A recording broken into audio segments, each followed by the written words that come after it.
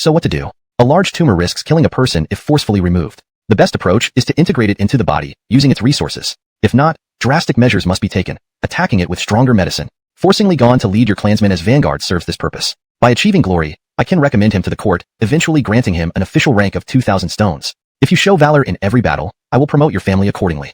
If you can't handle the pressure and revolt, or fail miserably, that's treating a wound by cutting out flesh. The death of strongmen and rebels benefits the poor farmers and commoners, not necessarily a bad outcome. As my disciple, I won't withhold teachings. Once powerful, strongmen must either be appeased or exterminated. To exterminate means to eradicate completely, using their resources to aid the displaced, easing social tensions. To appease, they must receive true power, becoming part of the state. Those current noble clans, like your senior brother's Hongnong Daxton family, are short-sighted, trying to limit your rise without the ability to kill you all. Do they really think mastering text gives them dominion over others, including strongman families like yours?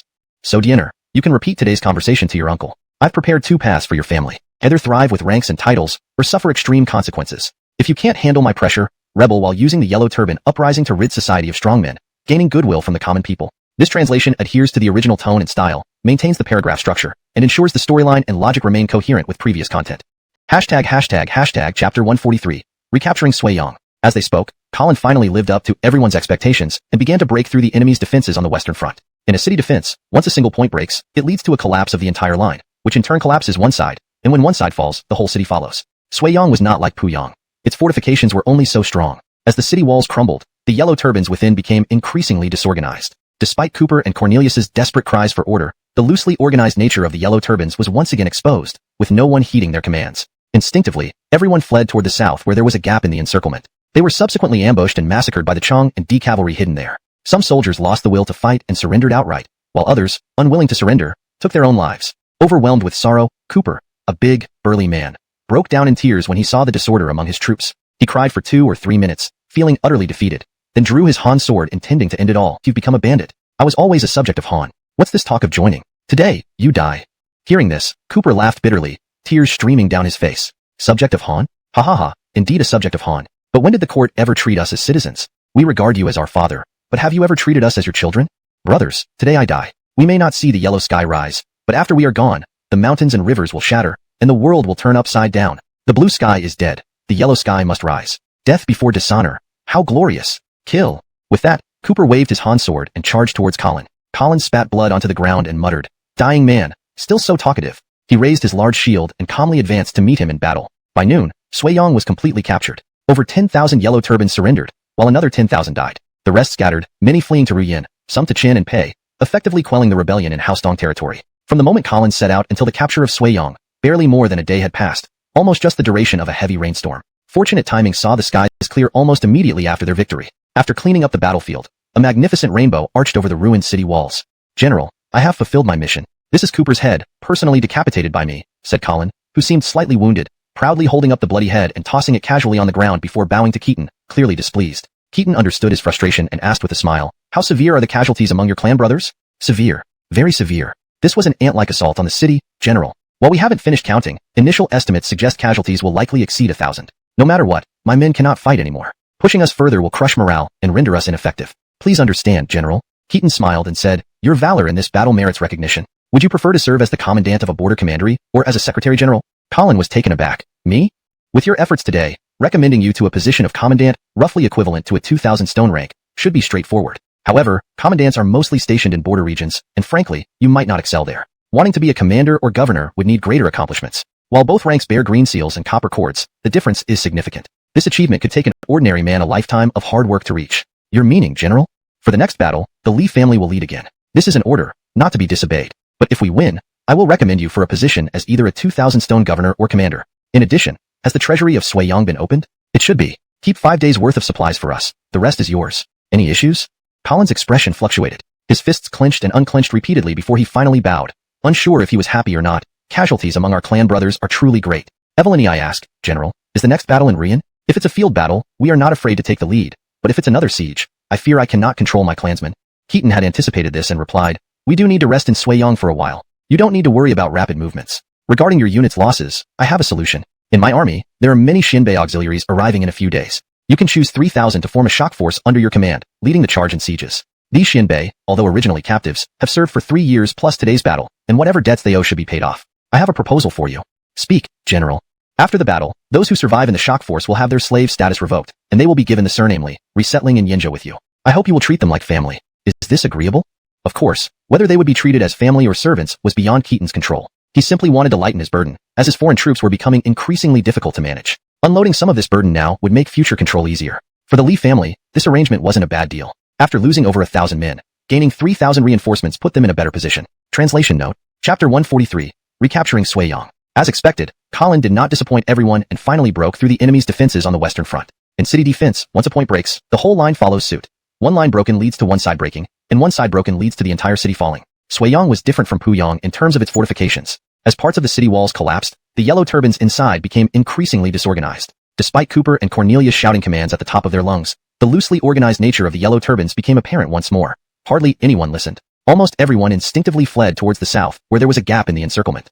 They were then massacred by the Changdi cavalry that had been lying in wait. Some of the bandits lost their will to fight and surrendered outright, while others who refused to surrender slit their throats. Overwhelmed with despair, Cooper, a burly man, started crying loudly when he saw the chaos among his troops. He cried for a few minutes, utterly defeated, drew his Han sword, and prepared to kill himself. But Cornelius stopped him by grabbing his wrist. Death would be an easy way out. Don't you want to see the yellow heaven rise? The yellow heaven? Can it even rise now? We really can't win. What can we do? Surrender and endure humiliation? There's always hope as long as we keep fighting. Even if there's only a sliver of hope, we must fight. What if we succeed? A true warrior charges into battle ready to die honorably rather than take his own life. That's cowardice. You're right. I will fight these Han soldiers till the end. Killing one would be breaking even. Killing two would be profit. Good brother. Gather the scattered soldiers here and slow down the Han army as much as possible. If I'm still alive next year on this day, I'll burn incense for you.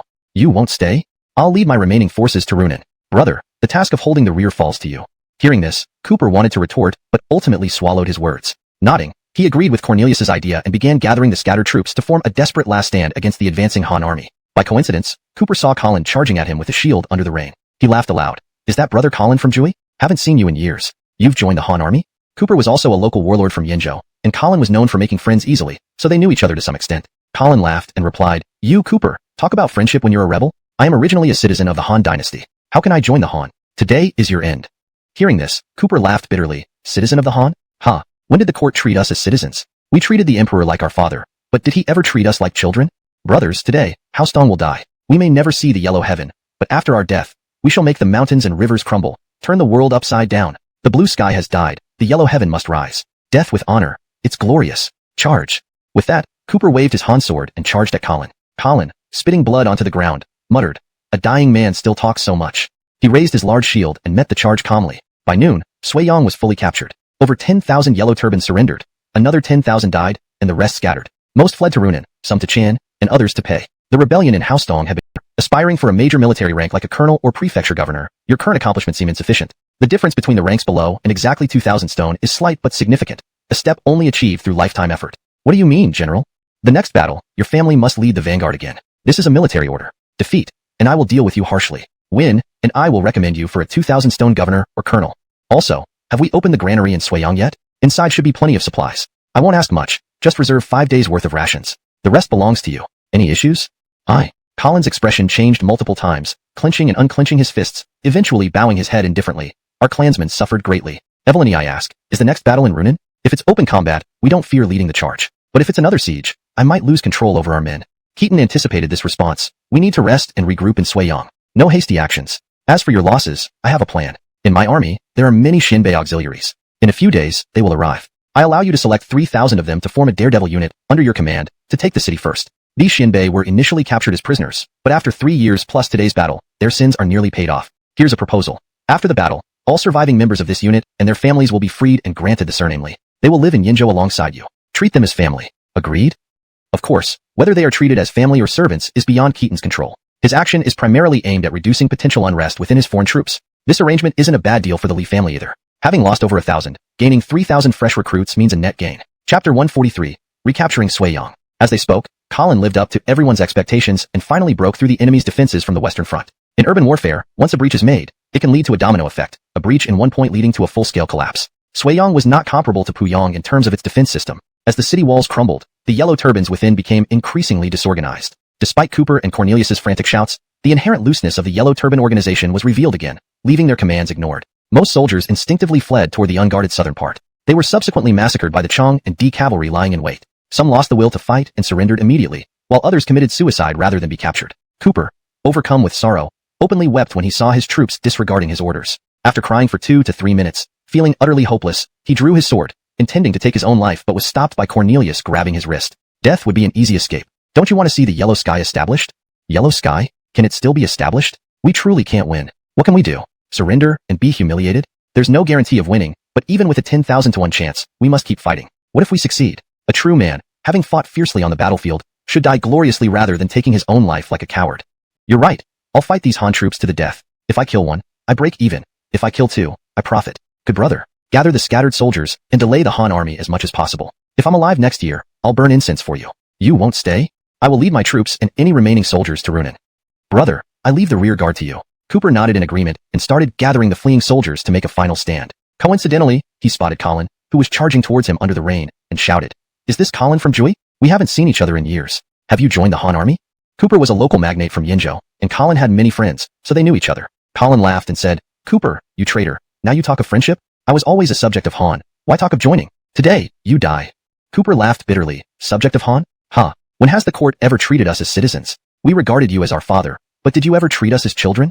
Brothers, today I die. The yellow sky, we shall never see. But in death, let us shatter this land and reverse the heavens. For yellow heaven, I die gloriously. Kill. With that, Cooper charged at Colin, waving his sword. Colin, spitting blood onto the ground, muttered, "A dying man, still so talkative." He then raised his large shield and met him calmly. By noon, Suiyang was completely taken. Over 10,000 yellow turbans surrendered, another 10,000 died, and the rest fled, mostly towards Runan. Other parts headed to Qian or Pei states. The yellow turbans in Haostong state were effectively suppressed. From the time he marched out to capturing Suiyang, it only took just over a day, coinciding with a heavy rainstorm. Fortuitously, as they reclaimed Suiyang and Keaton entered the city, the sky began to clear, and after the battlefield was cleared, a colorful rainbow appeared over the ruined walls.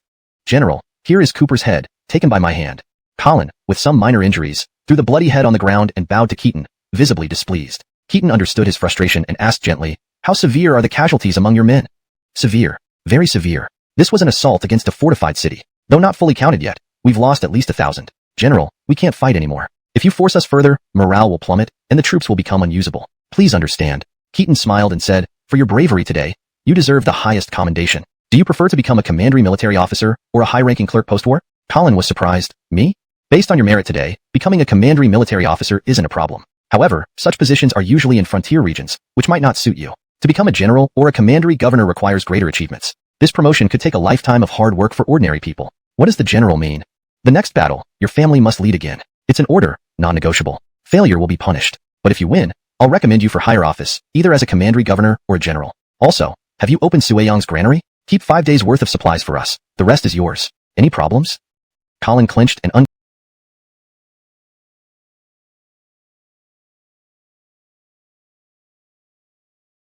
unclenched his fists, finally lowering his head. "Evelini of my kinsman died. General, is the next target Runan? If it's open battle, my clan doesn't fear being the first. But if it's another siege, I can't control my men." Keaton expected this response and assured him, "We need to rest in Suiyang for a while. Your unit's losses will be addressed. In my army, there are many Shinbei auxiliary troops arriving soon. I allow you to select 3,000 to form a suicide squad, under your command, to lead the assault."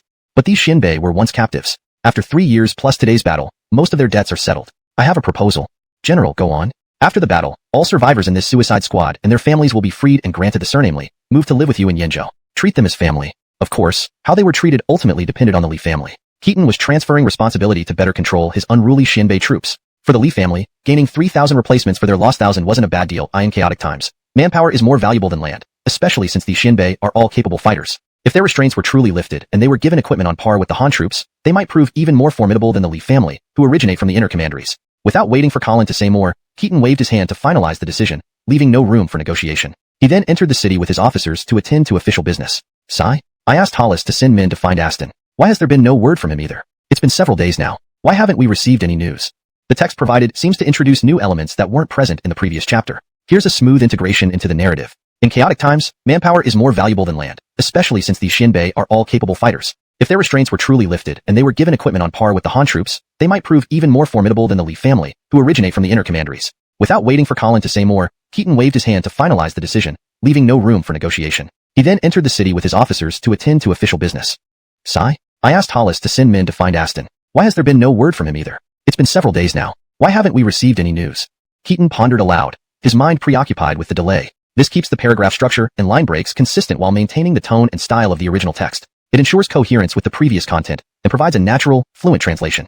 ##### Chapter 144. Changing Allegiances. Where had Hollis and Aston gone? Keaton's entire army had been stationed in Suiyang for a full 3 days. He sent 2 groups of men to Swantao but received no news of them, which made Keaton increasingly anxious, fearing something might have happened to the two. 3 days later, however, Keaton saw Aston standing behind Chun King Amir, smiling at him with an air of contrition. What did this mean? Had they changed allegiances? Even if they had, why would they switch to Chun King Amir? Not only did Keaton trust Aston's loyalty and righteousness that he wouldn't betray him, but he also believed in the intelligence of both Aston and Hollis. It was unthinkable that they would willingly serve Amir as a subordinate. There was no future in it. It must be understood that during the Eastern Han Dynasty, the treatment of royal family members wasn't much different from the Ming Dynasty's policy on pig farming. The rights of the fiefdoms were held by the state governors, while the kings were merely symbols, exalted in status but powerless except for feasting and entertainment. They were strictly prohibited from interfering with personnel matters. Hence, no hero or brave warrior would typically choose to serve under these feudal princes. Amir, among the princes, was already an extremely unusual case. Once, due to worshipping heaven and earth, he was falsely accused by eunuchs of having disloyal intentions and almost lost his life at their hands. Strangely enough, he was fond of crossbows and kept many crossbowmen around him under the pretense of play. Admiring the Yellow Turban Rebellion, while other princes could only wait for their execution, he repelled the Yellow Turbans with his own prowess and the skill of his crossbowmen. Using the prestige of the Qin King, he gathered many civilians who came to seek refuge. From there, he selectively recruited elite soldiers, transforming himself from a prince who lived idly into a general commanding an area. Amayahi to his special status, neither Andoni's, Cole, nor Qian could truly command him. In fact, he was the most prestigious person on the Hunan battlefield. Even though other generals had official authority, they still had to respect his position and follow his orders. Yet discerning people could see through the facade. Despite the Qin King's apparent success, his situation was precarious. A prince who once harbored suspected disloyalty now possessed a formidable arsenal of crossbows and troops. How powerful were the Yellow Turbans in Hunan? Even Cole, with all his might, was initially defeated. Yet Amir, a mere prince, managed to secure Qian's state. Evelyn maintaining a private army was illegal, and what could it imply if a king amassed such forces? In reality, Amir faced a dead end. The greater his achievements, the deeper the suspicion against him. Worse, he dared not ally too closely with the political factions, as they openly discussed enthronement. With his current reputation, Laridi, Zak, would likely want him dead. So, Amir had only 2 paths. Either join the political factions and become emperor after suppressing the Yellow Turbans, becoming a puppet to those factions, or surrender all military power post-war, abandon his fiefdom, and live out his days in the capital, stripped of any real power. Thus, everyone treated the Chun King with caution. Who would genuinely follow him? Perplexed, Keaton glanced at Aston, deciding to put aside his doubts for the moment. He greeted Amir, saying, "This humble servant greets your highness." Standing up, Amir smiled and bowed to him, praising his efforts. An unfamiliar man behind Amir bowed deeply, introducing himself as, "I am Andoni's of Hunan. Pleased to meet you, General." Andoni's? So they had united already. Ah, so you are Governor Wang. Your reputation is truly like thunder in my ears. Andoni's, mistaking this for praise of his recent deeds, proudly raised his chin, showing great satisfaction. Amir then took Keaton's hand and praised, "You've led your army from Bingzhou, through Jizhou, to Hunan, covering over 1,000 miles, defeating several leaders of the Yellow Turbans. You are indeed Jace Zhongjing's outstanding disciple and a pillar of our great Han. Sire, you are too kind. Compared to you, who has upheld the state in peril, I am but a humble servant." After exchanging compliments, Keaton invited them inside to discuss matters. Now, most of the Yellow Turbans in Hunan have gathered in Runan. Generals Qian, Cole, and Quinton are besieging Runan. We have reclaimed Chun and Haostong states. What should we do next? Join them in Runan or assist in Pei? Suddenly, Andoni's interrupted.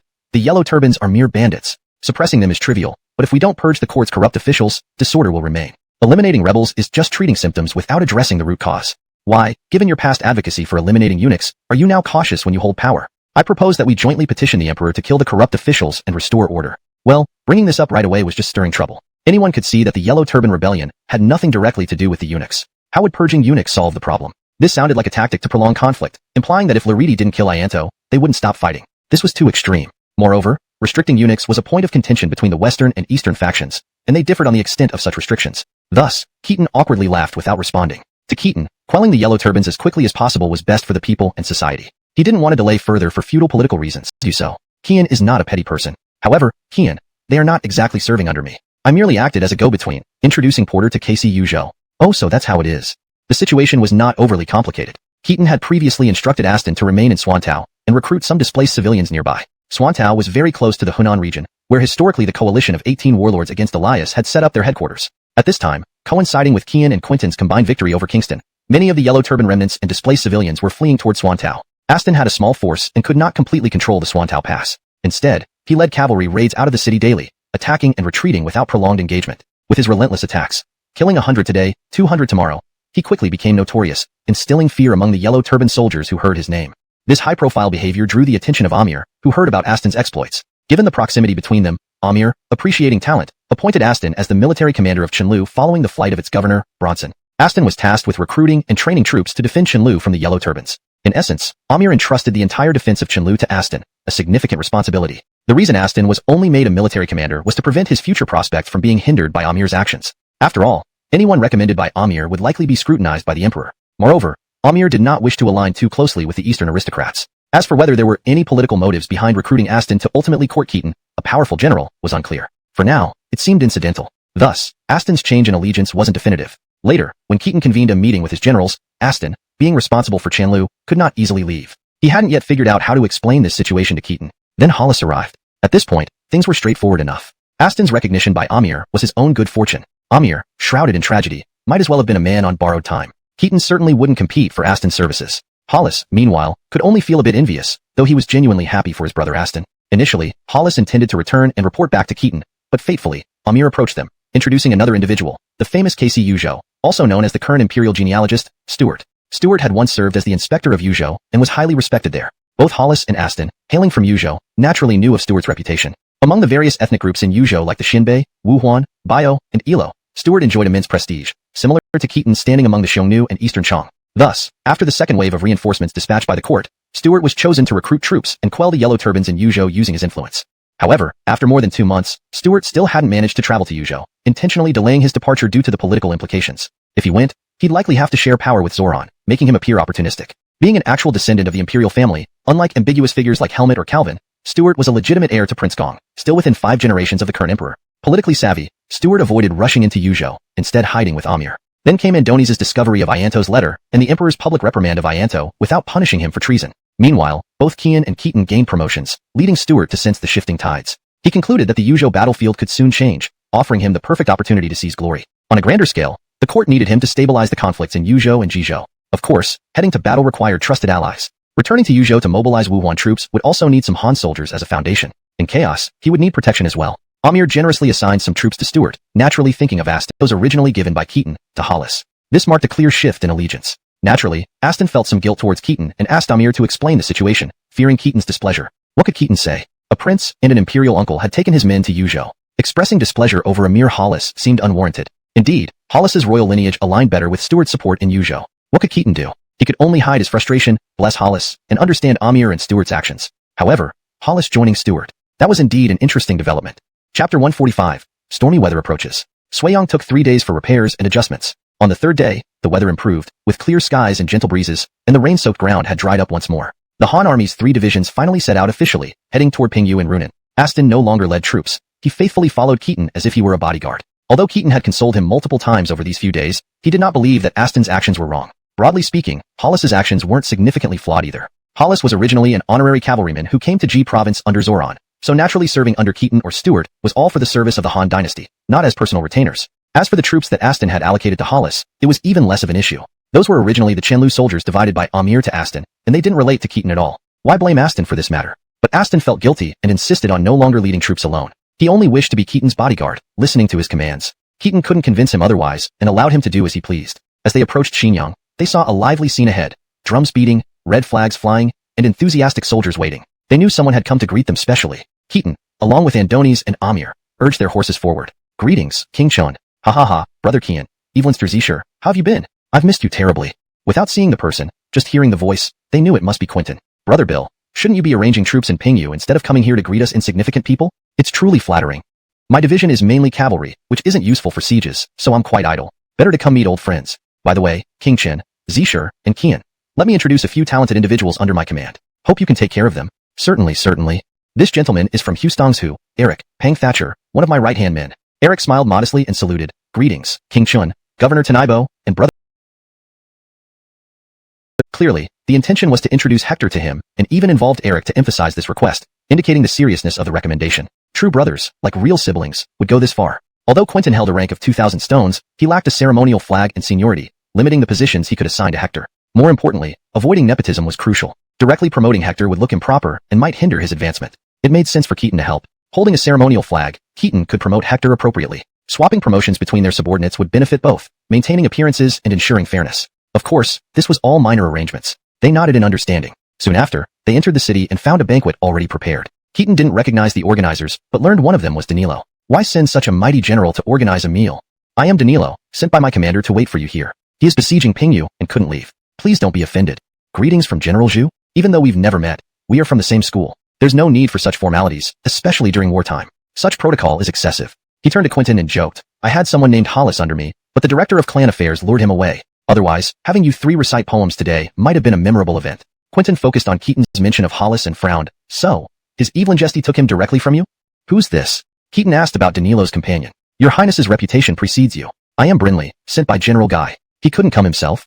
Keaton's expression changed. He sensed something was off. Usually, as a general holding a ceremonial flag, being greeted personally by Quentin was odd. Now, Cole and Kian each sent representatives to welcome him while commanding in battle. It wasn't logical. Cole might have reasons, given his weaker connections in court and poor performance in battle. Showing courtesy made some sense. But Kian sending someone? They had worked together for years. What nonsense. Bill, tell me what's happening. Quentin squeezed his hand and whispered, there's turmoil in the court. Lord Daxton has been dismissed. Who? Which Lord Daxton? Naturally, Lord Lingjun. The Emperor recently removed him from his post as Chancellor, replacing him with Prince Ira. Stormy weather indeed. This translation maintains the original tone and style, adhering closely to the storyline and logic of the previous content while ensuring natural English language flow.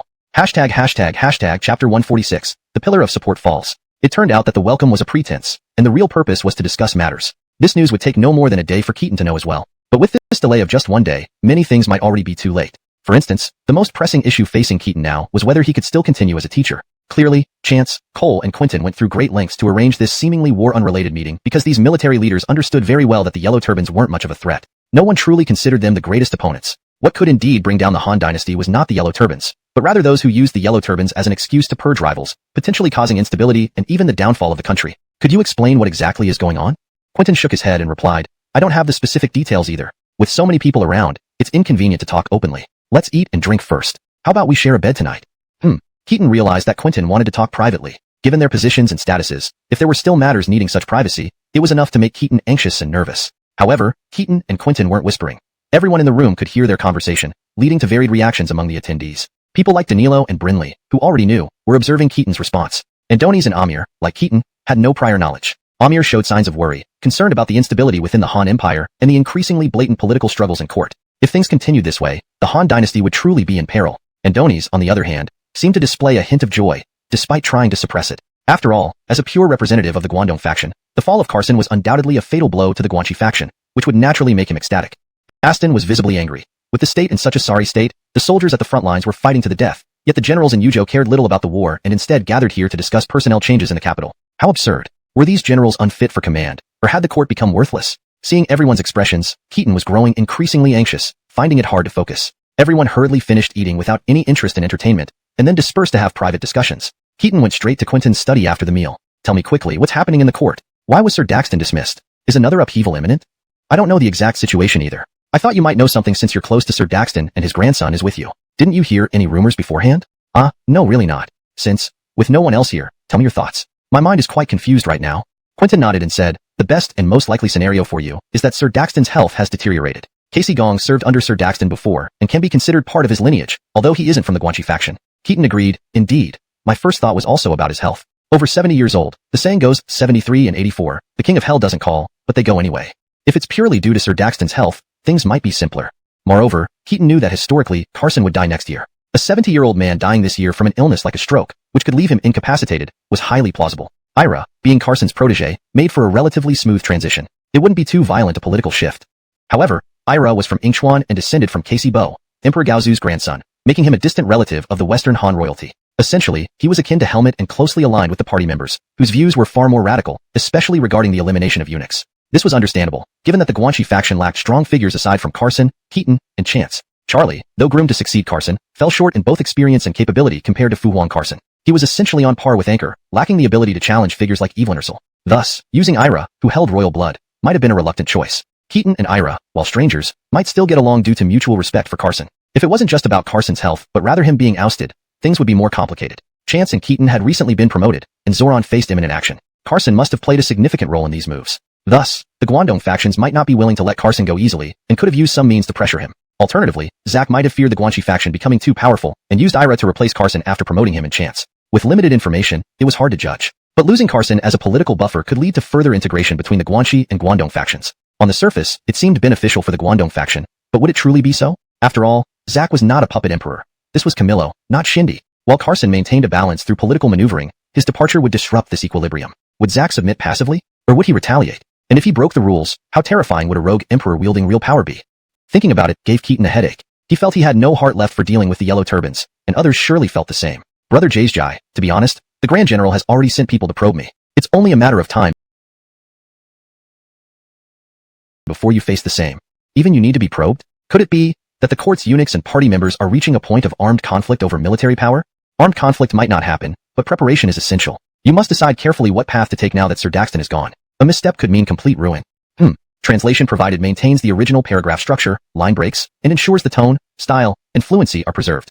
Chapter 147. Tossing and turning, unable to sleep. Cole and Chance had sent Danilo and Brinley respectively to converse with them, essentially probing Keaton's stance. Like Quentin, they too were being probed, one might say, coerced into making a declaration of their political allegiance. Even someone as staunchly aligned as Quentin couldn't avoid this screening process. How then could Chance and Cole possibly escape? It turned out that the Grand General Hirsch had specifically dispatched Greg to come to Runin under the pretense of consoling the troops, but in reality, he was exerting pressure through indirect means, trying to get these generals who held military power to do several things, so as to take advantage of this opportunity to completely eliminate the eunuchs. If all went as expected, once Keaton moved his forces to meet up in Pingyu, Greg would surely visit him and press him for a political statement. Also predictably, the eunuchs would also be taking action to similarly force them to make declarations. In the study, Brinley bowed and said, "My lord, your relationship with Lord Daxton is extraordinary. Our general often remarks that while you may appear rash, every step you take is perfectly timed, excelling at gauging the situation. The current political climate is uncertain and obscure. Whatever happens, our general wishes to understand your thoughts." He also mentioned that although Lord Daxton has stepped back, as long as you remain, our people from Hustongsu can stand together,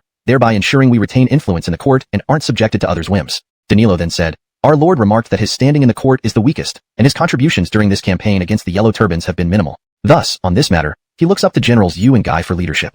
Of course, this assumption is based on Chance and Keaton having completely consistent political positions. However, whether Chance could still be trusted was now a major question. Over the past 2 years, Chance had grown close to those from Guangdong, especially advocating for the lifting of the ban on the partisans. Moreover, their relationship wasn't very good. With limited information available, Keaton could only toughen his resolve and say, "The Grand General wields great influence. I heard Anchor has become his clerk. The situation now is simply choosing between siding with rebels or justice. But amid the war, maintaining integrity and swiftly ending hostilities without yielding to personal bias is our top priority. Regardless of how much the court changes, as long as we hold on to our military power, we can maintain initiative." Do you mean focus on winning battles and holding military power, and not get involved in the court struggles or make statements? Winning battles is necessary, not just for ourselves, but for millions of commoners. There's no doubt we must win. Though the Yellow Turbans are currently weak, you can feel they've grown over these months. Their weakness lies in poor organization and inexperienced leaders, yet their combatability has significantly improved over the last 2 months. Wars are about accumulating experience. Even if their commanders start off incompetent, they'll eventually become renowned generals after repeated defeats. Conversely, society suffers from widespread destruction due to the Yellow Turbans, and frankly, our resources will eventually dwindle. Continuing to harbor such foes will lead to disaster. The longer it drags on, the more advantageous it becomes for the Yellow Turbans. If we fail this battle, any talk of political position will be meaningless. Evelinking a stance is necessary, and there's no real choice here. As men of valor, should we degrade ourselves by pleading with corrupt eunuchs? We mustn't let politics interfere with the war effort. Doing so could be our undoing. As Westerners, even if we purge eunuchs, we need to distinguish ourselves from the Guangdong faction. Upholding a line, voicing whatever we want isn't an issue, but we can't let them use us as pawns to incite a military rebellion. We must keep our stances measured and clear. As long as there's no actual rebellion, it won't be a significant issue.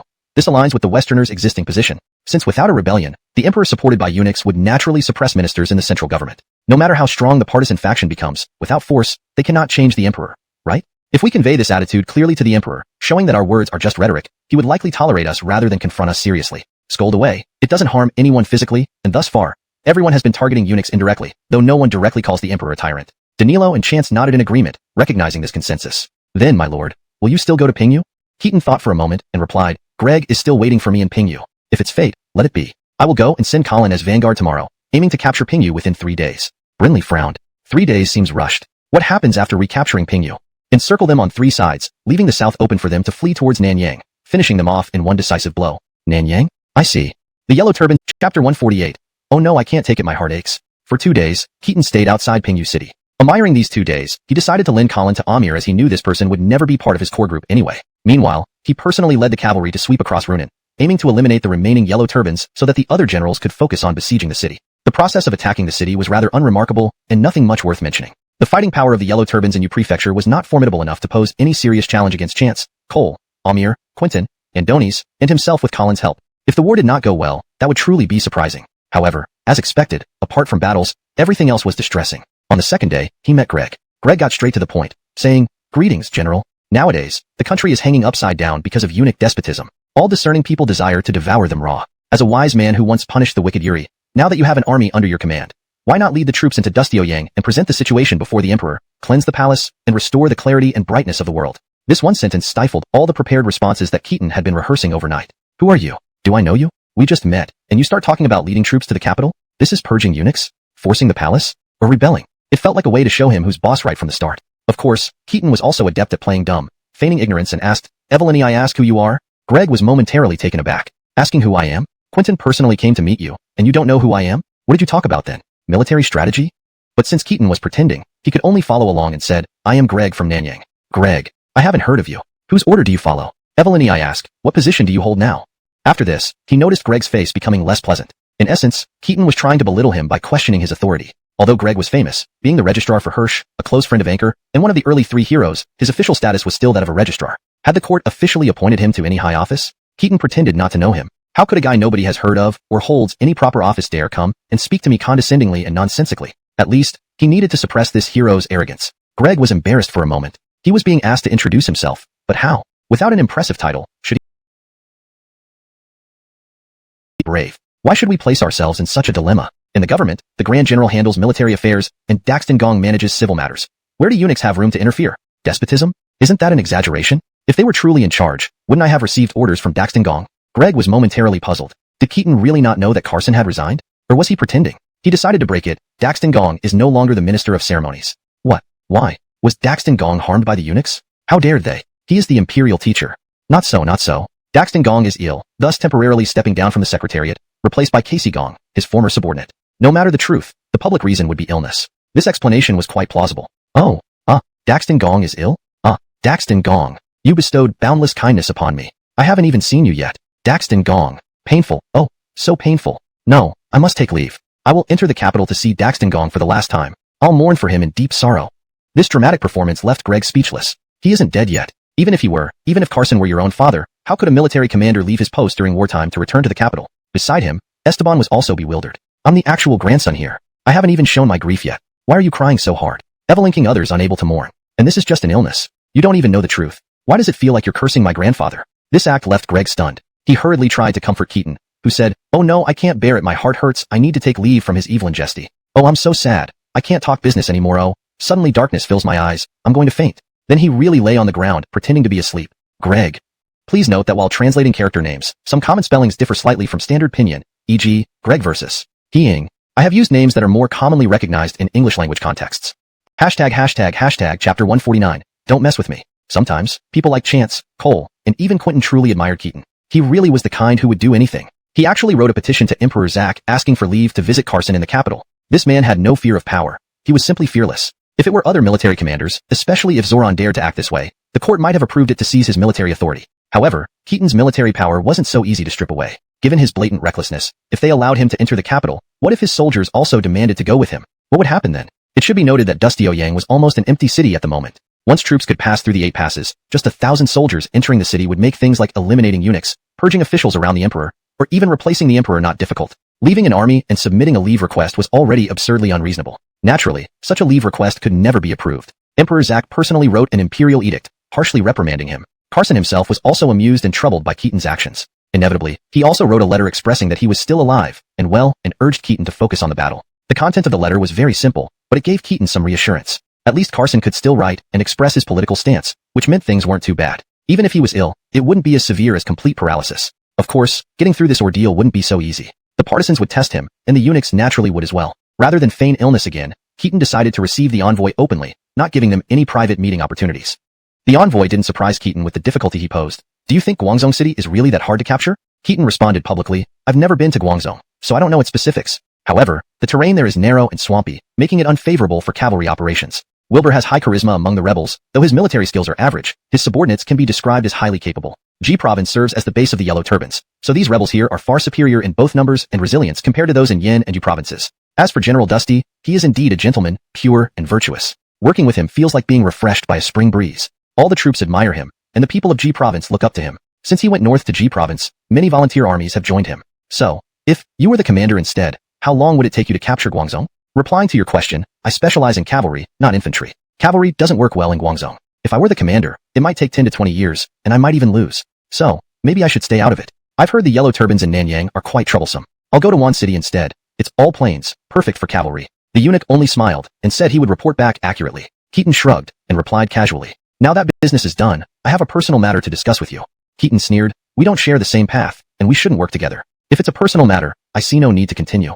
Still, I must bring it up. You broke through Yi City, swept through Yin Province, and now dominate Yi Province. Your victories have brought you substantial wealth. My nephew recently secured a position in the 3 offices and needs money for the necessary arrangements. Could you assist us? If you help, rewards will come. If not, consider the fate of Renshang.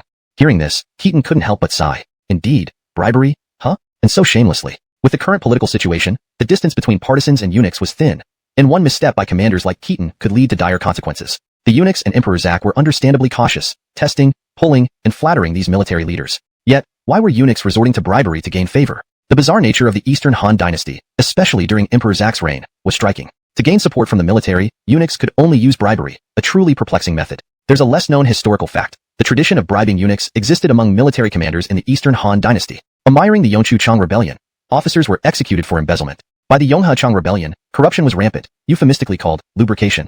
Ultimately, much of this lubrication ended up in eunuchs' pockets. Whether it reached the emperor's treasury remains unknown, but after the Yonghe Rebellion, it became a political rule. Bribery ensured smooth sailing for military matters, including preventing disgraceful defeats. Throughout history, no dynasty has seen worse wars than those during the Yonghe Rebellion. Towards the end, vice commanders surrendered to the Chang tribes, showcasing utter chaos. In the end, commanders who didn't bribe eunuchs couldn't fight. This practice evolved into a political stance. If you didn't pay, your supplies, rations, and other essentials would suffer. This trend improved somewhat during the Hustongsu period, but persisted. Nicholas, strict on corruption, was hated and falsely accused of bribery. Creed set an example by not accepting bribes, earning the gratitude of the Chang tribes. Barkern, labeled a corrupt dog, probably did bribe eunuchs.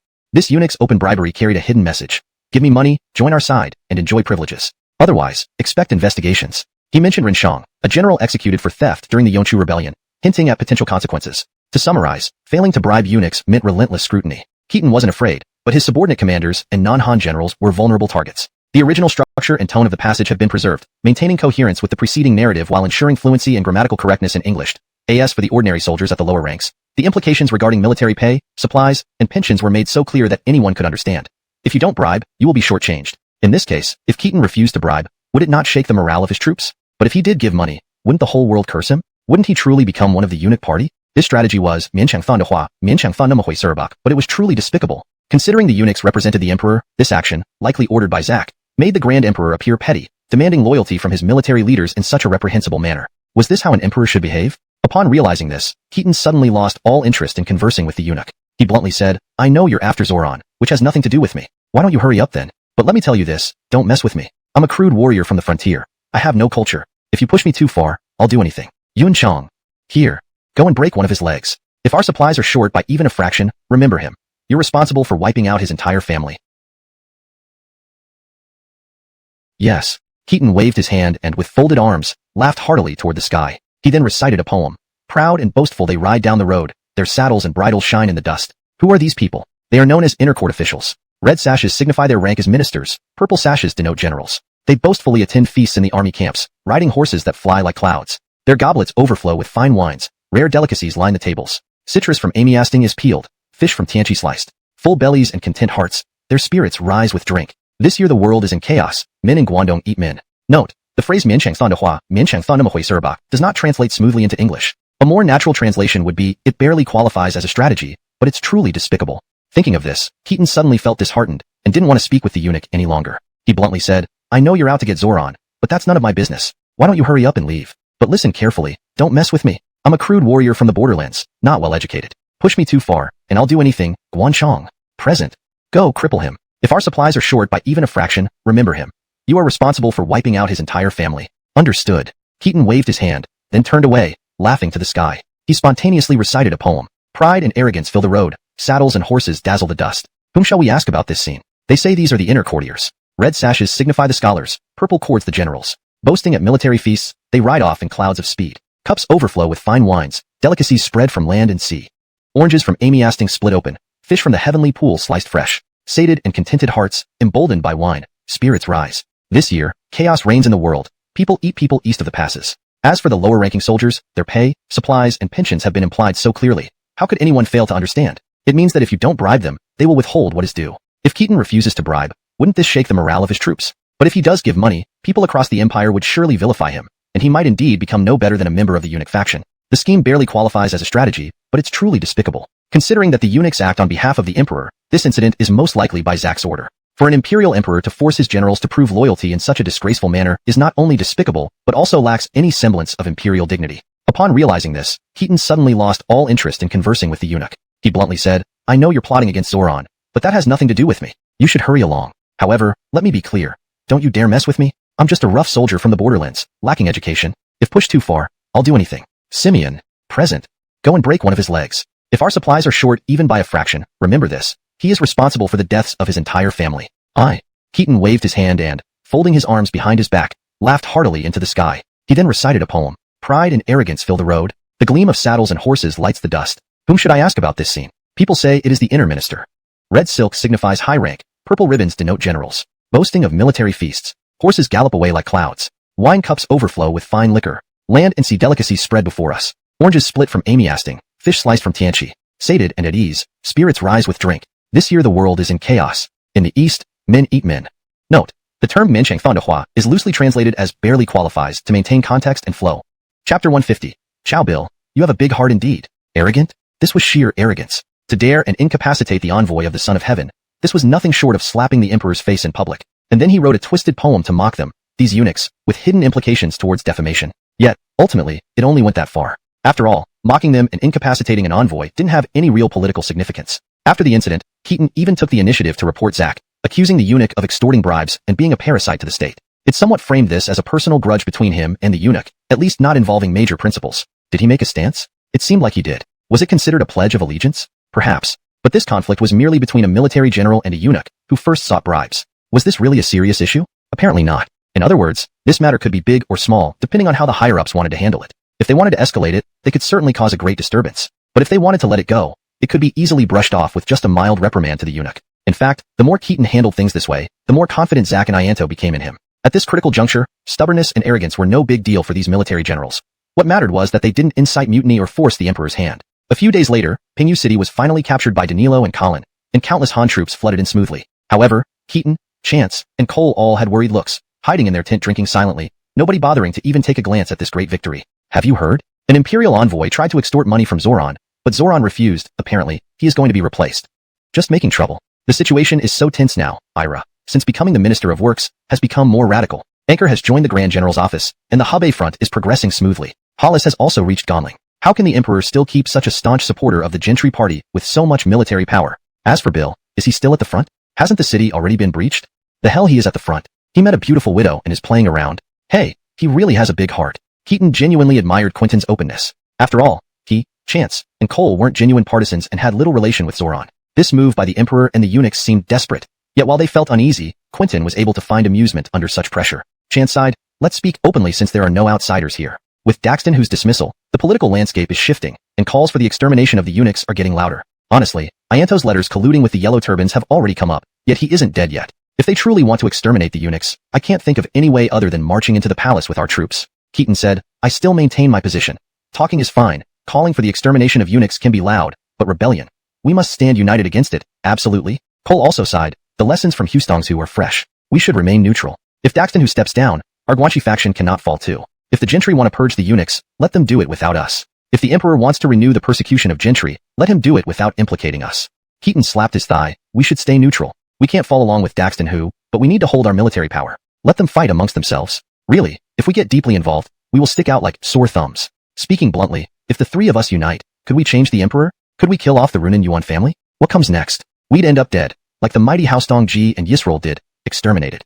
Chance nodded. As long as the three of us stand together, the Guanxi generals will endure. I agree. Why don't we swear blood oaths? I'm fine with that. Come, let's do it. Keaton wasn't particularly fond of this blood oath, but knew it was necessary. Just cut your hand, right? Don't think ancient people valued loyalty highly. None of them were noble-born, and the eastern and western Xiongnu tribes made blood pacts frequently, only to betray each other within a couple of years. Like Dax and Remington, sworn brothers, killing each other mercilessly. These scenarios happened often, so no one trusted blood oaths. After finishing the blood pact, Cole sighed, I wish to follow both of you, but my foundation is shallow, and I have no backing in court. You two are generals and evil interquisses, while I have no support. Even though I want to follow you, sometimes, circumstances are beyond control. Keaton and Chance exchanged glances, understanding his meaning. Your contributions in this campaign will be credited to you. The court will reward you, and you can give accounts to your Danyang men. Thank you, generals. It's no big deal. Now, about the main issue, since the Runan Yellow Turbans have been crushed, the remaining forces in Yu Province are insignificant. If Zoran is dismissed, the court might order us to join forces in Hebei. Keaton frowned. I don't want to go to Ji Province. I plan to return to Yinzhou first. Becker and Deseo's battle hasn't ended yet. Han is doing well in Su Province, but lacks manpower. As for Qingzhou's Homer, Qingzhou is already ruined. I'll help my disciple consolidate his position. If time allows, I plan to clear Qingzhou. Isn't Qingzhou too far away? Logistics will be challenging. If supplies are cut off, the consequences will be severe. Don't worry, I know what I'm doing. By appointing Taishan governor and the evil magistrate of Dusty Zhou, I've ensured their safety. They can sweep the Taishan bandits. Taishan, located where Qing, Yin, and Su provinces intersect, has always been difficult to govern due to its mountainous terrain. This area is known for strong soldiers because of the frequent presence of bandits. Helping Becker and Isaiah clear this region could make them formidable generals. Cole said, then I'll go to Nanyang. Chance frowned. Why Nanyang? I thought you'd go to Ji Province. At this point, anyone sensible would avoid Ji Province. Why not clean up the remnants of the Yellow Turbans in Pechiang? With Prince Chun and Andonis here, it doesn't make sense for me to stay. Evelyn, I'll go to Nanyang. After Nanyang, you'll surely need to sweep south into Aditiag and Daxton provinces. Your troops are from Yong and Haostong. Aren't they prone to illness in the south? Zhu seems more suitable. His Danyang troops are familiar with Aditiag and Daxton. What about Bill? Who will take him? Note, the last sentence implies a decision about where Quentin will go, but the original text does not provide further details. As the saying goes, speak of Quentin and he will appear. They had just mentioned Quentin, and the door curtain of the tent was lifted. Quentin entered with a strong smell of alcohol, speaking loudly and boldly. 3 esteemed generals, instead of celebrating this great victory with your soldiers, you are frowning here? Come, Keaton, let me tell you, Colby's twin concubines, I've kept them for you. Let's go, hurry up and enjoy them. You really have a big heart. Ha ha ha, if soldiers come, we block them. If water comes, we dam it. I'm leading troops outside now, just a trivial little military commander. Why should I worry so much about things beyond my control? Come on, don't stay in such a foul mood. How can you think about big matters without a good attitude? Without waiting for a reply, he pulled Keaton away to indulge with the widow. Translation notes. The text contains informal dialogue that conveys camaraderie and the casualness typical in such settings. Colby's twin concubines refers to a specific person or situation that has been previously introduced in the story context. The original tone of boldness and informality is preserved in the translation. Chapter 151. The hardest debt to repay is a favor. Quentin's words made sense. Evelyn attaining a good mood indeed helped keep the mind clear. Holding the charming yet pitiful woman in his arms, Keaton felt a chill run through his, and secondly because, now as a noblewoman, she held herself in high regard, making their relationship less spontaneous despite the enduring love. After such a long time away from home and amid the harsh realities of war, where adrenaline and testosterone constantly surged, compounded by the recent political downfall of Carson, Keaton found himself feeling repressed. Moreover, seeing Sally's predicament and considering that accepting her was a gesture of goodwill from Quentin, he couldn't bring himself to refuse. Thus, Sally became Keaton's concubine. Though he felt somewhat guilty towards Cordelia, he soon brushed aside that feeling. While Sally wasn't as beautiful as Cordelia, the novelty quickly faded, leading him to wonder why Quentin hadn't given both sisters, muttering internally about the miserliness of keeping one for himself. Despite this, having Sally around did make Keaton feel more at ease during his stay in Runan. Later, Quentin suggested visiting Balder, an old friend who was essentially the head of the Yuan family there. Given the faction's prominence and current situation, a visit seemed prudent to maintain political alliances. Admiring the Yellow Turban Rebellion, the Yuan family in Runan had remained untouched, almost revered. Colby even sent regular supplies to them, indicating some form of alliance or respect. Keaton found this suspicious, but also necessary to explore politically. Visiting Balder wouldn't hurt. It might even help avoid future conflicts. However, just as he prepared to leave, an unexpected guest arrived, disrupting his plans. Chieni, why are you here? Is something wrong with General Zoran? The visitor was none other than Muhammad, Keaton's trusted ally and brother-in-arms. Officially, Muhammad should have been under Erek, serving General Zoran. Seeing Muhammad, the others who were preparing to visit the Yuan family also dropped their plans to gather and inquire about what was happening.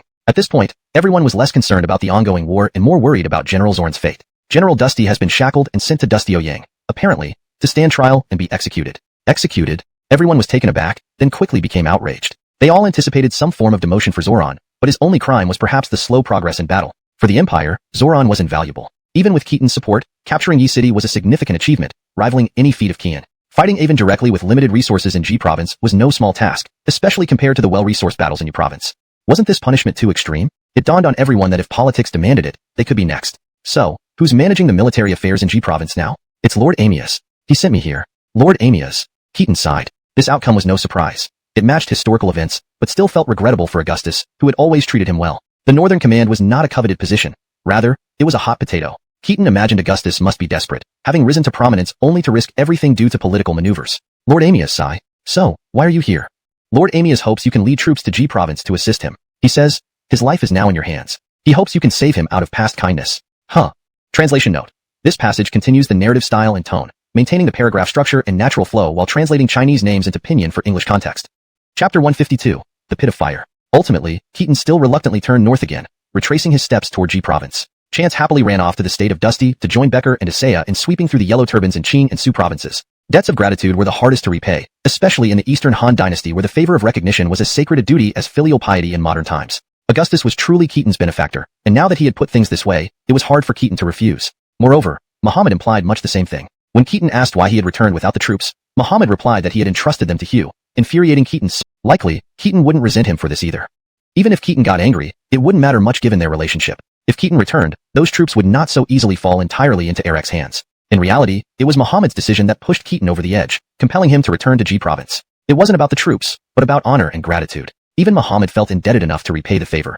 How could Keaton avoid appearing unrighteous by fleeing to Qing province instead? People had reputations to consider, and Augustus had indeed shown kindness to him and the entire Xinpin community, his true foundation. If he gained a reputation for being ungrateful, there would be no explaining himself. But Ji province, alas, Augustus really had bad luck. Even rushing back to help him, what could be done? Ji province was now a dead end, and there was no strategy left. Keaton felt like he was plunging himself into a fire pit. In truth, leading the Northern Army was a terrible position. It wasn't just hot potatoes, but a red-hot iron brand. A simple question loomed before him. Should he aim to win or lose the next battle? Officially, Zoran had been dismissed due to his failure to capture Guangzhou and subsequent impeachment by eunuchs. Replacing him, Augustus actually succeeded in capturing Guangzhou. Wouldn't this imply that the eunuchs were right? Wouldn't it suggest that Ianto was wise? And wouldn't it mean that Augustus was allied with the eunuch faction?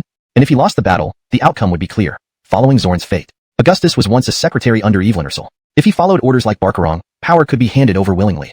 Otherwise, why not dismiss him? Handing power over to either Chance or Keaton, at least relatively reliable followers of the Guanxi faction, was safer. Even dissolving the Northern Army wouldn't be disastrous. With Stuart, the inspector of Zhongzheng, still overseeing Gan'an, the rebellion couldn't rise up again. Thinking of turning to the eunuchs or reclaiming his status in the Guanxi military families, frankly, if pushed, Augustus might do it, but he lacked the capability. Zoran was faultless, dismissed only for refusing to bribe the eunuchs. Rumor had it he faced execution upon return. Emperor Zach had truly gone mad. This emperor overstepped boundaries, offending most officials. Who would comply with such commands, especially when Zoran's mid-level commanders, like Helmut, aligned with the party members? How could Augustus possibly win? Historically, Augustus attempted compromise by shifting focus from Guangzhou to Tuyang, only for the governor of Julu, which included Guangzhou, Xu Gao, to dig trenches outside the city, claiming to be under orders to attack. This left Augustus powerless. Ultimately, Augustus was demoted in history, saved only by the Chang rebellion allowing him a second chance. Reflecting on this, one might pity his eventual corruption. From this outcome, Zach's move, though extreme and frantic, was not entirely misguided. After Augustus, military power fell into Chance's hands. The Guangdong faction never regained control before Zach's death, making Augustus's plight irrelevant amid broader events. Such was the situation. Keaton had troops and willingness to support Augustus, but what good did it do? An unwinnable battle was beyond even Hua Xian's capabilities. Jumping into this fire pit offered little hope of rescue, let alone self-preservation. Chapter 153, The Gordian Knot. Heading north, Keaton naturally first returned to Puyang, and then went to Yi City. These two places had only been liberated not long ago but had already miraculously regained some vitality and energy, even providing a certain amount of supplies for Keaton's troops. He also met a Diffier, whom he hadn't seen in a long time. Although this guy was still as annoying as ever. Is His Excellency planning to head north to Guangzhou now? To repay Lord Amiaz's kindness to you? Yes, what do you have to say about it? Well, I need to ask if His Excellency plans to win this battle or lose it. If you plan to lose, I will risk my life to stop you. Risk your life? Lord Amiaz showed great favor to you, but what you rely on now are the tens of thousands of people in Shuafeng and the reverence of the Bing and Haostong tribes. Lord Amiaz's grace concerns only one general, but what does it have to do with the people of Bing and Haostong? Shuafeng is both the emperor's land and belongs to all its people. Didn't you say this yourself back then? Why should everyone follow you into a battle destined to be lost? Keaton smiled bitterly. Your tongue is as sharp as ever, unforgiving and blunt. But what you've said is indeed correct and recognized by me. Apart from you, no one else would dare speak to me like this. Hearing this, a Diffier looked deeply moved. So, you plan to help Lord Amiaz win? Are you not afraid that such an act might make you a eunuch party sympathizer? Keaton pondered, then nodded. Of course, how can I not be afraid? But tell me, what kind of world is this, and what sort of court do I serve? National peril looms near, people suffer, and cannibalism occurs. Yet, the court officials and the emperor still argue endlessly over factions. We generals hesitate before battles, thinking more about whether we can win rather than how to win. A Diffier sighed grievously, unable to respond. Every day the Yellow Turbans wreak havoc, weakens the Han Dynasty's foundation, and brings suffering to the people. This was their mutual understanding, but what could they do? I am no sage, quite the opposite. I am a very worldly person. I would give a single hair for the world, but asking me to lose my head for it, well, I might hesitate. With things as they are, I may not dare bear the brunt alone, but since Lord Amiaz has already placed himself in this fire pit, he'll support me if the sky falls. So why not try? Even if it carries risks, isn't it worth it? His Excellency, Is it for the sake of the common people? Don't glorify me. I always dislike being called a sage or a great man. If someone says that after I die, I won't mind. But while alive, I'd think they were trying to harm me. I don't have grand ambitions. I just want to end this damned war sooner, and since I now hold military power, why should I hesitate when I dared kill eunuchs back when I had nothing? In short, for personal friendship and public righteousness, I want to fight this battle and win it. As for getting entangled afterward and facing those knives in the imperial court, bring it on. I, Keaton, born from humble origins, have survived countless dangers. What haven't I seen? Anyone who wants to take me down better have good teeth. His Excellency, truly admirable. Not talking about this. How's the reconstruction in Puyang going? Do you need help? Rest assured, His Excellency, everything is fine. Keaton nodded, ready to praise him when he heard a commotion outside. Curious, he couldn't help peeking out the window. At this sight, he turned back angrily at Adithier. This is what you call everything is fine?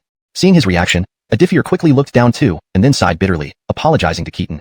On the street outside the county temple, a hideous and ragged-looking Xiongnu man was dragging a beautiful woman like a dog, making her crawl in barely covered clothes, while lashing her with a whip and grinning lewdly. This shocking scene, happening in broad daylight, would make most decent people frown or feel angry, let alone seeing it reversed. Some bystanders couldn't stand it and tried to intervene, but the Xiongnu man wasn't afraid, boasting loudly, leading to the argument Keaton had heard. What is this? Have the Xiongnu become so arrogant in our inner counties? Is this kidnapping civilians? Adithier explained helplessly. That woman is a yellow turban captive. You gave part of the yellow turbans to the Xiongnu, as you told me earlier? This is the result? This barbarian doesn't just fail to be grateful but humiliates our people. Drawing his sword, Keaton was about to rush out, but Adithier stopped him. 3 deliberations, His Excellency. I know this Xiongnu man. He is Ashina Yinha, a brave soldier under court. Admiring the campaign, he killed over 30 enemies, making him a hero of the Han. That woman obstructed and attacked soldiers, being a true prisoner. Would His Excellency unjustly execute a hero for a prisoner simply because he's Xiongnu? Is this what you mean by equal treatment? Keaton was stunned, filled with conflicting emotions. Doing such indecent acts, this is justified? This is your idea of ethnic integration? Letting Han women serve the Xiongnu? But may I ask which military law has this Xiongnu soldier violated? As for the woman, she isn't a slave but the wife of this brave warrior. This is a domestic matter. How can we interfere? This is his wife? I can assure you, every Han woman given to a Xiongnu man is married legally, not as a slave. Most Xiongnu aren't monsters, but there are always bad elements. Can we control how spouses treat each other? Keaton was speechless. Even the most obedient Xiongnu harbored resentment against Han people due to their past subjugation. Now that they've gained power, wouldn't some exhibit psychological issues? Some openly display arrogance, but what about those who abuse their wives behind closed doors? Suddenly, Keaton felt like he was doing something unforgivably wrong. Why did Adithier seem even more detestable now? As they spoke, a loud shout interrupted them. A tall man pushed through the crowd, grabbed the Xiongnu man by the collar, and punched him hard, sending him flying with blood streaming from his nose. This towering man with a ruddy face clearly wasn't anyone but Aston, Keaton's recent guard. As the Xiongnu soldier yelped and fell to the ground, the onlookers couldn't help but applaud and cheer. Keaton joined in, forgetting his composure for a moment, shouting encouragement from the upstairs window. However, the Xiongnu man, far from being intimidated, smirked defiantly. Guan Sima? I was merely taking my own wife for a stroll. Why did you hit me? Isn't that bullying? Himph, scoundrel. If you don't like her, you can divorce her. How dare you humiliate a Han woman this way? If Aston beats you to death today, let's see what Yufu Dustio can do about it. Humiliate? Oh no, there's been a huge misunderstanding. This is just foreplay. Ask her if I've humiliated her. Aston was so enraged he almost burst out laughing, ready to pummel the man right there on the street when the woman suddenly knelt down and clung to Aston's leg. General, please calm down. It's not his fault. I did this willingly. Please spare him. He's my husband. This left Aston speechless. How can you debase yourself like this? I have 3 young children at home. If you kill him, who will provide for us orphans and widows? General, I beg of you. I chose this myself. Please lift your noble hand and spare my husband. Aston. Keaton.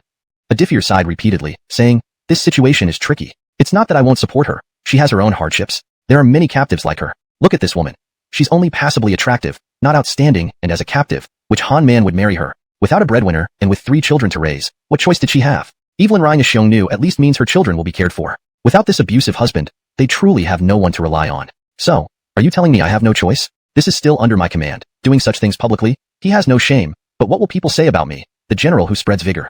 Adithier simply continued apologizing, clearly indicating he had no solution and could only leave it to Keaton to find a way. Keaton felt an intense discomfort, realizing the difficulties of leading these non-Han soldiers. He sighed, regardless, we need to end Wilbur quickly. Normally, I wouldn't believe a Xiongnu soldier would dare be so arrogant. Knowing Simeon is someone I respect, he shows little fear. If this chaos continues, the prestige of Han and mine will be lost. It seemed every multi-ethnic empire in history ended up relying heavily on foreign troops during its decline, mysteriously fading away while leaving behind an impression of power leading to ruin. Not just the Eastern Han, Tang Dynasty, Rome, Byzantium, Persia, or even the Russian Empire in the 21st century, all relied on foreign troops, leading to their eventual downfall. Reflecting on this now, he understood somewhat, but also felt increasingly bewildered. It seemed like a vicious cycle. Why did he feel so much like Li Qiong of late Tang? How could this problem be solved? Could it really be solved? Translation note. As the Xiongnu soldier groaned and fell to the ground, The onlookers couldn't help but applaud and cheer. Keaton was no exception. For a moment, he forgot his usual composed demeanor and loudly cheered from upstairs. However, the Xiongnu showed no fear and instead smirked defiantly, saying, "Officer Guan, I was just walking with my own wife. Why did you hit me? Isn't this bullying? Himph, scoundrel. If you don't like her, you can divorce her. How dare you humiliate a Han woman? If I beat you to death today, let's see what you Fulu can do about it." Humiliation? Oh no, what a huge misunderstanding. This is just intimacy. Ask her if I have humiliated her. Aston was so angry that he almost laughed, ready to roll up his sleeves and beat the man right there in the street. But then he saw the woman kneeling down, clinging to Aston's leg. "General, please calm down. Don't blame him. It's my own wish. Please spare him. He is my husband."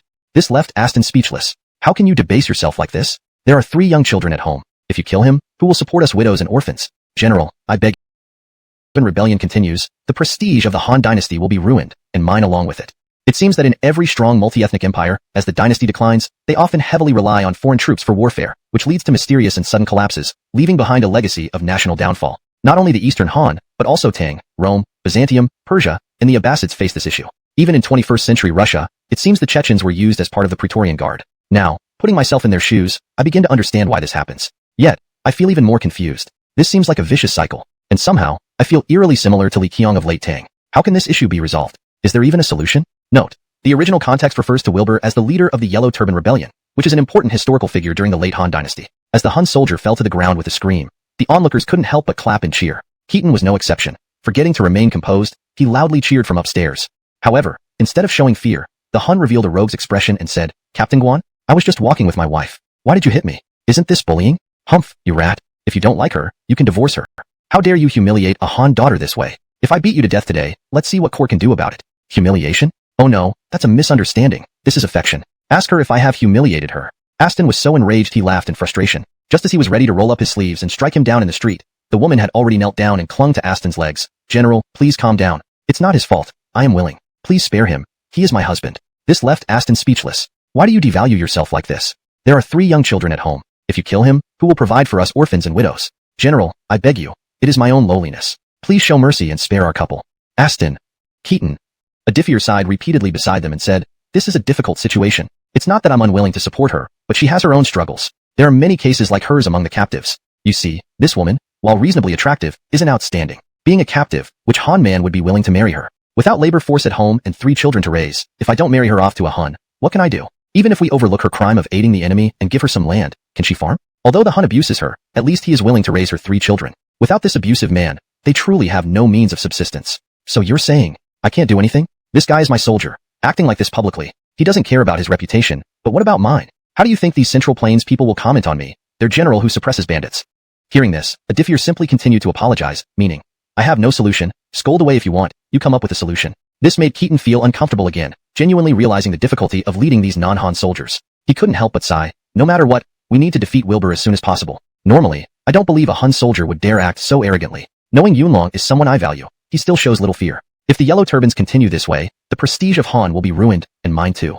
It seems every prosperous multi-ethnic dynasty tends to rely heavily on ethnic minorities in warfare near its end, only to collapse mysteriously during these battles, leaving behind an image of national decline despite strength. Not only the Eastern Han, Tang, Rome, Byzantium, Persia, and the Abbasid Caliphate followed this pattern. Even 21st century Russia used Chechens as personal guards. Reflecting on this now, he understood somewhat but felt even more lost. It appears to be a vicious cycle. Looking at it now, why does he resemble Li Qiang of late Tang? Can this issue be resolved? Can it really be some soldier? Warfare justified victors indulging in pleasure from the vanquished. Denying the Xiongnu man this right would be racial discrimination. Yet, seeing the woman's miserable state, her despairing eyes, tear-streaked face, and bloody lower lip from biting, a myriad of emotions surged within him. He thought of past events in Hadong, clenched his fists tightly, and ultimately punched the Xiongnu man again who was still babbling. "You say she is your wife? I, the military commandant, now desire your wife and will take her home as a concubine. What will you do?" "Why, you, in broad daylight, you would forcibly abduct a civilian woman?" "Yes, I will forcibly abduct her. What can you do about it?" Saying so, Alastair lifted the woman into his arms, startling her, before she blushed deeply. "General, shut up, I'm taking you. We'll go get your child later." "What kind of person are you to dare speak to me like this? If you're dissatisfied, let court discuss it with me." With that, Alastair carried the woman away, leaving everyone else astounded. Keaton, watching from a pavilion, couldn't help but chuckle. What is marrying herself? But upon reflection, it did seem the only appropriate way to handle the situation. Court wouldn't turn against Alastair over this. If Alastair apologized sincerely, perhaps paying a fine or drinking 3 cups of penalty, Adifir frowned. That mixes personal power with official business. It's necessary. Second, for families with many children and abusive husbands, we can take the children. I'll send them to Cordelia for Ho Evelyn to raise. Without these burdens, less harm will occur. Lord, this is absolutely unacceptable. Why? With a fief of 1,000 households, I can support a couple thousand children. My wife and I aren't extravagant. Lord, aren't you fostering orphans like the Imperial Guards? Won't this invite accusations?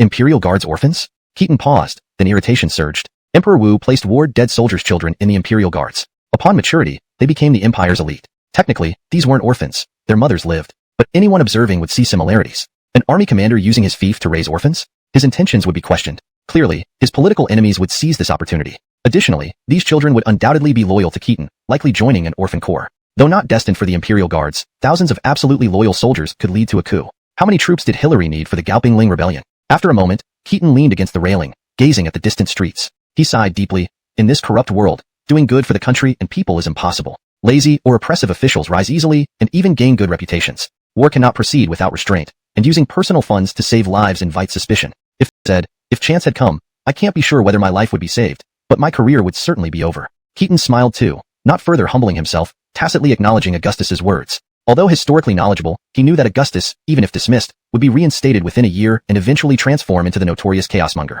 However, in this alternate timeline with himself as such a significant butterfly effect, it was uncertain if such events would still unfold. Regardless, Keaton truly wanted to save Augustus from following the same historical path if possible. He asked, "How is the morale of the G province troops after Zorn's departure?" Augustus bluntly answered, "Not good, or rather, terrible. All military officials above the rank of 400 Dan, including myself, have jointly petitioned the court to spare his life. Most petitions even demand the execution of eunuchs to restore public trust. To put it frankly, the entire army has lost the will to fight." This was expected. The reason for dismissing Zoran was absurd. What does failure to take the city mean? From the start of the Yellow Turban Rebellion to almost complete suppression took only 4 months. How could that be considered failure? This reasoning was simply baseless. Even without political machinations, low and mid-level soldiers instinctively felt this decision unacceptable. We fought hard to corner multiple times our enemy into the city in such a short time. Indeed. Keaton turned and looked at the towering walls of Guangzhou City. How many troops in G province do you still control? Only the less than 10,000 troops led by Zhangcheng and Houston from Hudong. How many rebels are inside Guangzhou? Between 10 and 40,000.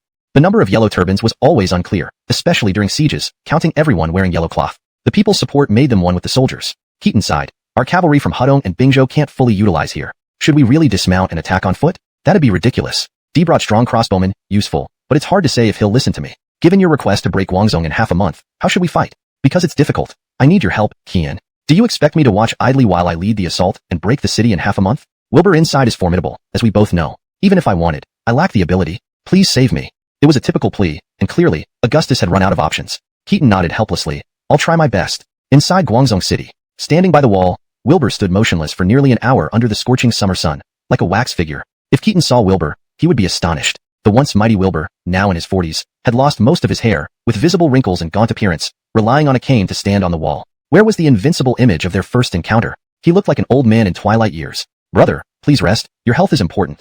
Millions depend on you to establish the heavenly way. Finally, Wilbur spoke hoarsely. The blue sky is dead. The yellow sky shall rise. But the one to establish it cannot be me. I am a sinner of the world. Brother, you must pull yourself together. Pull myself together? Younger brother, did you confirm the reinforcements outside or Keaton? Caden nodded sadly. Yes, our old adversary. Didn't he go to U Province? Yes. So, Kingston and Colby must be done. And the U Province Yellow Turbans finished too. Brother, we still have a chance. Where? In Yuzhou? How long since we've heard from the Yuzhou Yellow Turbans? A mixed Han and barbarian region where Taiping Dao doesn't spread easily, destined to fail. Qingzhou and Shuzhou? Too far to help now. Moreover, rumors say Shuzhou Yellow Turbans are mostly pacified. Realistically, only Nanyang remains. But with U Province Yellow Turbans defeated, the Han court will focus on them. They won't fare better than us. I, too, won't last much longer. Brother, please sit down and rest. The wind on the city wall is strong. Don't talk anymore. Don't talk anymore. There's nothing to be ashamed of admitting. We have already failed. Keaton and his cavalry have arrived. Now, Guangzhou has become a completely dead city, and there will be no reinforcements. Our struggles only decide whether we die sooner or later. Brother, as long as you are here, as long as you are with us, there's still hope. But I'm also about to die.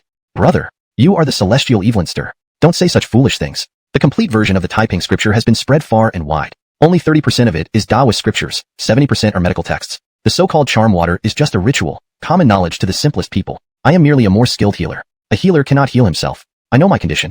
At most 1 year, at least a couple of months. My life force is almost depleted. Brother, Caden felt an even deeper anguish upon hearing this, unsure of what to say. In fact, he was also knowledgeable in medicine, being quite a proficient healer. 10 teachings include 9 medicines for a reason. The immense pressure had crushed Wilbur's body, and Caden knew all too well the dire state of Wilbur's health. 1 year? If they could find a beautiful and peaceful place for Wilbur to recuperate, providing him with good food and shelter without the troubles of mundane affairs, perhaps he could live that long. But was that even possible?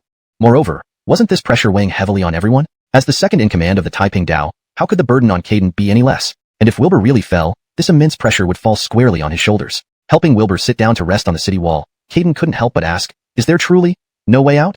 Upon hearing this, Wilbur silently picked up a printed copy of the Taiping Dao scripture and gently caressed it, a complex expression flashing in his eyes. Perhaps there might be a way. What? This Taiping Dao scripture was compiled by Keaton. I heard he has been quite kind to our yellow turban captives.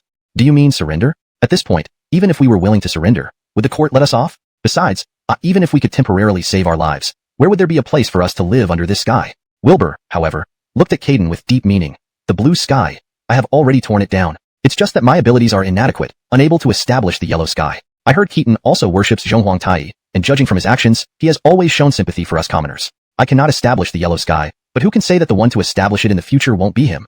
Chapter 156. Resources exhausted. Any empire, when it reaches its twilight or experiences a decline in administrative control, invariably faces disarray within its military system. Emperors may not fully command generals, generals may struggle to manage their officers, and officers may find it hard to keep soldiers in line. Even in modern times, there have been instances of senior officers publicly berating higher-ranking generals in the media, with domestic netizens applauding such acts. The Eastern Han Dynasty was no exception. All the ominous signs heralding a nation's downfall were gathered here at the end of the Eastern Han era. Imperial edicts and promises became almost worthless in Guan Yu, where soldiers paid little heed to official military orders. Military campaigns relied entirely on individual commanders' personal prestige, while the court had increasingly less reliance on administrative systems and instead resorted to political maneuvers, interpersonal relations, and the emperor's own authority, methods that were anything but dependable. When these unreliable methods failed, disaster would inevitably strike. Keaton and Augustus now faced precisely this issue.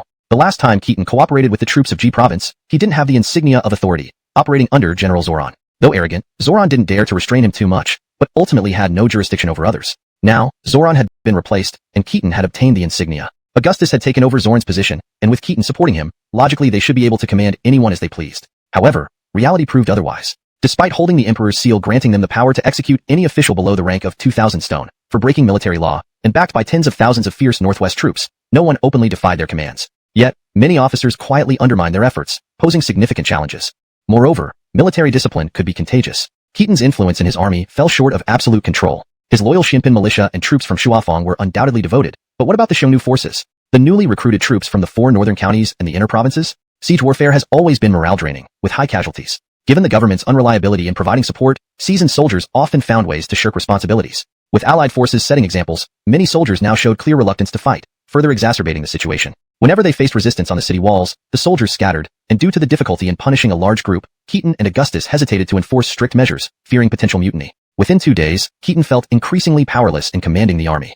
More and more Han soldiers scaled the walls, initiating hand-to-hand combat. However, Avon wasn't an easy opponent. Ignoring his illness and risking arrow fire, he rallied his troops on the walls, shouting slogans to bolster their spirits. His presence rejuvenated the yellow turbans, infusing them with renewed vigor. They soon pushed back the struggling Han forces, with some even leaping from the walls, dragging Han soldiers with them. Avon. His mere presence on the wall acted as a morale booster equivalent to 10,000 troops. Within minutes, the Han attack faltered, severely demoralizing their forces. Having clashed with Avon multiple times, Keaton clearly observed the improvements in the Yellow Turban organization. Although defense was the easiest part of cold weapon warfare, involving both men and women, the resistance in Guangzhou felt like facing a veteran force, almost as formidable as regular imperial troops. 2 months of experience had turned raw recruits into seasoned fighters. While Keaton still had confidence in open field battles, sieges were another matter. He lacked siege expertise, having fought against nomadic tribes without fortifications in Bingzhou and Hustongzhou.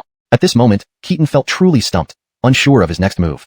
Chapter 157. John is also a proud man. Eric, what happened to your Rico-like archery skills? Shoot that pretentious Wilbur down for me. On the battlefield, Keaton, in a rather helpless state, was shouting loudly, his agitation causing him to forget the composed demeanor befitting a general. On the flank, covering Augustus's advance, John's face turned green upon hearing Keaton's words, but he had no choice but to grit his teeth and fire several arrows. The result was predictable. None of the arrows so much as grazed Wilbur. After all, this was a city assault, and Wilbur merely stood high enough for the yellow turbans to see him to boost morale, not sticking his head out over the wall. Even if he did, it would be incredibly difficult to hit him from below, especially with the wind affecting the trajectory. Using the powerful crossbows held by D might have the range to reach Wilbur, but the accuracy of such weapons, even for an expert archer like himself, would be far inferior to his own bow, and he wasn't skilled with crossbows either. Naturally, Keaton understood these basic facts. His frenzied shouts reflected the direness of the battle situation. As the commander-in-chief, Keaton was resorting to desperate measures, hoping that this unmatched warrior could somehow perform a miracle. Clank, clank. 2 hard crossbow bolts struck Augustus's shield in quick succession, nearly toppling the heavy-set man. Climbing a ladder personally as the commanding officer naturally boosted morale, but it also made him a prime target for concentrated enemy fire. Commander, it's too dangerous here. You should go down. Leave this to me. I'll lead the men forward, Augustus said, his eyes red like they'd been peppered with chilly water, staring intently at Wilbur through the shield slits. We can't retreat. If we do, the morale will plummet. Strike while the iron is hot, otherwise our strength will wane and fail. If we can't take the city today, breaking through this fortress will be impossible in the near future.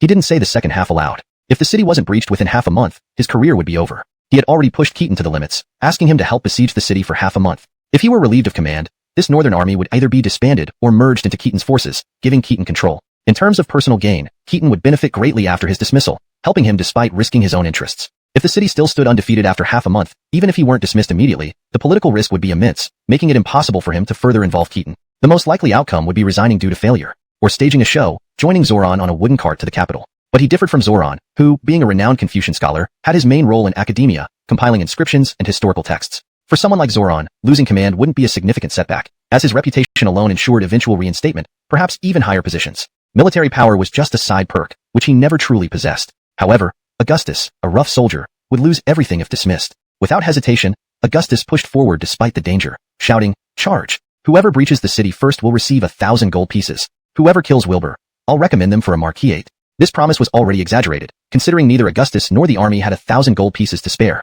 Recommending someone for a marquisate wasn't within Augustus's authority, nor was he a marquis yet himself. Keaton had only recently become one, while a diffeer from history received only 200 households for pacifying Yin province. Emperor Zach was generous only when granting titles to eunuchs but stingy towards others, similar to miserly Gargantua. Anyone familiar with politics knew Augustus was exaggerating and promising what he couldn't deliver.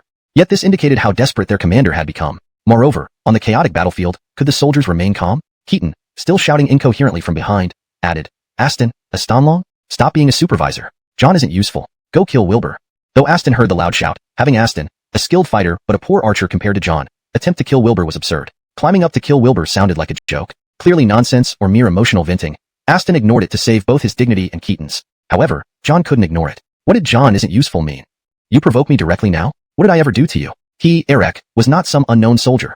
His prowess was widely recognized. He was at least the bravest among G Province's troops, with notable victories over K2 and Franklin, prominent Xianbei leaders. Even if Keaton's words were nonsense, what if this became a widespread belief? Then there was Aston, whose name John had also heard of. He killed Justice in Yin Province, and was reputed to be invincible, quickly rising to become a military thuma in Keaton's forces. Reflecting on his own arduous journey to reach a similar rank, while Aston seemed to have achieved it with ease, frustration began to brew within him. Note: I have made some stylistic changes for better readability and flow while ensuring the meaning remains accurate. Also, military thuma might be better translated as military commander or military captain, depending on the context. Jealousy aside, John wondered if Keaton considered Aston superior. Why? Just because Aston got lucky killing Justice? Seeing Augustus ahead, crazily pushing forward under a shield, John felt both commanders had gone mad. Biting his lip, John suddenly pulled out his large bow, aimed at Guangzong's wall, drew it back, and fired an arrow.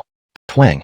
Chapter 158. Each suffers injuries. Who wins or loses? Archery? Was he shooting arrows at the city wall? The soldiers around John were momentarily stunned, unable to understand what this Commandant Liu was up to. But John took a deep breath, climbed up the ladder, ignoring the puzzled looks of others, and once again drew his bow fully and released an arrow. Then he found a position on the ladder, advanced a bit further, and shot another arrow. Repeating this, John fired nearly 20 arrows in one go, with 8 of them precisely embedded into the cracks between the bricks of the Guangzong city wall. This was the ancient era, where the spaces between bricks were filled with millet paste, much softer than modern cement. John's arrows were heavy, and these 8 arrows clearly formed a crisscross pattern, creating an extremely difficult climbing ladder on the wall. Next, John leaped from the middle of the ladder, grabbed one of the 8 arrows, took advantage of the arrow bending but not breaking, used the force from his hands while stepping on the wall, and swiftly climbed up, catching the second, third arrows like a large armed ape, actually scaling the wall using his own arrows. His actions were so sudden and fast that the defenders on the city wall, focused on the ladders and ropes, failed to notice him, allowing John to climb up unnoticed. John chose to scale closer to Wilbur, who had positioned himself high up to be visible to all the yellow turbans, truly standing out like a crane among chickens.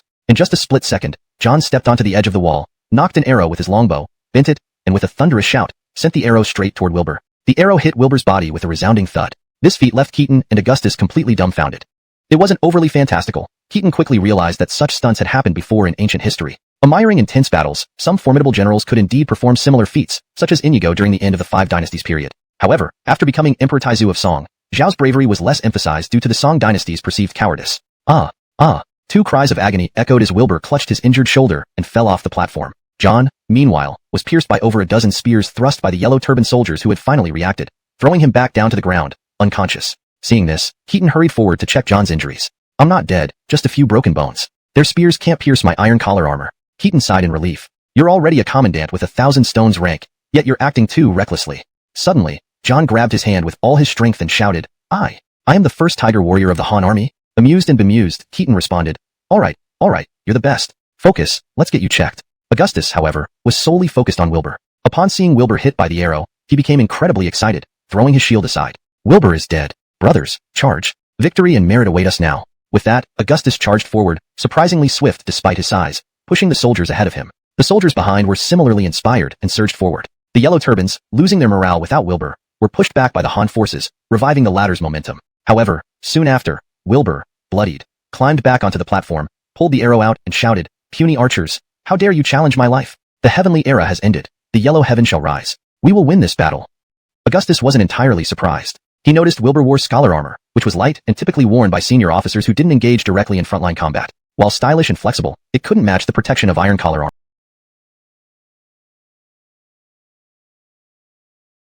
armor. Still, it offered basic defense. John's arrow had penetrated but not fully gone through, likely exhausting its kinetic energy upon hitting the armor, leaving Wilbur only with superficial wounds. But even surface wounds are wounds. This was their last chance. Wilbur is barely holding on. This is our moment. Brothers, follow me. In his excitement, Augustus rushed too close to the wall, making himself a clear target. 2 arrows struck him almost simultaneously, knocking him off balance on the ladder. With a scream, he tumbled off the top of the ladder. Commander is hit. Damn. Keaton was taken aback, running over without even mounting his horse, calling out anxiously, Amia's gong. Hold on. Augustus opened his eyes weakly. I'm fine. Quickly, carry me away. Retreat and lure the enemy out of the city. Keaton instantly understood. The arrows hadn't penetrated his armor. He had been knocked off by the impact. Though severely shaken and possibly sustaining internal injuries, he would survive and could continue directing the fight. However, morale was fragile.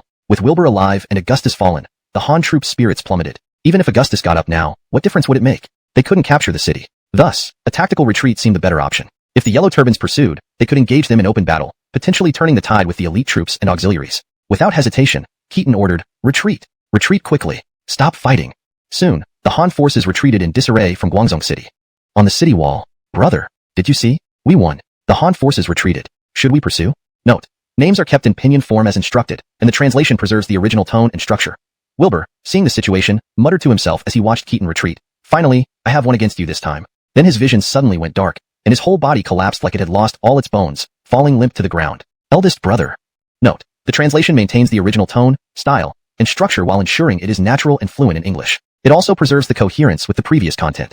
Hashtag chapter 159. Can history truly be changed? Ultimately, can history really not be altered? Standing before the walls of Guangzhou City, Keaton sighed with a touch of dejection. The yellow turbans had indeed grown stronger. Despite his own disorganized retreat, Wilbur still had the patience to refrain from pursuing them. As for Augustus and John, both were heavily injured. From Keaton's perspective, John was still in critical condition.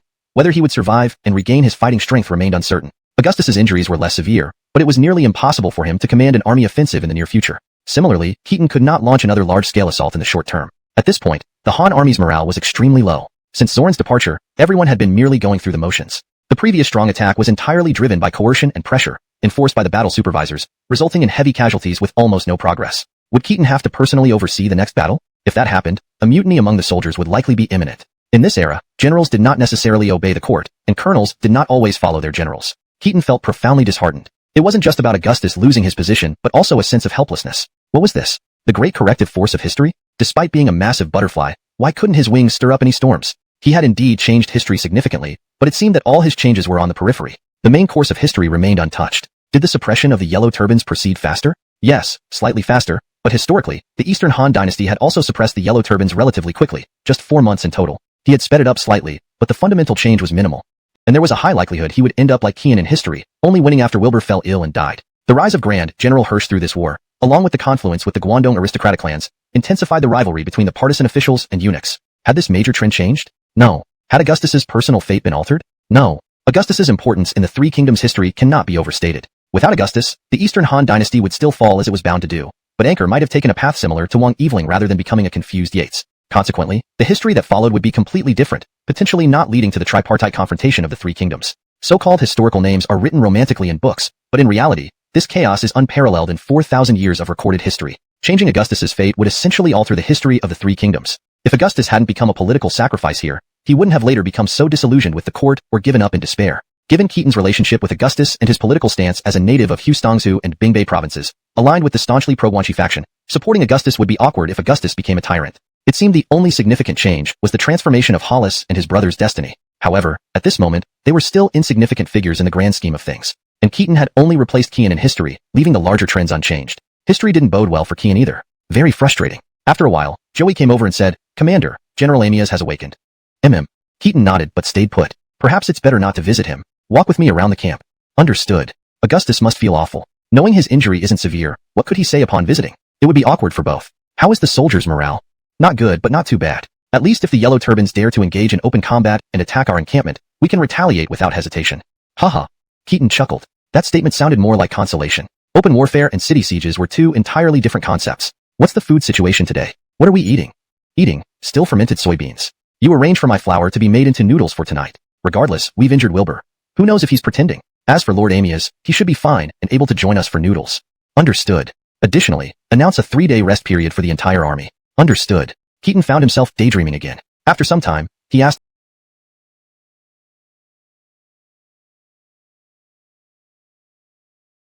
the despondent question, "You? Used to be a Yellow Turban, even a chief commander. In terms of understanding the Yellow Turbans, no one in the army can compare to you. Do you think? Why do the Yellow Turbans revere Wilbur so much? To ordinary Yellow Turban followers, what is Wilbur? A god?" Joey was taken aback by Keaton's sudden question. After serious thought, Joey replied carefully, calling him a god may be too exaggerated. Furthermore, Huanglao Taoism wasn't created by him. The Taiping Tao had already permeated society since the former Han, Western Han, dynasty. It's just that no one had used these teachings for rebellion until now. Keaton noted. But Wilbur twisted the teachings of the Taiping Tao. I've read the Taiping Atatiak. Most of it deals with medicine, though its political theories are also quite profound. Its central ideology supports assisting the emperor in governing the country, with its highest political goal being that of a royal advisor. By twisting the Taiping Atatiak, wasn't he manipulating people for his own ambitions?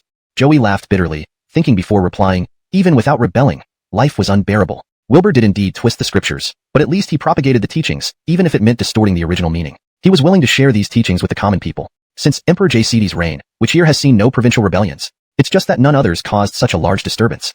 At least Wilbur clarified the purpose of rebellion, what needed to be done, and what kind of state should be established. If I had to say, few people truly considered Wilbur a god. There aren't that many fanatics. Commoners are not foolish. They know who benefits them and who doesn't. Perhaps in the hearts of these Yellow Turban followers, Wilbur is seen as a revered elder brother, or perhaps a truly wise teacher. Chapter 160, Possibility. Just as Keaton was feeling dispirited and lost, he didn't know that Guangzhou City was equally cloaked in a heavy atmosphere of sorrow. The great benevolent teacher Wilbur almost fainted at the same moment when the Han army retreated in disarray, sleeping for a full day before regaining consciousness. Brother, you have finally awakened. Upon opening his eyes, the first thing he saw was his brother's large face. How long was I unconscious? One day. Oh. Wilbur did not say much but closed his eyes slightly, appearing exhausted, or perhaps silently sensing his physical condition. Thank heavens you've awakened. When you fainted, it felt like the sky had collapsed for our soldiers, and I didn't know what to do. Hearing this, Wilbur smiled bitterly and said, I've woken up, but this yellow heaven can no longer be sustained by me. My body is deteriorating rapidly. Perhaps this awakening is just a temporary rally. Brother, don't talk like that, it's not auspicious. You are also a healer, don't delude yourself. However, I'm glad that I ultimately won against him once and proved that we are not just an undisciplined mob. This will make negotiations with him easier. Brother, are you really going to surrender to the Han army? Not to the Han army, but to him, Keaton. I understand your meaning, but we just won a battle and it was only a fleeting victory, like the struggle of a cornered beast. We may win field battles, but who dares to engage them outside the city? If I die, can you withstand Keaton's forces? Winning now and gaining a chance to negotiate is already a satisfactory outcome. Hearing this, Keaton sighed sadly but nodded in agreement. If so, who will go for the negotiations? Should I go personally? No, I will go. What? How can that be, if they? Before he could finish, Wilbur interrupted. I don't have many days left. What danger should I fear? Request to surrender? Keaton was dumbfounded, standing up abruptly, unable to say anything, his mind buzzing. How did he manage to win yet still want to surrender urgently? Realizing the situation quickly, Keaton understood. Wilbur must be dying soon. The envoy was taken aback, hurriedly denying. The great benevolent the rebels surrender irrelevant. The heavenly teacher wishes to talk to General Qin, the envoy said. To me? Who? Wilbur? How? He'll come to our camp? He laughed aloud at the absurdity. Yes, if General Qin agrees, the heavenly teacher will visit tonight. For a moment, the entire Han army camp fell silent. Finally, Keaton smirked. Isn't he dying soon?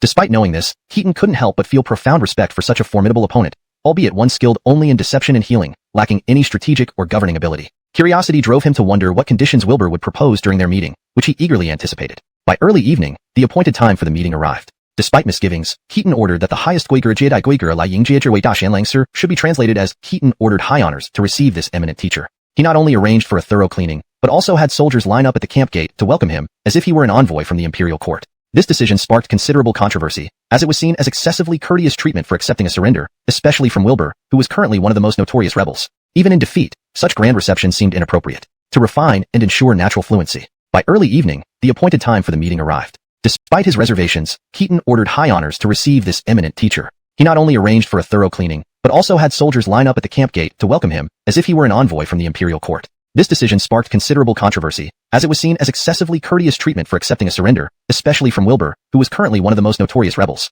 Even in defeat, such grand reception seemed inappropriate.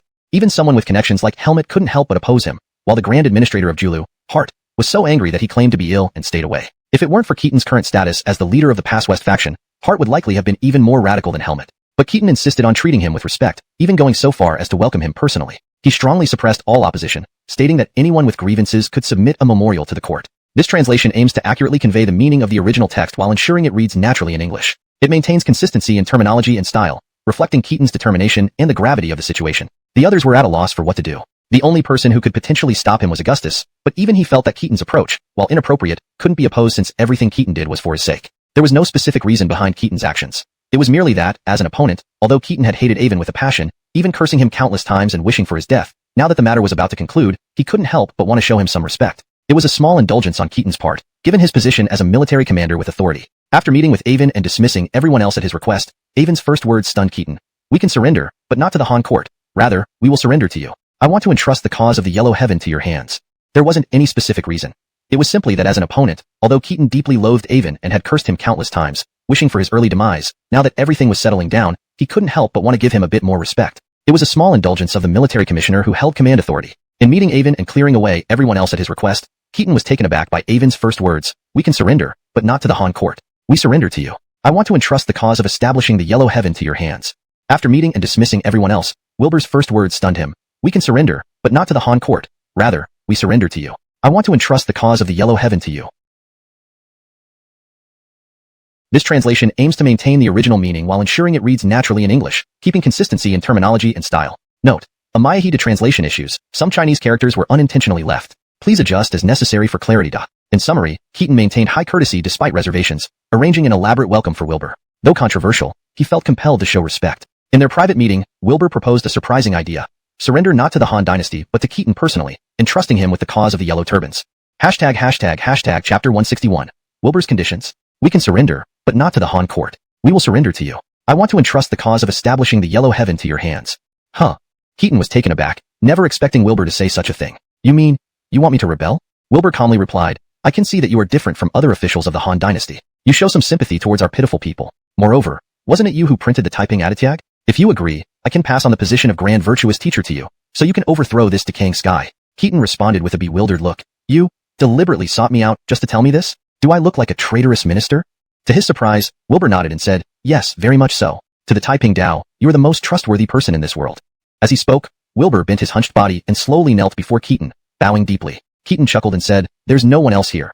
I don't mind telling you that I am not a particularly loyal minister. But what you're suggesting is for me to give up my position as a general and marquis of the Han Dynasty to become a rebel. What's the point? Although I do feel sympathetic towards you, I'm not about to risk my life for it. So, I'm sorry, but you only have one path left, to surrender to me, to the court. I'll plead on your behalf to the court to spare as many of your ordinary followers as possible. Beyond that, I can't help further. Of course, if you choose to continue resisting, that's fine too. But deep down, you know you have no other options. I'll let you go. In any case, it won't be long before you die. Without you, the Yellow Turbans would be nothing but a mob of undisciplined followers. Capturing you wouldn't be difficult." Hearing this, Wilbur couldn't help frowning. With the might of your army, the corruption and incompetence of the Han court, and the widespread support of the Taiping Dao across the country, isn't that enough to overthrow the government?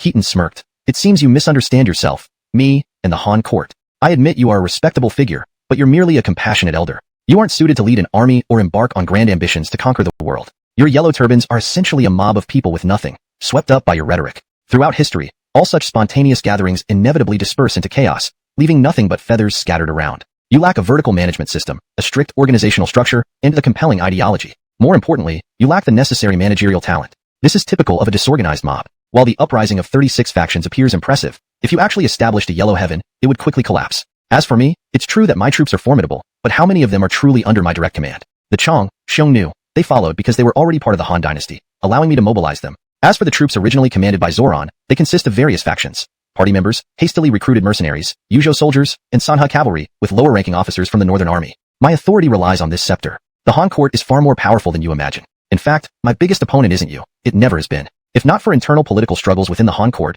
crushing your rebellion might have taken no more than 2 months. So, why should I abandon my position as a Han general and marquis to join your ridiculous and almost delusional cause? Having spoken, Keaton helped Wilbur back to his feet, then asked seriously, "Do you still want to surrender? If you don't surrender, I can't guarantee what will happen to your disciples after your death. For instance, Chance might refuse to take even one yellow turban prisoner, executing hundreds of thousands at Guangzhou City." To Keaton's disappointment, Wilbur showed no sign of shock. Instead, he looked calm, almost pleased. Did I misjudge him? So, General Qin lacks the heart for rebellion, not the will, right? But don't you think this blue sky won't last much longer? Don't you want a piece of the pie? Perhaps you remain a general simply because the time hasn't come yet? Keaton was momentarily stunned, not expecting Wilbur to challenge him like this. He fell into deep thought and finally nodded. When the deer escapes its leash, all men chase after it. In my view, the Yellow Turban Rebellion has loosened the chains, but the path remains untraveled. But once the deer has lost its leash, it's only a matter of time before it's caught. Although the time isn't ripe now, it's not far off. Indeed, Keaton agreed. General, speaking so openly, aren't you afraid of inviting disaster? As a rebel leader, who would believe anything you say if I deny it? Even if there are rumors, what harm can they do? I see. Then let me propose new terms for our surrender. How about that? Go on. 2 conditions. First, I hope you do your best to protect my followers. If you surrender, I will do my utmost to protect them. Secondly, whether I surrender or not, I will tell my believers that after my death, the next grand virtuous teacher, the one who will eventually overthrow Han, is you. Keaton was startled and could not help feeling furious. I try to save your lives, and you want to frame me like this? Not to harm you, but to form an alliance. On the day you chase the deer, my followers will pledge their loyalty to you. All I ask is that you show compassion for our poor and humble people, building a yellow heaven where we can live with dignity. This is my final wish before death. Please fulfill it. With that, Wilbur prostrated himself, bowing continuously. This translation maintains the original tone and style, ensuring a natural and fluent narrative in English while preserving the paragraph structure and line breaks as in the original text. Chapter 162. Both this and that. This time, Keaton did not let Wilbur rise but left him kneeling on the ground with a somewhat arrogant demeanor. His mind was already wandering far and wide, inevitably mulling over some things. To create a world where every commoner can live decently? That seems quite difficult. At this point, given Keaton's current status, it would be impossible for him to work under others during future turmoil. He had to strive for power himself. They were quelled in 3 or 4 months. The core contradiction within the Eastern Han regime, at its essence, was between the aristocratic class and imperial authority. The rise of the aristocratic class essentially meant their power growing increasingly dominant. When imperial authority could no longer control the aristocracy, the realm naturally split apart. Of course, if the aristocratic class is divided into landed aristocrats and landed gentry, matters become more complicated. For instance, Quentin, Hollis, and Jared Kwan all shared a significant trait. When they started, they were adept at rallying the landed gentry against the landed aristocracy, but later had to compromise with the landed aristocracy. Regardless, among all the feudal lords of the Three Kingdoms era, none truly relied on the common people. Not even Elias, who, after failing to gain support from the aristocracy, resorted to desperate measures. In essence, those who gained the support of the aristocracy ruled the world. This wasn't only evident in talent recruitment but also because both the aristocratic and landed classes held true control over the nation's production resources and productivity, i.e., manorial economies. If the production mode of manorial economies didn't change, organizing the common folk or not made no difference. Even putting someone else in Wilbur's position would be futile. From a broader historical perspective, this might not actually signify societal regression. Transitioning from tribal society to noble society, then to aristocratic society, and finally to commoner society, before reaching modern society, was an irreversible historical progression. Broadly labeling all these phases as feudal was inaccurate. The 9-rank system wasn't necessarily a step backward. Rather, it was much more reliable than the recommendation system. Aristocratic society was a significant advancement compared to previous noble societies.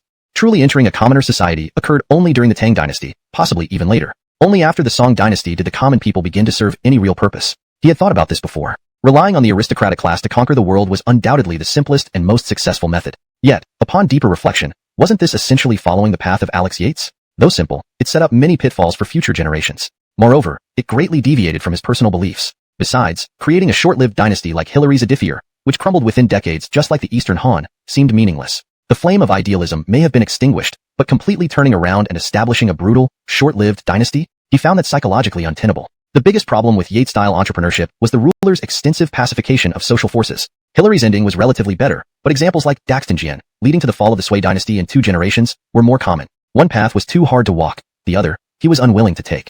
This was the dilemma and choice Keaton faced. In truth, Keaton was a contradictory person, wanting both and neither, wanting to appease the landed aristocracy without exploiting the common people. How exactly to proceed could only be decided as circumstances unfolded. Wilbur's move was unexpected, but Keaton genuinely felt sympathetic towards the Yellow Turbans. After deep contemplation, he sighed. Doing this won't work. Even if I were willing to be the great virtuous teacher, rumors spreading to the court would put me in a difficult position. A rebellion requires detailed planning. Let me give you some advice. What do you think?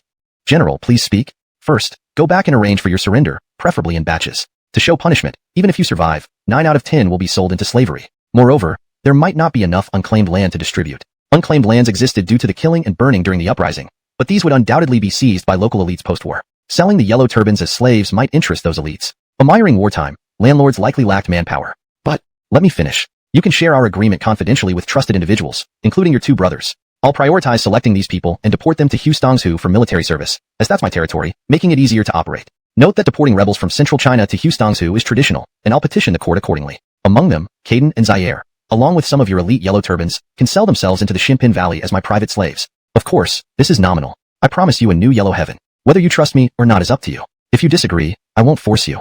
I can hint that another revolt in Houstonghu is imminent. Perhaps then, will be the time for you to serve me. Wilbur paused. This year? Not yet. Some things are hard to explain. You might not understand at your level. Before you are only 2 paths. Trust me or do as you please. If you choose war, I will accompany you to the end. Translation provided as requested. Hashtag chapter 163. Post-war rumors abound. Avon surrendered. In reality, this didn't come with much complication. It was a given that he had to submit a memorial, but Emperor Zach had no reason to refuse it. A small figure like Avon wasn't powerful enough to shake the foundations of the Han Dynasty, but various aristocratic families and local warlords in Guangdong seized this opportunity to further consolidate their landholdings, especially by annexing neighboring populations, forging weapons, and training private armies. Local governors everywhere used this as an excuse to recruit more soldiers and restore regional military forces. Particularly concerning were the partisans who emerged outside the capital. With 4 separate armies each holding over 10,000 troops, Zach had almost no means to control them, leading to sleepless nights for him. As long as the yellow turbans weren't eliminated, he couldn't reclaim the military power from the field commanders, leaving him uneasy day by day. Early on, during the initial stages of the Yellow Turban Rebellion, Zach had decreed that amnesty could be granted to all those below Avon's brothers. Historically, at the end of the rebellion, when the Yellow Turbans offered to surrender, Kian and Cole insisted on exterminating every last one of them, forcing tens of thousands into suicide by drowning, a move whose motivations remain a mystery. Therefore, facing Keaton's petition for Avon's surrender, Zach naturally had no reason to refuse. The court official's suggestions to eradicate the Yellow Turbans completely as punishment were ignored by Keaton. With both the Emperor's decree and military authority in his hands, nobody could question him, and it was unlikely that he would be criticized as a eunuch supporter because killing a surrendered enemy was considered an ill omen. Amias Tong's position was also preserved by chance. With the Yellow Turbans having surrendered, there was no reason for the eunuchs to remove his command, especially since it was unnecessary. The subsequent surrender and resettlement of the Yellow Turbans took more than half a month. Some captives were settled locally, sold off like commodities, while others became official slaves. Keaton cared little about their fates. Caden and Zaire, hiding among his loyalists, were sent anonymously to the Shimpin Valley as slaves, along with 4,000 carefully selected followers who swore allegiance to Keaton in secret. This action did not raise suspicion as he was one of the army commanders, entitled to claim the spoils first, and everyone knew that the Shimpin Valley needed manpower for its burgeoning business. However, due to the sheer number of Yellow Turbans, even if Keaton auctioned or semi-gifted them, local aristocrats and warlords couldn't absorb them all, not to mention the countless displaced people created by this rebellion. The court's solution remained simplistic. Unsold prisoners were dispatched to Yuzhou, Houstonghu, and Bingzhou, following an old tradition. Once expelled, whether these displaced people became Wuhuan, Changdi, or Xiongnu was not the court's concern. If they perished, the court would be free from trouble. With this, the grand campaign against the Yellow Turbans concluded. Avon's severed head, delivered by Keaton, served to quell rumors of collaboration between him and the rebels. However, restoring peace wasn't straightforward. For that Quentin was seizing military power on behalf of the Guangdong faction. Or, in simpler terms, dividing the spoils. Crucial places like Mount Tai already went implicitly to Becker, so Dusty State couldn't go to him too, otherwise Keaton's influence might grow too large. Becker's situation was delicate. His petition to be appointed governor of Taishan had been delayed by the court, leaving him in limbo, relying solely on Keaton's reputation for support. Kian had initially sought to confront him, discovering that supplies were severely inadequate after a few days. Later, news arrived that Avon had surrendered, and Guy received an imperial edict to lead his troops to Ji province to assist Keaton with prisoner resettlement. Whether this indicated distrust of Keaton and Amias Tong, or an intention to share military credit, or simply to sow discord among them, such maneuvers only irritated Keaton further. Guy's arrival coincided with Keaton already sending Caden and Zaire to the Shimpin Valley. In short, everything was in chaos. Keaton had no idea what political struggles unfolded in Dusty Ouyang, and was utterly bewildered by these arrangements. He ultimately stopped pondering and deliberately slowed down the resettlement process, maintaining military control. In times of chaos, holding on to military power was never wrong. Each additional day extended potential gains. Until, one night, Hart requested an audience. General, you now wield military power across the realm. Why not raise an army and punish the real culprits? The rebels have been subdued, haven't they? You misunderstand, General. The true villains are not in Guangzong, but in Dusty Ouyang. Hashtag chapter 164. All advising me to rebel? Glancing at him, Keaton felt a bit helpless. Evil Industrate Gua. What they call deep words from shallow acquaintance. This must be what it means. You and I aren't familiar with each other, much less belong to the same camp. We've only been on official duties together for less than a month. Yet you dare discuss such major matters with me? I'm afraid this isn't just your own idea, is it? Hart smiled confidently upon hearing this. Naturally, it's not just my idea. The Chancellor of Changshan Kinney and the Governor of Zhongshan Henrik both share this thought. Since General and I are from the same background, they asked me to speak to you. Moreover, Colonel Dmitri, who oversees the Wuhuan tribes, is also aware of this. Huh. The term, same background, referred to Hart's origin. He was from the Go family of Fengyi, a genuine son of a prominent military family from Guanxi. Although Keaton wasn't close to him, both indeed belonged to the same faction. Keaton couldn't help but lean back in his chair. So, this is the entire G province army's intent? Damn. Suddenly it made sense why the court wanted to replace Zoran. Of course, if the court hadn't dismissed Zoran, these governors and chancellors of G province might not have gone this far. However, this was a classic chicken and egg problem. It was meaningless to consider this at the moment. As for whether there was any involvement from Evelyn or Solar Anchor, it was hard to say. But it was clear that the power struggle between the partisans and the eunuchs had only intensified after the suppression of the Yellow Turbans, reaching a point where they were ready to draw swords against each other. Evil Magistrate Gua, haven't you forgotten that his imperial uncle Stuart is still Chancellor of Gaining, and the Yen province war hasn't been fully quelled yet? General, are you still afraid of a mere Stuart? Fear? Not necessarily. But Uncle Casey has always had considerable influence among the Wuhuan mixed tribes. He is now fighting the Yellow Turbans. If we act first, he will turn against us. Unlike the rootless Yellow Turbans, the Wuhuan are formidable foes. This war won't end in a couple of months. In that time, even the slowest court response would catch up. Too many variables here. Evil Magistrate Gua, since we are from the same Guanxi military lineage, let's be honest. Even if we rebelled, how long could we sustain supplies for these hundreds of thousands of troops, relying solely on your few counties? What if the court sends troops from Guanxi to suppress us? How do we deal with those from Guangdong who don't care either way? Hart narrowed his eyes and said earnestly, General, you're mistaken. Removing the eunuchs is a great national justice. There should be no distinction between Guangdong and Guanxi. Keaton chuckled and shook his head. True, we stand united against the eunuchs, but Brother Gua, Henrik and the others treat me like a fool. Why should I follow along with their chaos? He angrily slammed the table, sending cups and dishes clattering to the floor. General, what do you mean by this? A man from Guanxi like me become the leader of the Guangdong faction? Who would genuinely respect me? Can Henrik, Dmitri, even Evelynarsul and Hirsch be trusted? Unless I can strike into Dusty Yang with lightning speed, which is unlikely. This place is Julu. Even if Chance agrees with me, Stuart in the north aside, wouldn't the King of Chun and Pei Kingdom block my path? No matter how much he hates the eunuchs, he still bears the Casey surname. Once the war becomes messy, what if the Grand General issues an edict pardoning all except the chief instigators? What reason would they have to remain loyal to me? Do we know each other well enough? This could lead to half independence in G province, with Hirsch and Evelynarsul gaining more power in the court, seizing control over the northern army. Would anyone left for execution besides me? Even if we succeeded, based on my influence and experience, could I stabilize the court and control the restless hearts of officials nationwide? Do you want me to become a puppet of the Yuan family, or a traitor deserted by all? If this incident involves Chance, and perhaps the possibly ill Daxton Gong, wouldn't the Guanxi faction become completely subordinate to Guangdong people? What benefits does this bring you? Serving as someone's pawn and helping them count money? Get out. Furious, Keaton kicked Hart to the ground. Whether Hart finally understood the situation or pretended to, he hurriedly left. Throughout, Keaton didn't ask who emboldened these magistrates to think about such actions. Were they crazy? If Keaton ever rebelled, it would definitely be with support from Guanxi. Relying on Guangdong was purely foolish. After such significant events, Keaton naturally couldn't sleep that night. Uneasy, he went outside and noticed Chance's tent was still lit. After some hesitation, he rode over to visit. Inside the tent, apart from Chance, Brinley was also present. They seemed to be discussing something when Keaton arrived. Surprised, they quickly brought cushions and poured wine for him to sit down. General Cheen is awake so late. Is there anything important? You two are still awake too. Important business? Evelyn I came at the wrong time? Chance smiled bitterly, while Brinley greeted enthusiastically, pouring wine and insisting he stay. Your arrival is timely. We just finished discussing this matter, and we're about to consult with you. What did you discuss? Chance interrupted. Brother Kian, coming here at this hour. Surely there's something urgent. Please, go ahead. Was there a problem with settling the Yellow Turban prisoners? The Yellow Turbans have been subdued. There can't be any surprises. Without outsiders here, I'll be frank. Hart just visited, urging me to march to the capital to remove the eunuchs. I refused but thought it best to inform you and discuss. If they approached me, they might come to you tomorrow. Seeing their stunned expressions, Keaton asked, What? Your Excellency. Suddenly, Brinley stood up and bowed deeply before Keaton. For the sake of tens of thousands of our people in Hustongsu, I represent all in Hustongsu, pleading for your Excellency to rise and revolt. Blarg. Keaton spat out the drink halfway through. Looking bewildered at Chance, Chance explained with a helpless smile. Before you came, we were discussing this. He advised me to rebel, which I declined. Want to try? If you do, I'll join you. ##### end of chapter 164. Chapter 165. Who is whose lord? Are you going to persuade me to rebel too? Brinley, are we very familiar? Keaton asked. As he spoke, murderous intent began to flicker in his eyes. Even though he knew this man was Chance's confidant, he couldn't help but think about getting rid of this guy who wanted to throw him into the fire. After all, he and Hart were different. Hart not only came from a distinguished family, but also held a high-ranking position as a legitimate 2000 Dan official. Without a proper reason, he certainly couldn't kill him, especially since Hart had several other influential backers behind him. Killing him would be no different from cutting himself off from the party loyalists, which Keaton didn't want. Although he didn't wish to rely too heavily on those loyalists, or even maintain an overly close relationship with them, it wasn't necessary to offend them severely. However, Brinley was merely considered a secretary for Chance, and not significant within the imperial system. If Keaton killed him, Chance wouldn't dare say much. Of course, Keaton was thoroughly confused internally. What's happening here? What's going on? Why does everyone suddenly want me to rebel? Brinley, however, remained completely calm. He pulled out a piece of silk from his pocket and smiled. This is a joint letter signed by mid and low-ranking officers in our army. It also includes Eric, known as Pang Thatcher. I heard that you and the Pang family are close friends. Perhaps I should step aside and let Brother Thatcher persuade you? Keaton's heart almost skipped a beat. He hurriedly snatched the silk and saw numerous names written densely on it with blood handprints, involving over dozens of people whom he genuinely recognized. A chill ran up his spine as he finally understood why Brinley dared to force the two commanders of the Western forces like this.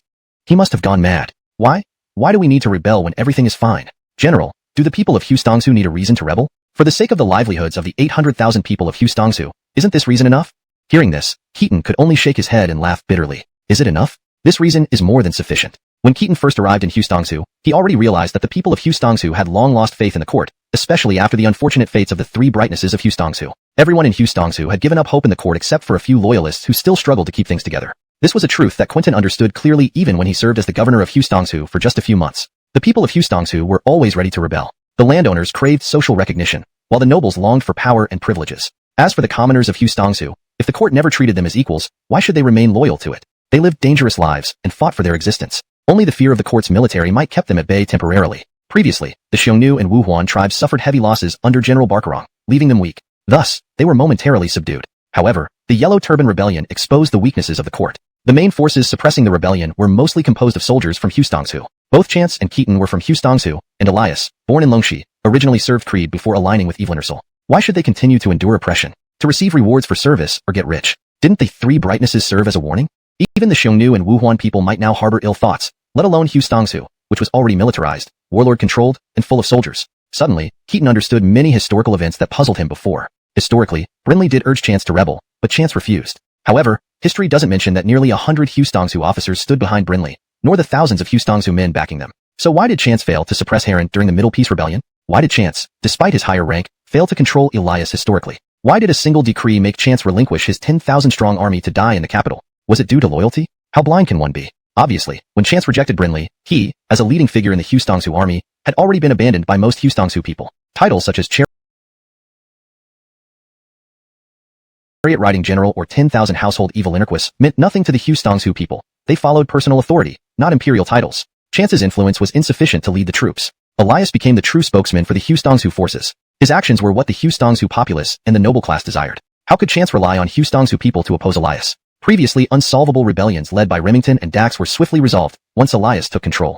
Could this have been a tacit cooperation all along? Ultimately, Hustongsu practically declared independence, occupying Guangzhou. Though Elias died, the Hustongsu faction's strength remained unscathed. Later conflicts among figures like Enos and Toby were due to internal issues, leading to their downfall. That could only be attributed to timing and fate. No one could foresee these outcomes. Realizing all this, cold sweat trickled down Keaton's back. Isn't his current situation exactly like Chance's? If he refuses Brinley, wouldn't he end up like Chance? Wouldn't all the prestige he accumulated over years be wasted? But if he agrees, the best outcome would still be like Elias's. And the timing now is far worse than when Elias entered the capital. Thinking about Elias's historical end, wordlessly folding the silk, he gently pushed it toward Chance. I am, after all, from Bingzhou. General Guy, a generation of warriors, and the nephew of Darlene Minggong, is more suited to take this responsibility. How can I usurp your place? General Guy, no, my lord. Please raise the banner and lead us against the court.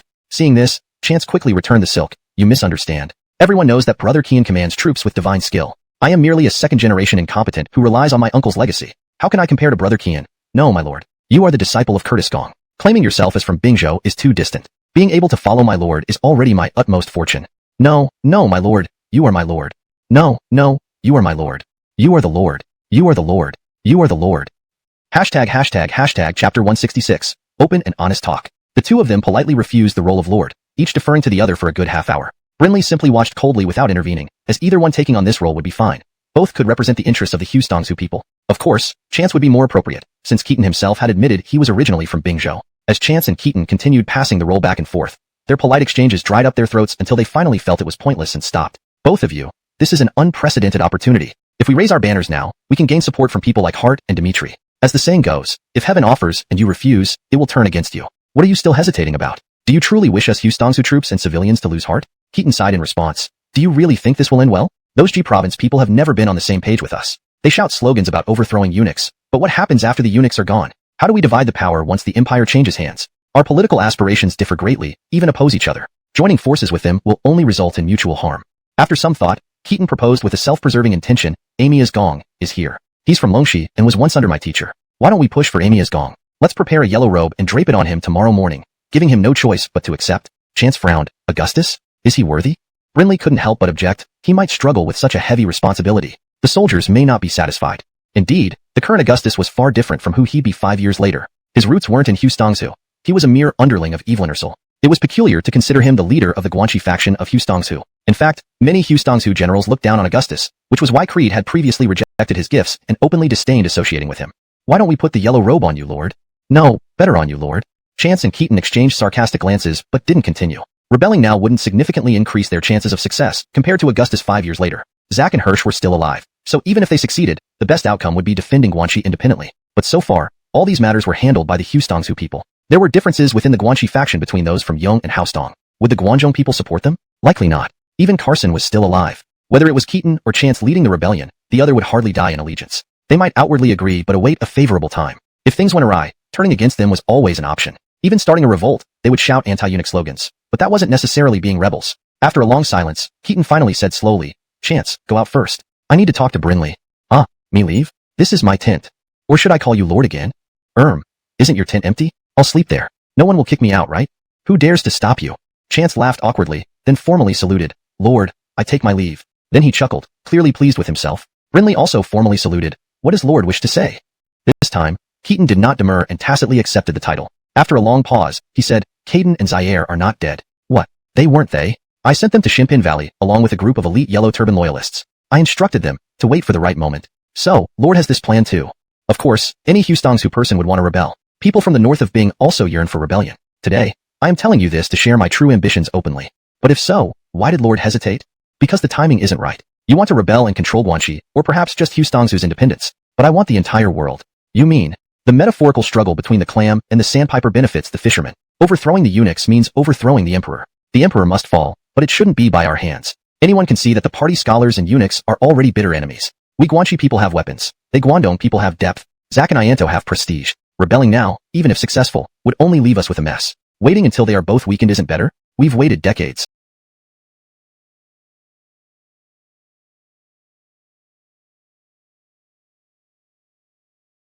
Can a little longer hurt? But, now with your command over 3 armies, all willing to follow your orders, don't you see this as a gift from heaven? Should we miss this chance? Not really. I don't believe this is heaven sent. Those Guangdong people never aligned with us. Furthermore, these 3 armies include many Sanha knights, seemingly powerful but unable to unite for rebellion. Their hearts are divided, making unity impossible. To truly lead an uprising, I'd prefer soldiers solely from Bing and Haostong. My real adversaries aren't eunuchs or Zack, but the Guangdong partisans. This yellow turban chaos has actually strengthened them. I need time to build my foundation. Do you understand? My foundation. But won't our army disband after victory, leaving no resources to accumulate strength? Keaton smiled. Let's make a bet? A bet? Within 6 months, the Chong tribes in Hushi will rebel. Then, command will naturally return to our hands. Sending Caden and Zaire to Shimpin Valley was preparation for this. The yellow turbans were extinguished too quickly, leaving our grip unstable. Once the Chong and D rebel, the war will extend indefinitely, solidifying our hold on power. What do you think? If they don't rebel in 6 months, then I'll lose military support. Agreed? Lord, so confident? Haha, starting from a shepherd in Bing's north, reaching this point, I must have some talent. Understood. Is there anything specific you need me to do? I heard you and Darcy, Jabrennen, are close. Brinley was taken aback by the sudden shift but nodded. Not particularly close, but I promoted him. Indeed, his recommendation as filial and upright was partly due to my influence. Got it. Please introduce me to him when the time comes. End of chapter 166. Chapter 167. Amaya settles, all find their place. The moon was bright and the stars sparse. This night, the city of Guangzhou was unusually bustling. Though it was nearly evening, sleep was far from anyone's mind. The greater one's position, the more acutely they felt the irresistible force of the colossal waves beneath them. This sensation was unlike anything Keaton had read in historical texts in his previous life. Standing at the pinnacle of events, even a pig could fly. Keaton firmly believed this saying from his past life. He still believes it now, for he undoubtedly stands at that very peak. However, while flying amid such tempests that can lift one into the sky is easy, the challenge lies in landing safely. When the wind dies down, could one survive the fall? Amidst the tides of the era, anyone might rise, but those who ascend and land unscathed must truly be blessed or exceptional individuals. Keaton knew he didn't have such extraordinary abilities and never considered himself a remarkable figure. He didn't want to reenact Elias's march on the capital, testing if he could reverse a dire situation. Looking at the ceremonial baton hanging on the wall and the tiger token on the desk, Keaton genuinely felt the weight of these symbols of power. Holding office required deep thought, thinking about advancement, thinking about danger, and thinking about retreat. His rise had been too rapid, and his foundations were too shallow. Perhaps it was time to consider retreating? With a sigh, Keaton eventually picked up his brush and personally wrote an earnest letter to Carson, intending to hand over military command. Of course, how to transfer command, and to whom would need careful arrangement. Besides routine requests like reducing Hebei province's tax for 3 years, hoping the court would exempt Xiongnu, Wu Huan, and Amias Chong from paying blood taxes and granting financial rewards, most importantly, Keaton hoped to secure promotions for his subordinates by giving up his military power.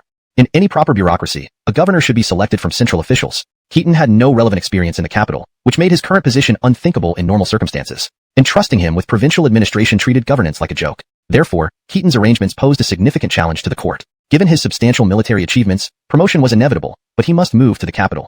With such power in hand, in Sioux provinces, Keaton nodded after a moment of thought. Indeed, this is interesting. Lord Amias has finally reached the top. With this rank, being inspector of Yu Prefecture isn't much different from being its governor. When Yuan under his command gives me peace of mind. If so, lead another 4,000 Sui Tony cavalry to Taishan to assist him. Ensure he doesn't lack support and maintains our prestige. Especially watch out for his neighbor Cao Bill.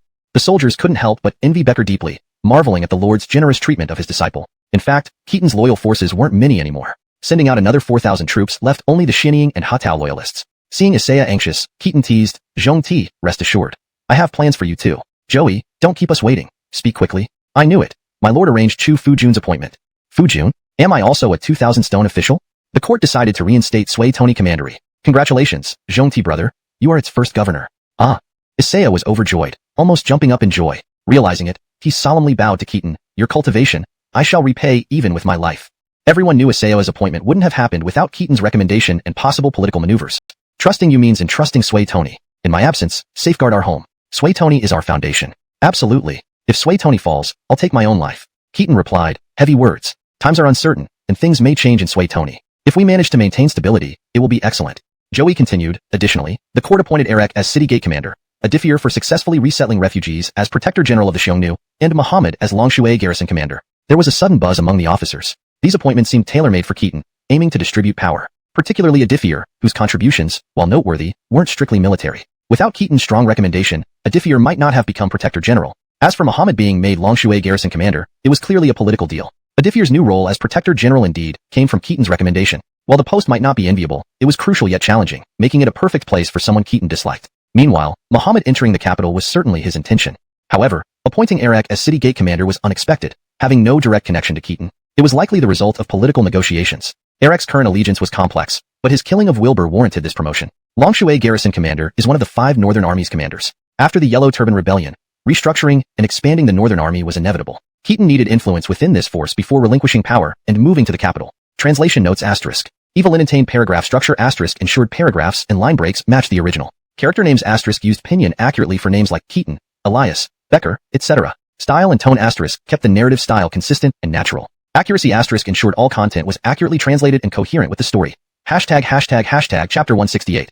The Darlnect of Command. The position of city gate commander that Eric received was indeed significant. Although the power of the Adachawa Guard in Eastern Han had diminished compared to Western Han, it still commanded respect. With a sizable contingent of several hundred men, their presence in Dustioyang could not be ignored. Moreover, besides patrolling and managing disasters like fires and floods, the Adachawa Guard also bore the critical duty of guarding the armory. This responsibility might not seem important on the surface, but during times of rebellion, control over the armory would be invaluable. Thus, Nanyong, I entrust you with the Hatao volunteers. And Xiany, from now on, you will take charge of my most reliable force, the Xianying volunteers. Compile them into the Northern Army, for after I move to the capital, you must protect me. The Xianying volunteers had fought with him through countless battles, forming the backbone of his forces. Giving them positions within the Northern Army provided them all with official standing and did justice to their loyalty. Both men solemnly agreed, especially Muhammad, who declared seriously, as long as I live, not even heaven itself can harm our elder brother by a hair. With this, Keaton had assigned all his loyal troops to trusted subordinates. The soldiers he recruited in Yinzhou, like Braden, were naturally handed over to Augustus, who would decide their future. Of course, whether these subordinates would remain loyal once they felt secure was uncertain. After all, even close relatives could turn against each other for personal gain. Nonetheless, everyone understood Keaton's intentions. With the transfer of command, he would no longer have a direct role in military affairs. Despite this, the officers couldn't help but ask, My lord, apart from your titles and rewards, what post will you hold? My lord is appointed as senior grandee of light, someone replied. What? A man suddenly slammed his fist on the table, exclaiming, Amias Gong is made left chariot general. Why is my lord only a senior grandee of light? This is unfair. Keaton was momentarily stunned, recognizing the man as Gus, whose leg injury had just healed. Is this fellow flattering me? Gus had shown great valor in Puyang, but lacked solid military achievements due to his injury. Keaton found it challenging to justify any high-ranking position for him. Laughing, Keaton said, Ida, please sit down. Your leg isn't fully healed yet. Being a senior grandee of light suits me perfectly. Since I'm moving to the capital, what else could I do? Hold one of the 3 excellencies or 9 ministers' posts. They are all filled. Besides, I've never been an attendant, so practical roles wouldn't fit me. Honestly, this appointment aligns with my wishes. In Eastern Han, titles containing doctor were often ceremonial and transitional, similar to honorary positions. While nominally under the grandees of light, these roles were largely symbolic. For someone like Keaton, a former general and holder of a county evil interquist title, becoming a mere attendant would be unusual. Thus, his new position was a logical transition. Noticing the unrest among his subordinates, Keaton asked, if I'm not mistaken, isn't Chance appointed as Right Chariot General? My lord, indeed, Gaigong is now Right Chariot General and Inspector of Ji Province, overseeing military affairs in Ji and Yu provinces. Essentially governor of Ji Province, though his authority over Yu Province may depend on approval from Uncle Casey. Our emperor sure has an interesting sense of humor. Either a Chariot General or some variant thereof, like Right or Left General. Is this a way to distinguish ranks, or just confusion? Don't envy him. Ji Province isn't easy territory. Keaton thought about how Chance would handle the challenges of governing Ji Province, particularly with figures like Kenny of Changshan, Henrik of Zhongshan, Hart of Julu, and Dimitri, who had once tried to incite rebellion. Imagining Chance's discomfort made Keaton smirk. Winged, there's no need to be so agitated. A quiet post like mine is more relaxing. If I traded places with Chance, I'd refuse. But tell me, Winged, how is your recovery progressing? Thank you, my lord. It's much better. Though I can't fight yet, walking and standing aren't problematic. Still, take care and rest well. Injuries take time to heal. Yunlong should have received his appointments, a magistrate of Xia County and Inner Evil Interquis. You could join your elder brother as a county administrator, or join my Shinying volunteers as a staff officer. I know you're valiant, but currently, I lack the authority to bestow higher offices. Would you consider joining me to protect my safety? Gus was elated, though following Aston would also be good. However, staying with Keaton offered more opportunities. Their influence lingered like an unextinguished flame. Ji Province will likely take years to recover from this chaos. But at least, the court has ordered a 3-year tax exemption for the region. With that, the people might find some relief in the coming years. Sol, standing nearby, sighed thoughtfully, but Keaton snorted with disdain. Tax exemptions? Based on the current emperor's greed? The regions of Yu, Yin, Ji, Yu, and Su have all suffered from war. They too are due for tax breaks, partial or full, 1 year, or even 2. The wars in Qing province haven't ceased, and we've heard about unrest in Jiaozhou. After this, the rebels in Adityazu and Daxtanzu will likely grow stronger. Can we really expect much revenue even if officials are dispatched to the south? His Evelyn Jesty values money above all else, and the court's daily expenses are astronomical. Do you think this money can fall from the sky? He turned back with a smile. Or perhaps he'll squeeze it out of Bingzhou, Sili, Hustongsu, and Izhou, the few places unaffected by disaster. Those are already impoverished regions. Bingzhou has the Xiongnu, Hustongsu has the Chong and Di tribes, and Izhou has the southern barbarians. Which one do you think is easier to handle than the yellow turbans? Sol furrowed his brow. Are you suggesting the court might renege on its promises? Our emperor is no stranger to reneging, Keaton replied coolly. Then, seizing Sol's hand, he continued. I'm entrusting you with the Hebei Righteous Corps and the position of general over the Xiongnu because I respect your integrity and firmness. But I worry about that very trait. Rigidity can lead to destruction. No matter what happens, life must come first. Even if it means compromising on justice, as long as you live, there's always hope for redemption. The sudden change in tone didn't escape Sol's notice. Reflecting for a moment, he understood. So, you're worried that the court might withhold promised rewards to the Xiongnu, and that they might rebel after witnessing the Han's weakness? Exactly what I fear. Sol laughed lightly. You must really trust me, recommending such a prestigious position as general over the Xiongnu. Who knew it came with such risks? Keaton didn't deny it. I trust you because of your uprightness and reputation among the Xiongnu. In these times, honor and integrity are paramount. Be prepared. Within a year, I predict rebellions from the Chong, the southern barbarians, the Wuhuan, local governors in Ji province, the Xiongnu in Bingzhou, and remaining yellow turban forces. Do you think the eastern regions won't seize this opportunity? The court lacks the strength to suppress them. Remember this. If you lose people trying to hold on to land, you lose both. If you save people and lose land, there may still be hope. The Han Empire is a sinking ship. I entrust you with the Hebei Righteous Corps because I believe they will be crucial in rebuilding our strength. Don't let them perish with the sinking ship. Keaton recalled Sol's historical role, a notable official from Hustongsu. Knowing his past behavior, Keaton couldn't afford to ignore the possibility that Sol might choose loyalty over pragmatism, as he had when faced with a rebel siege. Keaton feared Sol might sacrifice himself along with the Hebei Righteous Corps, costing him dearly. However, Keaton doubted Sol's unwavering loyalty. Loyalty and patriotism were relative concepts, especially in Hustongsu. Historical figures were often portrayed in black and white, while real people were far more complex. This caution was necessary just in case. After a long silence, Sol finally nodded. Understood. If the Xiongnu experience internal strife, I will do my best to support Chanyu Changju and ensure his son, Yufiru, survives for future plans. If rebellion seems inevitable, I will retreat with part of the Xiongnu forces to Shuafang, letting the court strip me of my title if need be. You understand well. That puts my mind at ease. Elsewhere, within dusty Ouyang City, in the Changqiu Palace, a beautiful woman reclined languidly on a bed, her legs half-draped, revealing a bruised, snow-white buttock. She endured Bard's gentle application of ointment for her wounds, occasionally whimpering coquettishly. If only his Evelyn Jesty would listen to you, Uncle Zhao. Could you please tell him not to mistreat me so? My bottom is nearly beaten raw. I can't bear it any longer. At this rate, he might beat me to death. What shall I do?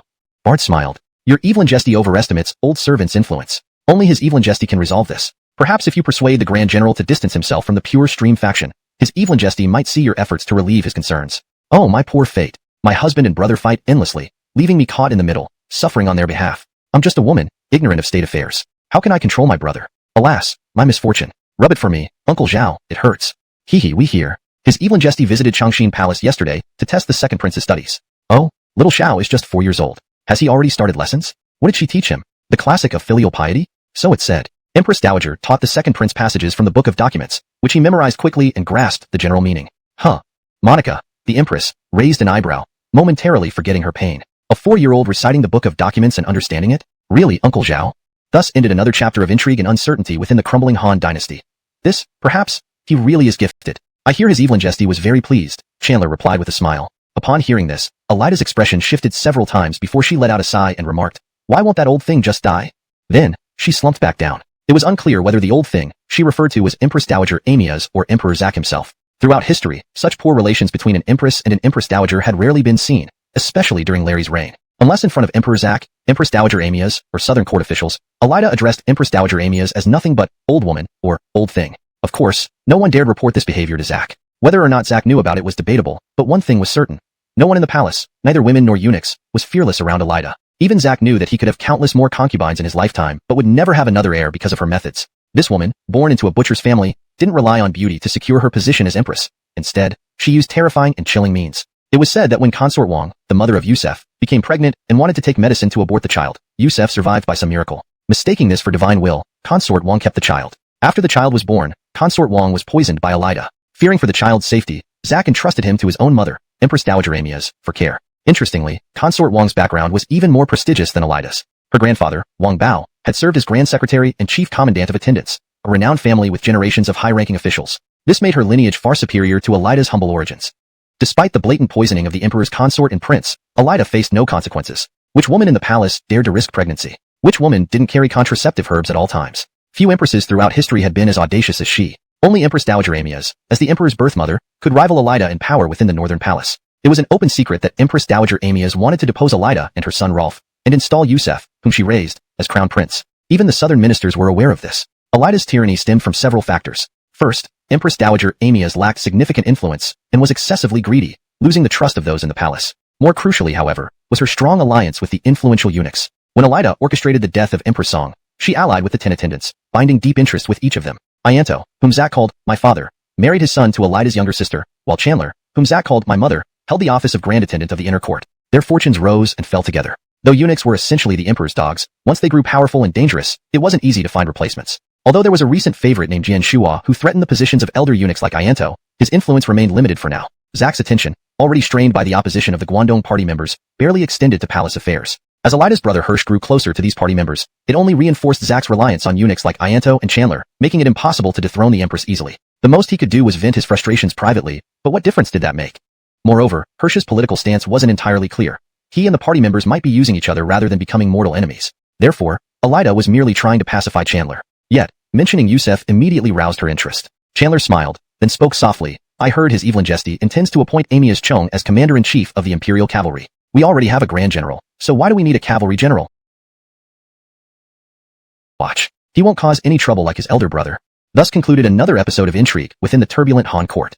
Hashtag chapter 169. A bitter victory. Dusty Ocarcenty. On the wide thoroughfare, elite soldiers from the northern palace stood in neat rows on either side. Drums and gongs echoed as red flags fluttered in the wind. Keaton rode a high horse in the center, looking imposing and powerful. The entire street had been cleared. Gus followed behind with over 20 sworn brothers, all clad in armor with many crossbows hanging from their horses, exuding an intimidating and arrogant presence. Even then, Keaton couldn't help but mutter, this display isn't too impressive. Isn't the Emperor supposed to greet me personally? Behind him, Brinley chuckled and said, our Emperor has always been lazy. It's probably harder for him to come out here than climbing to heaven. Keaton smiled. Perhaps it's not just laziness. Maybe he's afraid of death? Haha, you might be right. So, Lord, who do you think is representing the Emperor to greet you? Who knows? Look, they're coming. Seems pretty young. Is this the Grand General? I've never seen him before either, but it should be him. General Qin returns victorious. The Emperor specially decreed for me to welcome you outside the city, to wash away the dust from your travels. We've never met, but your name, General Qin, is like thunder in my ears. Grand General? Oh, what kind of Grand General am I? Just a butcher who neither understands classics nor boasts military achievements. My position here is due to luck and circumstance. How can I compare to your true feats of war? Defeating the Western Chong, annihilating the Xianbei, subduing the Xiongnu, quelling the Yellow Turbans, all in just 3 or 4 years. You are truly a young hero, akin to champion evil Interquis. Keaton smiled. Grand General is too modest. Heroes don't need noble origins. Besides, my background isn't high either. You were a sheep butcher, and I was a shepherd. Who says that butchering and herding can't lead to great accomplishments? Hirsch laughed and grabbed Keaton's hand. Well said. I'm hosting a banquet tonight at my residence. You must come and have a drink. Thanks to your heroic battles, our Han Dynasty remains stable. And because of your return, my position as Grand General feels justified. You flatter me. Oh, right. You don't have a residence in the capital yet, do you? No, this is my first time in the capital. I heard that as Chief Inspector of the Palace Guards, there's no designated official residence. However, Esteban, my disciple, told me that Minister Daxton currently resides in the Grand Tutor's mansion, along with Louis. As for the Chief Inspector's residence, it's temporarily vacant. Since I officially belong to the Chief Inspector, I'm asked to stay there temporarily until I settle down and find a suitable private residence. No need to trouble you, Grand General. Haha, a prestigious Lord Gaoxianghu with 6,000 households, staying in someone else's home. Wouldn't that make our court look stingy towards its heroes? Besides, the official residences are in Yonghali, near the Northern Palace but far from the Southern Palace. I happen to own an old private residence in the capital. This isn't appropriate, Grand General. It's called a private residence, but I've never stayed there. The Queen Mother bought it for me when I became governor of Hunan a few years ago. The previous owner was a Maya Han Gong of Hustong's 3 Clarity. It's close to the Gold Evelyn Market, very convenient for shopping. The yard is large, and it's not far from the Yong Gate to the west or the White Tiger Gate to the east. It's also easy to travel or leave the city. I spent a lot of money renovating it, but after the renovation was complete, war broke out, and I ended up becoming the Grand General. The mansion has been vacant ever since. If you don't mind, why don't you live there? I feel an immediate connection with you, General Qin. This gift, I hope you won't refuse. Really, don't refuse. Keaton was somewhat taken aback by such a grand gift. Grand General, this is generous indeed. How could I refuse? So, I accept it without further ado. No need to be polite, please. I've already arranged the documents. Both the house and land deeds bear your name. Let's go see the mansion. After a lifetime of wars, shouldn't we enjoy life? Now? That's not appropriate. He glanced back at his entourage. After all, Keaton wasn't alone.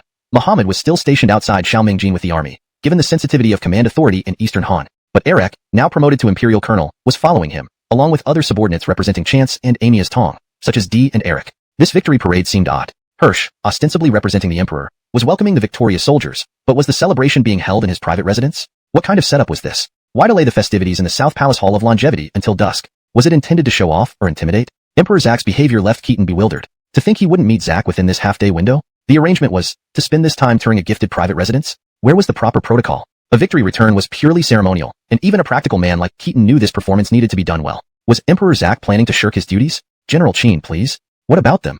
They will all be accommodated. Don't worry, everything is arranged. Then the whole court, following Hirsch, swarmed forward to greet him. Keaton, not recognizing anyone, could only awkwardly exchange greetings, feeling like a star surrounded by admirers, completely lost in the crowd. His soldiers looked at each other in confusion, being led by unknown officials, while Eric's face turned green with anger. Keaton was left utterly baffled by this series of events. What exactly was going on here? Hashtag chapter 170. Are the two characters, General, so worthless? General Qin, take a look. This is the residence I've prepared for you. It covers a total of 37 acres. It's slightly small, but in this capital city, it's quite large. If you compare it to official residences, only the 3 Amiyaki's estates are bigger. The stones in the courtyard were specially transported from Daxtanzu. The wood used for the house is the same batch as last year's repair work on the Yongla Palace, all shipped from Ijo and Adityazu over 1,000 miles away. As for the interior decorations, I don't know if you'll like them, but if anything is unsatisfactory, just tell me, and I'll have someone redo it. Oh, General-in-Chief, you're too kind. How could I possibly accept such a magnificent residence? He was genuinely flustered, unsure of what Hirsch was up to. While he indeed looked down on Hirsch, perhaps few people genuinely respected him now. He was still technically the second most powerful person in the Han Dynasty. Why did it feel like Hirsch was trying to curry favor with him? To make matters more confusing, shortly after entering, they heard a perfectly synchronized and enchanting chorus. We welcome Lord Jun back to his residence. Keaton was momentarily stunned. The courtyard was filled with beautifully dressed women. Are these also part of the gift with the residence? These are all women from the Western Garden. Each one of them is a national beauty. Some are made specifically for your service, while others are musicians and dancers. They are all yours. Western Garden? The world is chaotic, so his Evelyn Jesty has dismissed all the women from the Western Garden and converted it into stables. These women have nowhere to go, so consider it a good deed. With your 6,000 household fief, supporting some women shouldn't be too difficult, right? Haha. What else could Keaton say but laugh? He glanced back at Gus, John, Eric, and the others. Pick one each to take home. Don't forget to thank the great general. Thank you, great general, they replied, but their voices carried a hint of resentment. Just as Keaton was about to ask Hirsch about their plans for the rest of the afternoon, he heard a loud announcement from outside. Chariot Commander General sends congratulations on the new residence of Lord Qin. Keaton was thoroughly bewildered. Chariot Commander General? Which Chariot Commander General? Chance or Augustus? Both should be in G Province. Then, a young man, apparently around his age, entered with great poise and laughed heartily from afar. General Qin, I've long admired you, hoping to meet a hero like you. Unfortunately, we've never had the chance until today. Today, you must drink 300 cups with me. Keaton struggled to hold back asking who this guy was. A long line of people then entered, carrying large boxes that quickly filled the spacious courtyard. The chariot commander general congratulates Lord Qin with gifts of 20 million bolts of silk, 300 pounds of gold, 45 tons of precious spices, and 10 chests of gems from Jiaozhou. The sheer amount stunned Keaton. What is this? Suddenly, Hirsch burst into laughter. General Qin, let me introduce you. This is my younger brother, Biff, the newly appointed chariot commander general. Your party might not yet know since you came from Ji province. Biff has always admired you, so he sent these lavish gifts on behalf of our family. Biff, you send a house, I send money. We should keep them separate. Why mix them up? Ah, chariot, commander general? Ah, so this is how it works. Keaton turned to John and the others, whose faces clearly darkened. Augustus and Chance were already chariot commander generals, albeit distinguished by left and right. But given the fluid nature of military titles in Han, it wasn't unusual for both to use the title without much conflict. Now, another chariot commander general made them seem like subordinate generals, or worse, junior officers. Hirsch becoming great general had been tolerable, given his past positions. But Biff? Why another member of the He family? Didn't they already monopolize the great general position? Adding a chariot commander general seemed like a slap in the face to Augustus and Chance, not to mention undermining the soldiers who had fought on the front lines. Keaton sensed something deeper here. Hirsch had led officials out of the city to welcome them, yet the chariot commander general wasn't among them. Did this mean the new chariot commander had different political clout? Was this the start of an internal power struggle within the He family? Before he could dwell on it, there was another sudden commotion outside. Someone announced, Cavalry Commander General sends congratulations to Lord Qin. Everyone accompanying Keaton was bewildered again. Another Cavalry Commander General? Didn't we already have 3 of the 4 senior commanders? Will the Defense Commander General show up next? Was the status of senior generals really so worthless now? Hirsch and Biff then said mockingly, General Amias isn't planning to come empty-handed, is he? Indeed. We've heard the Amias family is stingy. Today proves it. Of course not. Qin General, allow me to introduce myself. Cavalry Commander General, Amias Zhong. Amias. Greetings, Cavalry Commander General. Keaton felt a growing sense of confusion. Was Emperor Zack just slacking off? No need for formalities. Qin General, I've brought you a significant gift. And where is this gift? The Empress Dowager invites you to Yong'an Palace. She has a grand matter awaiting you. Keaton found himself caught between the brothers, feeling like he was being drawn into their complex machinations. Hashtag chapter 171. The clashing of swords in the Yong'an Palace. What did it mean for the court to have 3 senior generals all at once? The Grand General, the Cavalry General, and the Chariot General. Especially when each of these 3 senior generals represented different political factions. Even more strikingly, these 3 had never led troops or fought battles before, while Keaton and others had just returned from a victorious campaign. Comparing these 2 groups made it evident that imperial authority was splitting itself, fragmenting the highest power. The emperor's authority was already weak. Now it was being divided into 3 parts. This Sakshur was clever in his own way. Of course, in this situation, who held the military power was crucial. All 3 were senior generals, theoretically able to oversee everything. Yet this very broad authority rendered them powerless. They were titular figures without actual influence or troops under their command. Debating the size of their positions was meaningless. Keaton, evaluating the situation, saw only petty scheming without any grand strategy. An emperor should have majesty, not petty calculations like those of a small-minded woman, not even comparing to Elida's decisive move to promote her younger brother. But indeed, Keaton, holding real military power, became critical. With Carson possibly ill and Keaton being the only key figure of the Guanxi faction in the capital, his opinion significantly influenced the whole faction. Perhaps Zack delayed the victory banquet and avoided seeing him immediately to test Keaton's stance, assessing the worth of the 3 general relatives. If he leaned toward Hirsch, it would help Hirsch quickly gain control over the city's troops, stabilizing the situation and making even distant generals more obedient. The partisan unit conflict would end with Hirsch's apparent victory, much like Yisroel before him. If he supported Biff, the drama would continue, maintaining an apparent balance in the capital. If he backed Amias Chong, well, he wouldn't be foolish enough to do that, would he? Unfortunately, Amias Chong and Empress Dowager Amias seemed clueless, leading Keaton straight to the Yong'an Palace without any political consideration. Lord Haong, the Empress Dowager is waiting inside. Is this appropriate? Lord Haong worries too much. Please enter. The Yong'an Palace, where Empress Dowager resided, was a separate palace outside the Northern Palace, still within its scope but far enough not to cause unnecessary drama. Kneeling down, Keaton declared, Minister Keaton pays respects to Empress Dowager, wishing you boundless longevity and happiness. On the dais sat a venerable old woman with silvery hair, holding a cherubic young child, the future Barret of Han, fated to rule China. Empress Dowager gestured him to rise. Lord Haong, please be seated. Thank you, Empress Dowager. You've served the state well, earning your rank through distinguished service. How many households are you in theft with now? With respect, I'm in theft with 6,000 households. Among current lords, perhaps only Chance rivals me in holdings. I owe this to the Emperor's grace and the court's kindness. But why only 6,000? Everyone knows of Lord Haiyang's deeds, subduing the Eastern Chong, defeating the Xianbei, and suppressing the Yellow Turban Rebellion. Your achievements rival even Darlene Xing and Brady. Shouldn't you be granted 10,000 households? 6,000 barely amounts to anything. Keaton politely declined. I dare not claim such honor. My accomplishments pale compared to Lord Amias, Lord Guy, and Lord Dusty. Such high ranks would be undeserved. Haha, Lord Haong is too humble. I will recommend a higher enfeoffment to his Evelyn Jesty. Keaton merely smiled, choosing not to engage further. After a moment, noticing no response, Empress Dowager asked, I've heard that besides your martial prowess, you're also celebrated for literature? Just a hollow reputation, Keaton replied humbly. Not at all. Your poem, Full River Red, has been set to music and sung widely throughout Dusty Yang. Even my young grandson can sing a few lines. Xia, can you recite it? The little Yusef stood up and sang the entire Full River Red, then earnestly said, It is said that Lord Haong composed this while recalling past defeats, inspiring our troops to burn Danhan Mountain and revive our nation. Though young, I yearn to witness such bravery. Realizing the depth of manipulation here, Keaton knew this sophistication was beyond a 4-year-old's understanding. Prince Yusef, your praise is too generous. Such poetry and prose are merely trivial pursuits. Learning them serves little purpose. If we speak of enlightenment, one should read the classic of filial piety and the Analects. Those contain the true principles for being a good person and acting rightly. After saying this, Keaton saw that Yusef indeed shut his mouth, looking at Empress Dowager Amias with a piteous expression, clearly having nothing more to say. Empress Dowager Amias's face didn't look much better either. After a long pause, she forced out a smile. Lord Haong speaks truly. Poetry and literature are but minor arts. The profound studies of classics and their interpretations are what govern the state. I wish for my grandson to study the Zhuozhuan. I've heard you are unrivaled in your knowledge of it. Even the Daxton family from Hongnong specifically asked their disciples to study under you. Might you teach my grandson? Keaton's expression turned cold, and he was inwardly cursing. As a political figure, how could anyone do business this way? Was she forcing him into something? He replied with a chilly tone. Your Evelyn jesty jests. A 4-year-old has no business studying the Zhuozhuan. In scholarly pursuits, it is most important not to aim too high prematurely. Everything follows its own rules and principles. Whether it be life or academia, one must follow these rules step by step. Running before one can walk isn't just unwise, it's reckless. Empress Dowager Amias's expression twisted. I am the current Empress Dowager. What if I insist on running before walking? She slapped her hand down hard on the table. Suddenly, there were rapid and dense footsteps outside. A robust eunuch, towering over Keaton, barged in. Keaton stood up grim-faced. What is the meaning of this, your Evelyn jesty? Who do you think I am? The large eunuch laughed. Lord Haong, don't misunderstand. We are here to present a gift on behalf of her Evelyn jesty. With that, he clapped his hands. Instantly, dozens of eunuchs entered, each carrying enormous chests. Upon opening, they revealed heaps of gold inside. Lord Haong, this gift is specially prepared by the Empress Dowager for Prince Yusef's teacher as a token of respect. If you refuse, we dare not let you leave.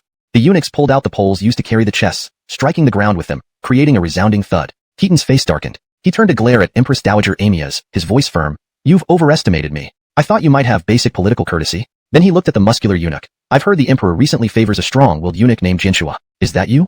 It is. Is this the Empress Dowager's intention, or the emperor's? The Empress Dowager is his Evelyn jesty's birth mother. Her wishes are his. Before he could finish, Keaton struck swiftly, slapping Jinshua across the face with a resounding slap. Jinshua was taken aback. Before he could react, Keaton grabbed his neck, tripped him, and slammed him to the ground, kneeing him as another blow landed. Pointing to the eunuchs holding sticks, Keaton warned. Who dares move? Step back. Do you really think a bunch of eunuchs can intimidate me? I have faced death countless times. What haven't I seen? Scare me? You're not worthy. Fresh from the battlefield, Keaton's roar was louder than most, reverberating through the palace. For a moment, the echoes filled the room like a tiger's roar, frightening the common eunuchs. Today, their main objective was intimidation, not killing an accomplished general without an explicit imperial decree. Empress Dowager Amias and Amias Chong had considered Keaton might resist, but never expected him to openly attack in Yong'an Palace. Caught off guard, Empress Dowager Amias felt cornered. She hadn't anticipated Keaton's boldness and ferocity. Even if she ordered the eunuchs to act, would they have the courage? And considering the distance, wouldn't Keaton, who dared to strike first, also dare to hold her hostage? Indeed, Keaton did consider holding her hostage and escaping, believing he could flee to join Gus, then Muhammad, and ultimately return to Shuafeng. He wasn't confident about conquering the empire but could confidently become a warlord controlling Hustongzhou and Bing province, matching the historical achievements of Dax and Remington. General Qin, what are you doing? We only intended to present the gift, nothing else. Oh, I see. I just got a bit itchy. I heard there's a formidable fighter named Jinshua in the palace, so I wanted to spar. Just then, a high-pitched voice from outside called out, Why such a grand welcome for Lord Haong in the palace? Turning around, Keaton saw a woman in black silk robes enter, accompanied by several eunuchs. Are you wrestling with Lord Haong, Empress Dowager? And with young Prince Xian nearby, won't you worry about him catching a chill? Empress, why are you here? I heard you invited Lord Haong as a guest. Having long admired him, I came to meet him. When you're done speaking with Lord Haong, I invite him to visit Changqiu Palace. Have you finished talking, Lord Haong? Yes, our conversation was pleasant. Will you honor me by visiting Changqiu Palace? This may not be appropriate. Changqiu Palace is near Qinqiu Wanshui Hall. If you leave the palace now, you'll have to return soon for the victory banquet. Please. In that case, I would be rude to decline.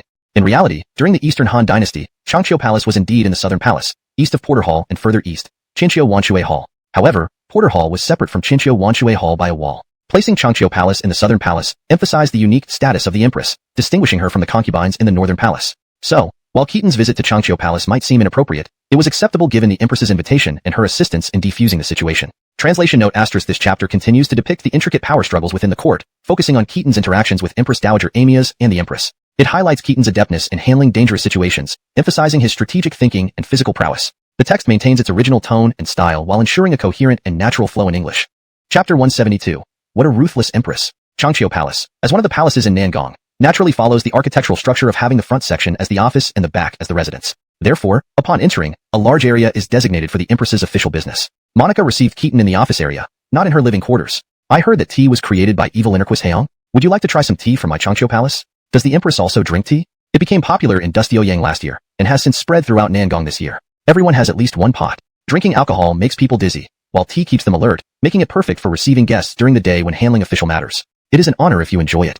I heard that although tea is now widely cultivated, the best quality comes from Hustongsu, and among Hustongsu teas, Shimpin Valley has the largest share. I imagine evil Innerquis Heong must be earning substantial profits from it alone. It's amusing that I thought I could sway evil Innerquis Heong with mere money. Haha. Keaton thought privately that her brother and brother-in-law weren't much better than that old woman. Evil Innerquis Heong. Does this tea meet your standards? How could anything in Changqiu Palace not be of high quality? Especially when personally prepared by the Empress, it's bound to be extraordinary. Empress, you didn't invite me here just for tea, did you? Your kindness today has been noted, and if there is ever an opportunity to repay it, I would be more than willing. Monica replied with a charming smile, hardly deserving such gratitude. I've been in Yong'an Palace too long and grown somewhat foolish. With those few eunuchs under her command, she dared to act rudely towards a battle-hardened general like evil Innerquis Heong? How stupid, truly embarrassing the royal family. If she weren't the emperor's mother, she'd have met her end long ago. As for Xiaoxia, who was raised by her, he's probably as witless. Keaton nodded and smiled, but inwardly he was surprised. Though they were in Changqiu Palace, what Monica said was rather rebellious, lacking basic filial piety. Clearly, this woman was either extremely foolish or had thoroughly— Could you possibly be swayed by me? Ha ha! Keaton unconsciously rubbed his nose, glancing at the beautiful 30-something woman. Empress, you are indeed much more astute than the Empress Dowager. So, what do you mean?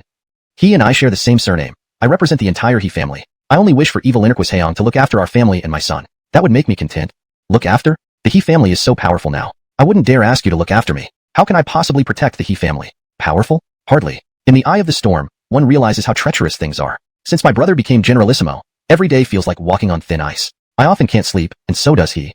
If the world changes in the future, and someone tries to do what Ariv or Wang Eveling did, I hope evil Innerquis Heong can help protect me and my son, even as a puppet. If someone acts like Xiang Yu, I hope evil Innerquis Heong can help us rebuild Han, even in Hustongsu. If everything changes, I hope evil Innerquis Heong can grant my son the title of a marquis or king. Keaton couldn't help but admire her insight. Empress, I truly don't understand what you're saying. You pretend to be clueless. After the Yellow Turban Rebellion, tax revenues in Guangdong and Jiangnan will plummet. Guanxi has troops, Guangdong has wealth. Party and eunuch conflicts are intense, yet my brother and brother-in-law hold these prestigious positions. Emperor Zach hides in the Western Garden, leaving the He family to face everything. Where is this all heading? I can no longer see clearly.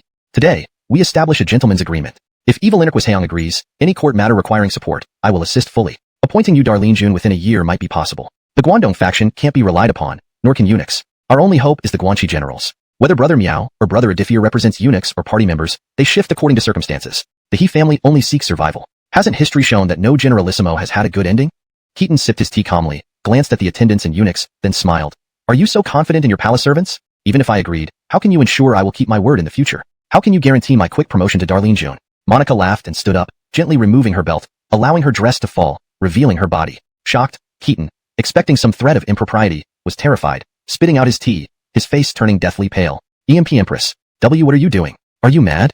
Evil Innerquis Heong, please relax. In Changqiu Palace, only what I permit can get out. Anything I do without permission if done occasionally, but giving birth to a child? How would he not know if it's his? Alida lowered her head and laughed. I let Zach live because Jared is still young, and my brother lacks influence to stabilize the situation. If evil Innerquis Heong shows interest, why keep him alive? If I get pregnant today, he will die tomorrow.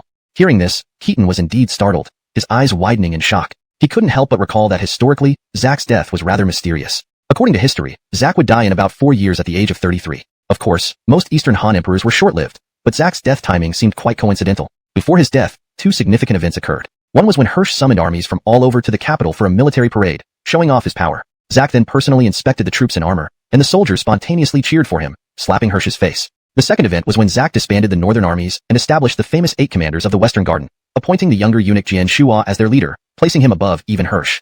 Zach even considered sending Hirsch to Hustongsu to supervise the military and openly favored Yusef as crown prince. Then, he died suddenly. A man in his early 30s, capable of riding and inspecting troops recently, wouldn't typically die so abruptly. His age wasn't prone to cardiovascular diseases either. Afterward, Alida smoothly orchestrated the execution of Empress Dowager Amias, almost effortlessly. Considering Zach's living habits, he rarely stayed in the Northern Palace, spending most of his time in Western Royal Gardens. The management of the Northern Palace fell under Alida. If he were killed by her hand, it wouldn't be surprising. At this moment, the complex threads finally intertwined, and Keaton saw clearly who the real puppeteer behind the He family was. Looking at this enchantingly beautiful yet seductive woman, he realized there was a fierce tiger beneath her human skin, ready to devour anyone or even cause chaos. His previous perception of her was too shallow. A butcher's daughter rising to become empress and remaining stable despite killing nobles and princes, she couldn't be just an ordinary person. As for her proposal, if purely evaluated rationally, it was incredibly tempting. If Elida got pregnant and Zack died, the child would be a posthumous heir. Even if the throne went to Rolf, shifting it to his sibling would be much easier. Even a girl would make this deal worthwhile. If his child became emperor, rebellion would be unnecessary. However, there was a bug in this plan. Zack might also engage with Elida during this period. How could Keaton Donglong Gate, but through the Jada Gate? Jada Gate? Wasn't it a summon from the Empress Dowager? How did it turn into seeing the Empress? Why does it smell like powder and perfume? Did the Empress give you a palace maid? Smell? No. Let's not talk about this. It's complicated. What's up with you? Why are you blocking me? Since this is your first time entering the capital, I spent 3 years here before and thought it'd be better if I sat next to you. If you encounter unfamiliar colleagues, I can't help introduce them so everyone isn't awkward. Keaton understood immediately and chuckled. You're trying to use some clever tricks, huh? Look, Minister Dusty is over there. Aren't you seeking fame? Just stand next to him, and you'll naturally gain recognition. Someone told me, enough fame will suffice, too much is harmful. The captain of the guards has real military power, while Zoran is just a pure Confucian scholar. I, a man from Bingzhou, shouldn't get too close to him. Keaton smiled. Not bad judgment. Seems like you found a good advisor. Who gave you this advice? A branch of the Guo family from Daxtandi named Eugene. He enjoys women, so we're kindred spirits. I've spent a fair amount on him. He's quite famous in Yingchuan, but you probably haven't heard of him. Upon hearing this, Keaton couldn't help but look puzzled and nodded. Indeed. I haven't heard of him. Can you introduce him to me later? Well, that would truly be his fortune. Haha. For Eric's move to attach himself, Keaton felt no particular resentment. After all, they were comrades who had faced life and death together, and he was indeed a capable person. It was more about whether Eric could handle his own matters clearly. After a while, Keaton saw his disciple Esteban enter with an unfamiliar middle-aged man, likely Charlie. Keaton decided to greet them along with Eric. Charlie smiled and greeted Eric politely, exchanging pleasantries before saying, I heard you accepted the residence and money from the He brothers? Yes, is there a problem with that? Just material possessions. Father has always wanted to meet you. Come visit us after the banquet. Mr. Daxton didn't come? Understood. Mr. Daxton has shown me great kindness. Naturally, I should visit him without delay. I should have done so immediately upon entering the city, but various matters delayed me. No need for such formality, Lord Heong. In any case, thank you for teaching Xiaoyu so well. My duty. This is Eric, Hugh, whom I fought alongside against the Xinbei king. He's also my comrade in arms, and one of the best warriors from our Guanxi lineage. Charlie had of course known Eric, even having greeted him earlier. He quickly realized the emphasis was on Guanxi, rather than first. He nodded, and chatted more with Eric. Emperor Zack finally arrived, and the grand hall fell silent as everyone listened attentively. Zack looked slightly frail, lacking vigor despite being in his 20s. However, he didn't appear as if he would die within 4 years, appearing healthy and fat, embodying imperial dignity. His speech lacked substance, but showed genuine joy. As historically, he excitedly announced the new era name, Zhongping, symbolizing peace across the land. Considering what was to come, Keaton found it amusing. The celebration feast was largely formalities, adhering strictly to Han Dynasty protocols. Court dances were uninteresting compared to the uninhibited revelry scene during the Tang and Song dynasties. Keaton found the drawn-out ceremony dull and wished Zack would finish soon so he could mingle properly with others in Dusty Yang, engaging in polite small talk. But near the end, when specific rewards were being announced, something peculiar happened. Ianto, Chandler, Roberton, Yuri, Jared Jace, Bailon, Bradong, Amaya Han Gue, Gao Wang, Armand, Han Ci, Song Dian, 4 meritorious service in supervising military affairs. Instantly, the entire Chinchio Wansui Hall fell silent. Everyone except Keaton suspected they had misheard. Merit? What merit? The eunuchs had nothing to do with suppressing the Yellow Turbans. They had even colluded with them. Andoni's found letters in Yu province detailing Ianto's collusion with the Yellow Turbans. Yet, Ianto and Chandler received county marquis titles, even receiving additional estates. All 12 of the 10 attendants became marquises. In Keaton's army, only he and Eric received such honors, while Aston, who killed Pedro, only got the title of Guanyi Evil Interquis. All 4 armies combined probably wouldn't have 10 marquises. But now, 12 marquises from the 10 attendants. Even Keaton, who knew some history, was shocked that Zack boldly announced this at the grand feast. How much more surprised were the others? Charlie beside him muttered, his evil ingesty has lost his mind. Esteban added, this is sheer shamelessness. Eric's face turned pale and then flushed, his fists clenched tightly, knuckles cracking audibly. The sound of grinding teeth resonated in his mouth, a clear sign of intense anger. Almost simultaneously with Zack's announcement, armed soldiers burst in, standing prominently in the hall, led by Jian Shuhua, truly fitting their relationship. However, this move silenced everyone momentarily. Zack quickly said, my decision is final. Evelinters shall proceed as decreed. There's no need for further discussion. Keaton immediately turned to Charlie and asked, where do these troops come from? Imperial Guards, Southern Palace Commander, or under your command? Charlie, hearing this, cast a very displeased glance and whispered, they are all soldiers of the Huban Corps. So, they really are the Huban Corps. Honestly, you had no inkling of this beforehand? Not the slightest clue. It seems we've somewhat underestimated his evil ingesty. The Huban Corps were part of the Northern Palace Guards. Of course, this referred to those stationed outside the main gates for patrol.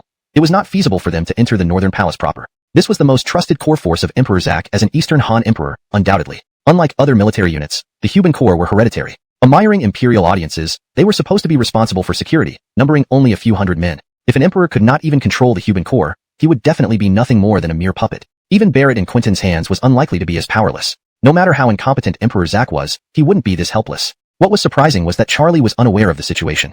After all, Charlie held the position of Grand Evanster of Ceremonies. Officially, both the Huban Corps and the Yulin Corps were under his jurisdiction. Since today was a celebration feast held at the Southern Palace, palace security should have been managed by the eunuch troops led by the chief Yellow Gate attendant above the palace steps, with the Huban Corps positioned below the steps. But clearly, these Huban soldiers had entered the hall, beyond the scope of below the steps. Such a large-scale mobilization managed to deceive even Charlie. Was this because he previously underestimated Zak or overestimated Charlie? This was quite different from his wild behavior in Yeoman Palace earlier. Keaton couldn't help but fall into deep thought, hesitating to take any initiative now. As Charlie said, Emperor Zak had gone mad. A normal emperor wouldn't act against himself, regardless of what he did. But a crazy emperor? Who knew what he might do? After a moment's reflection, Charlie turned his head slightly and whispered to Keaton, "Did you hear? Right after you left Guangzhou, Chance raided Chandler's home. Chandler was from Ji Province, so his family was also there. All the wealth he had accumulated through years of corruption was stored there. Chance's action was indeed brutal, likely involving some executions along with the raid. Historically, property seizure usually preceded decapitation and often followed it. At this stage, finding evidence was just a formality." Naturally stunned, Keaton then bitterly smiled, saying, "I hadn't heard about that. The journey here was eventful. But I did expect this, since He Ying had already forced us to take sides during our campaign in Yu State. I didn't anticipate he'd go this far. As a provincial governor, he investigated a chief eunuch without an imperial decree, truly bold. Did Lord Daxton know about this beforehand? Did he find any letters implicating Chandler with the yellow turbans? This wasn't Father's idea. I also knew nothing about it. Chance has grown too powerful to manage. Do you think the Emperor knows it's unrelated to you? If he did, he wouldn't be so deranged. The counterattack is indeed swift, huh? Alas, I anticipated the struggle between court factions would intensify, but not this soon. Not even waiting for a celebratory feast. It seems his Evelyn Jesty no longer trusts you, which explains the troop movements." Keaton silently cursed Chance's ancestors. What a troublemaker. Initially, the Guanxi faction maintained a relatively neutral stance. They weren't deeply involved, so the eunuchs wouldn't target them intensely. Being rivals, it wouldn't escalate to a life-or-death conflict. Now, thanks to Chance, they were dragged right into it. At Chance's level, his actions represented the entire Guanxi faction, making it irrelevant whether Carson knew or not. Ultimately, if Carson relied solely on Chance and Keaton to lead the Guanxi faction, his influence in court would be nil. Keaton guessed Chance's intentions. After all, Brinley had pressured him to rebel. Without Keaton's foresight, even if Chance didn't know of the impending Hustong's rebellion, he must have sensed danger. To protect himself, leaning towards the Guangdong faction made sense, driving Emperor Zak mad. If Guanxi and Guangdong united, deposing the emperor would be simple. While Andoni's only fabricated a letter to implicate Ianto, leaving execution decisions in the emperor's hands, Chance acted unilaterally, forcing Zak into a frenzied state. He added, "Admiring my visit to Yong'an Palace today, Empress Dowager threatened me militarily. Initially, I thought it was her decision, but now it seems she might be acting under the emperor's influence." "Threatened? Are you alright?" Just then, chaos erupted in the hall. Evelini officials rose to their feet, shouting insults. Zak immediately ordered all disrespectful individuals apprehended by the Huban soldiers and taken to the northern Yellow Gate prison run by eunuchs, not the regular courts. Only after the noise subsided did Zak address Keaton, who was speaking privately with Charlie, causing him to hastily stand up and bow, fearing he might be arrested. Though he suspected he'd be released within days, why suffer needlessly? Seeing Keaton's response, Zak was satisfied but still asked with a menacing smile, "I heard Mother summoned you today. Nothing unpleasant happened, did it?" "No, afterwards, Empress invited me to the Palace of Longevity to discuss matters, and treated me exceptionally well." Chapter 174, The Transition of Power. It was the height of summer, with scorching heat and a blazing sun that seemed to make the entire city of Dusty Ouyang even more restless. Located in the western part of the city, a Diffier Evelynarkit was originally supposed to be decorated with lanterns and flags to celebrate victory. Some shops had already prepared for this triumphant moment by planning big sales to clear out unsold merchandise at inflated prices. However, within half a day, all the festive decorations were mysteriously dismantled. In reality, during the Eastern Han Dynasty, there were few ordinary citizens living inside Dusty Ouyang. The Southern Palace and Northern Palace together occupied 2/3 of the city's area. The Grand Granary, Arsenal, Imperial Altars, and royal gardens like Tonyling Garden, Shiyuan, and Zhuolong Garden took up more than half of the remaining third. What little space was left was mostly occupied by the residences of high-ranking officials. With the officials in low spirits, there was no thought of consumption or celebration, let alone buying alcohol or indulging in pleasure. In truth, from this perspective, the historical burning of Dusty Ouyang by Elias wasn't as heinous as it seemed. After the capital was moved, Dusty Ouyang would have been an empty city regardless of whether it was burned or not. The joy of victory was nowhere to be felt. Instead, everyone was on edge, preparing for the next battle. No one had the heart for consumption or revelry. Even the prostitutes on Gold Street wasted their contraceptive medicine tonight. Things inside me are unbearable. As for what happens in court, it's none of my business as a commoner. A commoner of the Daxtandi Gua family? Heh, you don't understand. The Gua family name is influential usually, but now? With daggers drawn in court, who cares about rules anymore? This explained why the Donghua family, once a top aristocratic clan, fell to a second-tier gentry and almost became commoners during the late Eastern Han period. Their influence was too specialized within the judicial system, which, under normal circumstances, held immense power, especially in political struggles. They monopolized the judiciary, holding a status just below the Sun family and talent-rich Chuan. However, these were extraordinary times. Party conflicts had escalated to such an extent that legal processes were disregarded. Zach, for example, directly arrested people and sent them to the Northern Temple prison without giving the court of justice any chance to intervene. When the party members executed eunuchs, they decapitated first and judged later. Laws like those of the Han Dynasty were increasingly becoming a joke. Nonetheless, it highlighted how Aquila, despite his family's decline, could still afford to enjoy wine and women, showcasing a remarkably carefree attitude. Eric was straightforward and pulled out a gold coin from his pocket, handing it to the innkeeper. Bring another jar of wine, 2 servings of side dishes, and invite Miss Hongyan to join us. This is all I have on me, but if it's not enough, charge it to my account. The madam smiled. General Eric's visit is an honor for our humble establishment. Don't worry about the charges. Let me handle the arrangements. If anything is short, consider it a way to familiarize myself with you.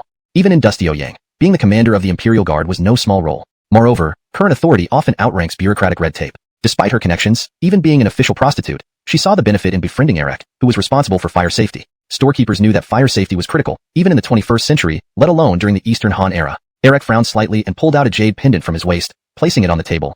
I forgot to bring much money today. If the gold isn't enough, leave this jade as collateral. Oh, I should have thought this through. Times have changed. As the commander of the Imperial Guard, I shouldn't let you cover my debts anymore. I'm afraid I might not be able to repay you. Aquila chuckled. Is General Eric turning into a righteous official?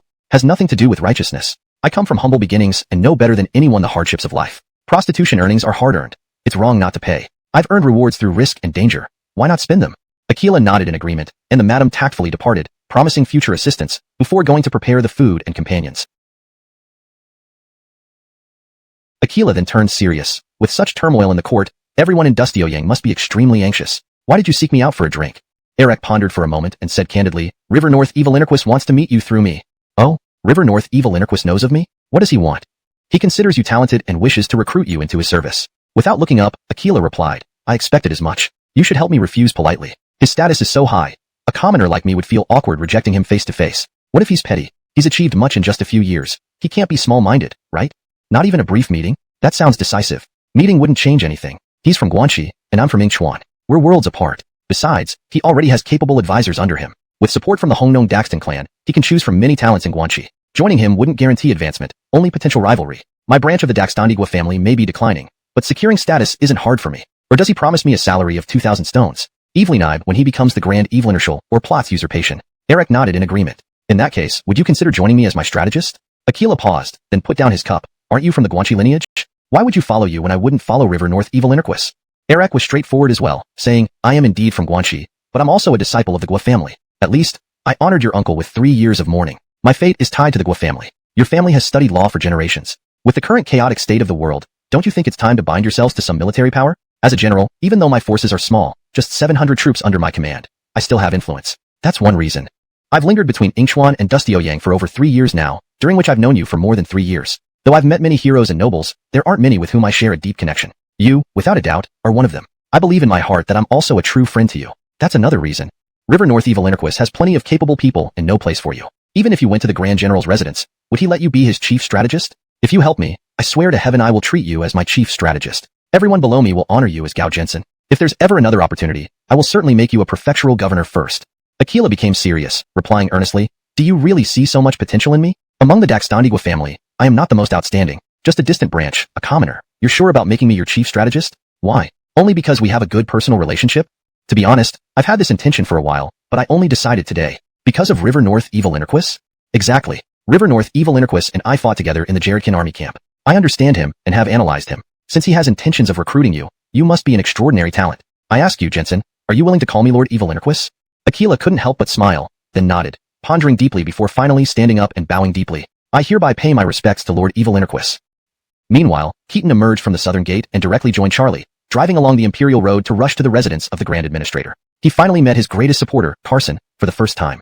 As expected, Carson wasn't in the best health. Initially, Keaton felt no imposing presence, but instead saw a frail old man who looked like he was on his last legs and could barely stand without leaning on a cane. Take care of yourself, Sir Daxton. Perhaps you should lie down on your bed. Carson examined Keaton closely from head to toe before smiling. It's my first meeting with you, and I want to do it properly. It's not out of respect for you, but to maintain my dignity. Sit. Yes, sir. Have you seen the Emperor? Yes. What did you feel?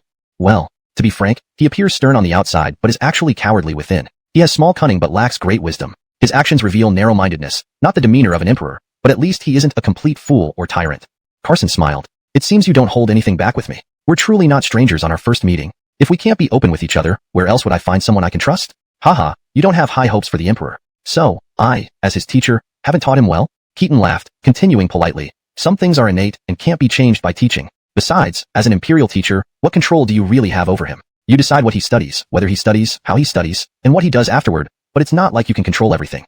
Hearing this, Carson seemed lost in thought and sighed. It's been almost 20 years. When the emperor ascended the throne at 12, Harrison and Yisrael were at their most powerful. We managed to survive those times. Sadly, we've come to this point now. In the past, Casey Kwan, Vance, and I served as lecturers for the emperor. Time has passed, and 2 of us are already gone, leaving only me. And I won't be far behind. New hearing this, Keaton fell silent for a long moment, avoiding empty pleasantries like wishing for recovery. At Carson's age, with such poor health, these words would serve no real purpose. After you're gone, I'll definitely support Brother Wanshan, ensuring the Guanxi generals remain united. Carson smiled. You supporting him? Ha, young man. I have a question. What is it, sir? Why did Chance act so aggressively in G province? I know him. He's not rash. Something must have happened to him. You should know something, right? Thinking for a moment, Keaton decided to speak openly. Brinley once advised him to rebel, leading troops to attack Dusty Yang. Behind Brinley are nearly 100 middle and lower level generals from Hustongsu. With a thud, the old man dropped his cane and almost fell forward, only caught in time by Keaton's quick reflexes. Otherwise, he might have fallen fatally. Sir Daxton, take care of yourself. Let me help you back to your bedroom. No need. I'm fine, just startled. He sighed again after sitting down. So that's why. No wonder. This means Guanxi? It looks like Yongzhou and Hustongsu might split apart. Don't worry, Sir Daxton. Guanxi still has me. Yes, at this point, we can only rely on you. What nonsense is this about you supporting Biaoer? He should be supporting you. The survival of the Guanxi lineage and my family now rests in your hands. Chapter 175. The nation is about to perish. Back in the days when Esteban first became his disciple to study the Zhuozhuan, Keaton had already foreseen that the Daxton family would come to such a predicament, even down to their ultimate fate. He was not at all surprised that it had come to this. To put it bluntly, the Daxton family's fate was sealed. Or rather, the entire Guanxi lineage was facing an impending disaster. Originally, what was referred to as the Guanxi lineage had little to do with people from Hustongsu. It primarily referred to the Guanzhong aristocratic families who dominated political resources during the Western Han Dynasty. Although these Guanzhong nobles had declined after Yates moved the capital to Dusty Yang, they still retained considerable power and influence, often surpassing that of the Guangdong aristocrats. For instance, the Guanzhong aristocracy maintained control over the interpretation rights of the current literary school, the official doctrine of Confucianism, while the Guangdong aristocracy vigorously promoted the ancient literary school because they could not compete with the Guanzhong scholars in the current literary school. Later, as the Eastern Han emperors were increasingly constrained by the growing power of the Guangdong aristocracy, they naturally tried to gain favor with the old guard nobility. However, despite efforts to maintain influence, their overall decline was inevitable. By now, the entire Eastern Han had been overshadowed by the dominance of the ancient literary school in nearly every aspect, save for maintaining a facade as an official doctrine. It wasn't until the Yongchuchang Rebellion when ethnic issues in the northwest became a major concern for the court. Only then did the court focus on developing Guangzhou. Military forces like the Huya and Yong camps were established during this period, giving the Guanxi faction more say. Prior to the Yongjiachang Rebellion, the campaigns against the Chang tribes were mainly led by generals from Guangzhong or Guangdong, leaving little room for Hustongsu figures, who were mostly considered subordinates of the Guangzhong faction.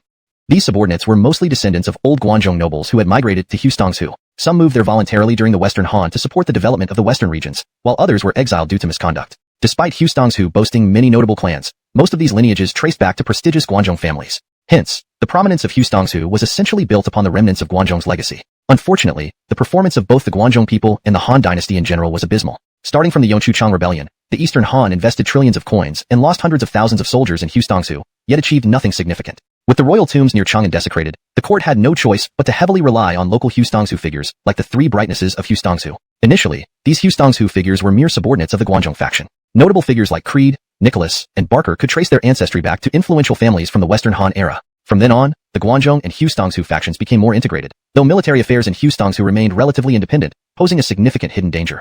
Guangdong produces prime ministers, Guanxi produces generals, was the fundamental balance between the two regions. However, since the Yongjiachang Rebellion, almost all the generals hailed from Hustongsu. The three brightnesses of Hustongsu remained loyal to the Han dynasty and sought to continue climbing the political ladder, thereby remaining subordinates to the Guangzhong faction, which controlled political and academic resources but depended on military power to challenge the Guangdong aristocracy. Now that all three prominent Hustongsu generals were dead, with poor endings and obvious betrayals, the ties between Hustongsu and Guangzhong weakened significantly. In Hustongsu, everyone seemed ready to rebel, and the military leaders were more inclined to become rebels rather than loyalists.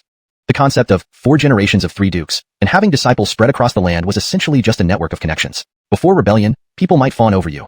But once conflict broke out, those connections would be meaningless. If Hustongsu revolted, they would undoubtedly attack Guangzhong first. No matter the outcome, the Guanxi faction would likely suffer greatly, especially the so-called prestigious Guanzhong clans. The Daxton family, historically renowned, would be reduced to a second-tier clan, unable to match the power of the Runan Yuan family. Admiring the Three Kingdoms period, the Hongnong Daxton family's influence was minimal compared to the Runan Yuan family. Figures like Charlie and Esteban barely impacted national politics, with Charlie remembered only for his confrontation with Enos and Esteban being summarily executed. Keaton understood all this when Esteban first became his disciple. Any further assistance from the Hongnong Daxton family would be difficult, and he might even become a burden. As a native of Hustongsu, his interest lay primarily with the Hustongsu faction. Politics and personal conduct don't allow one to reap all benefits while avoiding all drawbacks. Without the support of the Hongnong Daxton family, he wouldn't have risen to become a senior officer like Beatty Inspector General. His controversial actions during the Yellow Turban Rebellion would not have gone unchallenged. For years, he had relied on Carson's protection, and now, he couldn't abandon that support. Politics required responsibility, and he had to follow through on his choices. This matter was still a secret within the Hustongsu faction.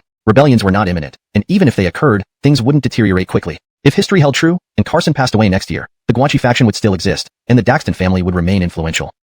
The new appointment was directly issued by Larry, Zack, naming Keaton as the instructor for Crown Prince Rolf to teach him the spring and autumn annals and the Zhuozhuan. Thus, Keaton found himself tied to Rolf. It was evident that Zack still had a clear mind. Of course, Keaton accepted this task because it allowed him to interact with the Christie. Rolf was only 12 years old and did not have his own independent palace, so the tutoring sessions naturally took place in the Changle Palace.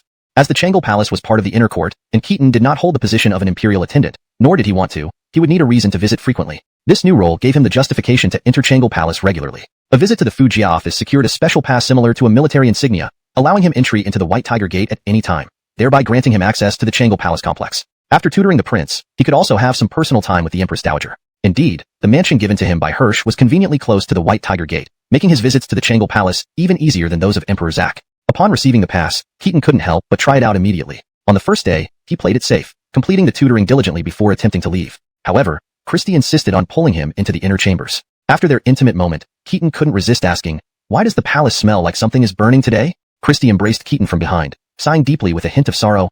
"The Jiada Palace caught fire last night." "Jiada Palace? Why would it catch fire, and how severe was the damage?" "I wanted to tell you about this." Zack ordered the palace to be burned down. Old structures must be removed to make way for the new. He intends to rebuild it. Jiada Palace hasn't been occupied for years. Does he intend to move back there? Christie nodded helplessly, her expression filled with worry. Interestingly, the emperors of the Eastern Han Dynasty actually had residences in the Southern Palace, including the Jiada Palace. Typically, the Southern Palace was closer to important government offices like the Ministry of State Affairs, making it more convenient for the emperor to handle state affairs and maintain power. Emperors often resided there during critical times when they needed to oversee matters personally. However, since the founding of the Eastern Han, apart from Alex who stayed in the Southern Palace because the Northern Palace wasn't completed yet, most emperors lived primarily in the Northern Palace. The Northern Palace offered better living facilities and larger areas compared to the Southern Palace. Moreover, staying in the Southern Palace had its inconveniences, especially regarding certain privileges that were unavailable there. Zack, being a ruler who prioritized personal enjoyment, rarely spent time in the Northern Palace, let alone the Southern Palace. Thus, the Jiada Palace had been uninhabited for nearly a century, and Keaton doubted its structural integrity after such neglect. Who would have thought Zack suddenly decided to relocate? Was it a power play? Finding the old Jiada Palace unsatisfactory, he simply burned it down to build a new one? Jiada Palace is just across a wall from the Changle Palace. If Zack moves in here, how will we? Scared? Since you're seeking thrills, you should go all the way. It's not fear. I've never shied away from danger, but if he insists on moving back, can our relationship remain hidden? If exposed, it could cost lives. Imagine dying in bed rather than on the battlefield. It would be too humiliating. Don't worry. If he finds out, I'll deal with him first. You better be confident. Sigh, I wish he could live 2 more years, but rebuilding Jiada Palace, where will the money come from? Can the court afford it? The empire has over 300 million acres of farmland. Charging 10 coins per acre would generate 3 billion coins, sufficient for construction. What? Is this Zack's idea? So far, it's just a concept, but he tends to get muddled when it comes to money. This plan will likely proceed. All farmland will be taxed? The court just reduced taxes in Guangdong, and now wants to levy another tax? 10 coins per acre exceeds previous tax rates. If the government demands 10 coins, local governors might demand 20, while wealthy landowners won't pay at all. The burden will fall on commoners, possibly up to 50 or even 100 coins per acre. After the Yellow Turban Rebellion, are they trying to push people to the brink? Moreover, does the count of 300 million acres include regions like Yuzhou, Bingzhou, and Hustongsu? These areas practice semi-agricultural, semi-pastoral economies. Taxing based on land area doesn't make sense. What about the Wuhuan, Xiongnu, and Changdi tribes who help fight wars? Will they be taxed? They deserve rewards, not taxes. He truly doesn't care about the empire anymore. Such actions seem destined to bring the downfall of the Han Dynasty. Despite whatever persuasions Christie used, Emperor Zack's edict was already issued. Chapter 176, Recruiting Darcy. The chaos unleashed by this decision was inevitable. Aside from Keaton, who dared to steal even the Empress, who cared whether Emperor Zack resided in the Southern Palace or the Northern Palace, everyone just hoped he would quickly be laid to rest. Apart from taxing the land, a series of unconventional actions by Zack also shocked everyone. First, Materials for the palace construction were ordered. Zach decreed that timber and ornamental stones be collected from the commanderies of Taiyuan, Hadong, and Longxi, and transported to the capital, with local governors ensuring smooth transportation. The northern regions of Bingzhou, Hadong, and Hustongzhou, virtually the only areas not ravaged by the Yellow Turbans, were now heavily exploited by Zach. Especially infuriating was that when eunuchs like Ianto and Chandler accepted these materials, they would find faults and reject them excessively. Out of 10 high-quality timbers transported to Dustio Yang, one might pass inspection if lucky, but the remaining 9 could not be returned and had to be sold at rock-bottom prices to these eunuchs, who then resold them for profit. Even more outrageous, Zach increased the quota for officials buying their positions. Originally, while Zach did sell official positions, it was akin to a fair market transaction ensuring fairness. Now, it became forced buying and selling. Anyone seeking promotion, even lateral transfers, had to pay for their position to expand revenue sources, especially after the Yellow Turban Rebellion left many vacancies. Zach made official promotions and transfers frequent. Where did the money come from? A few wealthy individuals aside, most officials extracted funds from the people. Only those of the prestigious families above 2,000 Dan could afford it, as they valued reputation. But how many such families existed? The lower-ranking officials, earning 200 Dan, 400 Dan, or 1,000 Dan, had no reputations to protect. Even conscientious local officials were forced to become corrupt due to this policy. Clearly, Zach had gone mad, a consensus among the populace. His policies resulted in widespread banditry and unrest, leading to discord among officials. Yet, Keaton understood his predicament or, at least, his intentions. Firstly, it was about accumulating wealth. Rebuilding the southern palace was one goal, but likely an excuse. The Yellow Turban Rebellion depleted both imperial and personal finances. With no money, he felt insecure. After pardoning taxes in half of Guangdong post-rebellion, the other half's tax collection was hindered by the rise of powerful local lords and disloyal governors. Empty coffers meant insecurity, especially for someone as greedy as Zach. Moreover, he needed funds to stabilize the situation. What about years later when the 8 commandants of the Western Park were established? Professional soldiers were expensive. Beyond silver, politics were crucial because a gentleman can be misled. The Eastern Party mostly claimed to be gentlemen, though often false ones. They prided themselves on being reformers, valuing their reputations highly. If the emperor ordered officials to extort the people, what would they do? Accepting the order meant losing their reputations. Refusing meant resignation. As reformers, they valued their honor. Disobedient Eastern officials could be replaced with those willing to buy positions, and loudly. Gus, realizing Keaton was back. Shut up. Do you know how loud you are? My residence is right next to the White Tiger Gate. Shall I just send you to the palace and let you shout at the Jiader Gate? Note, Jiader Gate seems to be a literal translation and doesn't read naturally in English. If Jiader Gate refers to a specific gate like Jade Gate or Exalted Virtue Gate, it should be translated accordingly. If it's a proper name, it might be best left untranslated, but ensure it is correctly spelled. Without more context on what Jiader Gate exactly refers to, it's hard to give a precise translation. For a more fluent and natural reading, assuming Jiader Gate is meant to be a place where shouting would be noticed by authorities, we could rephrase it as, do you know how loud you are? My residence is right next to the White Tiger Gate. Shall I send you to the palace to shout at the imperial gates? Gus lowered his head, silent but visibly disgruntled. Brinley and an unfamiliar middle-aged man spoke to Gus. Keaton deduced they were here for him. Gus engaged them while he was away, agitating him. Who is this? This is my dear friend Darcy, Zhao Wenhao, brought here per your instructions. Darcy stood nervously, bowing deeply. Darcy of Wu Wei, greetings, my lord. Please sit.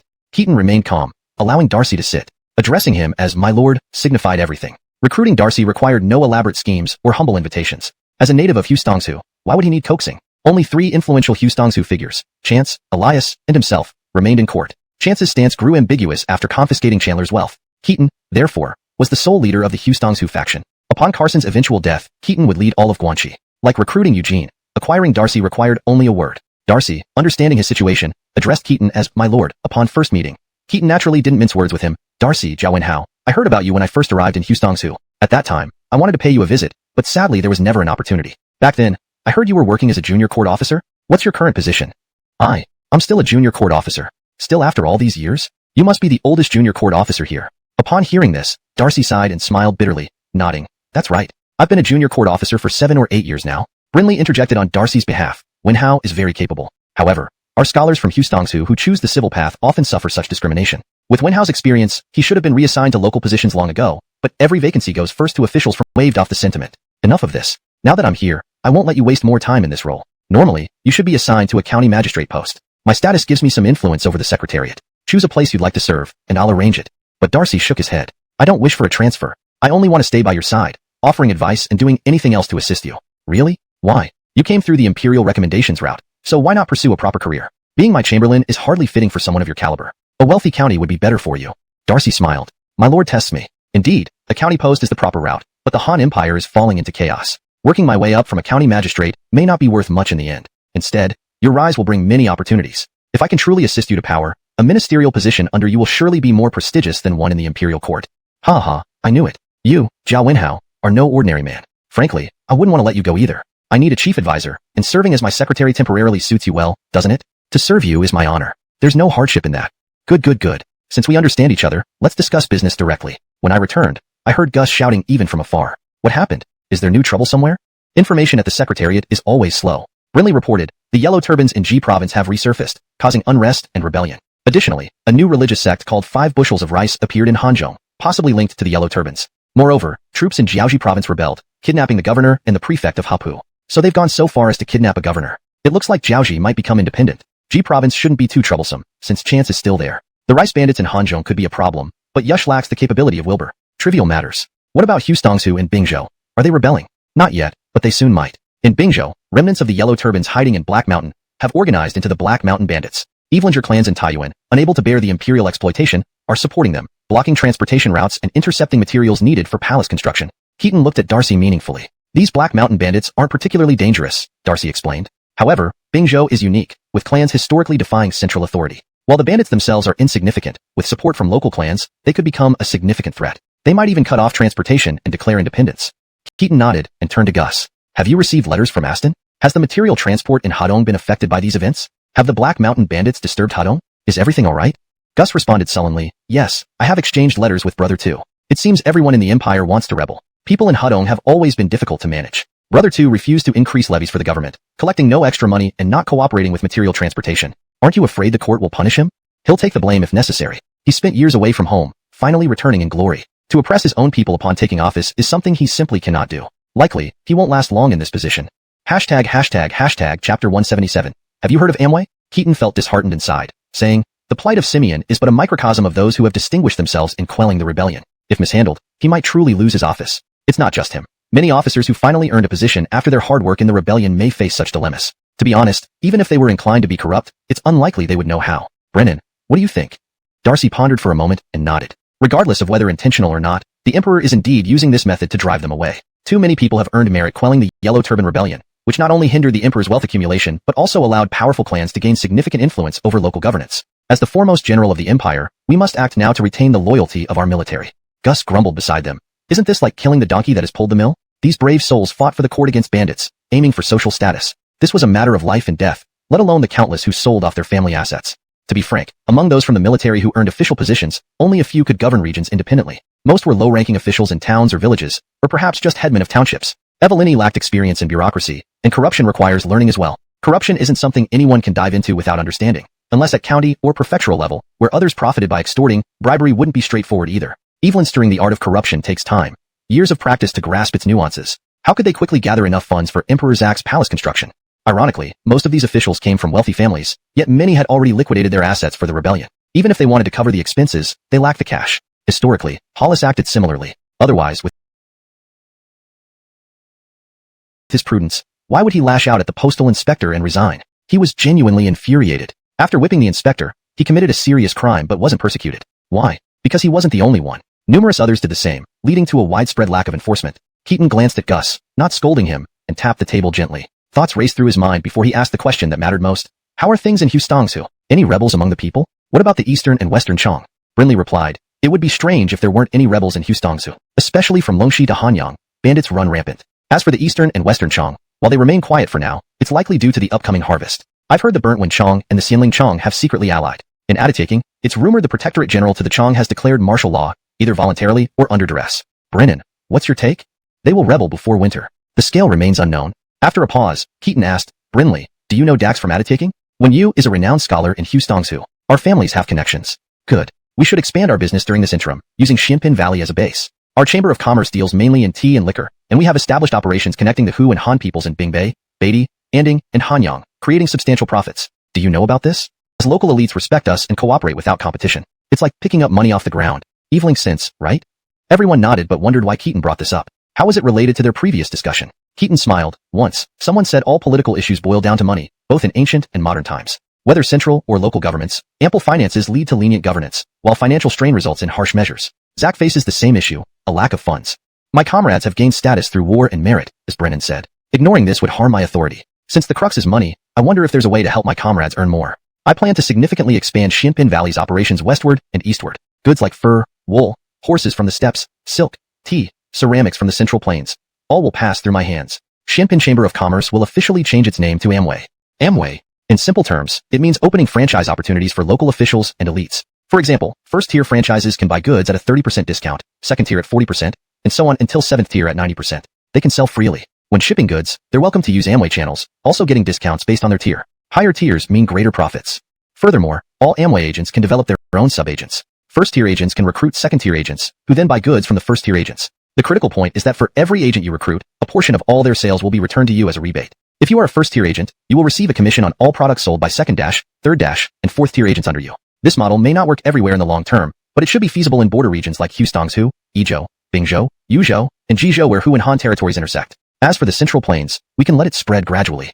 Being smart people, everyone grasped the multi-level marketing concept quickly. Darcy suddenly understood. My lord, you mean to make accomplished generals like General Simeon become Amway agents? Yes. I plan to grant them second to fourth-tier agency status based on their past merits and current positions at no cost. With this, they can use it to attract local powerful clans within their jurisdictions, making money together. At least in the border commanderies of Haosdong, Bing, Ji, and Yu provinces, I can ensure smooth distribution of goods. Wouldn't this be hundreds of times better than engaging in corruption? How many local powerful clans they can rope in depends on their capabilities. For those capable enough, I won't interfere even if they put a knife to their necks. Whether they choose to contribute funds for palace construction or buying official positions is up to them. This way, I have done my best, haven't I?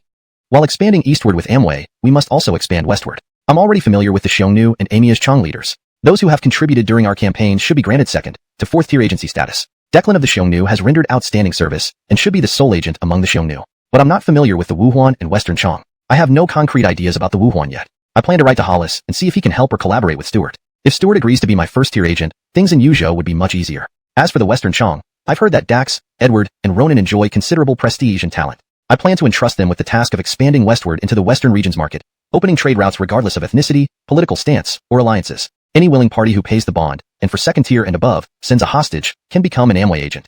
Most importantly, I can promise them that even if the Eastern and Western Chong rebel one day, business should not stop, warfare continues, but so does trade. Of course, each tier of agents must meet performance and sales targets. Failure to do so for a year will result in demotion. Darcy and Brinley exchanged glances, finding it hard to digest this business model. Fundamentally, this was a pyramid system that exploited lower-tier agents to support higher-tier ones. But weren't the higher-tier agents typically chieftains and nobles of the Hu tribes and influential families in the Central Plains, while the lower-tier agents were mostly poor peasants, small traders, and village peddlers? Without Amway, wouldn't these powerful clans exploit anyway? With Amway, at least it looked slightly more refined. The local powerhouses obstructing trade would likely welcome Amway with open arms if given a high enough tier, provided the upper echelons of the government don't intervene. In the short term, Amway might indeed rapidly expand to all border regions. Brinley. Yes. The management of Xianpin Valley has always been handled by my brother-in-arms, Hurley. He will naturally be the head merchant for Amway. But frankly, though he's a seasoned general, he lacks connections and abilities in other areas. Can you assist him in Han Daxton as his secretary, helping to complete this reform? Especially in expanding westward, Hustongzhou is vital to me.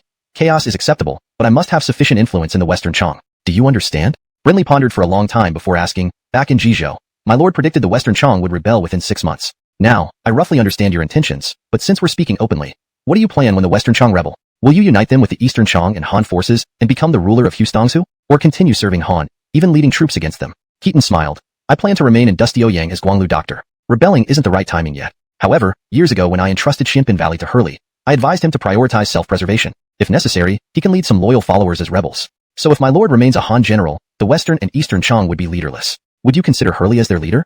If he became their leader, it would be difficult for me to avoid responsibility in Dusty Ouyang. Let's not go down that path. Military power lies in substance, not appearances, especially in Hustongzhou. Whom does my lord prefer as the leader? Just because I say so doesn't make it true? With me in Hustongzhou, what you say counts. Then Dax it is. I know his capabilities well, saving time. Understood. This translation preserves the original paragraph structure and conveys the storyline and logic coherently, ensuring a natural and fluent English text. Chapter 178. Darcy's Strategy. After receiving the order, Brinley proved to be quite decisive. Without waiting even one night, he left immediately. Keaton had intended to personally escort him out of the city, but was sternly high-ranking officials such as the Three Excellencies and the Grand Tutor have the right to establish administrations. Although your achievements are remarkable, your seniority is still relatively short. Unless you join the eunuch party and buy your way up, it's unlikely in the next few years. For military officials, only the 4 great generals have this privilege. Gus scoffed. The 4 great generals are traditionally occupied by imperial relatives. Isn't this less likely then?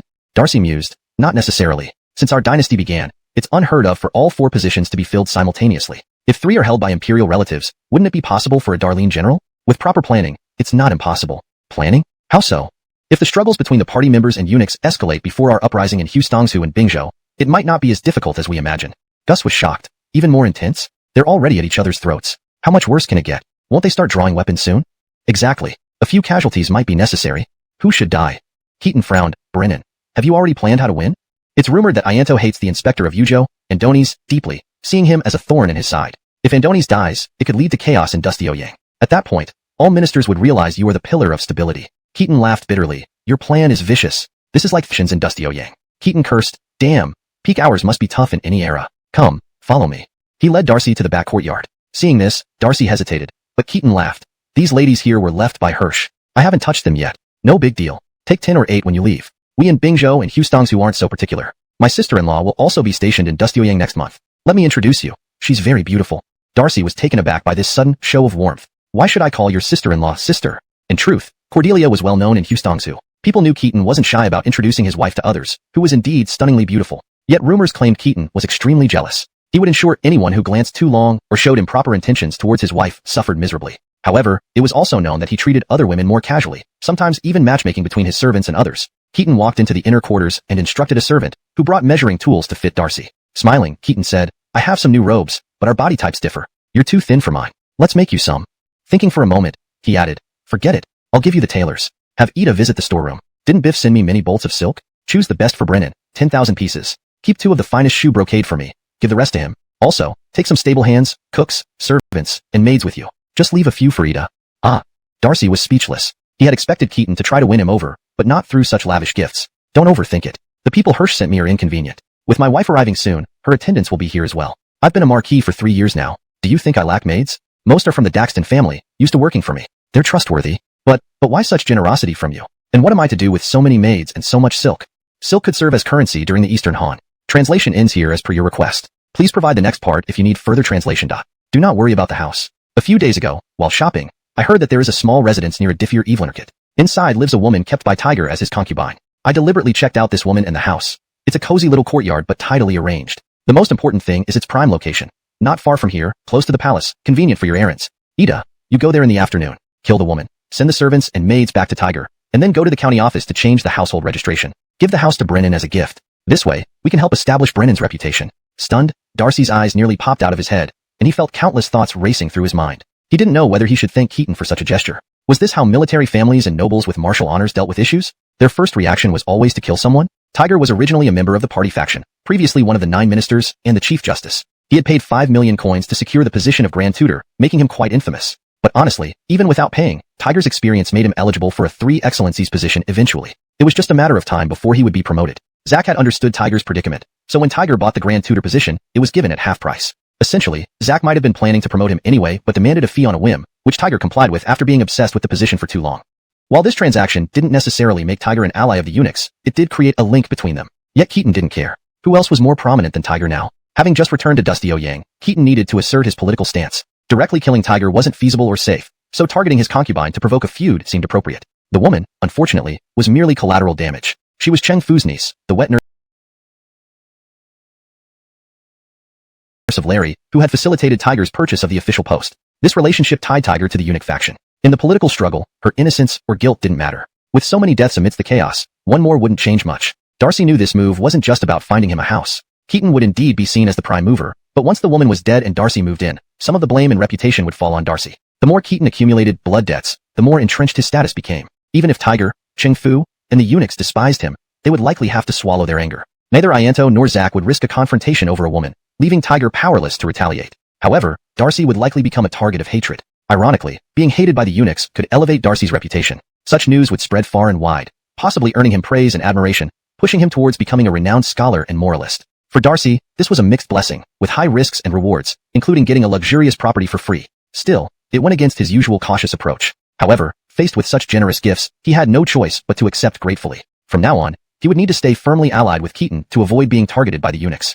Darcy couldn't help but admire Keaton internally. You truly understand how to use people effectively. Additionally, these silks and maids aren't just for you. I heard that before the ban on scholars was lifted, there was something called the 8 kitchens and the could be more suitable. Use some of the maids and silk for yourself, and allocate the rest for the hostel. Let's call it the Hustongsu Hall instead. So, shall only Hustongsu scholars receive aid? Keaton pondered and said, primarily Hustongsu scholars, but also consider those from Bingzhou, Guangzhou, and Izhou. Judge the balance yourself. Then, Lord, should I resign from my post as an imperial secretary?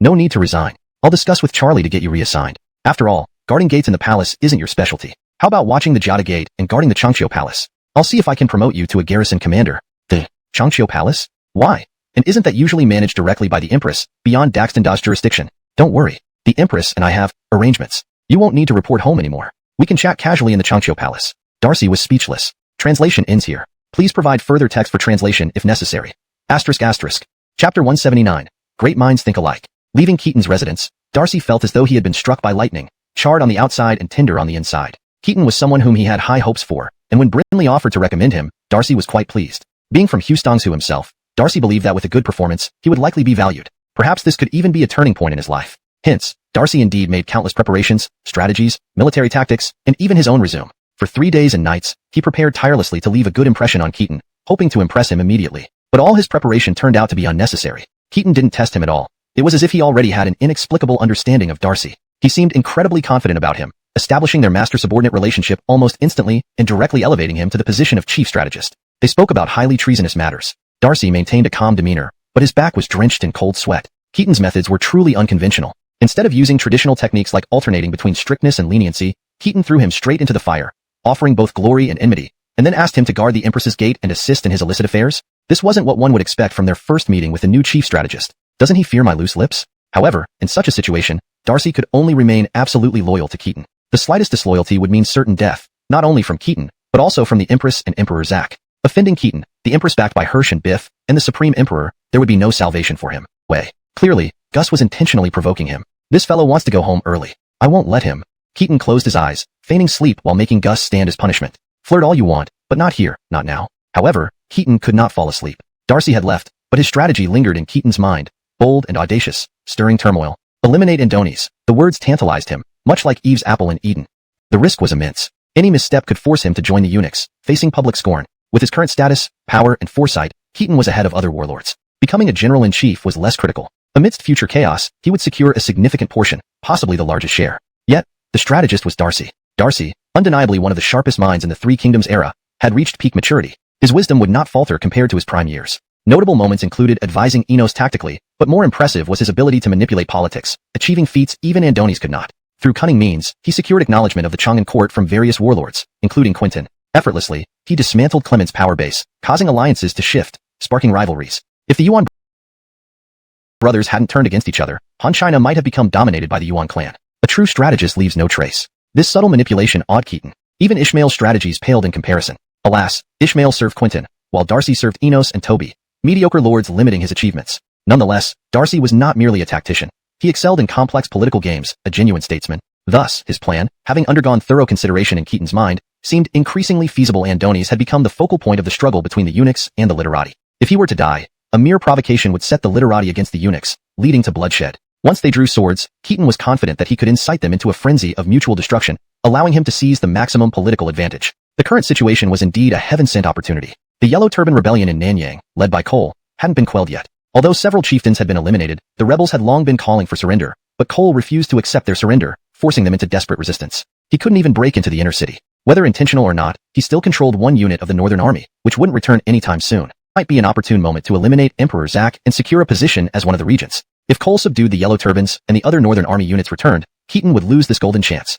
Changing history now could have drastic consequences. On one hand, he felt like waiting for the inevitable events of 4 years later. He considered letting Chao Amias take the stage as the chaotic ruler, just as history played out. However, concealing oneself behind a short person was impossible. Initiating the Great Chaos nearly 5 years earlier was risky, but he trusted Darcy's judgment and believed he could secure the position of General-in-Chief. Doing so would irrevocably alter history, stripping him of his greatest advantage, his knowledge of future events. Moreover, standing out always invites trouble. He would likely end up replacing Elias's role. On the other hand, passing up such a rare opportunity pained him. Waiting for 4 years seemed too long and unpredictable. How could he ensure history would unfold as it did? A wise general must be bold and ambitious. Having reached this status, he knew he was sailing upstream.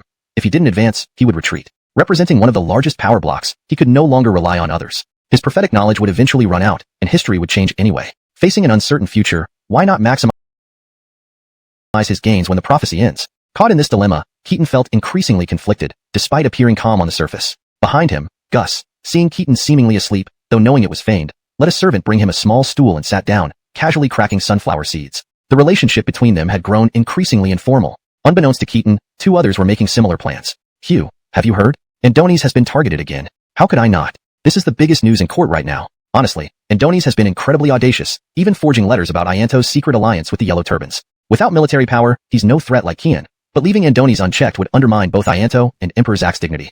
Eugene chuckled. I heard Ianto has launched a second investigation into Andoni's. Using trumped-up charges, he arrests Andoni's, releases him without evidence, and then finds new reasons to arrest him again. It's quite amusing. Eric thought for a moment. It shows that Andoni's is clean, at least clean enough for Ianto to find no significant faults. On the other hand, this might also be deliberate humiliation. Exactly, humiliation can be worse than death.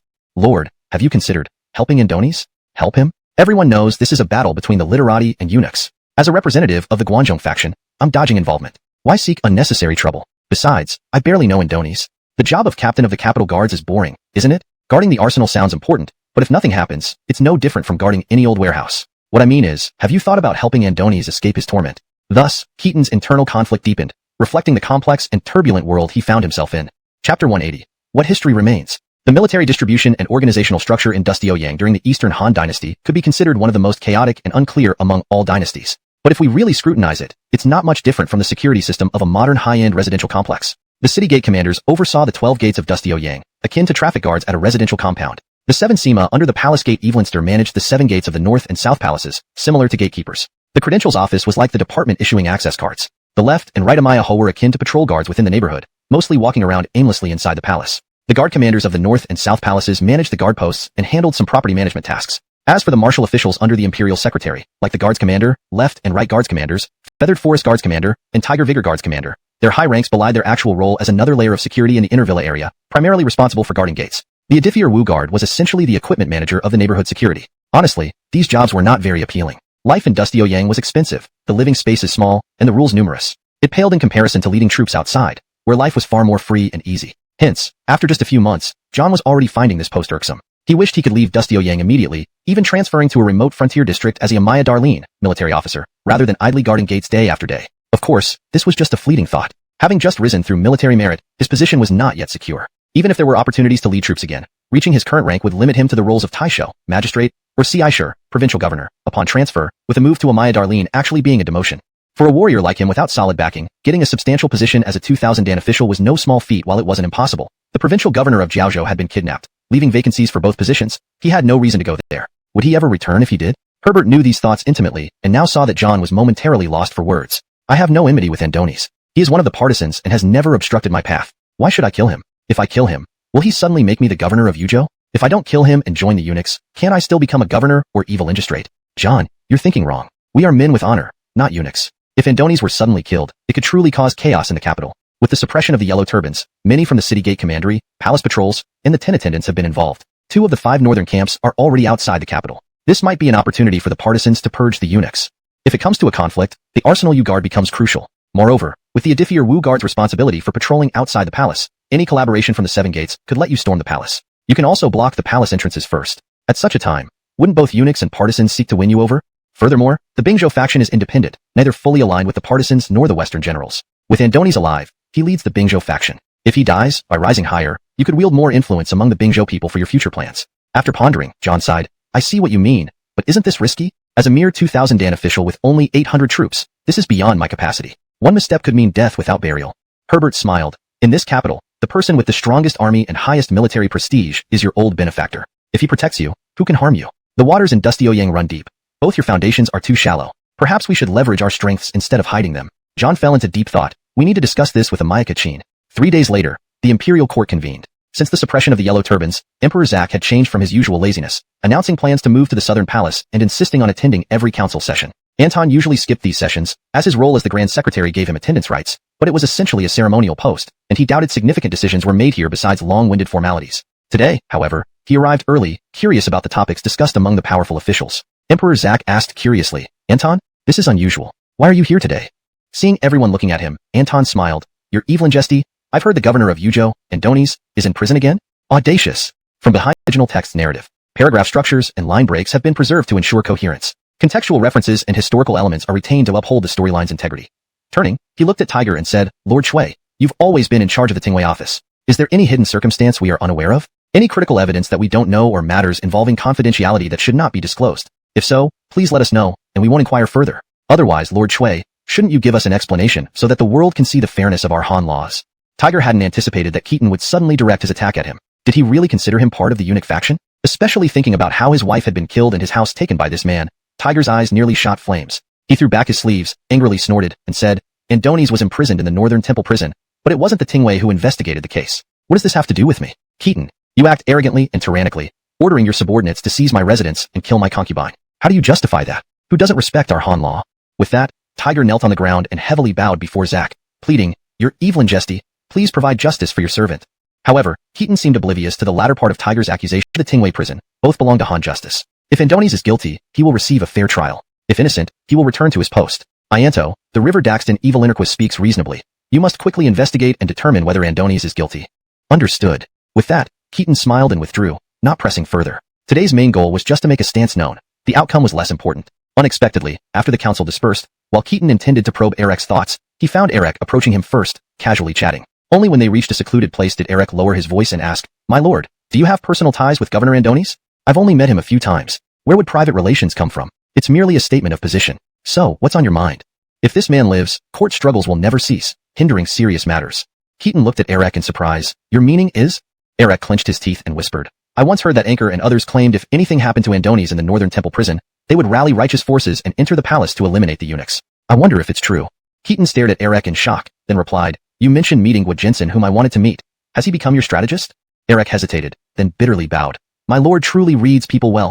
Guo Jensen is from Yingchuan and can't be called my strategist, but because of my work with the Guo family over the years, our friendship deepened, leading him to offer strategic advice. This is quite surprising. These strategies are bold. Wanting him dead? Indeed. It depends on my lord's decision. I follow my lord's lead. Keaton could only laugh wryly. Initially hesitant, now hearing Eric's words made him sigh deeply. History? What history remains? Eugene aligning with Eric, it made him uncertain if he could still control this formidable tiger. Since Eric came seeking him, how could he ignore his intentions? Would he seek Charlie, Anchor, or Hersh if refused?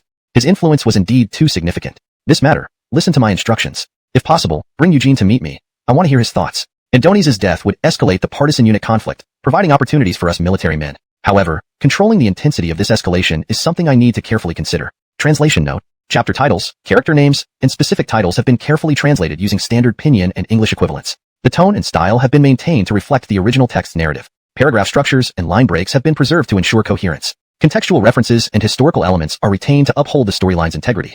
Chapter 181.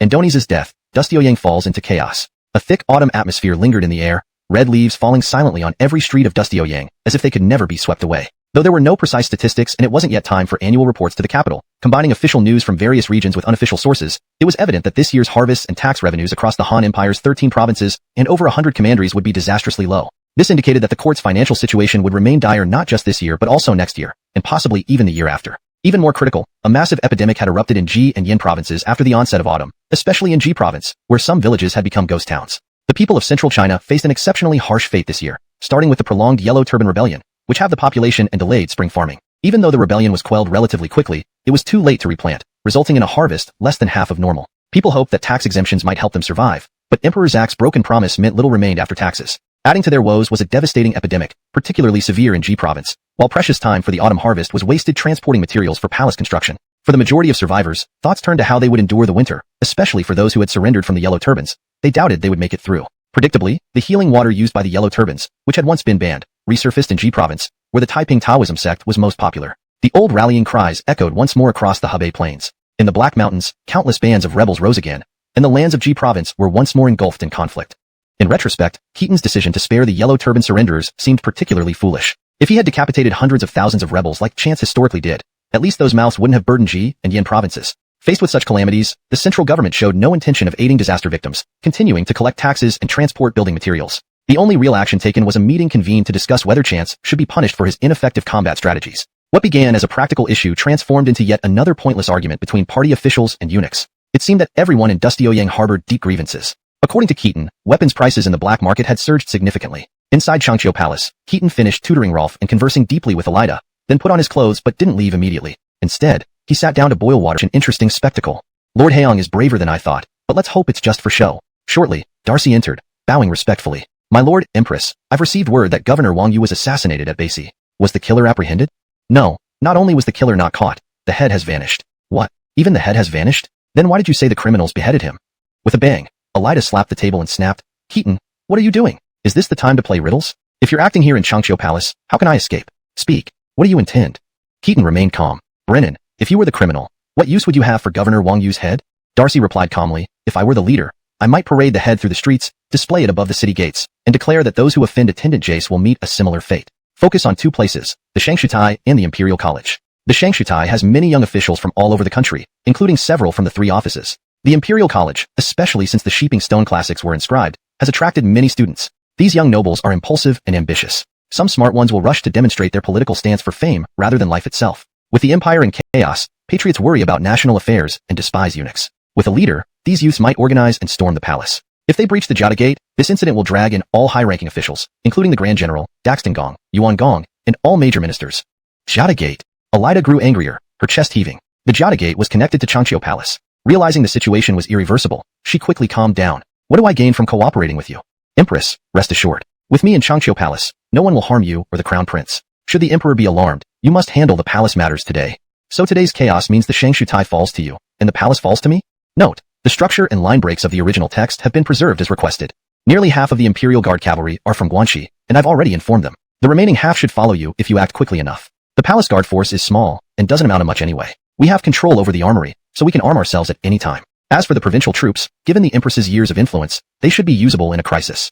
What exactly are you planning? To be a weapon for the party officials? What benefit does the extermination of eunuchs bring you? You have shallow roots and merely some troops. You can't possibly match the Yuan family from Runan. Or will you willingly become a dog under their household? I have no intentions of exterminating the eunuchs. With a major upheaval approaching, I am here voluntarily to protect the Empress and Crown Prince's safety. Empress, rest assured. No matter what happens outside, I'll ensure nothing befalls you. However, I cannot manage the matters within the palace. If something happens to the Emperor, it has nothing to do with me. At this point, Alida finally understood Keaton's full intent. She took a deep breath and glared at him fiercely. Can we choose another direction and not attack the Jiada Gate? My dear brother, if this happens, how could our relationship remain a secret? I'm just a woman.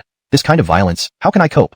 Keaton still smiled as he responded, even if his Evangelist finds out about us, I don't think he would dare kill me. Whether he dared or not was unknown. After a long pause, Alida said, Ianto and Chandler cannot die. That's my bottom line. Otherwise, even if the Emperor passes away and Jared ascends the throne, he will only be a puppet. Empress, with Grand General present, Evil Interquist Chariot General present, and myself, how could he be a mere puppet? My brother and younger brother are figures in name only. And as for you? Haha, you only listen when you're undressed. But once your pants are on, you might bully us widows and orphans. That's my condition. If you disagree, then let's both perish. Keaton thought for a moment, knowing he couldn't push too hard. He nodded and said, I can only guarantee Changqiu Palace's safety today. Outside Changqiu Palace, I can't assure anything. Enough. She instructed a nearby servant, summon Ianto and Chandler to Changqiu Palace immediately. I have urgent matters to discuss with them. Tell them to come regardless of any situation. Of course, if they refused, she had no way to make them. If these slaves disobeyed her, they deserved whatever fate awaited them. Keaton patted Darcy on the shoulder and smiled. Nervous? Darcy gave a bitter smile. Your audacity truly shocks people. Saying I'm not nervous would be a lie. However, I believe in my plans. As long as they're executed without major errors, they will succeed. Originally, Darcy's plan was simple. Incite the party officials to exterminate the eunuchs, while Keaton leads the troops to maintain order, preventing the officials from disturbing the Emperor and avoiding a massacre of party members. This way, he could gain credit and perhaps become a general. Who knew Keaton would be even more daring, leveraging his relationship with Alida to forcefully collaborate, even contemplating changing the Emperor. Strangely, after understanding their relationship, Darcy believed this might actually be feasible. The only uncertainty was whether Alida had as much control over the palace guard as she claimed and whether she, as a woman, wouldn't shock. Despite having over 100 guards, the Jiada Gate slowly opened from inside. The guards looked bewildered, and Zoran was terrified. Then Keaton appeared from within the gate, shouting loudly, Zoran, are you here to exterminate the eunuchs or rebel? How did Keaton get out of Changqiu Palace? Realizing he'd fallen into a trap, yet unable to back down, Zoran steeled himself and said, Brother Jai, corruption reigns, the state is in chaos. Without eliminating the eunuchs, the nation cannot be peaceful. Please prioritize the greater good. Chapter 182. Military Mutiny, Siege of the Palace. Exterminate eunuchs. Eliminate traitors. Serve the nation. Chaos erupted within the Imperial Palace, and even beyond its walls. The slogans echoed incessantly, as if they could turn the sky upside down. With Andoni's head displayed publicly, students from the Imperial Academy were the first to be stirred up, taking to the streets in protest. Following closely were the visiting princes residing in the scholars' quarters outside the city. They too, under the incitement of certain individuals, swarmed toward the Zhongdong Gate. The gate commander at Zhongdong Gate was Eric. The control over weapons and personnel outside the city was lax, and soon a band of about 200 roving knights led the way for the princes, hurling flaming oil while shouting, Today, eunuchs kill Andoni's. Tomorrow, General Guy will be next. Haven't you heard that he is already being held accountable? Warriors of Han, do you want to aid evil? If we don't slay the eunuchs today, they will kill General Guy tomorrow, and then Lord Qin after that. How can the Empire endure such turmoil? Do you wish to follow these emasculated men into battle? Before the words finished, Eric on the city wall bellowed, Well spoken. Brothers, this action is not for Andoni's alone but for General Guy. Without the eunuch's removal, peace cannot be restored. Follow my order. Open the gates. Welcome everyone inside to face his evil majesty and expose the harm caused by the eunuchs. Eric had previously served under Chance, who remained in Ji province after suppressing the Yellow Turbans. Though his troops were mostly disbanded, the northern army was brought back by Keaton. The capital lacked soldiers, so Eric was assigned to command Zhongdong Gate. Chance had always been adept at leading soldiers, never withholding their pay, and often sharing food and shelter with them. While he didn't have a personal following among the northern army, he was respected. Word of his impending punishment spread widely throughout Dustio-Yang, where secrets were rare. Ordinarily, no one would dare open the gate in such a situation, but this was Zhongdong Gate facing the scholars' quarters. No one was foolish enough to overlook how many Confucian scholars and influential merchants' sons might be involved, or whether high officials were plotting behind the scenes. Who would control the court afterward? With Ponte Evelyn declaring the gates open, though everyone felt it was inappropriate, they reasoned that someone else would take the blame and they were merely following orders. Note, Ponte Thuma, Evelyn seems to be a mistranslation or misinterpretation of Pongdura, which should be translated as Ponte or Eric based on context and consistency in character names. Outside Dustio-Yang, these armed wanderers, mobilized by John, surged past Zhongdong Gate. Across the river lay Yonghe, Li, and Buguangli, residences of most nobles. Although the river prevented direct disruption, the crowd, led by Eric, stormed the Green Dragon Gate of the southern palace. Nobles observed all this clearly, and chaos reigned in Yonghe, Li, and Buguangli. People panicked, hearing news like, Imperial Academy rebels are storming Kaiyang Gate. The scholars' quarters are attacking the Green Dragon Gate. Even the Secretariat has rebelled and stormed Jada Gate. What? Jada Gate breached, led by Secretary Zoran?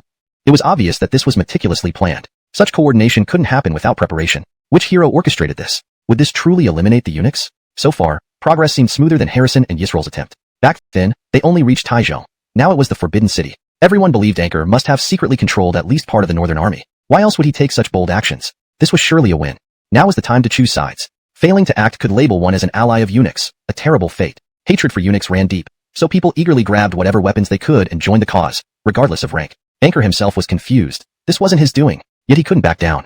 Zack would hold him responsible anyway, and the whole city probably assumed he was behind this plot. Caught in this precarious position, there was no choice but to proceed. And Anchor did have preparations in Dustio-Yang. His mansion housed 200 warriors ready to die for him. Few in number, but valuable in critical moments. So, with his 200 warriors, Anchor stormed the Grand Evelyn-Urschel's residence, bowing before Hirsch. Grand Evelyn-Urschel. Eunuchs commit treason and murder loyal officials. All wise citizens have risen. Will you hesitate? This Jada Gate is breached. Must the Grand Marshal share the glory of purging eunuchs with Piaoqi General Amias Zhong? This final statement pierced Hirsch's heart. He knew Anchor was orchestrating this, seeking his authority as Grand Evelyn-Urschel. Yet this authority was crucial. If he refused, Anchor might find Amias Zhong, leading to Prince Yusef's enthronement. He smiled bitterly. Your planning, brother Iwan, has outwitted me. I detected nothing. Admirable. Anchor hesitated. Very well. Now what? Please issue orders for the Northern Army to stand down. Accompany us to seize the arsenal to ensure victory. Learning from Yisrael's failure, using the Northern Army should be avoided, as they lack political loyalty and can easily waver. The arsenal, located northeast of Dustio-Yang, was close to Empress Dowager's Yong'an Palace. Upon arrival, they found John holding a pike, riding a tall horse, with Amias Zhong's severed head atop his weapon. Amias Zhong plotted rebellion and attacked the arsenal. I slew him. What is your purpose here? They were stunned. Hirsch turned angrily to Anchor. Is John your man? Explain yourself. Anchor, equally bewildered, thought rapidly. Killing Amias Zhong infuriated the Empress Dowager and possibly the Emperor. So he wasn't a eunuch ally, but he certainly wasn't one of us either. Even if Anchor planned it, executing Amias Zhong, the Empress Dowager's brother and Emperor's uncle, without authorization, would never be dared unless, Eric, where is your lord? Keaton, come out and speak. Eric only smiled in response, raising his halberd which was originally used as a ceremonial weapon, pointing it straight at Anchor with Amias Zhong's severed head on its tip. Amias Zhong rebelled and has been executed. Are you plotting rebellion too? Anchor sneered coldly. Are we the ones rebelling? Or are you? What exactly do you intend to do? After saying this, he turned to Hirsch and said, Great General, cross the bridge. I don't believe Eric would dare harm you. Hirsch stood speechless. Great General. This isn't just about eliminating eunuchs. It concerns us all. You want to kill the Emperor? Not me, it's Keaton. Hirsch looked utterly bewildered, completely lost as to what was happening. It was such a mess. Before anyone could react, the sound of galloping horses and shouts echoed from afar. The way of Xian Pin is inexhaustible. Loyalty and righteousness lead us to follow even unto death. Muhammad and Keaton's followers have arrived. How could they get here so quickly? Iwan, what is going on? Is Keaton one of us or not? Before he could finish, Muhammad, riding a black steed, called out, reporting to the great general, General Piaoqi Amias Zhong rebelled and has been executed. However, his evil majesty has been attacked and his condition is unknown. My lord has gone to the Changqiu Palace to protect the Empress and the Crown Prince. Great General, do you come here to seize weapons for chaos, or to protect the prince's ascension? His evil majesty has been attacked? Recall what happened earlier, just half an hour before, when Jada Gate opened wide. Zoran came in looking puzzled and saw Keaton. Instantly his expression changed. Yet, having no choice, he instinctively shouted, Why is evil Inarquis Haeong in Changqiu Palace? Are you trying to stop us or join us? Keaton immediately yelled back. The capital is in chaos, with villains stirring trouble. Therefore, I led troops into the palace to protect the empress and crown prince. Are you here to eliminate eunuchs or plot rebellion? As he spoke, Baihu Gate suddenly opened, and 300 pre-prepared Xian Pin loyalists rushed into the palace. Soon, they joined forces with the original Feathered Guard and Tiger Valiant armies guarding the area. Most people were clueless, but Elida had already dressed in a dark robe, sword in one hand, holding Rolf in the other, slowly walking on the imperial path. Keaton, Elida, and Prince Rolf standing together. Along with the informed Xian Pin loyalists, the entire 1,000-strong contingent of Changqiu palace guards knelt down in allegiance to the empress. Seeing this, Zoran took a deep breath, overwhelmed by too many points of confusion, unsure where to start. Who's harming whom? I'm just a scholar official. How could I harm you? This is wrong. Keaton is clearly staging a mutiny. He is aiming to kill the emperor's aristocratic offspring, inherently aligned with political parties. Feathered guards were selected from regional militaries, mostly from Guanxi, while others were from influential families in Guangdong. Only Tiger Valiant riders showed true loyalty, somewhat dubious. Within less than half an hour, Chongqing Hall, Jcitai Hall, Duong Hall, and Shoan Hall fell one after another. Emperor Zak found himself cornered in Zhangda Hall. Empress? Why is she with Zoran and those people? Ianto, Chandler? Where are you? Summon my edict. Order the 5 armies to enter the capital and save the emperor. Chapter 183, The Sky Changes. Rescuing the emperor was no longer possible. Soon, Zak received a military report stating that Muhammad had seized control of the Dustioyang armory. Under the pretext that Amy Zhong was plotting rebellion, he had surrounded the entire northern palace. General Hirsch issued an order declaring that he had already died and was now attacking the Xuanwu Gate to support Rolf's ascension to the throne. This is treason. The empress has also turned against me, as have Ianto and Chandler. Have they all abandoned their emperor? Once I break out, I will kill them all. Zak clenched his teeth, eyes bloodshot like a wild beast ready to strike. But what options did this supreme ruler truly have? To the south, Keaton, Zoran, and Elida were besieging the city. To the north, General Hirsch attacked the Xuanwu Gate. Regardless of which force advanced first, the few guards defending Jazid Hall would be powerless to resist. Desperate, Zak, a descendant of Yates, climbed onto the city wall with his sword in hand and wearing his imperial robes, shouting loudly to the troops outside, I am here. Soldiers, listen to my command. Whoever kills the rebels Hirsch, Anchor, John, or Muhammad will be rewarded with 1,000 gold pieces and granted the title of Evil Inarquis over 10,000 households. You're Evelyn Jesty. You're Evelyn Jesty. Your Evelyn Jesty is not dead. Hirsch himself was terrified, feeling as if his head were being pounded by a hammer, leaving him completely lost, trembling uncontrollably, and instinctively weak-kneed. You're Evelyn Jesty. You're Evelyn Jesty. But Muhammad, who remained beside him, said calmly, General, things have come to this. Even if you surrender, how can your family survive? Retreat means death, and advancement means absolute power. Surely you aren't planning to surrender? But, the soldiers. With a single order from the general, at least the Xianpin militia will fight at the forefront. As the saying goes, once on a tiger's back, it's hard to get off. Hirsch realized he had been deceived by Keaton. The plan was to eliminate the eunuchs, but why had it turned into an attack on the emperor? Yet, as Muhammad said, even realizing this, what could be done? Only perseverance until the bitter end. Do not be fooled, soldiers. The current emperor is dead. This person is an impostor. Anchor shouted alongside, audacious eunuch, daring to impersonate the son of heaven. Do you not know this is a crime punishable by extermination of 9 generations? Hirsch, you treacherous dog. You were merely a butcher. Yet I foolishly promoted you and your heartless sister. My Han soldiers, do you truly intend to kill me? This is rebellion. Drop your weapons. I swear on my ancestors' legacy that I will forgive you all. Before he could finish, drums began beating in the ranks. Muhammad's Xianpin militia charged forward, shouting, brothers, charge inside for wealth and glory. Fail, and your clan will be exterminated. How can you believe the words of a false emperor? Kill him. Seeing this, Anchor took the initiative, shouting, when the city falls, the treasures of the Western Park and Yeoman Palace belong to you all. Charge. The Northern Army thought about it. Few had seen Zak before, and even if this was Zak, everyone knew he didn't always keep his promises. Forget it. Attack. Soon, John distributed strong crossbows from the arsenal to his troops and fired arrows toward the city wall, forcing Zak to retreat hastily. Shortly after, smoke billowed from within the northern palace through the Xuanwu Gate. The fire was deliberately set by Keaton. Hirsch attacked from the Xuanwu Gate, targeting the palace walls, which were almost as challenging as attacking Dustioyang's outer city walls. Though Zak only had a few hundred armed eunuchs and less than 100 Hu Bin guards, they managed some defense. Without true siege equipment, Hirsch had to rely on climbing the walls, which wasn't very effective. Keaton's assault from south to north was easier. Being inside the northern palace, he was attacking the inner court, which had lower defenses meant for preventing illicit affairs. With little height, it was more vulnerable. With slow progress, Keaton grew impatient. Time dragging on increases uncertainty, especially during a palace coup where speed is essential. The downfall of Yisrael was a cautionary tale. Indeed, the Eastern Han Dynasty had extensive experience with palace coups, averaging one every 20 years, rivaling the Tang Dynasty's frequency. Evelyn's older Northern Army soldiers had experienced multiple coups and still remembered the previous attempts led by Yisrael. Experience was plentiful, and loyalty was fleeting. Time stretched, and possibilities grew. Especially when Zak appeared on the Xuanwu Gate wall, tensions rose for everyone. But fighting on the day's events, all he could manage was a long sigh. This coup came and went abruptly, leaving even the participants, Hirsch, Anchor, and Zoran, bewildered. Other ministers were equally confused, while the Northern Army soldiers involved were utterly puzzled. Everything was over, yet no one clearly understood who orchestrated or masterminded the coup. Officially, the leader seemed to be Hirsch. Did Hirsch lead a rebellion? But everyone knew Hirsch's limitations.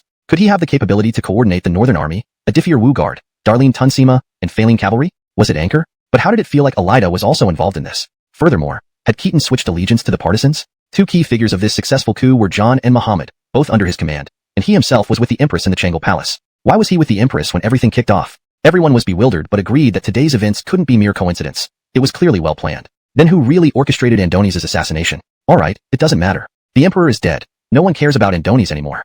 Officially, the blame for the rebellion would fall on Amiya Zhong. History books will read, Andoni's was executed, stirring public indignation. Officials and scholars stormed the palace gates, while the eunuchs, in their panic, conspired with General Amiya Zhong to kidnap the Emperor, steal seals, and plan a rebellion. Thankfully, Amiya Zhong was killed by Eric during an attack on the arsenal. General Hirsch swiftly took action and quelled the rebellion. With that, Keaton patted Darcy's shoulder and said, after all this drama, it's time you step forward as the director. Hand over the rest to you. You'll ensure the new Emperor's enthronement. Yes, sir. Keaton then playfully ruffled Rolf's hair and pinched his cheeks. Be a good emperor, okay? Rolf stared intently at him before replying, yes, teacher. Feeling elated, Keaton laughed heartily and strode away, accompanied by Gus and 100 soldiers, heading to secure the bowmen. The process was straightforward. Shout, the previous emperor has passed, and the new emperor ascends. By the order of the Empress, assemble the troops to attack Yong'an Palace and purge the rebels, and everyone followed without hesitation. Amiya Zhong had already taken the fall, implicating Empress Dowager Amias. With Emperor Zak dead, the main conflict would now be between Rolf and Yusef for succession. Eliminating Empress Dowager Amias, now Empress Dowager, seemed like a patriotic duty and potential merit without risk. Moreover, everyone knew she hoarded wealth in Yong'an Palace. Breaking in would allow them to grab riches, equivalent to years of military pay. Who would remain loyal to a dead emperor? Fresh from battle and having worked under Keaton, these soldiers eagerly followed him to plunder Yong'an Palace. Questions about whether Amiya Zhong actually rebelled, or why it mattered were ignored amid the patriotic fervor. Troubles had started because of the eunuchs, and today's events were meant to eliminate them. Yet after so much effort, the emperor was dead, the Changde Palace and its annexes were burnt down, and the two most powerful eunuchs, Ianto and Chandler, still stood unharmed beside the Empress Dowager. What kind of situation was this? Empress Dowager. Anchor could not hold back and stepped forward, shouting loudly, Empress Dowager. The chaos of the nation is due to the eunuchs. The worst offenders among them are Ianto and Chandler. If you appreciate their loyalty for saving the emperor today, at most you should exile them from the palace, send them back to their hometowns with their lives spared. But keeping them close is asking for further turmoil in the empire. Seeing this, Christie glanced at him and said coldly, the emperor is young, and the affairs of the court need my guidance. As a woman, it would be inconvenient without trusted eunuchs by my side. Both Ianto and Chandler have proven their loyalty, even if they erred before, that is past. Are you trying to drive me into isolation, leaving my son to be bullied by people like you? Her words were harsh, forcing Anchor to kneel deeply and apologize humbly. But Darcy laughed and said, Brother Iwan, is the chaos in the world solely the fault of the eunuchs? The rebellion of the 8 provinces of Guangdong, how many of the over 100 governors were recommended by eunuchs? And how front of Darcy, bowing respectfully as he took the document. Of course. Everyone was speechless. The emperor was dead outside Xuanwu Gate, and even if that was false, official records already declared him deceased. So where did this supposed edict come from? But since the emperor was dead, as long as Ianto and Christie agreed, the content of the edict was immaterial. The new emperor ascends, the Empress Dowager assists in governance. Grand General Hirsch is promoted to oversee the Imperial Secretariat, Evelyn Ursel becomes Grand Tutor and also oversees the Imperial Secretariat, and Keaton becomes General of the Guards and oversees the Imperial Secretariat, jointly assisting the new emperor. By imperial decree. This edict was no surprise. Positions were assigned according to each party's influence. Keaton could have taken full control of military and political affairs, slowly filling the Northern Army with loyalists from Shuafang and Hustongsu, eventually becoming the paramount authority. But that would make him another Elias, lacking solid foundations and courting disaster. In fact, Casey Daopao, the emperor, agreed to let Christie keep Ianto and Chandler for this very reason. He didn't intend to truly kill these two. Without eunuchs, Christie's authority might barely extend beyond the palace walls, leaving her completely marginalized. Would that be beneficial to him? Power would likely pass to Grand General Hirsch, who, lacking a solid base, would gradually lose control to Anchor and other partisans. Without eunuchs, the major conflict in court would be between the Guangdong and Guanxi factions. Keaton's foundation was too shallow. Unless he acted forcefully, he would be suppressed by Anchor and others. So why not leave these two eunuchs to continue their rivalry, mediating between them and perhaps even aligning with Christie against the partisans? This way, he could gain an advantage in court and gradually dismantle the partisans' influence in the provinces, thereby truly consolidating power. Evelini provincial governors, although primarily partisan-affiliated, had been bought into office over decades during Larry's reign and before, aligning with the eunuch faction. However, eunuch governors lacked real authority and struggled to enforce orders locally. Though Larry was dead, and the palace eunuchs nearly wiped out, partisan influence would inevitably rise. These provincial officials could not immediately resign or be jailed. Ianto and Chandler were symbols more than individuals. Their death could cause panic and potential uprisings among local gentry and strongmen expelling governors. While alive, they could reassure these bought officials, providing stability. With weakened eunuch power and lingering conflicts with partisans, these officials could potentially be recruited by Keaton. Not all were useless. Some entered office because they lacked connections and had to buy positions. Others from noble families couldn't resist the lure of wealth, like Tiger. Some simply didn't want to offend the eunuchs and inadvertently joined the partisan camp. If some merely wished to retain their posts for good governance, some upright officials often resigned out of principle. ignoring the resulting chaos in administration and the plight of commoners. Thus, Keaton sought to identify capable eunuch supporters, using them wisely, while gradually removing those unsuitable through moderate measures. If he maintained good relations with Christie and tacit agreement with Hirsch, he could replace key figures with his own loyalists, or those from the Guan Yu faction. By fully replacing these positions, Keaton's power would significantly grow, bolstering his otherwise weak foundation. Of course, Anchor's departure at this moment was indeed rather foolish. With the 3 regent ministers already established, the next natural step was to reward contributions and appoint key officials for the new court. Keaton had left but kept Darcy behind to act on his behalf, essentially giving everyone a chance to recognize Darcy formally. Now, who could represent Anchor after he left? Moreover, Anchor aimed to influence Hirsch to shape the court's direction.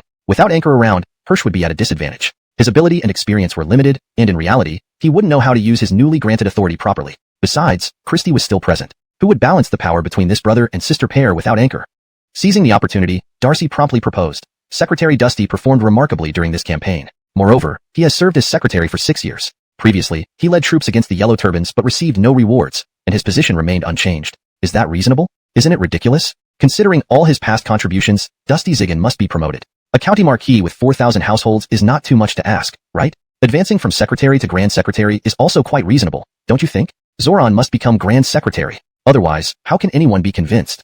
As for the current Grand Secretary Ira, he could be given the transitional role of Grand Evelinster of Ceremonies, awaiting a more suitable position later. Hirsch was a bit dazed and couldn't immediately see the issues. He even genuinely believed this appointment would be beneficial for him. Zoran was ultimately from the Guangdong faction and one of the leaders of the partisans. Crucially, he studied under the great scholar Cole from Guanxi, without any direct ties to the Runan Yuan family. Instead, he maintained good relations with the Guanxi military families, serving as a bridge between the 2 regions. In Hirsch's mind, by proposing Zoran as Grand Secretary, Darcy and Keaton were aiming for peace. This arrangement would be accepted by all parties, ensuring political balance. Most importantly, as the Grand General overseeing the Imperial Secretariat, having someone like Zoran, who wasn't associated with the Yuan clan, in such a critical position would help counterbalance Anchor. Relying on the Guangdong faction out of necessity, Hirsch knew his political stance wouldn't easily change. But since Anchor joined his camp, almost everyone under him was either a Yuan family protege or a friend of Anchor. While this didn't fully sideline him, did he not feel constrained by Anchor? Zoran's promotion would dilute Anchor's authority and make him one of the new leaders of the Guangdong faction, aiding Hirsch in balancing power against Anchor. Agreed. Must agree. Christie rolled her eyes at him. Why hadn't he thought about why Zoran wasn't here? What could be more important than dividing the spoils now? Zoran was busy reclaiming the cavalry division. For the Guangdong faction, military control was essential. Currently, the only prominent figure they had in this field was Zoran. Although the Grand Secretary was a high-ranking official, putting Zoran in this position would mean he would never hold a military post again. If Anchor were here, he would have fiercely opposed this proposal. But since he wasn't, Hirsch either didn't realize or pretended not to notice. To balance Anchor's power, he actually agreed more enthusiastically than Darcy. Originally, Keaton initiated this coup merely to secure the position of Guard General. Now, his wish was fulfilled. This position gave him nominal leadership over the capital and surrounding areas, making it easier to recruit and consolidate troops. For example, with the title of Guard General, reclaiming the cavalry division became smoother because the 5 armies of the Northern Army theoretically fell under his command. While the chief of the chariot guards nominally outranked the Guard General, Hirsch and Biff's military prestige couldn't compare. More importantly, Keaton could now open his own household, equating to the 3 excellencies in protocol. Opening his household allowed him to appoint talent directly without needing approval from the court. For instance, instead of merely being his strategist, Darcy could now officially hold the position of clerk in the Guard General's office, a real 600-stone office holder. This elevated status allowed Keaton to grant him further imperial titles, such as Deputy Grand Secretary, immediately. Darcy was no longer just a private retainer but could seamlessly transition into the Imperial Secretariat if needed. Gus, originally a minor guard leader, now held an official position in the Guard General's office, which would help him smoothly join the Northern Army in the future. Furthermore, Keaton followed Quentin's example by assigning Muhammad, Eric, and others dual roles in both Imperial and Guard General positions. Expanding on this, Keaton visited Charlie that night and, through Charlie's introduction, met with Evelyn Reedy, plotting throughout the evening. The next day, people were astonished to find that these 2 influential figures were now also participating in the affairs of the Guard General's office. The original tone and style are maintained, ensuring the translation is natural, fluent, and free of grammatical errors while adhering to the paragraph structure and line breaks of the original text. Chapter 185. Wherever there are people, there is a martial arts world. Of course, Charlie and Garth only held the title of Consultative General in the Guard General's Evolution for a short while. It was merely a symbolic political gesture. As soon as the situation stabilized slightly, Keaton proposed at the Ministry of Works to promote both of them. With the plague ravaging G Province, shouldn't Tiger be relieved of his position as Grand Tutor? This wasn't baseless speculation. Traditionally, among the 3 excellencies, the Grand Commandant oversaw celestial affairs, the Imperial Engineer oversaw terrestrial matters, and the Grand Tutor oversaw human affairs. Thus, when calamities descended from the heavens, like solar or lunar eclipses, the Grand Commandant would be dismissed.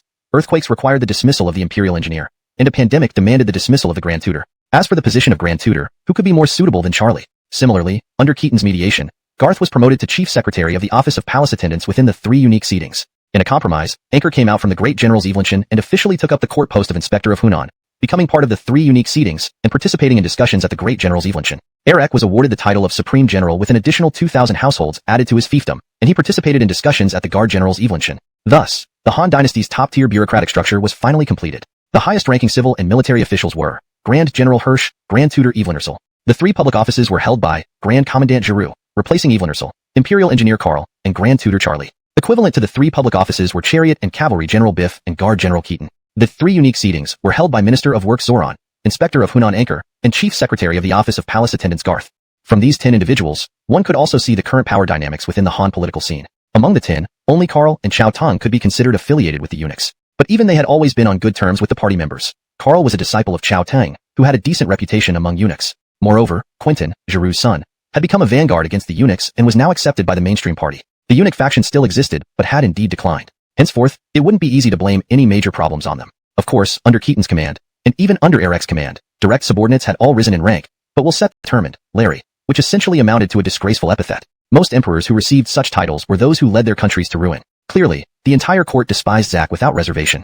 No one respected Larry of Han. The wealth of Shiyuan had long been plundered to reward soldiers involved in the coup. Elida did not have a habit of wandering the gardens daily, so exploring the royal gardens seemed justified. With Chief Secretary Garth as an ally, who would dare say anything? One must admit, these imperial gardens were magnificently built. Keaton almost understood why Zack enjoyed constructing these parks. Any single park here rivaled modern tourist attractions, sans the hordes of visitors. With hundreds of staff attending to them personally, strolling through these gardens truly refreshed the mind and soul. Cordelia remarked in amazement, "It feels like a dream. When I married you, you were just a humble shepherd. Who would have thought we'd become a duchess and a marquis? And now, upon arriving in the capital, I hear you're already a marquis commanding 10,000 households, a guard general of status equal to the three excellencies, and you're even taking me to tour imperial gardens. Are you not already the most powerful man in the court?"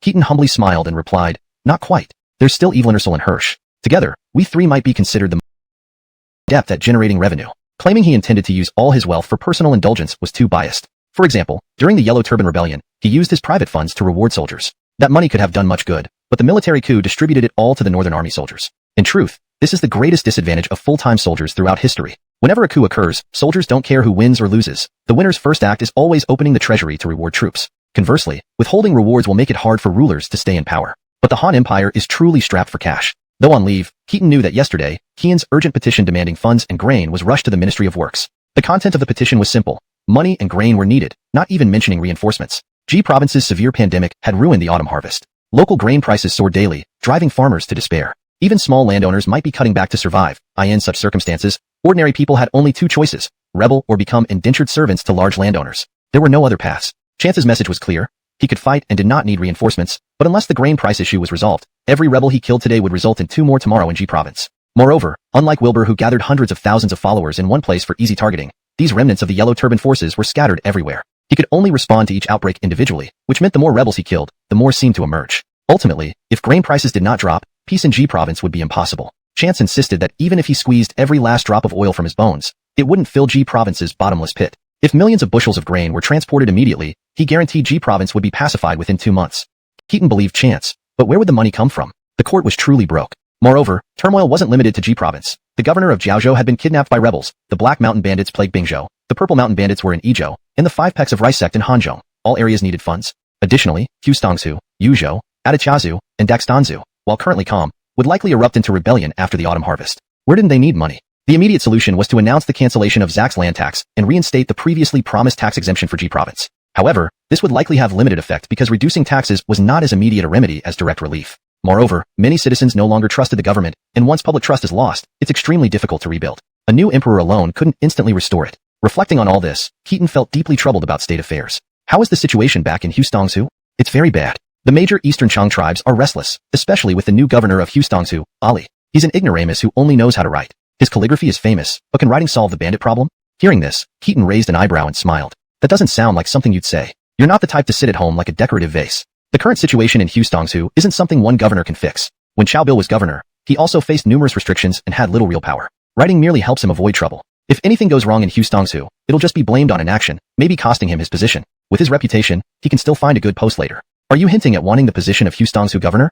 Since you became a high official, you've indeed become much sharper. Would you be upset if I, a mere woman, got involved in politics? Not really. You're just offering advice. After so many years away from Hustongzhou, you know more than I do. More importantly, Keaton knew Cordelia's family didn't have significant influence. Though some distant relatives had been acknowledged over the years, none held significant positions. If she wanted political power, it would take much longer. As a woman, how could I understand everything? But haven't you thought about replacing the Hustongsu governor with someone loyal to us? After all, it's our roots. Who do you have in mind? Not me, but Muhammad sent someone to talk to me. He wants you to send him out as a commandery governor or prefect. Muhammad? When you entered Dusty Yang, I want to greet you right away. How did he intercept you on the road? Why didn't he talk to me directly? He's afraid. Besides, you shouldn't favor some and neglect others. Muhammad has been with us since Yunzhong, while Becker and Isaiah, who joined later, are already 2,000 Dan officials. He's just a North Army commandant. The North Army commandant is a 2,000 Dan post. After the coup, though his rank didn't change, I granted him a noble title. How can that compare? Being a prefecture governor is much freer than a simple commandant, isn't it? Do you think he only cares about freedom and not prospects? He's hopeless.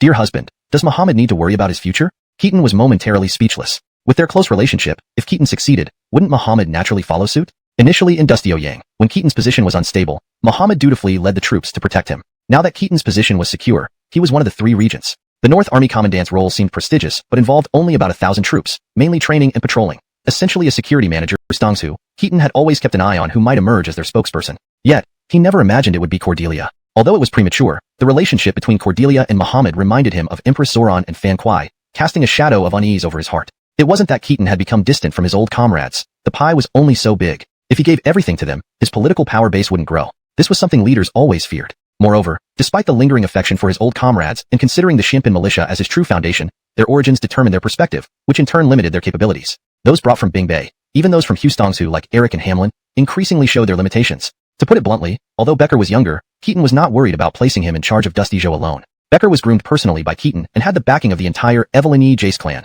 numbering hundreds. Becker, as a descendant of Burton, could still be considered from a prestigious lineage. But if it were Muhammad in the same position, Keaton would have serious reservations. Let alone when compared to Darcy, who masterminded the coup, killed Emperor Zach while keeping Keaton almost entirely uninvolved but benefiting from it. The newcomers were growing stronger and more influential. The Hongnong Daxton clan, the Fufing Evelyn clan, all virtually submitted to him. These families were truly talent-rich, to the extent that even Zoran could be considered under the Fufing Evelyn clan's umbrella. How could Keaton prioritize his old comrades given these political resources? But this issue needed careful handling. Many heroes fell victim to factional disputes. After much thought, Keaton said, I understand Muhammad's intentions. I will talk to him, but regarding the transfer, it's not yet feasible. Let some time pass. Hustongsu is currently a contentious place. If I were to fight for it now, I could. But the court's financial situation is worse than anticipated. Without funds, that place is a bottomless pit. Rest assured, if there's a suitable position available, I won't forget them. I intended for him to become the governor of Hadong, but these 3 river regions are crucial. I'm not in a position to wield such power yet. This matter requires further maneuvering and waiting for the right opportunity. However, Kieran should indeed be transferred out. He has been the governor of Hanyang for years. It's better not to let him jump into that fire again. Since he wants a change, let him first come to the capital as commander of the Imperial Guard, and I'll try to make him concurrent leader of the Imperial Cavalry Guards. However, this depends on whether Keaton turned and saw nearly 20 ox carts, each lit by torches, ignoring the curfew, loaded with wine and meat, forming a long line. Leading them was a man around 30, sporting thin mustaches, dressed in silk, but in a short, rugged style. He was incredibly sociable, and walked straight into the camp of the Changshui commandery without anyone stopping him. Keaton couldn't help but ask Muhammad, "Who's that? I don't know him either." "You don't know him? But your troops seem to recognize him." "Let's meet him." With that, Keaton took Muhammad outside, greeting the newcomer with a smile. "This must be Brother Chung Chiani. Nice to meet you. Please, have a drink. And this is AO, General Darlene? Pardon me, I've always wanted to meet you. You came here to join Brother Chung for drinks, right? It's better to meet unexpectedly. Please honor us with a cup today. May I ask who you are?" "Oops. My apologies for not introducing myself. I'm Clement, styled Xavier, current commander of the Tiger Guard. Before the Yellow Turban Uprising, I was the commander of Changshui Commandery. Coming back here feels like coming home. People in Dusty Yang call me Road Devil Yuan Changshui. Ha ha ha. Evelyn, I have the honor of befriending you? Yuan Xavier. Haha, truly an honor. Come, sit. Since you brought fine wine and meat, let's enjoy it together." Been attentive to identifying their spokespersons. However, he never expected that person to be Cordelia. Though it was too early to draw conclusions, the relationship between Cordelia and Muhammad reminded him of the historical alliance between Dusty Ho and Fan Kuai, evoking a sense of unease. It wasn't that Keaton was indifferent to the old comrades. The issue was that the pie was only so big. Dividing everything among them would limit his political expansion, a situation most disfavored by those in power. Furthermore, while their bonds remained strong, and the Shimpan militia had been his solid foundation, their origins determined their vision, and their capabilities were increasingly limited. To put it bluntly, though Becker was younger, placing him in charge of Dusty Zong did not worry Keaton at all. He was personally groomed, backed by the Evelyn Ishii Jace clan with hundreds supporting him. In contrast, if the same responsibility were given to Muhammad, Keaton wouldn't be as confident. Especially compared to Darcy, who masterminded the coup against Emperor Zach, allowing Keaton to benefit without being directly involved. The newcomers were becoming stronger and more influential. The Hongnong Daxton clan and Fufing Evelyn clan now aligned with him, and these factions boasted true talent. Even Zoran should be considered part of the Fufing Evelyn clan. Given this wealth of resources, how could Keaton favor the old comrades? But this issue needed careful handling. Many heroes perished over factional disputes.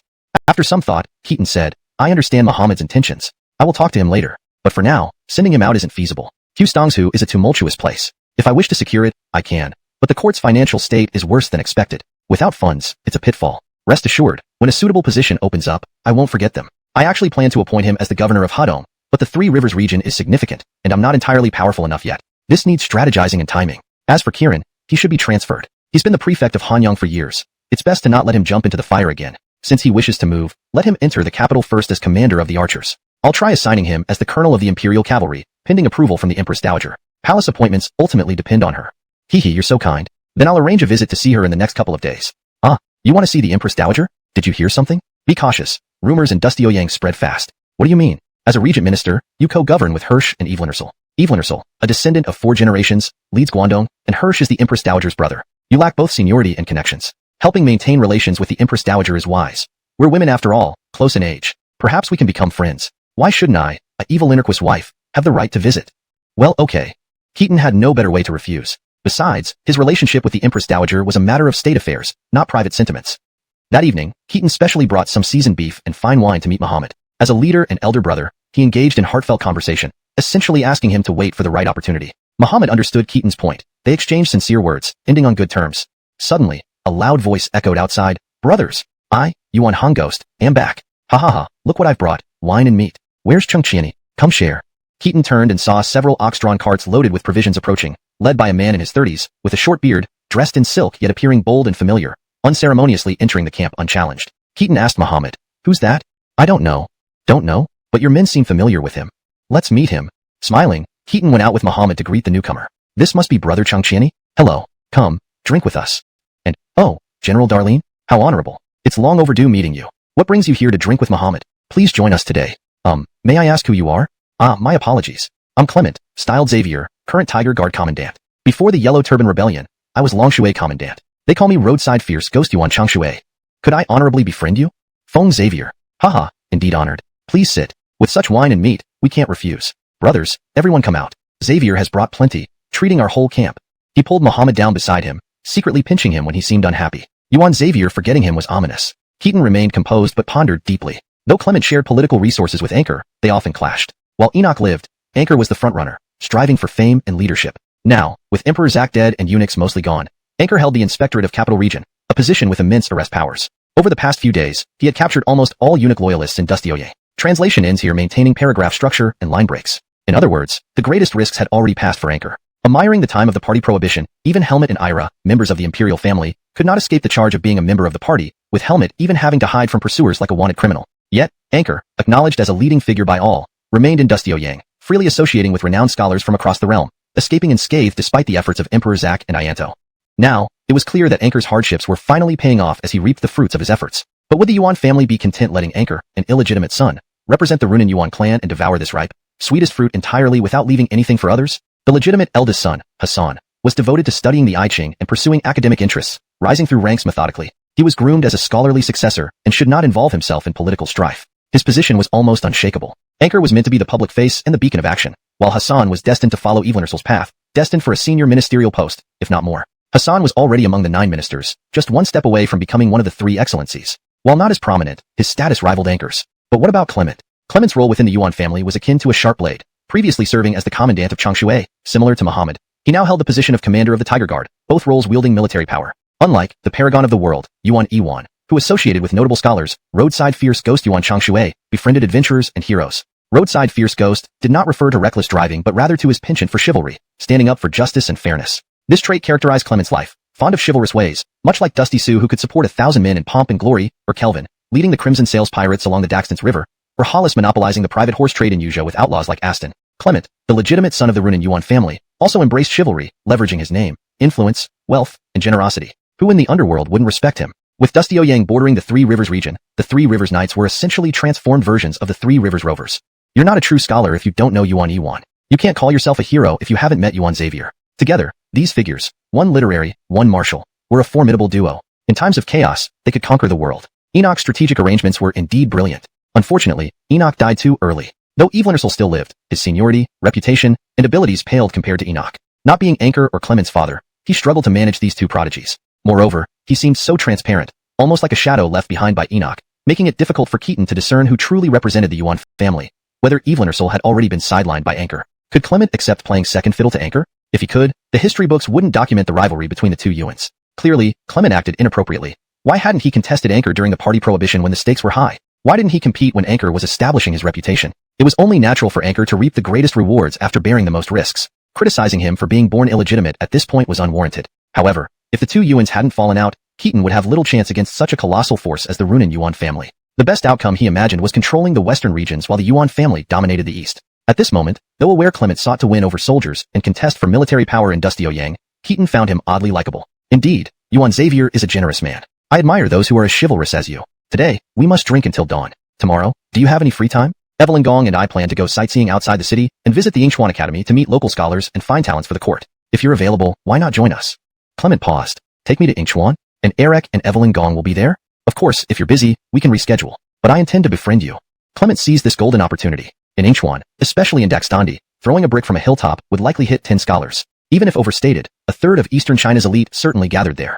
To challenge Anchor, associating only with warriors and strongmen was futile. Clement dreamed of gaining recognition among scholars, but lacked the support within the Yuan family. Establishing a scholarly image now was challenging, but partnering with Keaton changed everything. Though a warrior, Keaton's initial fame came from poetry and literature. Clement aspired to emulate Keaton, and proximity would benefit him. He slapped his thigh vigorously. Excellent. General Darlene speaks straight from the heart. To be your friend is my honor. If you need me in the future, I will not hesitate. No need for formalities. If you call me brother, we are brothers united for Han. Brother, your servant, Clement, greets you respectfully. This exchange marked the beginning of a new alliance, driven by shared ambition and necessity. Chapter 187. Everyone has their own aspirations. In fact, although Keaton had recently obtained the power to participate in the decisions of the Shangshu Tai, he hadn't been as successful in wielding that power as he would have liked. He increasingly understood why Elias eventually descended into madness and even forcibly relocated the capital. Because the imperial court was truly broke. To be precise, the central imperial court was genuinely broke. Chance's letter had been in the capital for a few days now. Even if Keaton tried his hardest to squeeze money from the national treasury, all he could manage was about 1 million coins, which would hardly make a ripple in the vast pit that was G province. Worse still, it was predictable that next year would be even worse financially. On one hand, there was no money. On the other, there was war. Military matters were urgent. Every day of delay only made the situation worse. What could be done? It certainly wasn't possible to let the Only company cover these costs. The only viable solution was to approach the governors of provinces near G province and get them to contact the major magnates and aristocratic families in their regions, asking them to contribute money and grain. However, another distinctive feature of the Eastern Han Dynasty was the high degree of autonomy enjoyed by local governments. Even Alex, the founder of the dynasty, couldn't do much when faced with financial fraud issues. His attempts to send central envoys to investigate county accounts ended in failure. Some envoys were even killed by bandits on the way. Eventually, Alex had to swallow his pride, leading to a gradual erosion of the effectiveness of the accounting system. Without reliable data, the central government had little understanding of or control over local Guangdong faction. This shift affected promotions within G province, favoring Guangdong personnel over Guangxi ones, often resulting in demotions for the latter. When most of his mid-level officers were replaced by men from Guangdong, it wouldn't matter where Chance himself came from. Keaton was powerless without resources. However, fortune smiled upon him as Clement unexpectedly offered an olive branch. Although both had ulterior motives, they initially hit it off, quickly becoming brothers in arms. They shared similar bold temperaments and were rare cultural elites among warriors. Admiring one of their revelries, Keaton invited Eric to join them. The drinking and feasting went well, almost leading to a blood brotherhood. Piqued by Eric's reputation as the greatest warrior, Gus challenged him half-jokingly. To everyone's surprise, Eric, despite his status as an upper general, equal in rank to 9 ministers, agreed to duel. The two fought fiercely, first with weapons, then fist to fist, and finally in wrestling. Ending up bruised and disheveled, yet amusingly, Gus emerged victorious. Eric, however, showed remarkable grace. Not only did he refrain from anger, but he also proposed another friendly match. Clement, perhaps under the influence of alcohol, applauded and presented each of them with 50,000 bolts of silk, insisting on friendship. This bewildered Keaton. They are brothers, raised by the same old tiger. One mountain cannot accommodate 2 tigers, unless one is male and the other female. But Clement has money. Although Only Company makes profits, they are mainly used for the border regions. That's because he hasn't experienced my methods yet. Even if he brings a mountain of gold and turns it into liquid, I'll still find a way to swim in it. But enough about me, let's talk about you. You've been busy recently, and now your sister-in-law has come. As an upper general, are you comfortable with this new role? Your sister-in-law mentioned wanting Muhammad to be posted outside as a provincial inspector or governor. What do you think? Have you considered governing a region?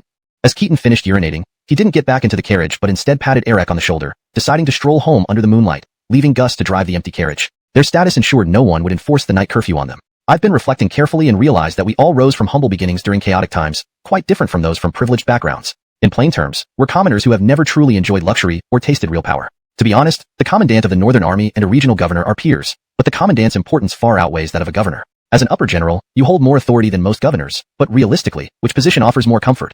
Being the governor, young, practicing riding and archery, I aimed to distinguish myself. My greatest ambition then was to become the magistrate of a county. Beyond that, I dared not dream.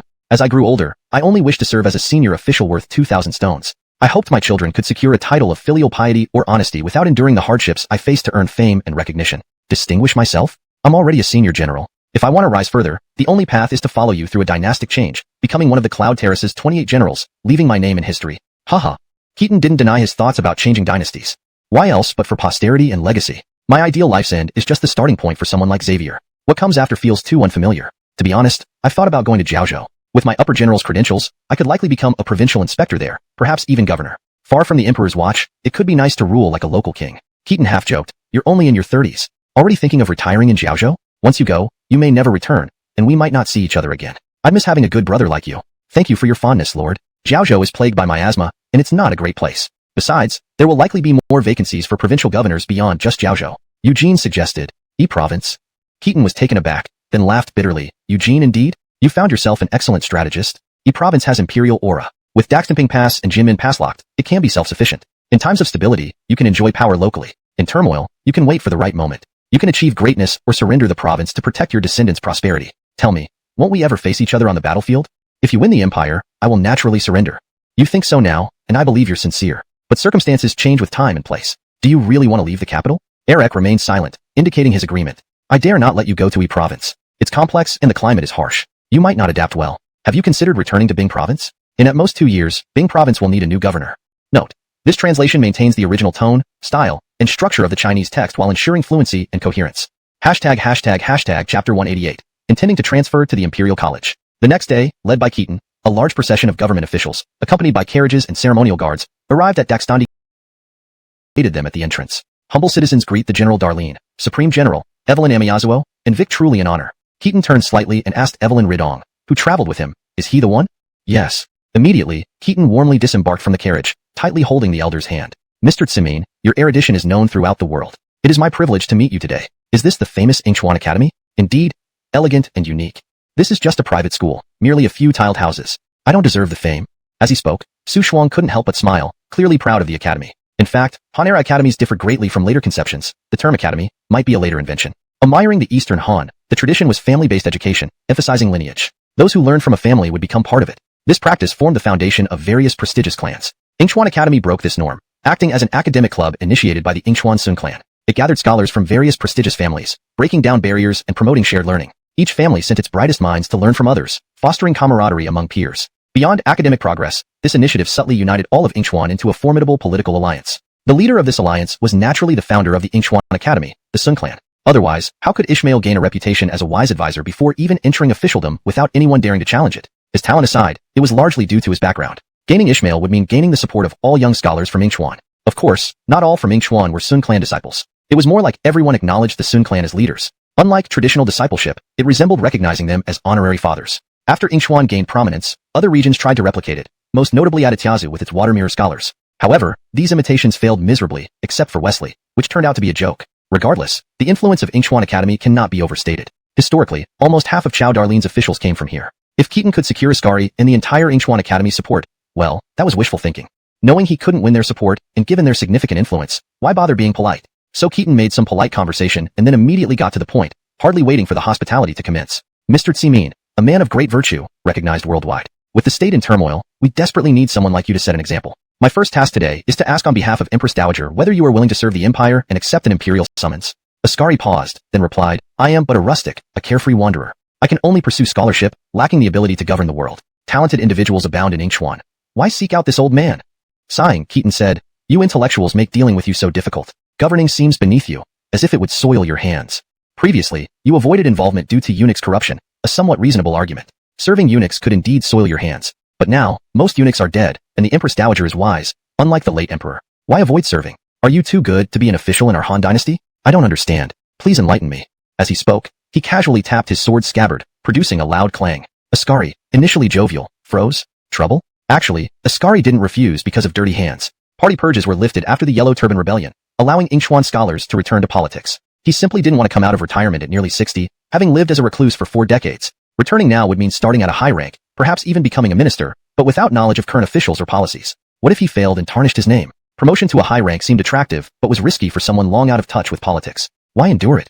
Translation notes. Evelyn attained paragraph structure and tone. Kept names accurate using pinyin, e.g., Keaton, Ascari. Ensured fluency and natural English expression. In comparison, the same political resources would naturally be more beneficial to have the younger generation of the Sun family enter public service. Ishmael, Sun Shun, and Dave all have the background as filial and incorrupt officials. With a bit of arrangement, they could all hold key positions. In less than 10 or even 5 years, their Sun family could gain at least 4 officials of 2,000 stones in rank. Meanwhile, this old man could continue staying in Yingchuan, using his seniority and reputation to maintain the Yingchuan Academy. By leveraging his academic standing, he could ensure that the Sun family retains its leadership in the Yingchuan school while protecting the brilliant young scholars. It wasn't that they hadn't considered Keaton might confront them, but they thought Keaton was ultimately also an intellectual, not an uneducated warrior. His poetry like Full River Red and his essays on eunuchs were even admired by him. Not to mention, Keaton had also contributed to editing the Zhuozhuan and recompiling the Spring and Autumn Annals. If there were troubles, it should logically involve debates about classics. They expected some decorum. Who would have thought that when Keaton came, he adopted such a coarse demeanor? This clearly indicated he intended to deal with them harshly.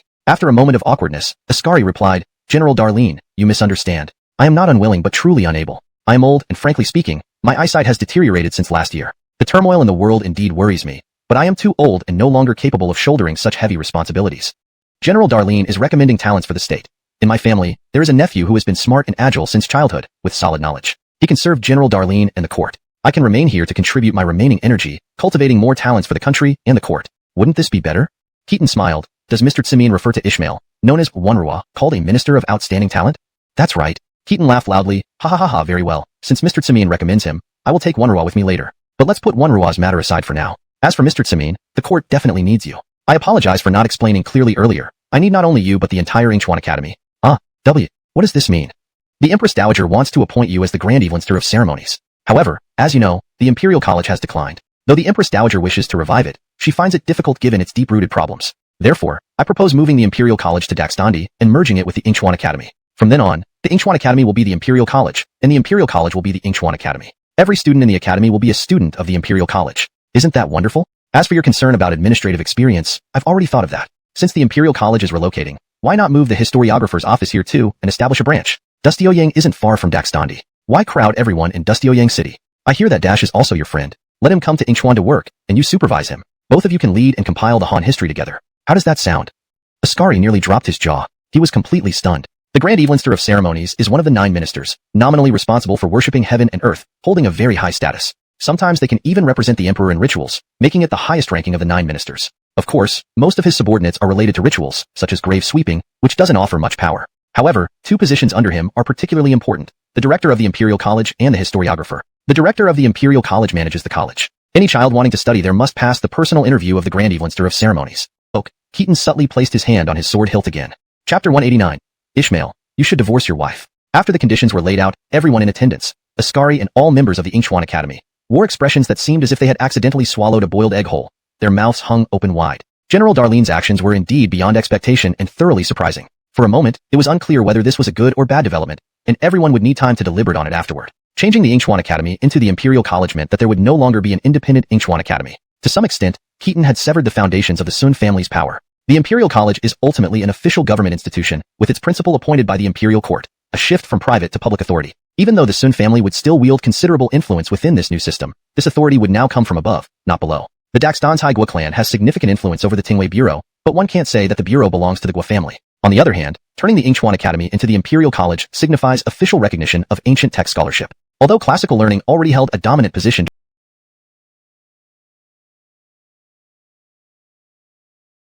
turning the private school into a public institution gave non-major families a clear path to advancement. If Ascari dared to refuse or didn't actively pursue this, how could the Sun family remain the leader of the Yingchuan clique? Creating this massive institution would primarily affect the political standing of the Runan Yuan clan. The Yuan clan's prominence was rooted in education, as their students outweighed their former officials in influence. Though the Sun clan's strength lagged behind the Yuan clan, their momentum would surpass it within a generation. Even though everyone knew the Eastern Han's future was uncertain, Anchor and Evelyn should logically oppose this change. Normally, without their consent, Keaton couldn't enforce such radical changes through administrative orders unless he leveraged military power. Keaton's strategic move of having Clement take up the role of the Imperial College principal was clever. As Tiger Standard Middle Commandant, Clement oversaw the Tiger Standard Guard, loyal to the Han royal family. Like Ming Dynasty's Aditya, these guards were hereditary elite soldiers. Helping an outsider weaken the Han Empire offered them no benefits. The Tiger Standard Guard protected the Northern Palace and the Emperor. Despite being close to the emperor, their role was fundamentally gatekeeping. In times of due to internal competition was undeniable. Historically, Quintin's civil administration drew heavily from Yingchuan talents like Ishmael, Tanner, Chen Kun,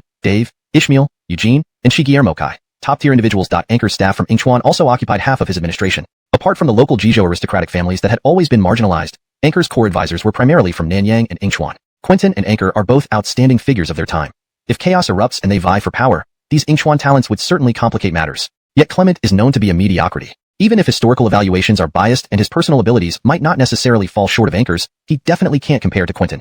If I don't intervene, it's highly likely that this future pool of Yingchuan talent will fall into Quintin's hands or someone else's. Therefore, while holding the great authority as an advisor with the rank of Grand Secretary, I should direct this talent pool to Clement. Thus, without giving Ascari a chance to ponder the pros and cons, Keaton pretended to laugh heartily and said, Mr. Tsimin, I've long heard of your nephew Ishmael, Sun Wonrua, being a statesman of unparalleled talent. You just recommended him to me. Is he here studying? Please bring him out to meet.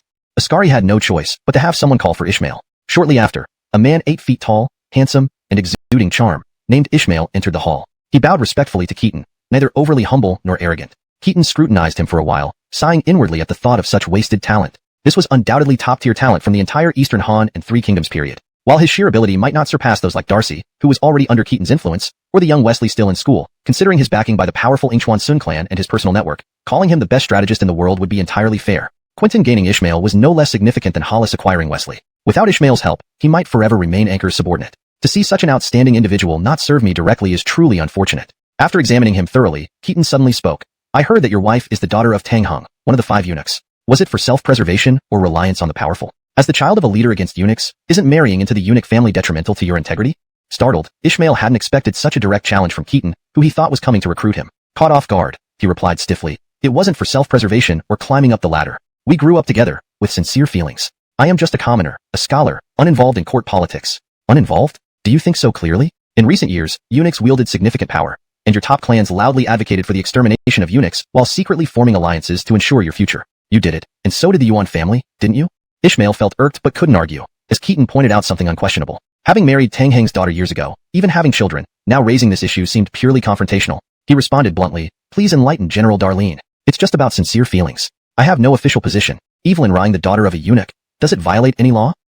Laws are often unpredictable. Do you know the 3 bright ones of Hustongsu? Amaya Hongong is a revered elder whom all Hustongsu people honor. Despite his immense contributions to the nation, he died in prison merely for associating with eunuchs. How regrettable. How tragic. How lamentable. Would your life be more precious than his? Hearing this, Ishmael felt thunderstruck, silent for a moment before sighing deeply and kneeling, prepared for whatever fate awaited him. Amaya Hongong's case was fundamentally unfounded, even more unjust than Yufei's. Amayahi to his association with eunuchs, no one defended him.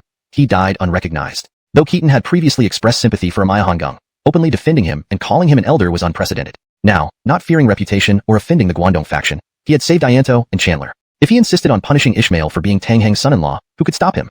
However, amidst everyone's tense silence, Keaton suddenly laughed, saying, Wonrua, rest assured.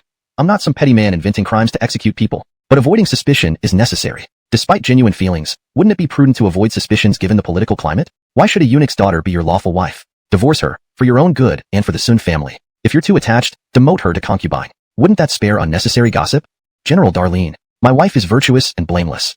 Being a eunuch's daughter is a flaw. You proclaim eunuchs deserve death. Shouldn't someone like Tang Heng be posthumously punished and exterminated? Aren't you part of his 3 clans? I'll order Tang Heng's family exterminated. Will you choose death as a son-in-law or divorce? I. Was there even a choice? I divorce. Excellent. Xavier, I remember you have a daughter, right? How old? Engaged yet? My daughter? She's 13. 13, the perfect age for marriage. Today, I play matchmaker. Want your daughter to marry this Sun clan's finest? What do you think? Clement was speechless. Was this kind of manipulation really possible? In the end, Clement nodded dumbfoundedly, agreeing to Keaton's proposal. The chapter highlights the complex maneuvering of political power through arranged marriages and strategic appointments, showcasing the cunning and far-reaching plans of Keaton. The tension between personal loyalty and political necessity adds depth to the narrative, setting the stage for further developments. Chapter 190, The Fufeng Evelyn Clan, Remington. At present, all the people of Yingchuan have a consensus. The general of the guards, Keaton, is a lunatic. A sane person could never come up with such reckless and chaotic operations. The Tiger Guard commander Clement is a madman. Anyone faced with this red thread tied by the general of the guards should seriously consider it.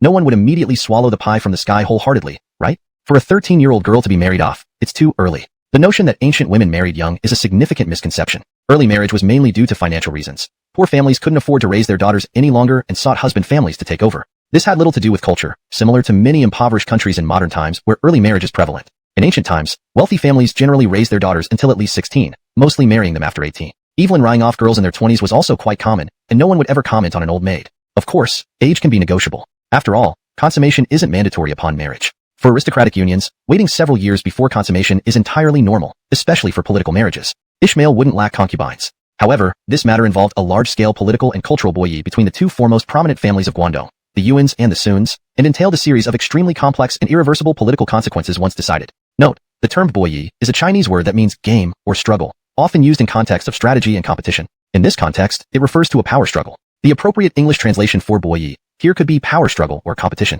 I will use power struggle as it better fits the tone and context. Revised sentence. However, this matter involved a large-scale political and cultural power struggle between the two foremost prominent families of Guangdong, the Yuans and the Suns, and entailed a series of extremely complex and irreversible political consequences once decided. Normally, both parties should think thrice about it. The Sun family, whether it's Askari or Ishmael, were firmly controlled by Khitan. After all, Askari was the one who arranged Ishmael's marriage to Myrtle, initially many but highlighted by his virtues that allowed him to leave a mark in history. Among the truly powerful warlords in the Three Kingdoms period, only Clement came from a noble lineage. Even the affluent origins of Anchor and Quentin saw them tread carefully, akin to walking on thin ice. Quentin, despite being from a eunuch family, associated with the gentry class and engaged in numerous risky deeds, even attempting to assassinate Ianto. Being a two-faced individual always ends poorly. Anchor bore the title of Model of the Realm for over a decade, becoming the de facto leader of the gentry class. However, associating with the gentry was punishable by death. Despite the seemingly glamorous life in Dusty Ouyang, few knew how much he suffered. Outside Anchor and Quentin, Clement remained the sole true heir to a prominent clan. Perhaps, this explains why noble lineage doesn't guarantee success in grand affairs? Reflecting on these people, Khitan contemplated. When seeing the virtuous, emulate them. When seeing the unvirtuous, self-reflect. He began to fantasize, comparing himself to these figures. Ultimately, this incident earned Khitan the ire of the Sun clan and all prominent Yingchuan families. However, his role in moving the Imperial Academy to Yingchuan bound him in a complicated relationship. While the four major clans despised him, smaller and medium-sized families were grateful for his beneficence. Moreover, teach certain death, but endured it for legitimacy. Despite this, feudal society marginalized illegitimate children. Yet, he was grateful to Enoch, guarding 3 years of mourning for a mother he never met. Finally emerging after decades of danger, he could have led the Runan Yuans to greater heights. Why must so many political resources go to supporting Clement? By blood, he was Clement's cousin. By law, his brother. But Clement never treated him as such, seeing him as an adopted son shielding their family, a nobody's illegitimate child. What was the point of my persistence and caution over these past dozen years? For a moment, Anchor was also distorted by his thoughts. He stared at the seal of his junior official, stroked his beloved sword, and drew it absent-mindedly, muttering, I am the Inspector General of the capital region. Arresting people or executing them doesn't even require an imperial edict. If this sword can be used to kill eunuchs, why can't it be used for fraternal strife? Hadn't Barkarong been arrested and tortured to death in prison by Dane, the Inspector General? If Dane could do it, why can't I? Is Clement better than Barkarong? On the other side, Evelyn Regi also felt puzzled and couldn't help asking Khitan, General of the Guards holds immense power, overseeing matters of state, and should embrace talents from all directions to win the hearts of the people. Why go against this principle and deliberately offend others? Take Ishmael for instance. If he could join your council, even if the term imperial advisor may be somewhat exaggerated, he would still be a capable person. Why so stringent? I certainly know Ishmael is a virtuous talent. Believe me, I understand his capabilities and character more than anyone. Recruiting him could lead to recommending more talents, and the title of imperial advisor isn't just empty flattery. Then why?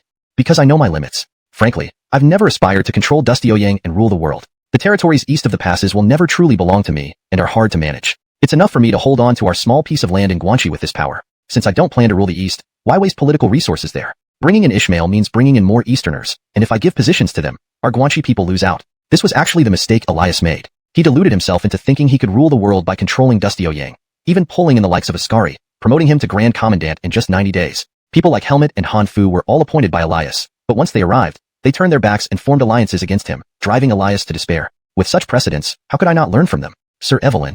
Please, call me Wang Shu, General of the Guards. You are indeed a venerable elder. Let me call you sir. Your family, the Evelyn clan of Fufeng, is one of the most prestigious in Guanxi after the Daxton clan of Hongnong. Sir, do you think this realm can still be saved? Why do you ask this, General? If you refuse to answer, there's no point in continuing this conversation. Are you really blind? Or are you fooling yourself? Evelyn Regi hesitated for a moment before sighing. The eunuch threat has been eliminated, and a new emperor ascended. If you, Anchor, and the Grand General can cooperate, we can restore stability. Why say it can't be saved? What if you're just deluding yourself, or have been blinded by books? Is the real problem the eunuchs? The Eastern Han, founded by Yates, is fundamentally flawed. Even Zhou Gong couldn't fix it now. How can Evelyn Ursel and Anchor work together with us? Are we supposed to wait idly for the young emperor to take power and then slaughter us? This is something even Hirsch understands, which is why he clings to the Eastern factions. If you truly think this way, there's no need for further discussion. We'll remain cordial outwardly, avoiding the appearance of conflict within our Guanxi faction. Khitan watched Evelyn Regi with a faint smile. Seeing this, Evelyn Regi was speechless for a while before sighing. You brought me here specifically to say this, didn't you? Your grandfather Cole was a renowned scholar of ancient tech. The fate of the Evelyn clan was sealed in this clandestine conversation. Chapter 191. The Fabled Pillow Talk. In the blink of an eye, the busy autumn harvest had passed. With October's arrival, light snow began to fall in dusty Ouyang, bringing biting cold whether one was indoors or outdoors. Despite all being from Bing province, Cordelia now carried a small red clay stove wherever she went. She also started using expensive incenses like dragon saliva and sandalwood for their pleasant scents. Every room in the house was equipped with a stove, and sometimes she wished to set up stoves in the courtyard as well. To prevent fires, a maid specifically responsible for tending to each stove was assigned. Consequently, Keaton felt unbearably hot and dry whenever he returned home, often woken up multiple times at night due to thirst. Although Keaton didn't freeze, he was certainly getting roasted by his wife's indulgences. However, aside from her penchant for heating, Cordelia had no other extravagant desires. Sometimes, her lifestyle was even rather frugal. Except for her fondness for meat, she rarely asked the kitchen to prepare exotic delicacies. Keaton couldn't help but ask her why, as someone from Bing province, which is colder than dusty Ouyang, she was so afraid of the cold? Cordelia explained that it wasn't fear of cold but disdain for it. In winter, sheep often starved, as did she when tending them. Thus, every winter made her mood sour. This was something Keaton never knew, and she had never acted this way in Shuafeng before. She elaborated that in Shuafeng, the extreme cold meant she didn't want to be special and be seen as picky by others. But in dusty Ouyang, everyone was picky, and they weren't the top family here, so she decided to be picky too. One day, Cordelia sat in the courtyard holding a small fire pot, watching two performers tell jokes on stage for amusement. Keaton returned from his duties at the Shangshu Tai, Imperial Secretariat, and joined her. Soon, thoughtful maids brought him fresh clothes and his favorite grape wine. Want some? After so many years in Hustongsu, I haven't had enough yet? This stuff is outrageously expensive here. Rare things are pricey. Hustongsu produces grapes, and winemaking technology isn't advanced enough. Wine spoils quickly, making it expensive after transportation. But it's our business. Have a glass with me. I really don't drink. Just one sip. My period hasn't come this month. Then you? It might mean I'm pregnant. Oh. You can't drink then. Are we going to be parents? Don't get ahead of yourself. It would be disappointing if not. Have you consulted the imperial physicians? I did. They aren't omniscient. It's still early, and they can't confirm yet. They just said there's a possibility. Well, then you shouldn't drink. Be careful, roads are icy, and try not to go out much. If you must, don't ride a horse. There's always a carriage. I don't like carriages. My horsemanship skills should put your mind at ease. Women in Yunzhong rode horses while pregnant. Some even gave birth on horseback. How fragile do you think I am? Am I embarrassing you by riding horses? No such thing. Just be careful because the roads are icy. Oh, alright, let's talk about something else. Where is Aiden? Why hasn't he entered the capital? If you're really pregnant, that should be your priority. Why care about Aiden daily? Didn't you just ask 2 days ago? He's my kinsman. I have every right to ask. Are the Gai clan of Amianhuang your family now? Everyone in Xianpin Valley is my family. You've become quite bold now, openly interfering in politics. Isn't it you who took control of the Evelyn family of Fufeng? That Remington popped up out of nowhere. Isn't he becoming a military commander next month? Hurley is still a civilian. You must take care of your old friends, or they will feel neglected. I know you have considerations, but let's handle it together. This isn't about me. I don't aspire to be Empress Dowager Lu. Yes, of course it's different. Aiden should be near Pinyin by now. He'll arrive tomorrow or the day after. He's walking awfully slow. He's traveling with his family, enjoying the scenery. Rest assured, I won't neglect my old comrades. As soon as Aiden arrives in dusty Ouyang, I'll assign him important tasks and promote him, perhaps to the governor of Hudong or Hunan, or even Aditiateo. Cordelia pursed her lips. He used to be a governor, and now he's just a counselor. That's a demotion. The counselor role is transitional. Aiden needs experience in the capital, lacking background for higher positions. This step is crucial for his future advancement. You said you'd back me up, host them with money from our fief. Even though they're richer, it shows goodwill. Cordelia nodded. I understand. You don't care enough for old comrades. How often have you seen Christopher and Iolo since coming to dusty Ouyang? Christopher and Iolo were Keaton's teacher's children, his senior classmates. After Creed's death 3 years ago, Keaton assumed responsibility for the Jace family. Keaton replied, Christopher worked under Chancellor Daxton before switching to Charlie. We've met, but no special arrangements. His calligraphy is excellent. Under my protection, it's better he stays as a counselor, networking and solidifying connections. He's only 30-something. No need to rush. Admiring the Eastern Han, calligraphy was highly regarded, especially for writing epitaphs, establishing networks. Dash built his reputation this way. Keaton realized his 30-something age seemed less urgent compared to his own young general status. As for Iolo, I appointed him magistrate of northern dusty Ouyang County, similar to Quentin's first position. Not too low, right? Should I place him directly in the Imperial Secretariat? Translation ends here. Cordelia shook her head and said, You owe your current position largely to the mentorship of Teacher Jace. One mustn't forget one's roots. The Jace family is not just anyone to us. Do you think a mere promotion could repay even a fraction of what Teacher Jace has done for you? I understand your concerns, but others might not. Besides official promotions, you should be meticulous in every other aspect so no one can criticize you. Your influence is growing stronger. They hesitate to approach you directly and are afraid to voice their request to you. But I cannot afford to ignore or avoid them. They've come to you for help? What do they want? Iolo is already 27 and has 2 concubines, yet he remains unmarried. Do you think it's because he can't find a wife? He's waiting for you to introduce him to someone suitable. Shouldn't you take care of this? Keaton couldn't help but pat his head and repeatedly said, My fault. I've been too busy. It really shows how much we need you. Does he have anyone in mind? Whose daughter does he fancy? I can help with the introductions. He's rather ambitious. He wants to marry Aliana, the daughter of Dash. Can you help arrange that? Keaton was speechless. Pursing his lips, he retorted, is that ambition? Every man in Dusty Oyang dreams of marrying Aliana. If I weren't already married, I'd want to marry her too. Why doesn't he just say he wants to marry Christy? This was like 21st century netizens joking about marrying celebrities such as Guan Yu. Every man wished for that. To put it simply, Aliana was the premier belle of Dusty Oyang. While it wasn't likely she was Quentin's first love, someone of his background wouldn't realistically marry a noble lady, though becoming his concubine wasn't out of the question.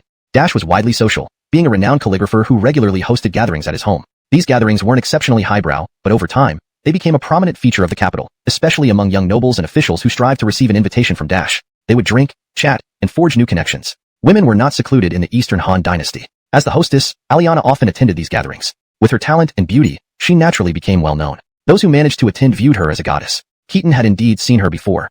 She was beautiful, though not as striking as Cordelia, nor did she possess the regal aura of Elida. Moreover, Dash was not a high-ranking official. His reputation now might be more due to historical embellishment. He is teacher Jace's youngest son, and everyone knows our relationship. His son is like your younger brother. With both unmarried, why wouldn't your Darlene General's brother be a match for Aliana? But he's already betrothed to the Darleneshire of Hudong.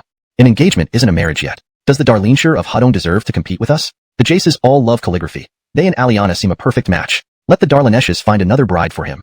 That seems too domineering. Sometimes, you need to be domineering. Otherwise, why bother with such things? You have your concerns, but you have many old comrades. You can't promote all of them, so how else do you show you remember them? I heard you made Sun Shu divorce his wife when you visited Ingchuan. How could a Darleneshire compare to the Sun clan of Ingchuan? If you feel uncomfortable doing this, let me handle it. Keaton understood Cordelia's point. Coming from Hustongsu, where people were relatively rough and direct, sometimes brute force and a bit of banditry were more effective. If Keaton didn't provide tangible benefits, his old comrades might grumble or spread rumors, which would be unfavorable. Ultimately, Cordelia meant to make a statement for Iolo and show everyone, especially the old comrades, that Keaton remembered them. Even if Keaton didn't, Cordelia still would, for the sake of rallying hearts. Different regions have different cultures. For Hustongsu people, sometimes this simple, brutal method with a hint of outlaw charm worked best. Seeing his hesitation, Cordelia decisively concluded, let's finalize this. Also, since Aiden is coming to the capital, who will you appoint as the governor of Han Daxton? Evelyn, we should place Christopher there. No jokes. He lacks the experience to handle it. That place is a ticking bomb. I'm moving Aiden up quickly precisely to get him away from that bomb. Don't you know Geordie from Aditaking is rebelling again? Geordie is rebelling? Should Governor Ollie be dismissed then? Who is the commander of the Chong now? Roberto? Can we replace him with our own people? Exasperated, Keaton replied, alright, you wanted to help Iolo propose. Fine, I agree. Go pressure Dash right away. Leave the Hustongsu matters to me. Chapter 192. Rebellion in Hustongsu, Chaos Inside and Out. Geordie's rebellion was something that Keaton had anticipated from the very beginning. It never slipped out of his control. Even before officially raising troops, Geordie sent a letter through Onley's channel directly to Keaton's hands. The tone in the letter was extremely respectful, explaining that he was forced into this situation but by no means intended to oppose Darlene Jiangjun. He hoped Darlene Jiangjun could get— Thank you, Lord. My name is Amaya Ji, from Aditya. I previously served as a Lang officer in the palace. Amaya Ji? Keaton paused, scrutinizing the man closely. Amaya Ji of the Aditya Amaya family? Excellent. Welcome. Have some wine and eat. Amaya Ji had deep ties to Keaton. Historically, he served as the governor of Hudong under Cao Darlene for 16 years, achieving remarkable success and being hailed as the greatest governor in the realm. More importantly, his grandson, Amaya Yu, was a renowned figure in the Darlene Diffier era. Amaya Yu rewrote Zhuozhuan, earning a place in both literary and martial temples. Interestingly, Keaton had sold the rights to rewrite Zhuozhuan to Creed, thus becoming his disciple and gaining renown, ultimately securing his position as Beatty Colonel. Without Zhuozhuan, there would be no Keaton today. It held immense significance, akin to any military achievement. Though Amaya Yu was a few decades away, facing his grandfather made Keaton feel slightly embarrassed. Gratitude called for reciprocation. Regardless, Amaya Ji was historically notable. While being the greatest governor was significant, without family backing, Amaya Ji had little chance of entering the core of Cao Darlene leadership dominated by Guangdong figures. If he were from Ingchuan, his achievements might rival those of Qin Kun or Eugene. Moreover, his grandson's success indicated true familial prowess. Thus, Keaton viewed Amaya Ji more favorably, feeling an urge to test him. Amaya Ji, do you have a courtesy name? My courtesy name is Bo Ho. Do you come from the imperial examinations? From the Aditya Amaya family, a descendant of Han's Amaya Yanian? Yes, our family has fallen, bringing disgrace to our ancestors. Don't speak of disgrace. Evelini of our Guanxi aristocratic families faced suppression after Guan Yu established the capital in Dusty Oyang. Most of our notable figures are from the former Han. Although our family has declined, your success as an imperial examination graduate is commendable. Darcy interjected, Bo Ho's reputation as an exemplary scholar is genuine. He lost his father at a young age, suffered under a stepmother, yet became famous for filial piety. Fascinating, a paragon of filial piety. Having lost his mother early and raised by a stepmother who mistreated him, his filial piety became widely known, fitting the criteria for an exemplary scholar. Amaya Ji modestly replied, if my stepmother were truly malicious, I wouldn't have grown up. She has sacrificed much. True filial piety, regardless of authenticity, deserves respect. If you become ennobled, never forget her sacrifices. Understood, Lord. That Roberto would not disobey him. After all, Roberto had been a direct subordinate and close confidant of Amaya Han Gong, almost considered his successor.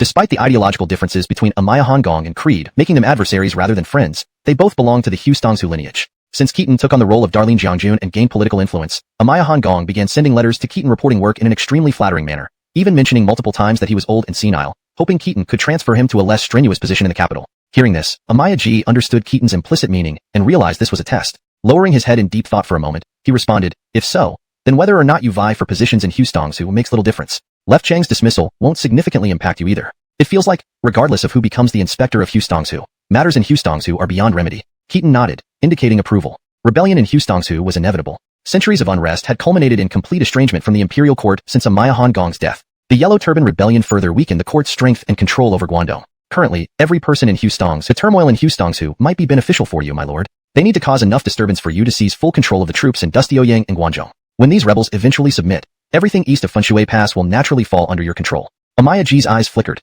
Internally, he was increasingly alarmed. This reasoning verged on openly declaring self-aggrandizement. First, let the people of Hustongsu rebel, then direct those from Guangzhou to quell the rebellion. By doing so, both groups would become loyal to Keaton. This strategy effectively allowed him to take control of Dustioyang and the entire Silly Commandery. Wasn't this tantamount to the actions of a rebellious official? What comes next? Would Keaton follow Wang Eveling's path and usurp the Han throne? Was this too simplistic? Could it really go so smoothly? Do you have any recommendations for the commanders of the Yong and Hubu military camps? Hearing this, Amaya Ji quickly lowered his head. I am merely a scholar and lack the expertise. I dare not make presumptuous suggestions. You show good judgment, yet now is the time for decisive action. In times of crisis, we must appoint capable individuals regardless of convention. If you are willing to serve in the military, I can assign you to the Shicheng camp as a military thuma, military officer, and when the time is right, promote you to commander of the Hubu camp. What do you think of this proposal? Note: for clarity and natural flow in English, military thuma, military officer, is used to explain the role, but in further mentions, military officer, or similar titles would be more fluid. Also, proposal at the end. Eugene looked disheveled, drenched in sweat, an appearance Keaton had never seen before. What urgent matter brings you here, Jensen? Did John cause trouble? It's not related to John. There's a personal matter I hope you can help with, Darlene Jiangjun. What happened? Anchor. He captured one Ruah. Anchor captured Ishmael? Imprisoned him? Translation ends here, maintaining the paragraph structure and line breaks as requested. Chapter 193, Tyrannical. Anchor captured Ishmael? Upon hearing this news, Keaton almost couldn't help but leap up with excitement. If it weren't for the presence of Eugene, which made gloating highly inappropriate, he would have already laughed aloud, even breaking out in a loud guffaw. Of course, Anchor's reason for capturing Ishmael wasn't anything new. It was the same as the reason he forced Ishmael to divorce his wife, because he is the son-in-law of a eunuch. The eunuch card was too convenient to use, especially considering Tang Heng, who was far worse off than eunuchs like Shiru, who still had some reputation among scholars. Tang Heng was one of the infamous 5 Amayakis. Anchor rose to become the leader of the partisans and a role model to the nation by championing the cause of eliminating eunuchs. Now that he held power, he could do as he wished, starting with those eunuchs. As the inspector of the capital, he had the authority to investigate, arrest, and interrogate anyone without needing approval from anyone else. This position, along with that of chief secretary and imperial censor, formed the famous 3 independent sitters, indicating significant power despite the relatively modest official rank. What does 3 independent sitters mean? In court assemblies, everyone else would kneel seated behind, while these 3 officials, nominally only ranked 600 do, a unit of salary, were so powerful that to show respect, they sat alone in the front row. The others, with ranks like Wan Shi, middle 2000 do, and 2000 do, could only see their backsides. In such circumstances, it wasn't wrong for Anchor to find fault with Ishmael, a eunuch son-in-law, though apparently, the two originally had a good relationship. But what did Anchor intend by doing this? This much was clear to everyone. Strictly speaking, the inspector of the capital only has jurisdiction over the Sili region, and Yingchuan, though close to Dustioyang, is outside the pass and under the administration of the Yu province governor, thus exceeding his jurisdiction. Keaton finally understood Anchor's true weakness. He was extremely domineering. This tyranny was hidden beneath an outward demeanor of elegance, humility in accepting advice, and adeptness at making friends. After years of suppressed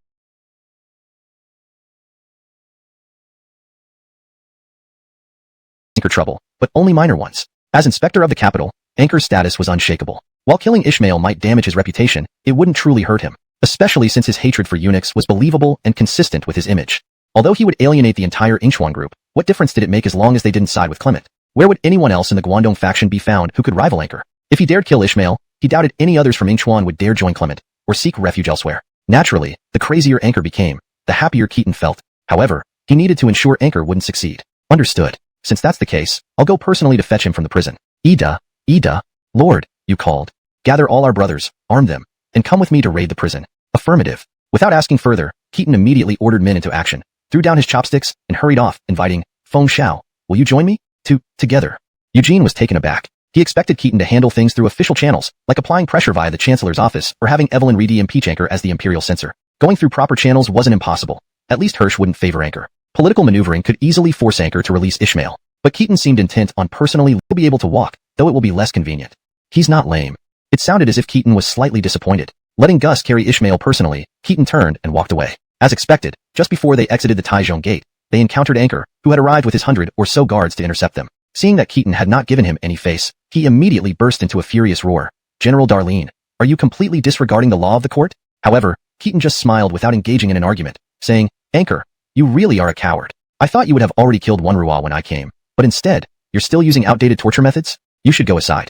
You don't even dare to kill a person, yet you want to compete with me? There's nothing else to say, you're just a coward. From now on, you can sit at the kids' table during meals. Choked by Keaton's sarcastic remarks, Anchor's face turned red with anger. He shouted, drawing his sword, Ishmael is a major criminal from the eunuch faction. Does General Darlene have orders from the Empress Dowager or the Grand General to take him away? If you insist on using force, I am willing to risk my life to uphold the law of the court. You must leave over my dead body.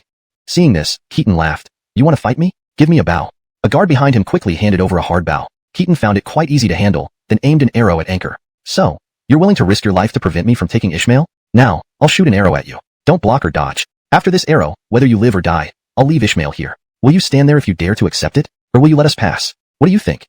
As he spoke, Keaton truly drew the bow full, pointing it straight at Anchor. Anchor's face turned green. He hurriedly ran behind his guards, fearing that Keaton might really shoot him, yet stubbornly insisted, Keaton, are you declaring war on the Runan Yuan clan? I count to 3. Either step aside or I shoot 1. Keaton, this is Taijiong. That's too reckless. 2. Step aside. Anchor dared not confront Keaton head-on. Though his men were numerous, true expertise lay elsewhere. In a real fight, they would surely lose. Dying here would be a terrible loss. Regardless, there were plenty of ways to settle scores with Keaton later, perhaps even stripping him of his role in recording the Imperial censorate. Seeing Anchor disperse and let them through, Keaton laughed, saying, I told you he's a coward. He has no guts. Could I really shoot him dead? A little scare, and he reveals his true colors. Leaving these mocking words, Keaton rode off laughing. Of course, matters couldn't end there. Almost immediately after, Grand General Hirsch arrived at Keaton's residence with the Empress Dowager's decree. If Keaton had brought troops, the situation in Dusty Yang could have become tense again. Keaton, you acted rashly. Despite coming to interrogate Keaton, Hirsch appeared friendly, showing no signs of blame. Keaton also didn't resist, smiling and inviting him into the study for tea. So, what does the Empress Dowager plan to do with me? Brother Keaton, you acted rashly. You should have come to me first. Sun Wenrua is renowned. How could I not save him? Besides, Anchor acted out of bounds, and Ingchuan isn't under his jurisdiction. Even without your intervention, wouldn't Anchor face punishment tomorrow?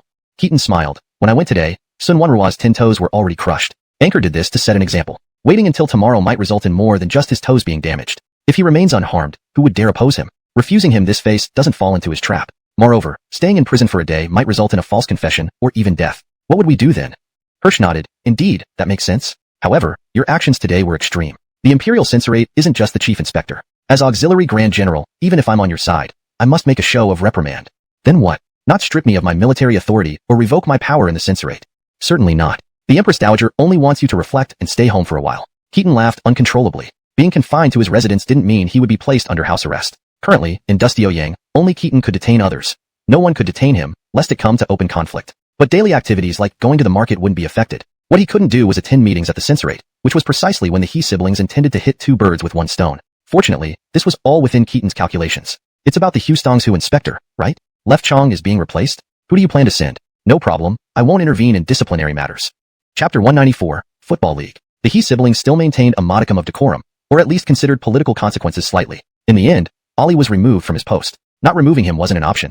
He couldn't handle Hustong's chaos and spent his days writing calligraphy rather than governing. By the time the imperial decree arrived in Hustong's to remove him, Adifir Cheng's governor Del had already been executed by rebels. For Ali's replacement, after thorough and heated discussions among ministers, the court gave a little face to the Guan Yu faction by appointing Anton. This Anton was a notable figure from Fufeng Commandery. Although not close to Keaton, he had always had good relations in court. He served under Carson previously and worked under Evelyn Ursel. Even Ianto and Chandler admired him greatly. Few could earn respect from both Guangdong and Guan Yu factions, as well as the eunuchs, a testament to his exceptional political acumen. However, less than a month later, the court hastily issued another edict to recall him. Keaton, then under house arrest, was eating breakfast with Darcy and Kieran when he heard this news. Surprised, he remarked, considering travel time. He should have just arrived in Hustongsu. How did he fail so quickly? If he did suffer a defeat, wouldn't it be unfair to blame him and replace the general during the battle? Darcy chuckled and replied. It seems that upon taking office, Anton believed Hustong's whose constant rebellions were due to the locals' lack of education. So his first act was to place an order with Lord Shinpin Valley for 10,000 copies of Confucian texts to distribute among the people. Learning from these texts would enlighten them and prevent further uprisings.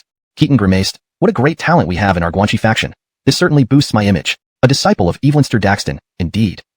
Darcy tried not to laugh but couldn't help it, saying, they say Evelynster Daxton walked 3 circles around in anger after hearing this, cursed him heavily, and threatened to exile him to Jiaozhou. Laughing, Keaton turned to Kieran. See how he handled his duties. Though not defeated militarily, he managed to survive through incompetence. With his connections in court, he might even get away without demotion. Sending him to Jiaozhou might even land him a substantial post. Moreover, printing Confucian texts might have also indirectly mocked Ianto and Chandler. Darcy agreed, indeed. While you are confined, any governor of Houstongs, who not appointed by you would fare no better. Better to survive like Anton than go there only to die. Kieran nodded. I appreciate the effort you've made to save me from Han Daxton's troubles. Otherwise, I would surely have perished.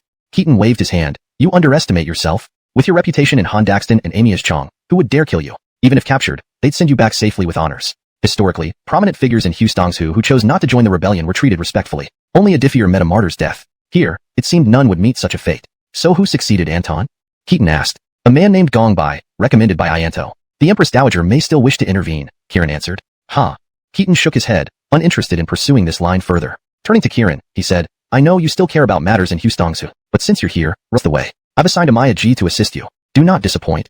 I understand its importance, Kieran affirmed. This football league was Keaton's secret weapon for seizing control of Dusty Ouyang's military. Amaya heat the differences between Dusty Ouyang's soldiers and regional troops. They being full-time soldiers, their training time was abundant yet routine. What's wrong with using football for drills? Moreover, command within Dusty Ouyang's guards was complex. Officially, all were under Keaton, the Grand General. Yet in practice, command went to higher officials. Soldiers themselves were low-ranking officers, thus having various origins and political leanings. Moreover, the Central Army thrives on complexity. With a total force of just over 10,000 troops, there are already 10 officers of the 2,000 Dan rank or above, averaging around 1,000 subordinates each. Beneath each 2,000 Dan officer are a multitude of lower ranks, 2,000 Dan, 1,000 Dan, and 600 Dan officers, meaning there are more officers than soldiers. Each rank has its own department, with its own set of superiors. Especially during the Eastern Han, my superior's superior isn't necessarily my direct leader, creating an intricate web of relationships that outsiders can't even begin to understand. Of course, this has always been the case throughout dynastic history. The imperial guards exist in a deliberately convoluted structure to prevent any single powerful minister from amassing too much military power. Without a unified leadership, soldiers naturally follow the emperor's orders instinctively. So, with few personnel but plenty of time, lacking clear leadership is one of the biggest features of the Eastern Han's Dusty Ouyang imperial guards. This makes it extremely suitable for football. The small number ensures everyone gets a chance to play in a 3-tier league system, and ample time means they have lots of practice. With the complex layers of command, if this football initiative succeeds and everyone becomes familiar through playing together, wouldn't the Football Association be able to replace the true bureaucratic command system during wartime? Promoting football within the imperial guards under the guise of training is both logical and reasonable. In Eastern Han Dusty Ouyang, what entertainment options are there? Moreover, football is far more interesting than many formal military drills. Plus, after the recent looting of the Western Park, while the court may lack funds, these soldiers certainly have money. It's a perfect time for gambling on football matches. The gate fees and other earnings can be used as football bonuses. To add excitement, top teams might enjoy privileges like free spinning on Gold Street. Promoting football culture to make young women and their families go wild. Most importantly, those who excel at football should receive rapid promotions. This would deepen the ties among mid- and lower-level officers in Dusty Ouyang's 10 units, allowing Keaton to plant loyalists and cultivate supporters through this football association. Spending money this way is far smarter than Clement's methods. After Anchor failed to eliminate Ishmael, the Yuan brothers have openly turned against each other. Outsiders might think Clement has joined forces with Keaton, given his significant influence in the Imperial Guards and the underworld in Dusty Ouyang. Not only does he not oppose this plan, he actively supports it, forming a substantive alliance with Keaton. Anchor wants to disrupt, but he lacks leverage. Most people in the capital probably don't understand the importance of football either. Christie doesn't obstruct it and instead gives full support, seeing it merely as Keaton's boredom-induced diversion. She hopes this distracts him from contesting control of Houstongsu. Given the complex and solidified power dynamics in Guangdong, Christie and the eunuchs can barely hold their positions, making them hesitant to move rashly. Naturally, their focus shifts to Guanxi. On a side note, since Emperor Zach's death, Keaton and Christie meet often but never discuss matters privately. Assigning Kieran to oversee the football league is strategic. First, because he has money, coming from a family of merchants, ensuring the league can sustain itself financially. Second, this is truly paving the way for him. As Keaton is now a general of the guards, leaving Dusty Ouyang easily isn't feasible. In the future, when Keaton legitimate spawn, do you really think you're a paragon of virtue? Remember, everything you have now came from my father, not yours. Insolent brat. Do you think I won't dare kill you? Come then. I came here to kill you. Am I afraid of you? Come. Come.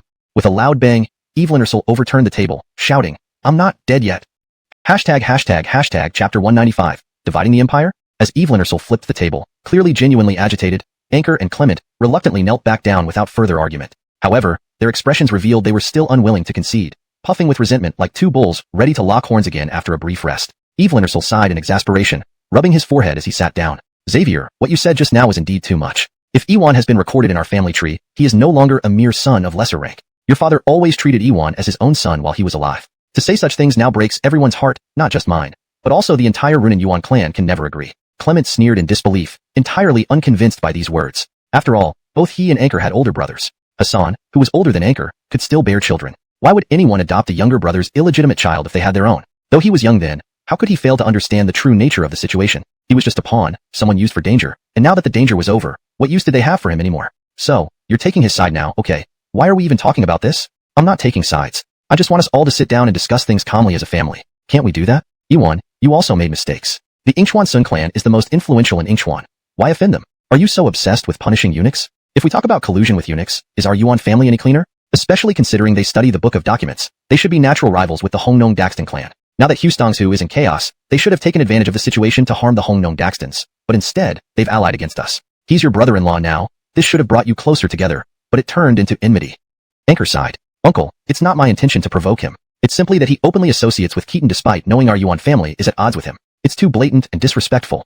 Alright, blood brothers shouldn't hold grudges so deeply. You're all family. Normally, squabbling between you two is fine, but now is a critical time. Xavier, this time Iwan did make mistakes, but at such a pivotal moment, you must choose your position wisely, understand? The Chang tribes and Hustongsu have rebelled, killing the governor and spreading chaos. Hustongsu alone can't handle this crisis. If it escalates, the court will mobilize troops from Guangzhou or even Guangdong to suppress the rebels. Unlike the Yellow Turbans, the Chang people have fought for centuries. At that point, Keaton won't miss this chance to command the troops. I heard through rumors that Kirin was specifically recalled from Hanyang to lead the Guangzhou forces, maybe even the Imperial Guards. This conflict will require endless supplies of soldiers and provisions, likely shifting the military power in the Sili region to him. Clement frowned. Uncle, regardless of kinship, Hustongsu is a mess and controlled by the Darlinjun general. What benefit do we gain by getting involved? Besides, being a Western matter, how can we possibly compete with him? Certainly, we can't win this competition outright, but we can't let him have it easily either. The difficulty in handling Hustongsu lies in the complex Han-Chang relations and the fierce nature of the Chang and Di tribes. Only seasoned veterans can prevail. So, why not consider abandoning Hustongsu and letting it fend for itself? Clement furrowed his brows. Suggestions to abandon Hustongsu arise during every Chang uprising, but the court never follows through. Now that Keaton is Darlinjun General, Grand General, and Chariot and Horse General, and lacking military achievements, Empress Dowager and the Grand General wouldn't allow it. Evelyn Ursel replied earnestly, that's why we must unite now. Things are different today. The Yellow Turban Rebellion has emptied the court, and civil unrest continues in Ji Province, Jiaozhou, Aditiazu, and Qingzhou. Practical challenges lie before us. This might not be unachieveable. Consider this. Keeping Hustongsu means Keaton seizes full control of Sili military power.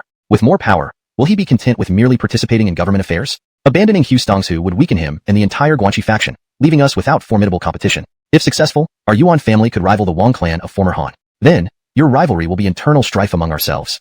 Anchor nodded. Kingship ties with the Hustongsu rebels aren't secret. Trade routes between Dusty Ouyang and Amayan Huang remain open, indicating collaboration. If we protect Hustongsu, everything east of Fanshui Pass will belong to him, making us lambs awaiting slaughter. But if we persuade the court to abandon Hustongsu, Keaton becomes a toothless tiger. This is a decisive move, Xavier. Uncle speaks sense. We must stop undermining each other. Clement frowned. How can we truly abandon Hustongsu? Without Hustongsu, the Xiongnu and Changdi would ally, threatening Bingzhou too. Will we ignore Bingzhou? With the Hustongsu rebels growing stronger, how long can achieve? Had it not been for Keaton shielding Ianto and Chandler, they would have perished. She wouldn't have a say in court affairs. Do you already have a plan, Uncle? The Chang and Di and Guanxi are significant, but aren't the Wuhuan and Yu and Ji equally important? Half a month passed swiftly. This translation aims to maintain the original tone, style, and structure while ensuring readability and coherence in English. ##### chapter. The escalating Hustongsu conflict. The situation in Hustongsu became increasingly tense. The newly appointed governor, Devin, and the protector of the Chang, Roberto, had several skirmishes with the rebels, all of which ended in significant defeats. This rebellion was primarily led by former soldiers under Barcarong, and Roberto, being a key figure in Barcarong's inner circle, commanded troops that were predominantly composed of Barcarong's old subordinates. In essence, it was a civil war within their own ranks. From a military perspective, such internal conflicts don't have much to analyze. Victory goes to whichever side can win the hearts of the people. Roberto's troops were reluctant to fight, and many even considered laying down their weapons to join the rebels.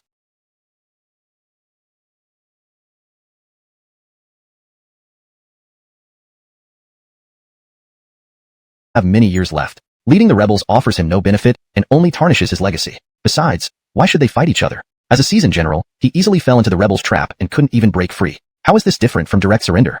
The court must send reinforcements now. With just the local forces in Hustongsu, there's no way to resolve this situation. Keaton replied, where could the court find more troops? This year's harvest yielded little revenue. To send elite forces west, they wouldn't even have enough funds for rewards. Moreover, with widespread unrest across the empire, how can they focus solely on Hustongsu? River East and River Inner regions have also been restless. If they mobilize all Imperial Guards, further disturbances in these areas could lead to serious problems. Unless absolutely necessary, the court might not decide on this action. but it's likely they will consider sending troops from Guangzhou. As they spoke, a servant reported that Clement wished to see him. He comes to see me now? Please bring him in.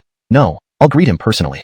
Standing up, Keaton welcomed Clement warmly, puzzled. Why come without notice? Sending a visiting card ensures you won't waste a trip if I'm out. What urgent matter brings you here? Fellow brother Denny, Anchor and Evelyn are crazy. You need to prepare ahead. What happened? They want the court to abandon Hustongsu, leaving the rebellion unchecked. Keaton chuckled. Ministers have always suggested abandoning Hustongsu during every Chang revolt. We're used to hearing such talk. Will farmers stop planting because of field crickets? Thank you for coming to inform me. Come inside and have a drink. This time it's different. If they push hard, it might succeed. How so? Push personally? My brother Hassan is still Minister of Rights. Also, I overheard their plan to cause unrest in Ji Province first. Is Ji Province not already chaotic? They might use the Wuhuan tribes. Keaton's expression turned more serious. They plan to ally with foreign enemies, inciting the Wuhuan to rebel, bringing in outside trouble when internal threats aren't resolved yet. What exactly do they intend?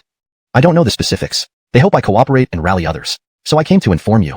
Xavier, you're a true friend to come to me now. Truly appreciate it. Good brother, we uphold justice. Besides, how can we hand over our great Han lands to foreigners? Keaton patted his shoulder, skeptical of his explanation. Anchor and Evelyn intended to split the empire, dividing it east and west. This division would leave Clement with virtually nothing, as he lacked power or influence in Ji and Yu provinces. He would merely serve as a subordinate to Anchor. But Keaton hadn't anticipated that Anchor and Evelyn would go so far as to enlist the Wuhuan to balance power. The fate of the Han Empire may collapse faster than he imagined. The situation in Hustongsu grew increasingly tense. The newly appointed governor, Devon, and the inspector of the Chang tribes, Roberto, had engaged in several battles with the rebels, all resulting in crushing defeats. This time, the main force of the rebellion consisted of former troops under Barcarong. As Roberto, a core member of Barcarong's direct lineage, led primarily his old troops, it essentially amounted to a self-inflicted battle. Militarily speaking, such conflicts were predictable, the side with the support one. Roberto's subordinates showed no enthusiasm for fighting, with some even wanting to lay down their weapons and join the rebels. Roberto himself was becoming increasingly ambivalent. Similar to historical precedents, the Hustongsu rebels focused on psychological warfare,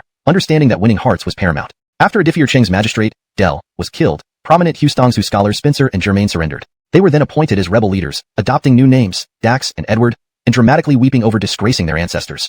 Upon taking office, knowing that he was seen as a eunuch supporter, Dax leveraged this by rallying against the eunuchs. Huang Jun, the governor of Wuwei, surrendered after being defeated, followed by other governors like Cynthia of Longxi and Winifred of Juzhai, all former Barcarong loyalists, who joined the rebellion. When Roberto attacked, he fell into a trap and was surrounded by Dax's forces. The situation deteriorated rapidly, catching everyone off guard. Roberto is done for, Keaton remarked, smirking as he read the latest war report in the capital. To be honest, I'm surprised he hasn't surrendered yet. If he did, Dax would likely step aside for him to lead, Kieran added. Darcy chuckled. Roberto is too old. He doesn't have many years left. Being the rebel leader offers him nothing but tarnishing his legacy. Why surrender when he has already lost? He's trapped by his own men, unable to break free.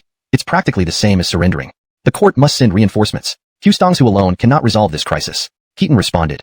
Where will they find troops? Harvests are poor this year, leaving little funding. Even if elite soldiers from Dustio-Yang are sent, there may not be enough rewards for the army. With unrest across the nation, Hustongsu isn't the only region needing funds and troops. If all the imperial guards leave, what happens if Hunan and Hudong rise up again? The court won't easily make this decision, but they might move the Guangzhou forces. Just then, a servant announced that Clement had come to visit. He's here now? Please invite him in. No, I'll meet him at the door. Keaton rose and greeted Clement warmly, puzzled. Why didn't you inform me beforehand? If I hadn't been home, wouldn't you have wasted your trip? What's so urgent? That's him. The Han Empire might collapse sooner than he imagined. Translation note **. This chapter continues the complex political intrigue surrounding the escalating conflict in Hustongsu and the internal power struggles within the Han court. The characters' interactions and strategies highlight the depth of their ambitions and the looming threats facing the empire. ###Chapter 196, Division written on their faces. In recent months, the talk and rumors about abandoning Hustongsu have never ceased and have only increased. An increasing number of scholars from Guangdong advocate this idea, while those who call for reclaiming Hustongsu have become fewer. Some propose that everything west of Longxi can be abandoned. Others argue that everything west of Hanyang should be given up. Some even suggest completely abandoning all of Hustongsu, or even everything west of Chang'an. These statements naturally infuriate people from Guanxi, leading to intense arguments. People from Guanxi have short tempers. Even court officials sometimes come to blows. Naturally, with the inherent contradictions between the Guanxi faction and the Guangdong faction, which had been somewhat harmonious due to their common enemy, the eunuchs, their relationship has deteriorated rapidly now that the eunuchs are weakening. They no longer speak to each other, just spitting at each other when they meet. After more than half a month, with the timing ripe, the Yuan family finally made its formal move. Nearly 100 officials of varying ranks jointly submitted a petition requesting the court to abandon Hustongsu. Leading this effort was none other than Enoch's eldest son, Hassan, who currently held the position of Minister of Protocol, Honglu Temple. This move truly took many by surprise. Normally, Hassan, as the eldest legitimate son of the Yuan family, should not get involved in any political struggles. His life path was already set. At a young age, he was already one of the 9 ministers. With diligent study, he could become the next Grand Secretary of the Yuan family within a few years. He was destined to be wealthy and powerful his entire life simply by eating and living well. For him to personally enter the political arena indicated that this time, the Yuan family was going all in. Moreover, as Minister of Protocol, Hassan was responsible for resettling ethnic minorities within the empire and managing ethnic affairs, wielding considerable power. Although the leaders of the current Hustongsu rebellion were almost all Han Chinese, it was customary to refer to it as a Chang rebellion. Hassan's petition claimed that the Chang people were treacherous and disloyal, rebelling whenever there was an opportunity, making them too dangerous. He proposed that all Chang people, regardless of location, whether in Dustioyang or Sili, should be exterminated. Such a statement immediately garnered strong support from many court ministers, although Christie would never approve such an outrageous suggestion. However, the Yuan family did not need approval to act, especially since this aligned with the practical interests of the Guangdong faction, who had indeed been terrified by the endless Chang rebellions. For over 100 years, ever since Alex established the Eastern Han, Chang unrest had never ceased, costing trillions and causing constant turmoil. All this expenditure came from the wealth of Guangdong. Hustongsu had always been a money-losing black hole for the court. Now, after the Yellow Turban Rebellion, with the 8 provinces in Guangdong suffering from economic hardship, compounded by the Great Plagues in Ji Province, earthquakes in Aditiag Province, and floods in Qing Province, disaster and calamity followed one after another. No governor of any region could mock another, as none were prosperous. Everyone had long grown weary of Hustongsu's troubles. The Chang? The Chang were not human, all deserving death. Following this, governors from Guangdong regions, where Chang and Di peoples resided, actively responded to the Yuan family's call, beginning massacres of the Chang and Di peoples. Determined to escalate ethnic tensions, forcing the court to abandon Hustongsu, even if Keaton and Christie tried their best to stop it, it proved futile. One must admit, this was a ruthless move. The Chang people weren't confined to Hustongsu. They also resided in Guangzhou and the Three Rivers regions. Among these internally migrated Chang, some were remnants of previous rebellions forcibly resettled, while others had earned military merits serving the Han court and were rewarded with settlement rights in the Three Rivers region. The former group might be less problematic, but the latter was part of the Sanha cavalry, the foundation of the Han army. Over 100 years of development, many Sanha cavalry descendants had forgotten their origins, but now they remembered. These local officials truly intended to kill them. Though the Chang and their descendants were not the majority in the Three Rivers region, forming perhaps only half, they still numbered significantly. And what about the Xiongnu and Wuhuan, who made up the largest segment of the Sanha cavalry? What if they rebelled in the future? Was everyone mad? The Yuan family was hellbent on destroying the Han Dynasty. If the Three Rivers region rose in large-scale rebellion, the so-called central court would immediately become a hollow shell, facing destruction. Of course, if this trend continued unchecked, it would make the people of Hustongsu break ties with the court entirely. Keaton, failing to resolve this, would no longer be fit to lead the Guanxi faction and should resign immediately. Christie and Hirsch were panicked, never expecting the Yuan family to be so audacious. However, due to a mole within the Yuan family, Keaton was prepared for their actions. Initially, Keaton hadn't planned to target Hassan directly, but since he jumped into the political fray, how could he expect to leave unscathed? Keaton's counterattack came swiftly during the court assembly, led by Charlie, who petitioned the court to execute Hassan to reassure the people of Hustongsu. Simultaneously, pre-organized groups such as the Imperial Guards, citizens of Dustioyang, students of the Imperial Academy, and scholars led by Askari from Ingchuan besieged Hassan's residence with weapons, clearly demanding his death. Then, Hassan was branded a traitor and collaborator, emphasizing that Hustongsu's vast lands were essential and that the people of Hustongsu were equally Han subjects.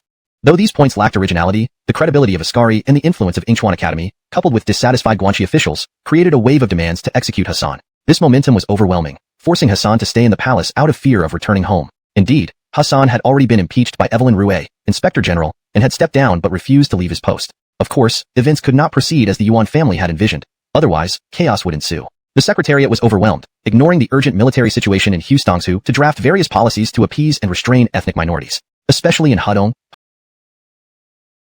Hunan, and Guangzhou, competition intensified. Surprisingly, the Yuan family's upheaval had some benefits. Under Keaton's guidance, Eric and Hamlin were appointed as commanders of the Yong Camp and Huaya Camp, respectively. As for Hedong, the governor who originally supported the Yuan family's call met a different fate. Christie bypassed Anchor, the imperial censorate supervisor, and issued an imperial edict through Ianto to remove the governor, even sending assassins to ensure compliance. Then, directly through the eunuch's connections, Aston was promoted to the position of governor of Hedong. Soon after, Anchor's undermining actions arrived, putting immense pressure on Aston, who had no choice but to accept this dangerous mission. Although he stayed in Jie County, he began to prepare his troops. As a warrior, when faced with unsolvable problems, naturally he sought military power first, controlling the army and dealing harshly with any dissenters. He realized that currently, the Han Empire had no real rules to speak of. Orders from the court were obeyed only if one wished to do so, otherwise ignored. At the local level, whoever had the most muscle made the decisions. The commandery of Hunan seemed relatively stable for now. Its governor was Cole, one of the 4 Yellow Turban pacification generals who recently crushed the Yellow Turban rebels in Nanyang. Cole belonged neither to the Guangdong nor the Guanxi factions, but instead led the Jiangnan faction. However, he was at least a man of arms who understood the gravity of the situation and sided with Keaton on the matter of excluding ethnic minorities, knowing it was an unfeasible idea. Recently, he focused on securing military control, even reviving the military drill system from the former Han Dynasty. Especially now, after the autumn harvest ended, he continuously drilled the elite troops of Hunan. The inspector of Hunan, Sima Tony, had more complex issues to deal with since the capital, Dustioyang, fell under his jurisdiction, and many matters were beyond his control. Keaton had already planned to meet with him for discussions, though this was yet to happen. The situation in Guangzhou was manageable, as Keaton's political influence there remained strong. Those few officials daring enough to support the Yuan family were promptly replaced with locals. The more complicated issues lay in Yizhou and Aditiazu, especially in Yizhou, where the commanderies of Han Daxton and Shu had significant Chang populations and had long suffered from unrest caused by Hustongzu's Chang tribes. The internal situation was also extremely complex due to the presence of various minority groups. Contrary to popular belief, Yizhou in the Eastern Han era was predominantly inhabited by ethnic minorities. Coupled with the recent 5 pecks of rice religious movement, the region had been in turmoil. Moreover, there was almost no local political faction in Yizhou. In fact, politically speaking, Yizhou was not much better off than Hustongzu, and its residents had little influence.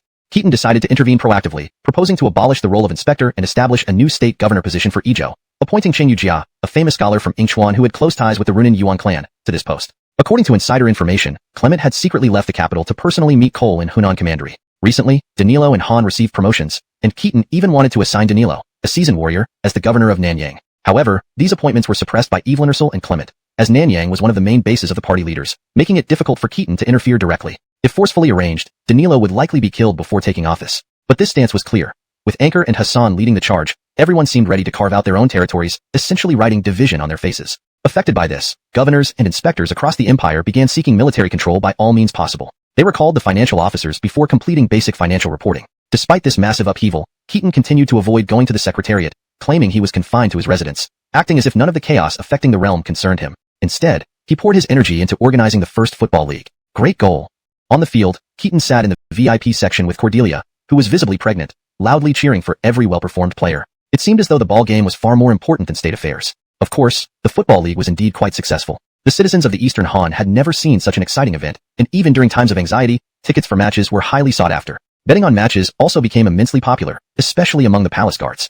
Today's match was the finals of the top-tier league, crowning the first champion. It was rumored that after the football league, these fields would host polo matches, although the excitement might be less due to only half of the Imperial Guards being cavalry. Kieran stood on a specially constructed amplified platform, shouting, "Now the cavalry brigade is in control. Watch as the captain, player number 3, advances alone. Oh my, a dribble past defenders, a shot, and it's a goal. A winning goal.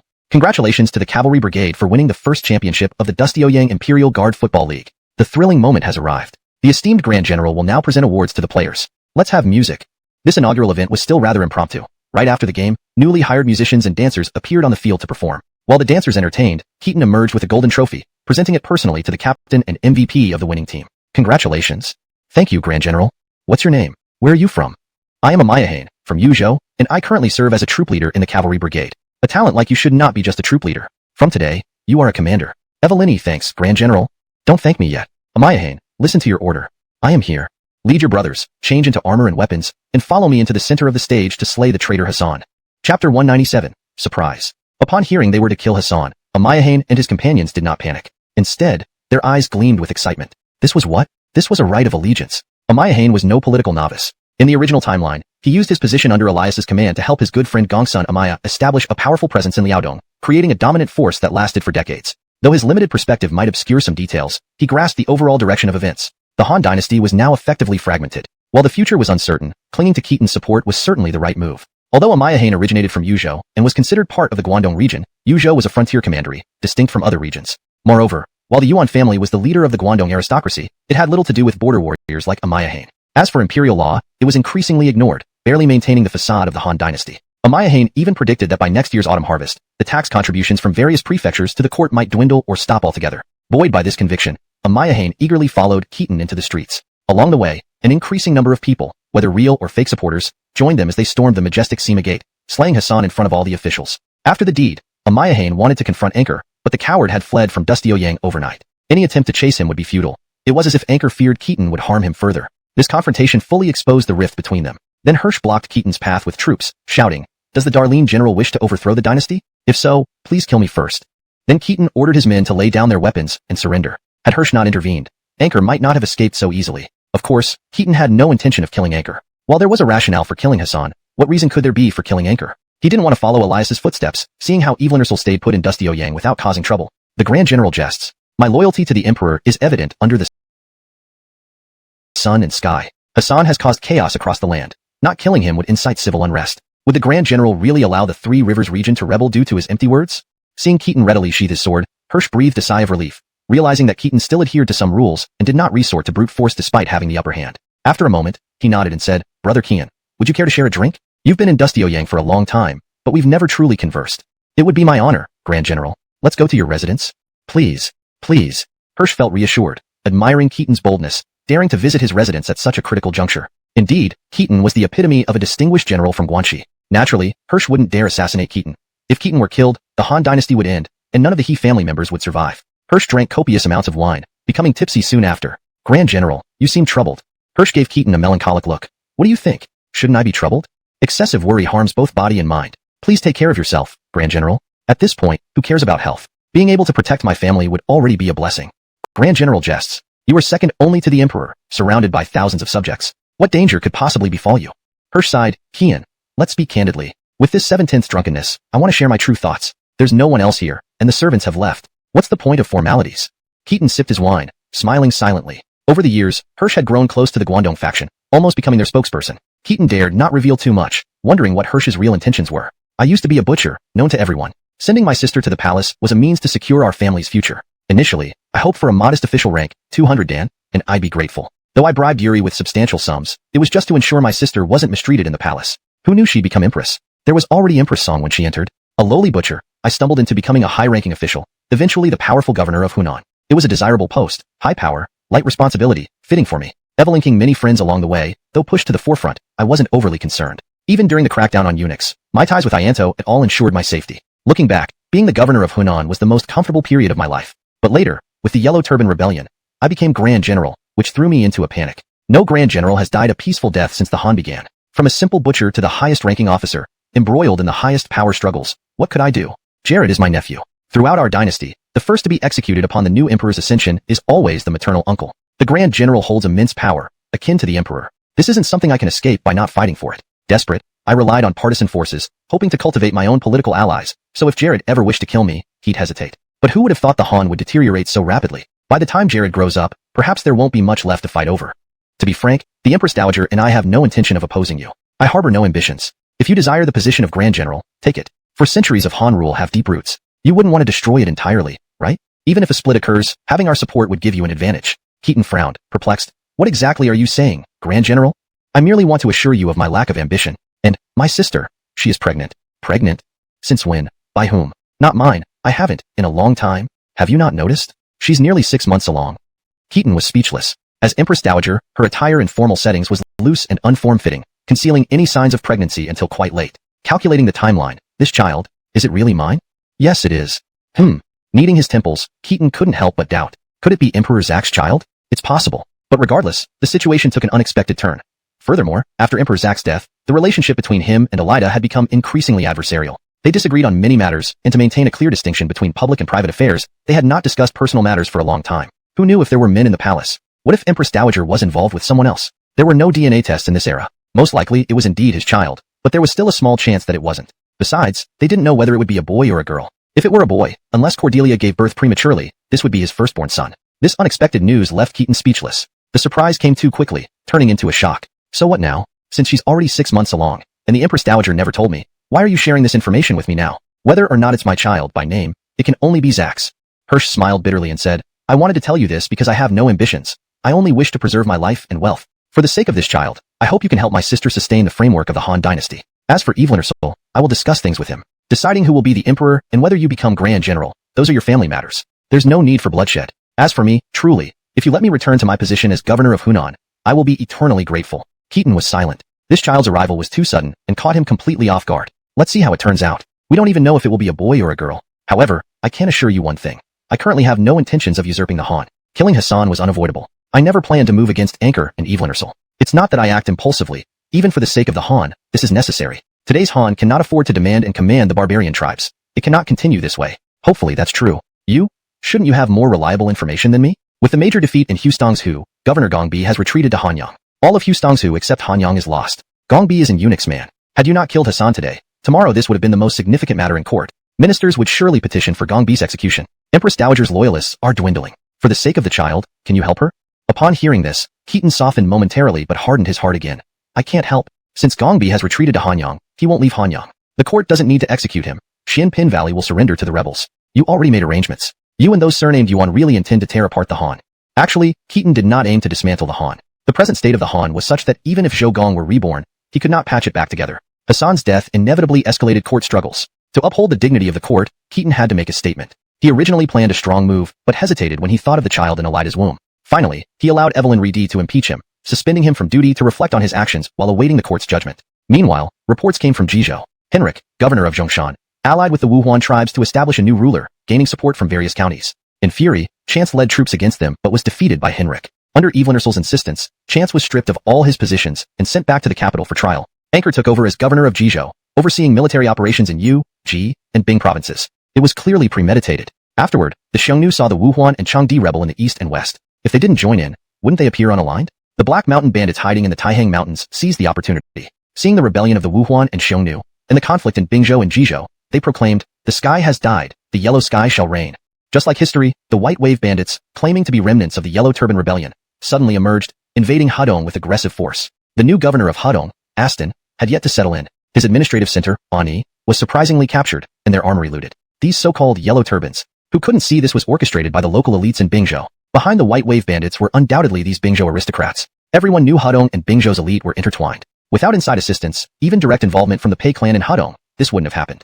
They saw the Han falling apart and decided to strike first, tearing off a big piece for themselves. Simultaneously, in Hustongsu's Hanyang commandery, Gong Bi, as the imperial governor, anxiously addressed Hurley, Jace. "Lord Jace, everyone knows that Xianpin Valley belongs to the Darlene family. You are the Darlene general's brother, his beloved comrade. Everyone here can submit to the rebels, but you definitely won't, right? Right? You won't surrender, correct? Together we can hold out in G County until the court sends reinforcements, right?" Hurley looked back at Gong Bi with pity and sympathy. "You wouldn't betray the Darlene general, would you? Surrendering would put him in a difficult position." Then a large hand reached out and pushed Gong Bi down. "Tanaibo, please remain seated. It's windy on the city wall. This gentleman must also be one of the Darlene general's close brothers, right? You won't surrender, right? My name is Caden, not worthy to call myself the Darlene general's brother." "Caden? Why does this name sound familiar?" "Yes, previously, in my ignorance, I called myself Earthly Lord." Translation notes. 1. Character names. Kept using pinyin transliterations for Chinese names, e.g., Zach, Elida. 2. Consistency. Ensured consistency with previous content. 3. Natural flow. Aimed for natural and fluent English while preserving the original tone and style. ##### Chapter 198. Mobilizing troops and formal separation. G County. The battle for G County, which would determine the fate of Hanyang, Hustongsu, and the entire realm, officially commenced. The process was as bizarre as it could get. There were no siege weapons, and no intense battles. Instead, hundreds of thousands of troops surrounded the city. Only when they reached the base of the walls did it become apparent that they had no weapons. In this situation, for G County, for Xianpin Valley, for the countless civilians of Hanyang, I must apologize. Then, a group surged forward, tying him up with hemp ropes and ordering the city gates open for surrender. Even as this happened, Hurley continued to berate them endlessly. "Release me! Release me! I won't surrender. I am General Darlene's comrade in arms and cannot bring disgrace upon him. Kill me, Dax. You bastard. Kill me quickly."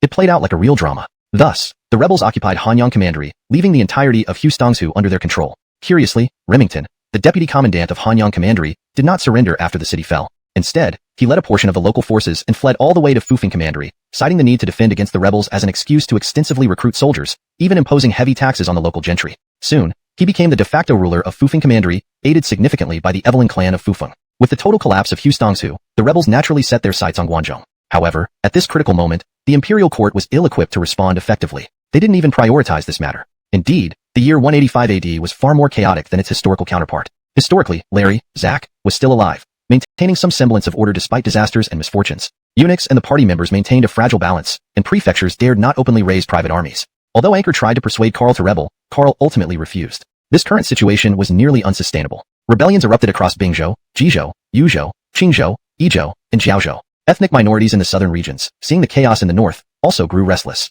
It was clear that Aditiazu and Daxdanzu would soon follow suit, and the Han Dynasty was engulfed in flames everywhere. Although the rebellion in Hustongsu was urgent, it wasn't the most pressing concern at present. The White Wave bandits had entered Hadong, and if Hadong were lost, even Dustioyang might fall. Who cared about the safety of Chang'an? General Darlene, if the imperial tax revenues are cut off next year, we may not even have enough to eat. As the foremost general, do you have any strategy to alleviate the court's crisis? Keaton sighed deeply, looking at the vast map of the Han Dynasty. After a long pause, he said, Empress Dowager, Grand General, and Imperial Tutor, mobilizing troops isn't the issue. But first, there is a fundamental problem that needs addressing. Otherwise, suppressing rebellions here will just mean another one erupts there. What problem? Immediately clear away incompetent officials in various regions. Have the court appoint capable individuals to serve as prefects and commandants. Particularly, those who bought their positions must be expelled immediately. Upon hearing this, Hirsch immediately pounded his thigh and exclaimed, "That makes sense. I believe it's time for a new evaluation of officials nationwide." Elida couldn't help but frown, finding it difficult to look at both Hirsch and Keaton. Expelling officials who had bought their positions would weaken the eunuch's power in the provinces, possibly by a large margin. However, she knew that such disorderly governance needed to be rectified. Moreover, Hirsch's stance was so clear. How could she stop it? With a sigh, she nodded in agreement. Secondly, to treat severe illness, strong medicine is required. To quell the national unrest, there are two paths. Either abolish the Sishi, regional inspectors, and establish Yumu, governors, where the court selects loyal and virtuous individuals to govern regions, recruit soldiers, administer civil affairs, and stabilize the regions, with each governor responsible for paying tribute to the court. Or, restore the military training policies of the Western Han, allowing local governors to conduct military drills based on their region's actual conditions. This ensures that every region has reliable and combat-ready troops, promptly suppressing farmer revolts or ethnic rebellions. Reward those who excel and dismiss those who fail. This approach is straightforward and effective. Evelyn Ursel couldn't help but glance at Keaton before shouting, "I agree with this strategy." Without it, the nation's unrest cannot be pacified. These two agreeing was indeed rare. Of course, the implications were very clear. To tear the Han apart, abolishing regional inspectors in favor of governors was akin to establishing feudal lords similar to those during the spring and autumn period. Such governors would inevitably become too powerful if left unchecked, but if they couldn't consolidate power, what good were they? Regional inspectors were minor officials of 600 stones rank, typically with less authority. Their power came from the central government. When the center was strong, inspectors were arrogant. When it weakened, they were powerless. A regional inspector couldn't appoint subordinates and often progressed from inspector to prefect, indicating that inspectors were considered less powerful than prefects. The proposal to establish governors was necessary due to the inefficacy of regional inspectors in controlling local prefects. If the central government couldn't manage certain regions directly, appointing governors was inevitable. Otherwise, these regions might fall into rebel hands or produce their own governors. Everyone saw the dangers of this move, but what choice did they have? Restoring military training was even more dangerous, making it harder for the court to control local governments in the future. Translation continues with subsequent parts of the chapter, ensuring coherence and consistency with previous content. Chapter 198, continued. Military drills meant organizing the people of each commandery to participate in military training during their leisure time, much like the phubbing system. Generally, this occurred once every 3 years, with 2 batches alternating.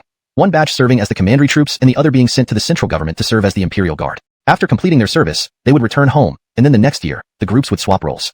However, there was a problem with this. The military drill system of the Western Han ensured that the Central Imperial Guard always maintained around half of the total national military force. Even if these soldiers provided their own provisions and funded their own travel expenses, the cost was still incomparably higher than what the Eastern Han court could manage with its mere 10,000 professional soldiers. Admiring the peak of the Western Han, the Central Imperial Guard numbered up to 800,000. The court is now struggling even to pay official salaries. How can it sustain such an army? Moreover, the foundation of this military system relies on independent farmers, who can provide their own provisions and travel expenses because they own land. After a year of service, they can happily return home to farm. But today, where are these independent farmers? So, it's clear that restoring military drills means decentralizing the power to conscript and maintain troops to local prefects, but the central government will not be able to support its own army. The court simply cannot afford it. Dusty Ouyang has only about 10,000 standing troops, and some large commanderies, like Nanyang, could easily raise over 100,000 soldiers. Would these prefects still listen to the court then? Of course, some things can't be avoided just by refusing to act. Some prefects are already privately raising armies. With rampant bandits everywhere, what would happen if the prefects had no soldiers to defend against them? They would just wait to die. The situation is irreversible. Christie and General-in-Chief Hirsch understood that regardless of whether they agreed, they had no choice but to nod and approve these policies, which were almost self-destructive for the court. Once the seals were used, the Han Dynasty officially entered a mode of fragmentation. Although Emperor Xiao Jared has yet to take personal control, he was destined to become another king of Zhou. Should they blame Keaton and Evelyn Ursel? The Han had long been in this state. These policies merely removed the last veneer of unity. Everyone at least nominally remained loyal to the Han. Without these changes, those promoting local power might not even acknowledge themselves as Han subjects, leading to an even worse outcome. Should they blame Zach? He seemed the ultimate culprit, a ruler presiding over a declining empire. Yet, Zach inherited a mess and did his best to maintain stability. If not for him, the Han would have fallen into chaos much sooner. Look at the signs of disintegration after his death. If we go further back, we could blame Yates, but that would be meaningless. One can only say that this is fate. The Eastern Han was destined to endure only about 200 years. Now its time has run out. Christie, Hirsch, and Emperor Rolf can only do their utmost to ensure the Han ends peacefully rather than in utter devastation. Christie was a smart woman. She understood this well. After settling these matters, Evelyn Ursel and Keaton finally discussed how to split up. Not exactly, but how to dispatch troops to quell rebellions. Ultimately, Stuart was appointed governor of Yuzhou, and Prince Amir of Chun was promoted exceptionally, retaining his princely title while also receiving the rank of Left General, allowing him to recruit troops in the state of Chen and neighboring regions. His chancellor was reassigned, making him the first truly powerful prince of the Eastern Han. These two influential royals were the last dignities Keaton and Evelyn Ursel could leave to Christie. Evelyn Ursel initially intended to hand Bingzhou over to Anchor, letting him oversee both Jizhou and Bingzhou, but Keaton naturally disagreed. He proposed assigning Grand General John to handle the Bingzhou affairs, especially since the Inspector Jace E of Bingzhou had been killed by Xiongnu rebels.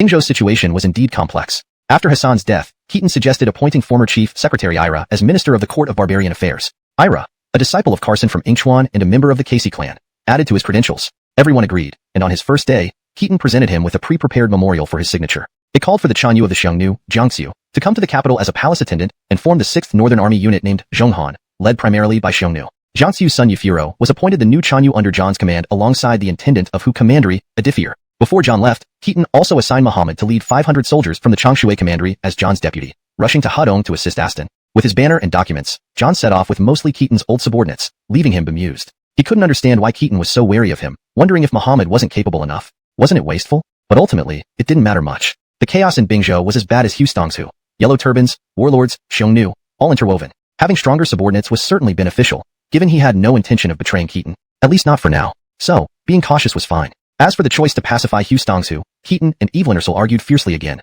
nearly coming to blows. This old fox wanted to send Carl. Looking for trouble? Keaton insisted on appointing Kieran as commander, but Kieran's lack of experience was a concern. Finally, Christie decided, sending Amy as Zhong of Qingzhou to Hustong's to quell the rebellion, with Kieran as his deputy. Amy as Zhong was a former subordinate of Evelyn who naturally approved. Keaton, though looking quite peculiar, eventually sighed and nodded in agreement.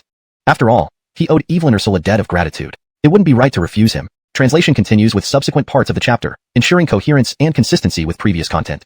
Chapter 199. This is too much. In the second year of Guangxi, which followed the enthronement of the new emperor in 185 AD, the Han Empire gradually concluded amidst a bizarre chaos. In Yuzhou, the area has been predominantly occupied by the Wuhuan, Fuyu, Eastern Xianbei, and various mixed ethnic groups. Governor Stewart adhered to the principles of benevolence and moral instruction, employing relatively friendly Wuhuan tribes such as the Carver, Nandu, and Yenro tribes. He also heavily utilized powerful local clans like the Gongsun and Tian families, effectively suppressing the rebellion led by the Tsiuli-Ju tribe of the Wuhuan and Liaoxi. Remarkably, under Stewart's administration, the historically impoverished finances of Yuzhou, which had always relied on subsidies from Ji and Qing provinces, not only achieved self-sufficiency but even had a surplus. With this newfound wealth, Stewart established extensive agricultural colonies in the Guangyang and Yuyang commanderies to accommodate over 200,000 refugees fleeing from Ji province. Stewart's reputation spread widely. It was said he practiced frugality, exemplifying simplicity by wearing no silk, eating only 2 meals a day, and abstaining from meat. The people of Yuzhou admired him deeply, and his orders were faithfully carried out by local magistrates. Additionally, he promoted 2 generals, Sullivan and Hollis, who rapidly rose through the ranks due to their military exploits. One became known as the White Horse General, leading the White Horse Volunteers primarily composed of non-Han tribes, while the other, Hollis, gathered refugees into an army, following the same principles of benevolence and claiming descent from Jediag of Zhongshan, earning him the nickname Little Uncle. However, there was significant discord between Hollis and the White Horse General regarding policy towards the Wuhuan. One advocated pacification through kindness, while the other supported deterrence through force. Observers noted that this conflict could eventually become a major issue for Yuzhou. The situation in Ji province was more complicated but stabilized somewhat after the provincial governors were permitted to raise armies independently. Although remnants of the Yellow Turbans were mostly quelled, the Wuhuan and Black Mountain bandits remained problematic. Anchor inherited the forces left by Qian, managing to maintain some control, though it was rumored that he secretly supported Sullivan. In Bingzhou, Zhan and Muhammad faced difficulties against the White Wave Army, who seized the weapons from Hudong Arsenal. Zhan struggled initially, only improving slightly later in the year. His forces were mainly comprised of Hudong locals fighting against Hudong natives, with inferior equipment due to the arsenal's loss. Despite Adifir's efforts, Bingzhou was struggling. Rumors circulated about the incompetence of Zhan and Aston, suggesting replacements, but these suggestions were suppressed by Keaton. Clearly, these officials were part of his trusted inner circle. Historically, the White Wave Army posed a significant threat even to Elias, cutting off access to Guangzhou and besieging him in Dustioyang. In Jiaozhou, the rebellion and remaining Yellow Turban forces were reportedly suppressed, but communication disruptions meant detailed reports never reached the court. It was anticipated that Xia would soon establish an independent regime, given the distance from the capital. Other regions also faced challenges. The Evelyn rebels in Daxdanzu's Jiubei and Jiangling, revivals of the Yellow Turbans in Nanyang and Runan, the Southern Barbarians and 5 pecks of Rice sect in Izhou, and unrest in Qingzhou. Keaton even considered appointing Clement as governor of Aditiazu, but Yuan declined, instead recommending the governor of Heniai, Cole, staying in Dustioyang himself, possibly for personal gains or broader ambitions. Keaton, focusing on the Hustongsu rebellion, knew that even Elias found it difficult. Elias's real challenge wasn't from the coalition of 18 warlords, but from the White Wave Army. The current stalemate showed that Keaton was doing better than historical figures. Han Sun led over 300,000 rebels in Hustongsu, almost every able-bodied man joining the rebellion. Fighting his own people made it morally challenging. Officially, the rebel leader was Han Sun, but Hurley, supposedly a captive, was actually the de facto leader. Despite claims of steadfast loyalty, Hurley, close to Keaton, complicated matters further. Elias, now controlling 30,000 troops, included skilled leaders like Eric and Hamlin. Remington's unexpected rise as general who breaks the bandits with 20,000 men also posed challenges. The former taisho of several districts around Guangzhou were replaced for failing to suppress bandits, notably replacing them with loyalists like Jace Guillermo and Amaya Han Darlene. These changes highlighted Keaton's strategic moves. Eric and Hamlin held significant power, constraining Amaya Han Darlene, reflecting the intricate balance of power and influence within the region. This left Chariot General Augustus, supposedly supervising military affairs in Yong and Haostong provinces, in reality only had a ceremonial staff and fewer than 3,000 trusted subordinates. Where were the rest of his people? Worse still, he brought the former Han Daxton Taisho Kirin as his deputy. The 20,000 elite troops from the capital's imperial army, recruited from Hunan and He under Keaton's influence, all followed Kieran's orders, something everyone knew as Kieran was a close confidant of the guard general. What on earth am I here for then? Anything Augustus wanted to do required Kieran's approval. Otherwise, nothing got done. Conversely, anything Kieran wanted to do happened regardless of Augustus's approval or not. I'm supposed to be a powerful governor with real authority, yet somehow I've been sidelined. Why did Evelyn assign me here? What kind of job is this anyway? It was only because of his special relationship with Keaton, who had recommended him and owed him much, that Qin's generals respected him somewhat, and Kieran would consult him on matters, ensuring no one outright contradicted him. Otherwise, he'd be little more than a puppet. But this war has been going on for a year now. What exactly have we accomplished? Has there been any fighting? It seems like it, but also not really. Every so often, Haostong province rebels would come around, raiding before retreating. Officials and bandits barely ever clashed. Multiple times, Augustus wanted to march westward, only to be blocked by Kieran was already preparing to rebuild Dustantai.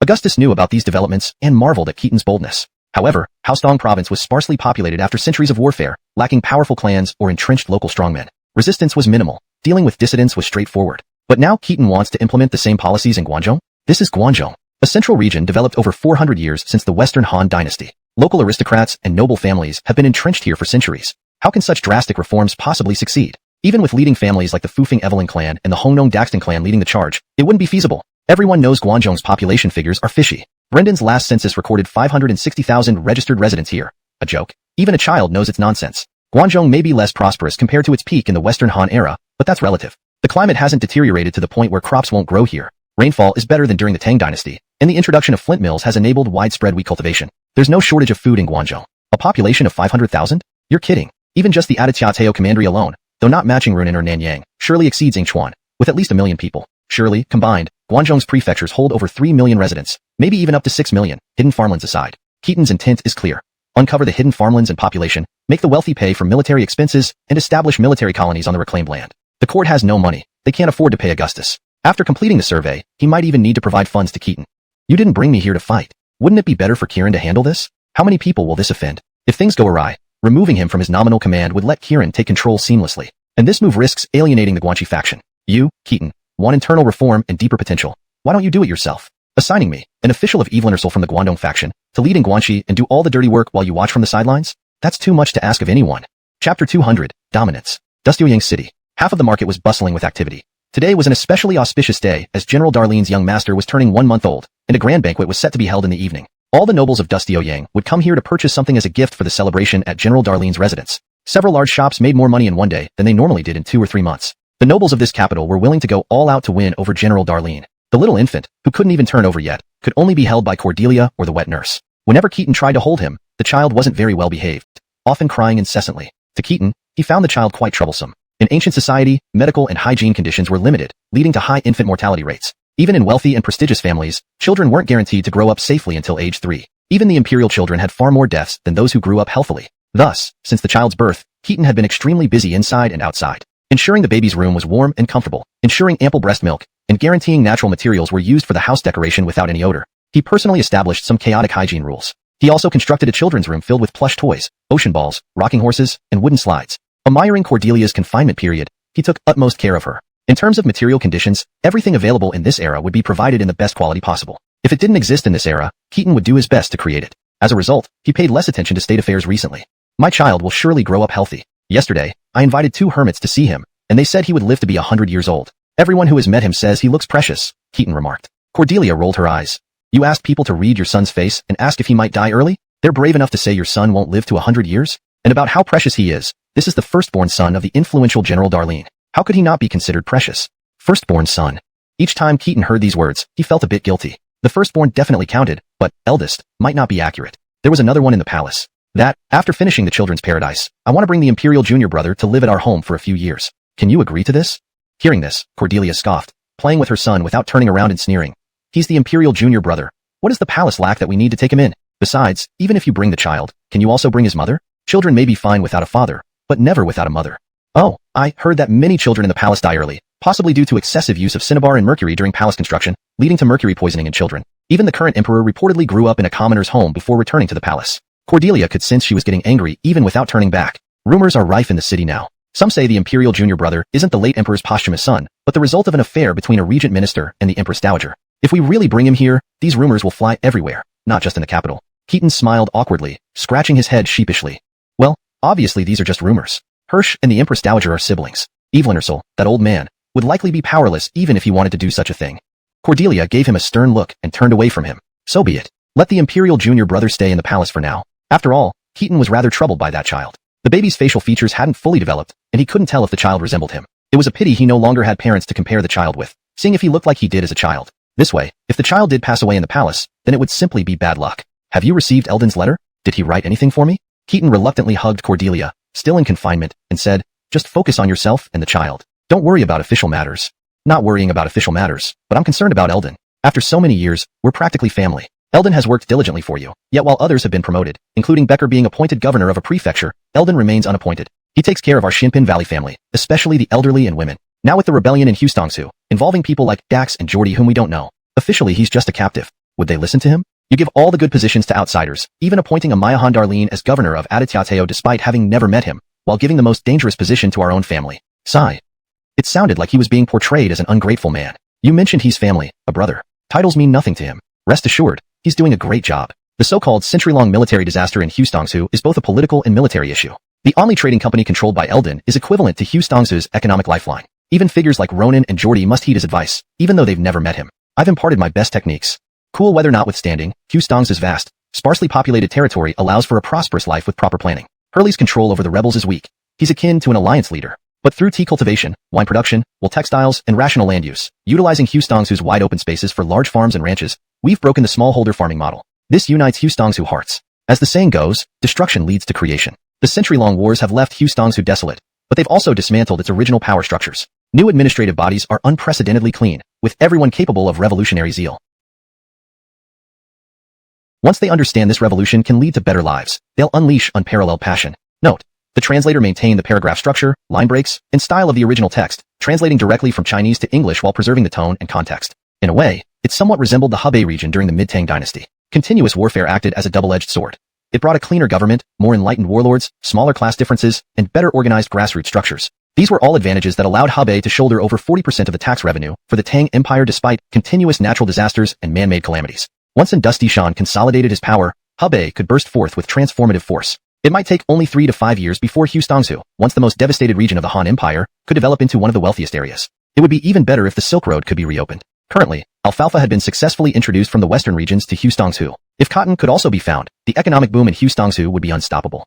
In comparison, Eldon might seem to be in danger in Hustongsu, but to me, he is the safest. He might even serve as our fallback option. It's here in Dusty Oyang where things appear prosperous on the surface, but are truly precarious. If my reforms fail, we might have to rely on him, Keaton said. As they spoke, the servants reported that the full moon feast preparations were complete. Keaton and Cordelia carefully carried the sleeping baby to the main hall, smilingly thanking each guest who came to congratulate them. Naturally, they were intercepted by Charlie and his entourage, who insisted on pulling them down for a few drinks. General Darlene, almost everyone at this table is from the Guangzhou region. This is a rare opportunity, so allow me to ask on their behalf. What exactly do you aim to achieve with the reforms Augustus is carrying out in Guangzhou? You're not planning to replicate what happened in Hustongsu, are you? Lewis, how is Elder Daxton?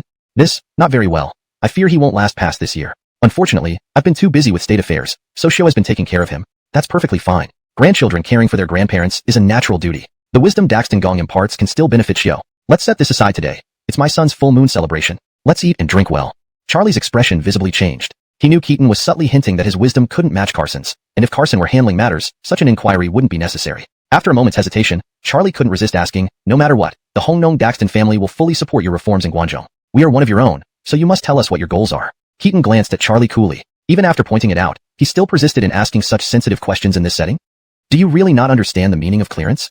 Every inch of land I find, every person I uncover, I intend to reclaim. My goal is to dismantle the manorial economy of Guangzhou, turning tenant farmers back into independent farmers through large-scale land reclamation. If local magnates cooperate and willingly report their land and population, I'll reward you with titles and allow your children to attend the Imperial Academy in Yingchuan. If anyone resists or hinders this process, I will eliminate them. No exceptions. Is that clear enough? General Darlene, aren't you afraid of causing chaos in Guangzhou? If there's chaos in Guangzhou, it will be due to a rebellion by the Hustongsu rebels. Amias Gong has 10 legions under his command. Do you think he can't quell a rebellion? With that, I need to tend to other guests. Please enjoy your meal. If any of you wish for your descendants to serve, come to me. But if you want to hide people and maintain the manorial economy, feel free to test whose blade is sharper. Suddenly, someone angrily slapped the table. Isn't General Darlene being too domineering? What if I am?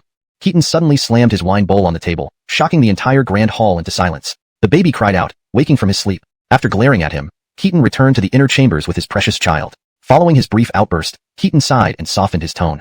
support of the Guanxi line. Today's investigation into farmland and population is akin to offending them to the death. Moreover, this measure resembles that of the Yellow Turbans. It's likely not just the people from Guanxi who will oppose, but also everyone across the realm who might see you as an enemy. In the future, when you command armies to conquer all within the empire, you'll undoubtedly face more obstacles.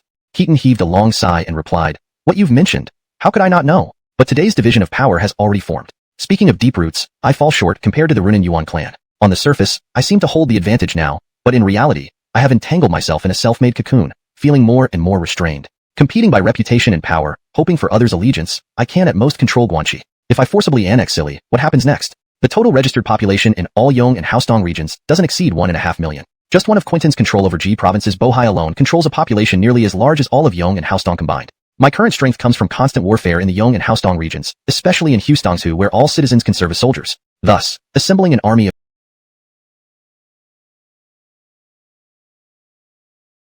Darcy was speechless, but couldn't help feeling admiration. To others, achieving the accomplishments of Yates is unimaginable. Yet His Excellency still finds it lacking and even speaks of it with disdain? Since you harbor such lofty ambitions, Darcy will follow you to the death. The road ahead is long and full of thorns. Let's strive together. Do you have any suggestions for me? Throughout history, to clean up farmland and hidden populations, the first step must be to clear up governance. If governance is unclear, no matter how loudly the thunder roars above, the rain never reaches the ground. That makes sense. Some things cannot be achieved simply with a sharp blade. Without rooting out corruption and breaking the web of interest locally, central policies will end up as mere scraps of paper. It's difficult for a Mayastong indeed. He needs someone to assist him. Yes, therefore, the court should appoint a commander of the capital garrison specifically responsible for anti-corruption. Well said. Both cleanup and anti-corruption must proceed simultaneously and complement each other. There's no need for further recommendations. For the position of commander of the capital garrison, there is none better than you. Take charge of this task entirely. Your Excellency, the responsibilities of the commander of the capital garrison are too significant. Though trusted by you, my experience is too shallow. Evelyn Ursel will surely obstruct me, and I lack any foundation. This role demands someone with solid roots. Unsuitable, very unsuitable. Upon seeing this, Keaton gave him a cold look and said, "Perhaps you're afraid of being overly offensive and want to preserve yourself by avoiding trouble. Hee, Your Excellency is wise indeed. Yes, it's partly that reason, but mainly it's due to my lack of experience and inability to take on such responsibility. If so, do you have anyone to recommend? Since you aim to investigate the farmlands in Guangzhou, using locals to investigate locals won't work. Kulazu people are currently in the army and share unity with Yong and Haostong. Therefore, this person must not be from Guangzhou, must not come from a wealthy or influential family, must possess a certain amount of reputation, must have an upright character willing to offend others, and of course, not be from Guangdong. Indeed, but where in the court can we find such a suitable person? There is actually someone, though I'm not sure if he's willing. Who? Sima Tony, prefect of Hunan, has already responded positively by dismantling his family's fortress. He is among the few noble yet poor families in the court, perhaps to gain fame. But in this court, finding even someone chasing fame is rare enough. Sima Tony. Indeed, he seems marginally suitable. Has he arrived? Shall I visit him? Not yet. He didn't come to celebrate the full moon festival. He didn't give me face. He is the prefect of Hunan after all, needing to avoid suspicion. This, however, shows his fairness. True, you make a good point. Sima Tony is well known in the Three Kingdoms era. Not much is known about his specific achievements, but two key facts stand out. First, he recommended Quinton to start his career. While Quinton's lineage made this unnecessary, it highlights Sima Tony's influence. Second, he fathered Hilary, the ultimate winner of the tumultuous Three Kingdoms period. Beyond his virtuous reputation, historical records highlight an incident involving his eldest son, Sima Guillermo, who was recommended to become the governor of Julu. However, during Camillo's reign, the palace construction fees caused turmoil. Governors of large prefectures needed to pay several million coins, but knowing Sima Guillermo was penniless, Camillo offered a discount to 3 million. Still unable to pay, Sima Guillermo took poison on his way to the post. This act attests to their integrity. While the Sima family could afford the money, doing this aimed to build fame. As a renowned family with wealth and assets, including fortresses, the Sima family lived a simple life, sometimes eating wild vegetables during famine years. Keaton surmised that during the Yellow Turban Rebellion, they collected many refugees, spending all their resources, eventually becoming a burden, turning this once prominent family destitute. Truly, fame came before wealth. Thus, it wasn't surprising that the Sima family complied with the census in Guangzhou despite being a local family, tearing down their fortress voluntarily. Translation continues smoothly from this point onward. Whether genuinely clean or merely seeking a good reputation, at least they put on a convincing act. A hypocrite is better than a true villain.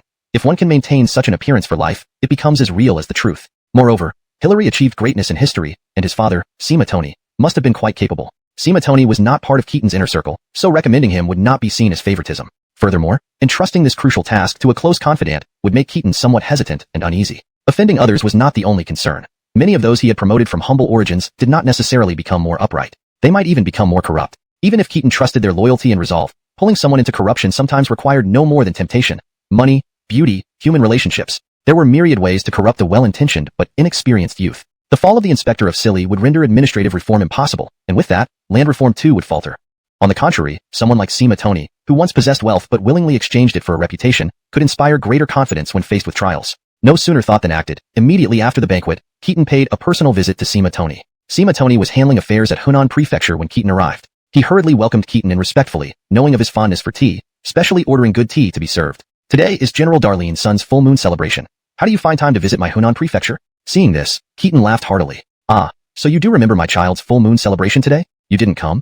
Nor did you send any gifts? Brother Jiangong, are you trying to keep your distance from me? Sima Tony hastily waved his hands. Dare I? Truly, my duties bound me here today. With cases pending, I couldn't leave. As for gifts, my household has always been poor. Nothing suitable for General Darlene. You're too formal with me. Being prefect of Hunan, this post is both heavy and light. With my ongoing conflict with Evelynarsul, getting too close to me might invite his suspicions. Conversely, if you got too close to him, I wouldn't be pleased either. A gentleman associates without forming cliques. Your straightforward dedication pleases me, but not being able to forge deeper ties with someone like Brother Jiangong is regrettable. General Darlene flatters me. I merely do my duty. I don't deserve such praise. If you're not virtuous, few in this world could be. Now, I want to get closer to you. Your family, the Sima clan of Henei, has historical ties to my side. Yet, your current position as prefect of Hunan is sensitive. So, I thought of changing your post. What do you think? Change post? I wish to recommend you for the position of Inspector of Silly. Hope you don't mind. One of the 3 sole authorities? Exactly. Sima Tony was momentarily stunned. This was a position previously held by Anchor, wielding considerable power. How did this sudden windfall drop right into his lap? The Inspector of Silly is supposed to investigate officials and suppress powerful clans in the Silly region. Essentially, it's a governor of Silly. However, since the strife between scholars and eunuchs, it has become a political tool. Scholar officials used it to target eunuchs, and vice versa. Anchor also did little else but crack down and purge dissidents, disappointing me greatly. You're disappointed in what? After all, Anchor isn't yours. My recommendation of you for this post is not to target anyone, but to restore its original function. You must know about my efforts to survey farmland in Guangzhou. Guangzhou falls under Silly, and I want you to oversee anti-corruption efforts there. Once in office, move to Chang'an to tackle corrupt officials who obstruct the land survey. Arrest and execute any who conceal information. Punish those who have caused public resentment. Confiscate their assets for the state. From governors to post commanders, spare no one. If any resist, call upon Augustus and Kirin. Does General Darlene trust me so much? With no one else fitting the role, indeed. Powerful clans may rebel, and I welcome such an opportunity to eliminate them. But what I fear most is local forces banding together to deceive us, turning central policies into tools against the common people. So, how should we conduct the land survey and clean up officialdom? Past grievances need not be pursued, but anyone shielding powerful clans or engaging in graft henceforth will be arrested without exception. Any land not taxed in the last 10 years shall be confiscated by the state. Farmers not registered within 6 months will be forcibly enrolled in military colonies. This thank you, General Darlene. But what about Grand Tutor? I'll handle Evelynarsul. Trust me, he'll agree. Also, I hear you have a son named Hilary? How old is he? I wish to take him as a disciple as proof of our mutual goodwill. What do you think, Brother Jiangong? Chapter 202. Hilary's ambition. Given such favorable conditions, Sima Tony had no reason to refuse. He was not part of the Guangdong party and naturally felt close to Keaton. Moreover, he had labored diligently to earn a reputation for integrity, all in preparation for this very day. Although the risk involved was significant, success would surely secure him a place in history. And Keaton had even promised to take his son Hilary as a disciple. Though their family, the Sima clan, had been renowned officials for generations, the decline of the empire meant that mere prestige could not ensure the safety and prosperity of their clan. Seizing this opportunity to align with Keaton was something they simply couldn't afford to miss. No matter who ultimately held power, this connection might one day save their lives. Of course, Evelynarsul was bound to obstruct this appointment. The role of the Inspector General wasn't just limited to overseeing Guangzhou, but also extended to supervising high-ranking officials in the capital. Keaton had put in a significant effort, willing to give up his position as a participant in the important affairs of the Shangshu Imperial Secretariat. As part of the exchange, he also assured Evelynarsul that east of the Fanshui Pass, he would no longer interfere with the appointments and dismissals of all Han officials, leaving all such matters entirely to Evelynarsul and the Grand General to discuss. However, in return, west of the Fanshui Pass, except for the capital Dustio-Yang, Evelynarsul could no longer interfere.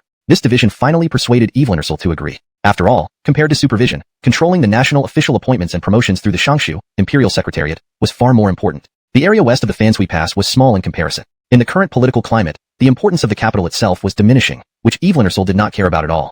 The combined population of the Inspectorate and Haosdong province was merely over 4 million, and excluding Hunan, which Keaton could not fully control, it was less than 3 million. Just the Ji province alone had a population exceeding 5.8 million, and Yu, Yin, Ji provinces, plus Nanyang Commandery where their Yuan family influence was strongest, had a total population approaching 20 million. Facing Keaton's controlled 3 million people, how could he lose with 20 million people? Keaton couldn't possibly stir up trouble against such overwhelming strength, no matter how capable or skilled in warfare he was. This was the reason why Evelynarsul had always fought against Keaton without ever thinking he would lose. To him, Keaton abandoning the entire Guangdong region and focusing only on Yong and Haosdong provinces seemed short-sighted. Investigating the Guangdong area, clearing out hidden populations? What could be cleared? 1 million. 2 million at most, which would only be equivalent to a single Nanyang commandery, while alienating many potential supporters. Why bother? A person from a humble background remained so, no matter how high their position, their vision couldn't rise. They were merely guard dogs. Once the Yuan family unifies Guangdong and achieves dominance like Alex, then with overwhelming power marches westward, it will be the day of the downfall of both the Han Dynasty and Khitan. Such a minor position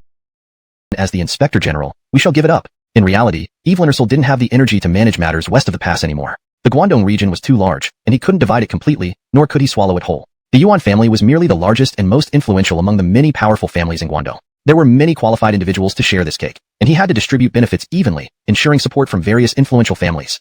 One focused on cultivating and developing, while the other aimed to rapidly expand territory.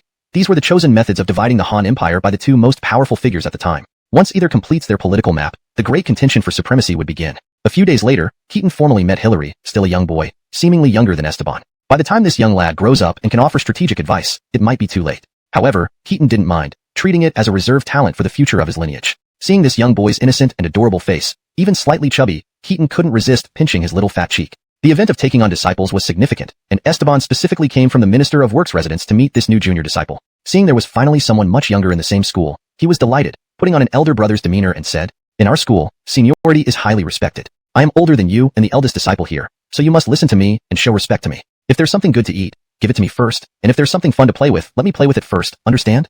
Hilary nodded, then actually pulled out a piece of candy wrapped in paper from his pocket and offered it to Esteban. "Do you want some?" "Yes, that's right." Esteban took the candy and ate it, extremely pleased, his eyes nearly squinting shut. Before Hilary, Khitan school had only 2.5 members, himself, Gino, and Becker. Among them, Gino was included mainly as leverage, initially left to pressure the Li family to provide troops and supplies. While nominally a disciple, he was essentially a hostage. After the Yellow Turban Rebellion was quelled, Gino's value as a hostage diminished. Later, when Khitan entered the capital and became busy with national affairs, he had little time to teach Gino. Most of the time, he gave Gino books to read and occasionally checked his progress. Esteban was supposed to assist him, but spent most of his time attending to the dying Carson at home, thus rarely available to guide Gino. Additionally, Esteban likely looked down on Gino, being a child of a powerful family who could gain prestige under the title of a general, already a significant achievement. Learning real skills? Did he deserve it? Khitan even considered sending him to the Ingchuan Academy to make friends and build future connections. Hilary was different. Coming from a prominent family, even without Khitan's connection, Esteban knew Hilary well. Their families had close ties due to marriage and long-time friendship between Sima Tony and Charlie, making them old acquaintances. More importantly, Hilary was younger than Esteban, giving him a true junior disciple. Becker, though the second disciple was already 18, achieved a rank of 2,000 stones, and showed great promise. Being stern and serious, Esteban couldn't act superior around Becker. So, having this young, recognized junior disciple, he couldn't help but cherish and tease him. "Ives hasn't eaten dinner yet, right? Let's sit down and eat together. Your father is going to be stationed in Chang'an to oversee the Guangdong region's issues for months, perhaps even a year. You'll stay at my place temporarily, be comfortable, just like Xiaoer when he first joined." "Yes, teacher." Khitan made significant concessions by offering to renounce his involvement in the appointment and promotion of officials east of Fanshui Pass, and even willing to give up his title of participating in Shangshu affairs in exchange. Meanwhile, he secured Evelyn assurance that all personnel appointments in the Han Dynasty's eastern territories would be left solely to Evelyn and the Grand General's discretion. In return, west of Fanshui Pass, excluding Dustio Yang, Evelyn would not interfere. This division was the final stage of severing ties, leading Evelyn to agree amicably. After all, controlling the Shangshu office responsible for appointing and promoting all senior officials was far more crucial than having influence over the relatively small western territories. With the present situation, the importance of Dustio Yang itself was diminishing, which Evelyn didn't care about. The combined population of the Inspectorate and Hustongsu did not exceed 4 million, and excluding Hunan where Khitan couldn't exert full control, it was less than 3 million. By contrast, just Ji province alone had a population exceeding 5.8 million, while Yu, Yan, Ji provinces, plus Nanyang Commandery where the Yuan family's influence was most profound, totaled nearly 20 million. Facing an overwhelming population advantage, how could they possibly lose? It was impossible, in his view. No matter how capable Khitan was, sheer numbers dictated that there could be no wave against such an absolute force. This confidence in numbers bolstered his resolve never to think he would lose in his continuous battles with Khitan. To Evelyn, Khitan's focus on the tiny regions of Yong and Haostong after abandoning Guangdong revealed short-sightedness. Clearing Guangdong of its hidden population? How much could you uncover? 1 million? 2 million at most? That barely equated to Nanyang Commandery's population and would offend many potential supporters. Why bother? Being from a humble background, regardless of rank, Khitan lacked foresight, merely acting like a guard dog. Once the Yuan family unified Guangdong and established the dominance akin to Alex, then advanced westward with unstoppable momentum, the downfall of the Han Dynasty and Khitan would ensue. A mere inspector general position, they could let it go. Indeed, Evelyn no longer had the bandwidth to oversee matters in Guangxi. The Guangdong region was too vast to monopolize or entirely consume. The Yuan family, being the most influential in Guangdong, needed to balance interests to gain support from various noble families. They were carefully dividing the spoils of power. While Khitan focused on cultivating a smaller domain, the Yuan family engaged in expansive territorial acquisition. The stage was set for a showdown once either completed their political map. A few days later, Khitan officially met young Hilary, a child even younger than Esteban. It would likely be years before Hilary grew up to assist him strategically. Nevertheless, Khitan saw it as investing in talent for the future. Seeing the innocent and slightly chubby child, he couldn't resist pinching Hilary's cheeks. This was a significant event. The Grandmaster's lineage welcomed a new disciple. Even Esteban came from the Minister of Works residence to meet his junior brother, who was not much older when he became my disciple. Yes, teacher. With these words, a new chapter began for Hilary and the evolving landscape of power in the land. I heard from your father that you are a very precocious child. Although you are young now, I will allow you to play regularly. You can join your senior brothers Gino and Becker for some fun. I have cleared out a small football field in the back garden where you can play with Diener in the afternoons, but don't neglect your daily studies. As your teacher, I have a lot of knowledge to impart, but it's a bit early for you to study the Zhuozhuan. How far have you progressed? Have you finished the classic of filial piety and Analects? Have you read the Book of Songs? Before Keaton could finish, Esteban pouted and said, Teacher, you're showing favoritism. When I first came, I never had time to play. You always made me write lengthy essays. Now that this junior brother has joined, you let him play. This reaction was quite unusual. Esteban usually acted like a little adult, putting on a mature front. He did indeed show signs of early maturity, yet Evelinka Yi's arrival seemed to bring out his childlike side. Did I ever not let you play? When you were with me, I was appointed to the northern region, which was at war. We were either traveling or on military campaigns, which was much more intense than life in the city. Besides, wasn't the Ordo's grassland a place for fun as well? Keaton responded. Himph. No matter what, great success, just like elder brother Guan Yu. Can I, teacher? You want to become a general in the future? Yes, I want to be a general, but you have no martial arts background. Would it be too late if I start now? It's not too late, definitely not too late. Hilary was only 8 years old in nominal age, actually 7 in real age. It was never too early to start learning. Yet, the idea of Hilary wielding an 8-foot spear and charging into battlefields gave Keaton a sense of having possibly corrupted this child, feeling apologetic to his father. Have you discussed this with your father? Your family has been a renowned scholar lineage for generations. Abandoning literature for martial pursuits seems wasteful. My father would agree. Moreover, I think the importance of being a renowned scholar lineage is overrated. The world is changing. Only those with true abilities can rise to prominence. Merely possessing a prestigious background while being incapable is bound to fall out of favor. As they say, heroes don't ask about origins. You, teacher, come from a humble background, and elder brother Guan Yu claims descent from the Nye clan of Yanmin, whose influence has long waned. Yet, both of you rose to prominence at a young age, full of vigor. To me, focusing on these scholarly rituals while following a famous general seems misguided. Upon hearing this, Gino silently raised his head, hiding the scroll of the spring and autumn annals in his hand and looking up at the ceiling. Keaton couldn't help but laugh, but then realized it was understandable. The difference between noble families was significant. The Sima clan had served as officials for generations, but as a prominent family in Henei, their assimilation with Hu people added layers of complexity. Fine, since you're interested in martial affairs, I'll teach you martial arts. I have a chief guard named Gus. Later, I'll introduce you to him. His martial prowess surpasses even mine, second only to General-in-Chief Erek. Spend time learning from him. However, swordsmanship and archery are just skills for fighting a few opponents. To truly become a renowned general, you must learn tactics for commanding thousands. From now on, practice martial arts and swordsmanship with Ida every morning, strengthen your body, and play with your senior brothers in the afternoon. Whenever I'm available, I will teach you foundational military strategies like Jiradzi, 6 secret teachings, and the art of war by Sima Fa. Once you've mastered these, we'll engage in war simulations, teaching you genuine battlefield tactics. Hearing this, Hilary was overjoyed and immediately bowed deeply to express gratitude. Even Esteban chimed in insistently. I want to learn military strategy too, teacher. Don't be partial. Didn't you need to take care of Lord Daxton? Serving my father sometimes feels formalistic. With over 100 servants at home, there's nothing that really requires me, and that after a few months, when the junior disciple had laid a solid foundation, both of them would start learning military strategy together from their teacher. Do you really enjoy studying military tactics? Do you wish to lead troops into battle in the future? Isn't it because the world is about to descend into chaos? Carson pursed his lips and replied, You, born into a distinguished family and indeed clever, have always been praised by everyone since childhood, gradually turning your cleverness into mere cunning. Sometimes, you should think a few steps ahead and be more humble. What about your third junior brother, Gino? Why didn't he join you in learning? How did grandfather know? A child from an influential family, does he deserve to study genuine battlefield strategies? People not much older than you possess far greater steadiness of mind. Don't look down on these powerful families. Times have changed. Families with tens of thousands under their roof can easily muster thousands of soldiers. They have significant influence. Do you think Ralph keeps Gino close for no reason? Whoever controls Yin province wouldn't dare fully trust or heavily rely on the Li family. Just imagine how many troops would be needed to guard against such a large clan. If you don't change this habit of looking down on others, it will harm you.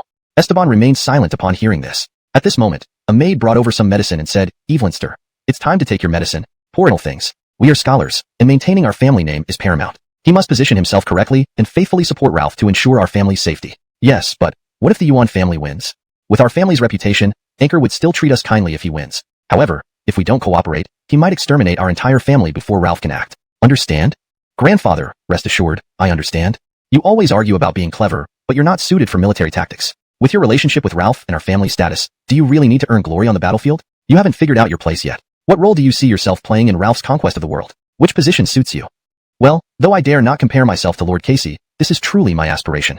You want to be Caden? It's too late. Caden is already taken by Darcy. You are too young. Leading an independent force would require at least 5 to 10 years. By then, Ralph's advisors would already be set, leaving no room for you. Then, managing logistics like Xiaohe? Humph, aside from your unsuitable temperament, Xiaohe's role likely won't fall to you. Administrative duties are easier said than done, and Evelyn Rhee and your father are still alive. This job isn't destined for you.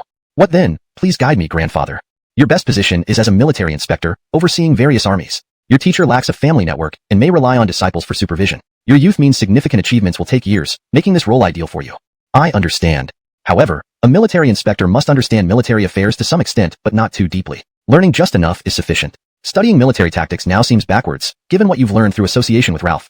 Gino is smart. The Lee family is wealthy and populous, needing only fame. Learning from Ralph fills that gap. Should Yin province fall to Darlene General, Gino could provide troops without effort. Otherwise, if they become enemies, why learn military tactics at all?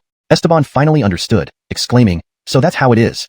Reflecting further, he realized that each disciple's background shaped their aspirations. For Gino, gaining fame through Keaton's tutelage would elevate his family from mere wealth to scholarly prestige. To the declining Ye family, Becker's martial prowess earned him respect and prominence. Even 8-year-old Hillary's choice had its logic, given his origins from Hunan and the strategic importance of Hedong. Becoming a military leader in Hunan would balance power with Keaton's reliance on the Hustongsu generals. As for Esteban, backed by the prominent Hongnong Daxton clan, once rivals of the Runan Yuan family, achieving greatness meant understanding and aligning with Ralph's ambitions, not merely seeking individual glory. Of course, as events have unfolded, especially after the Hustongsu army rebelled and broke ties with the imperial court, the balance of power in Guanxi has flipped. From Haostong relying on Yong, it became Yong depending on Haostong. The Daxton family has become a clay-footed giant, its remaining strength being merely its reputation. Yet even this reputation remains unchallenged. An emaciated camel is still larger than a horse, and a clay-footed giant is still a giant. What specific contributions has Charlie made to Keaton's current endeavors? None. Really. But if Keaton were to achieve Emperor Gaozu's accomplishments one day, Charlie's name would certainly be on the list of meritorious officials. If only he were slightly more competent, positioned himself clearly, and remained slightly more loyal to Keaton, Xiaohe's position would have been his, irreplaceable by anyone. With such a father and a grandfather like Carson, what use did Esteban have for military strategy? Could he realistically wear armor and lead troops into battle? What was the point? Besides needlessly making Keaton more wary of them, there seemed to be no other benefit. So it turns out I was the one who lost it. Carson rolled his eyes, but remained silent, his expression clearly conveying, what do you think?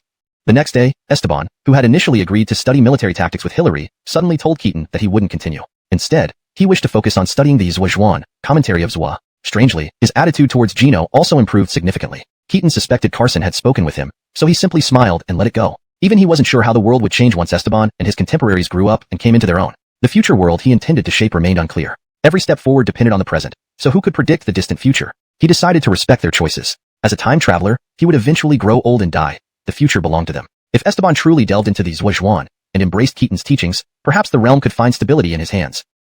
Meanwhile, children in Dustio-Yang enjoyed their playtime and studies. While not far away, Hedong Commandery was engulfed in flames of war. After a year of fighting, everyone was exhausted. Splash! A massive wooden bucket was tipped from above, pouring cold water over a body, washing away blood-soaked dirt. In the camp filled with men, John stripped off his armor and clothes, rinsing himself repeatedly under the cold water. He had killed too many, and the blood seeped through the gaps in his armor, sticking to his skin, unbearable and sticky. Once he finished, a recently recruited officer named Li Su eagerly approached with a towel, rubbing John dry while flattering him. It's cold, General. You're the pillar of our entire army. We can't let you catch a chill. John paid no heed to the cold, hastily drying off without even putting on undergarments, just wrapping a fur coat around himself half naked. He asked, where's Jensen? The advisor said it's cold and is warming himself by your tent's fire. This Jensen, good at everything but too delicate. Without covering himself fully, he walked straight to Shujia's tent and immediately roared, Jensen, did you see my bravery today? Ha ha ha. I led the cavalry charge into enemy lines and impaled their leader in one move. I counted. I killed 101 enemies today. How about Yun Chang? Yun Chang? He killed 102, just one more than you. What? He killed more than me? That's ridiculous. Tomorrow, I'll definitely kill more than him. Shujia rolled his eyes, smirking. Lord Guan may be a new governor without any roots. He was almost completely overrun as soon as he took office, losing the critical Hedong arsenal. Although everyone understands this isn't his fault, he sees it as a great shame and feels his authority diminished, especially given his limited prestige. So every day, he fights bravely on the front lines, striving to atone for his faults, turning shame into valor. It's understandable. But you, Lord Qian, are the distinguished upper general of the imperial court. After the Grand Coach Guard, you hold the highest military rank, which means you probably won't command in battle anymore. You're considered the foremost warrior of the court. Why do you still act like a captain leading the vanguard? What's the point of competing with Lord Guan? His arrogance irks me. I want him to know that I, John, am the greatest warrior of our Han Dynasty, not just in rank but in true martial prowess. Speaking of which, where is he? He received a letter from the Grand General today, likely feeling rather disheartened. A letter from the Grand General? What did it say? Is he blaming us for our slow progress and inability to defeat the enemy? No, it's because, it seems the Grand General appointed Sima Tony as inspector of the Silly Circuit and sent him to Chang'an as a permanent resident. He also promoted Amaya Ji, one of his trusted aides, to imperial secretary, making him his deputy. Perhaps he felt quite downcast. Lord Guan, he's excellent in every way, except for his high ambitions. Compared to the fiery activities in Guangzhou, things here seem lackluster. The so-called White Wave bandits aren't real bandits, but elite Han soldiers. Since you're close to him, maybe you should console him. Warfare can't be rushed. Or, I could visit him for a drink tonight. Shu Jia smiled. Drinking in camp isn't ideal. If you want to drink, consider another person. Apart from the Grand General, someone else wrote to you today. I think it would be beneficial if you talk to him. Who's got such influence? Edlin from the Hudong Pei clan. The Hudong Pei clan held considerable sway, and Edlin's arrival suggested matters of significant importance. Keaton nodded, understanding the gravity of the situation and the potential benefits of engaging with such influential figures. The path ahead was uncertain, but each conversation and alliance could shape the unpredictable future.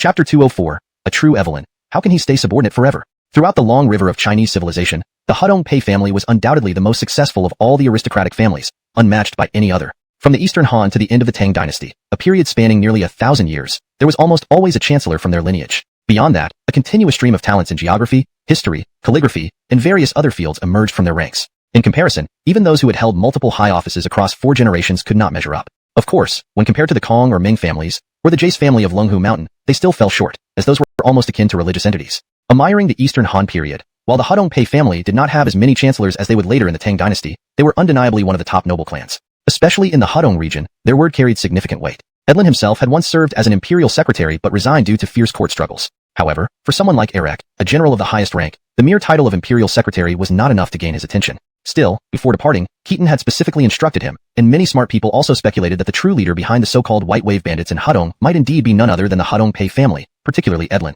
At the very least, the Pei family was one of the principal backers of the White Wave army, and it was highly likely that several key commanders within this army were members of the Hudong Pei clan under false names. Otherwise, how could the White Wave army be so formidable? Were they remnants of the Yellow Turbans? Which Yellow Turban commander possessed such mastery of military strategy that a combination of forces led by Eric, Aston, Muhammad, Eugene, and the elite northern army of Dustio Yang could only maintain a tenuous hold on the situation with minimal progress? In historical records, Edlin had once successfully led troops against Enos, using only the White Wave army to crush him. Enos, being one of the primary heirs to Elias's legacy, was no easy target. So where did this renowned general kingdom's history was documented by his family? The great historian Pei Songji, who annotated the records of the 3 kingdoms, was also one of his descendants. The fact that his own family recorded history while concealing their family's activities only deepened the mystery surrounding Edlin's role in the 3 kingdoms era. Was he a loyal subject of the Han, or a disruptive force? At the very least, until Quentin's forces decisively defeated the so-called Guangzhou alliance led by Evelyn Chao, much of Guangzhou was occupied by remnants of the White Wave bandits. As for how these formidable White Wave bandits, who once drove Elias into retreat, were ultimately extinguished, history is unclear. Ultimately, these Hudong generals inexplicably ended up serving under Evelyn Chao, despite having previously forced figures like Remington and Dax back into Hustongsu. Therefore, it was reasonable to speculate that leaders like Ho Xian, Gilbert, Erbing, Evelyn Wan, and Cheng Yin, who collectively controlled the White Wave remnants in Guangzhou, might have been aligned with Edlin. Knowing that the White Wave army was funded by the powerful families of Bingzhou and later merged with the Hudong cavalry, it was difficult to gauge the exact influence of the historically renowned Hudong Pei family in all this. Given this ambiguity, Keaton maintained an even higher vigilance against Edlin than he did against Evelyn Ursel. In Keaton's mind, Edlin was likely the true leader of the White Wave bandits. He had already advised John and Aston to be wary and guard against Edlin. If there was ever an opportunity, he suggested secretly leading an elite unit to Wenxixian County to annihilate the Pei family, thereby reducing many uncertainties for him. However, such an opportunity was hard to come by. Like other powerful families in Bingzhou, the Hudong Pei family combined clan power and local authority. With thousands of family members and considerable influence, mobilizing half a county's population upon command wouldn't be difficult. An overt attack would be too conspicuous. After all, they were a renowned family of Hudong, considered at least a second-tier aristocratic house. Eliminating them without reason or evidence was something Keaton dared not do.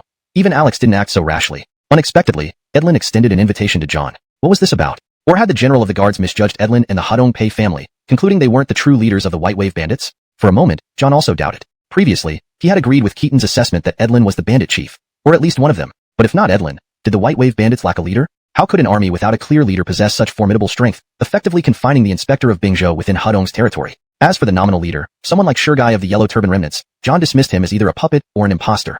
In 98 AD, no general in the Cao Darlene regime could match his contributions. However, after defeating Enos, he quickly vanished without a trace, leaving barely any records. Yet, if Quentin disliked him, then his sons, Fadi, Pei Hui, and Pei Ji, all became important ministers in the later Cao Darlene government, including positions like the imperial secretary. Moreover, the entirety of the 3 kingdoms' history was recorded by his descendants, with the great historian Pei Songji being one of them, responsible for annotating the records of the 3 kingdoms. His family documented history while concealing their own role, leaving questions about Edlin's exact position in the 3 kingdoms era. Was he a loyal servant of the Han Dynasty, or a troublemaker? From the results, until the time when Darlene Wu Daxton Jared crushed the Guangzhou coalition led by Evelyn Chow, most of the Guangzhou region was occupied by the supposed remnants of the White Wave bandits, except for parts held by Remington near Huili, which was the stronghold of the Fufeng Evelyn family. How these bandits who once pushed Elias into disarray eventually met their end is unknown, as historical records are vague. Eventually, these Hudong generals mysteriously became subordinates of Evelyn Chow, despite previously driving Remington and Dax back to Hustong's Hu. A reasonable assumption would be that figures like Ho Xian, Gilbert, Erbing, Evelyn Wan, Cheng Yin, all historically significant figures who dominated Guangzhou, might have been associated with Edlin. Given that the White Wave army was initially funded by the powerful families of Bingzhou and later merged with the Hudong cavalry, the role played by the Hudong Pei family remains a mystery. Keaton was extremely cautious about them, believing Edlin to be the true leader of the White Wave bandits. He advised Eric and Aston to be vigilant and, if possible, secretly eliminate the entire Pei family in Wincy County to reduce uncertainties. Finding such an opportunity was challenging, as the Hudong Pei family followed a model combining noble lineage with local power, having thousands of members and considerable influence. Mobilizing half a county's population would be feasible, making an overt attack relatively easy, but a covert strike almost impossible. An overt move would be too radical. Being a prestigious family of Hudong, and at least a second-tier aristocracy, wiping out an entire family without cause or evidence was something Keaton dared not do. Not even Yates had been that audacious. Unexpectedly, Edlin invited Eric. What did this mean? Or perhaps the Darlene general guessed wrong, and Edlin and the Hudong Pei family were not the true leaders of the White Wave bandits? Eric began to doubt. Previously, he believed Keaton's judgment, that Edlin was one of the bandit chiefs.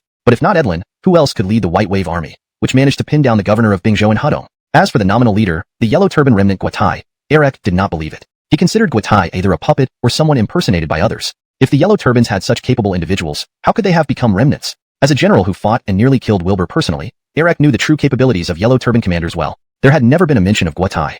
After much deliberation, Eric decided to go. Could Edlin really dare to kill a high-ranking general? Everyone knew the White Wave army was backed by the powerful families of Bingzhou, but this smokescreen suggested that these people did not dare openly rebel. If Edlin dared to kill him, within half a month, the Darlene general would personally lead troops to annihilate his family. He didn't believe the White Wave army could withstand such an assault. Before leaving, Eric explicitly told Eugene, "Tell Aston that if I don't return, he will command the army. Keep the banner for him." "Hugh, why don't I go with you?" "No need. You're powerless. What can you do? Don't worry about me. With my saber and horse, there's nowhere in this world I cannot reach. It's just a precaution." Laughing heartily, he took only a dozen personal guards and ventured into the Pei family fortress, deep in the territory he suspected harbored enemies. Soon enough, he met Edlin, who had personally led his clan members to greet him outside the Black Fortress. Suppressing the urge to spear him right then and there, Eric laughed heartily, dismounted from his horse, and clasped his fists in greeting. The two of them then entered the house, chatting amiably as they began drinking. Along the way, Eric surveyed the defensive structures of this Pei family stronghold, wondering how he would attack it if needed. He eventually concluded that taking this place would be no easier than attacking a county town. Naturally, Edlin knew Eric was assessing the defenses but didn't seem to mind, continuing with polite conversation. "General Zhuguang is truly worthy of your illustrious lineage. Though this fortress isn't large, its design is ingeniously intricate. Even if I were to design it myself, it probably wouldn't match up, or even fall far short. Upper General, you're too modest. Your invincible might makes you the first great general of our Han Dynasty today. How could someone like me, a weak scholar, compare?" "Ha ha ha, brother Zhuguang, you really know how to jest. Who doesn't know that the Hudong Pei family has been a lineage of generals for generations? To think anyone would mistake you for a weak scholar is absurd. It's shameful that I, the inspector of Bingzhou, have been blocked by these White Wave bandits. Having held this position for over a year, I still haven't been able to take office. Hearing that the Xiongnu and the Black Mountain bandits are wreaking havoc together, burning and plundering without mercy, even though a Diffier has achieved some success, he can't drive them back. Whenever I think of my people suffering under the iron hooves of these foreign invaders, it pains me deeply. These White Wave bandits are indeed despicable. Brother Zhuguang, with your unmatched military talent, could you perhaps raise a local militia to help me eliminate these bandits?" Edlin smiled. The Hudong Pei family's reputation is overstated. Nowadays, thieves roam everywhere, and we struggle to protect ourselves. We cannot muster a militia at all. I am merely a retired man, lacking both talent and knowledge. It's not that I am unwilling to assist. I simply don't have the capability. Upper General, please, come inside. Our family has prepared fine wine for you. Please do not decline. Haha, you must help me. If you cannot provide troops, then supplies, weapons, and provisions are crucial. Otherwise, I might have to resort to more forceful means to persuade you. Very well, very well. Upper General, please come in. Humph. Eric couldn't tell what Edlin was up to, but since he had already come, he went along smoothly, joining Edlin in a round of drinking. Toward the end of their feast, Eric brought up the matter again, requesting the support of the Hudong Pei family. This time, Edlin didn't beat around the bush. After a moment's thought, he said, "For Upper General to go to Bingzhou, it's not impossible. Perhaps the White Wave bandits could clear a path for you and your core forces. To be honest, many of the White Wave troops, especially those from Hudong, are locals, and some can be influenced." So, this was an admission? These are good young men of our Han Empire who got involved in banditry out of self-preservation during these tumultuous times. If Upper General isn't prejudiced, I can try to persuade some of them to turn over a new leaf, even to let you pass through to Taiyuan unimpeded. You could then cleanse the Black Mountain and expel the Xiongnu, achieving immortal fame. Now Eric understood where Edlin was coming from. Well, what about Hudong? The bandits are strong, and I have no way to stop them. Besides, this Aston, governor of Hadong, comes from a humble background and lacks insight. He was known as a harsh official when he was a county magistrate, making him unpopular. Eric sneered. Are you telling me to abandon my brother-in-arms? Upper General is the greatest general in the world. A Stanlong is merely a lucky dog attached to Darlene. Brotherhood doesn't quite fit here, does it? With the world on the verge of chaos, heroes rise and compete. A true man, born into this world, cannot remain subordinate forever. We have long admired your prowess. If you rule Bingzhou, won't we offer our full support? The meaning behind Edlin's words was now clear. He was urging Eric to act independently. It was common knowledge that the clans of Bingzhou always acted as a cohesive unit, holding immense power and influence. Each was a complete aristocratic entity, albeit smaller, with wealth, land, and population. Since Emperor Hong, they had shown their defiant side, driving away appointed governors during Larry's reign. In this chaotic era, they were openly seeking autonomy, aiming to carve out their own fiefdoms.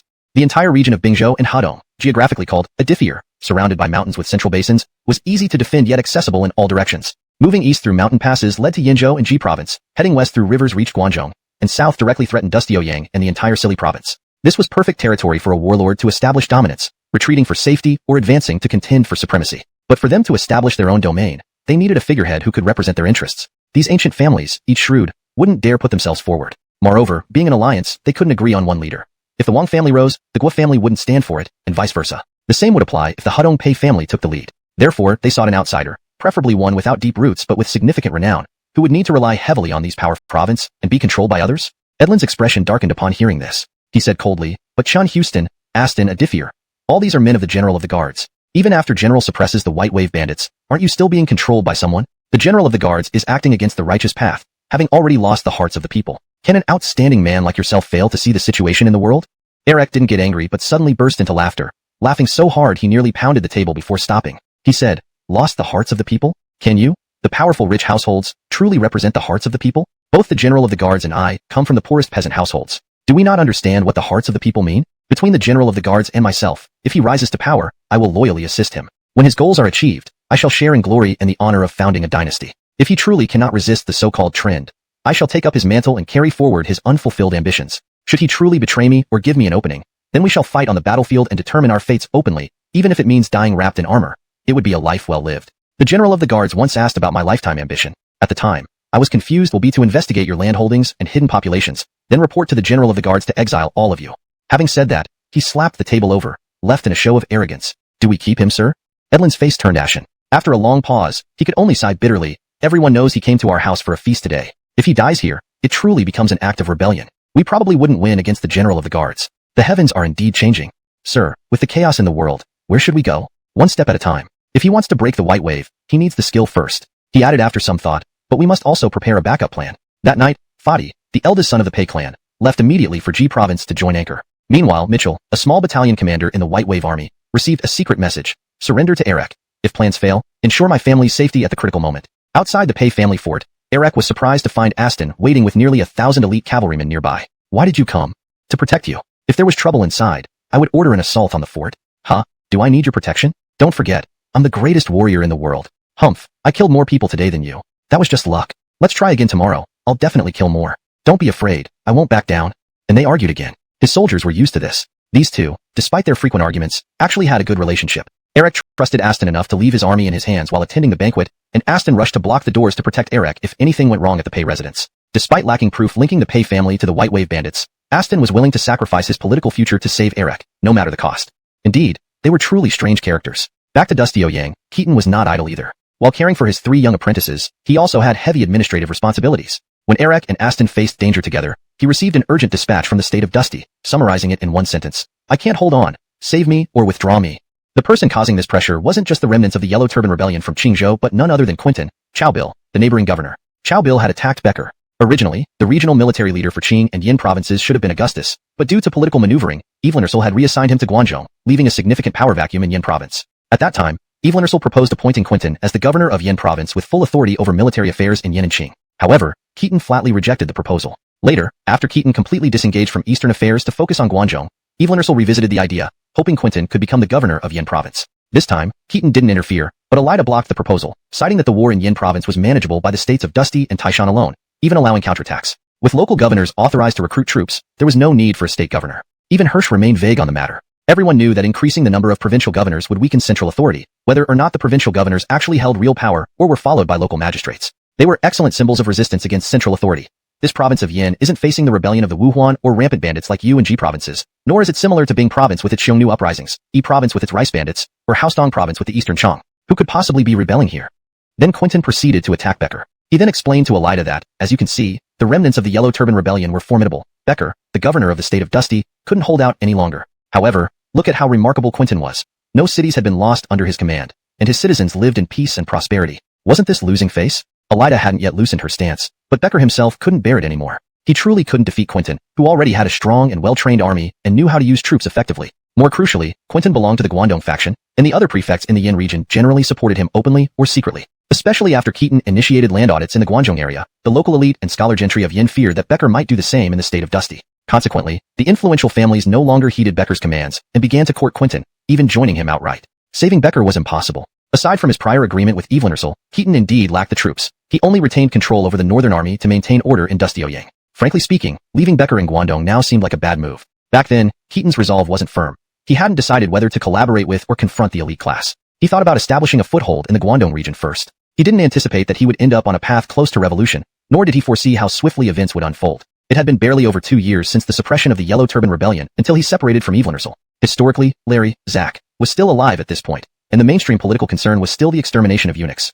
Of course, even if he were to intervene, it wouldn't involve dismissing Becker but rather transferring him, or even promoting him. Moreover, Keaton had to ensure sufficient benefits for Becker. Otherwise, wouldn't it make things too easy for Quentin? Dynasty. How did it last for over a century? A professional army, especially one that maintained combat readiness, wasn't suited to Eastern Han's current level of productivity. The current treasury struggled to support even these 10,000 soldiers.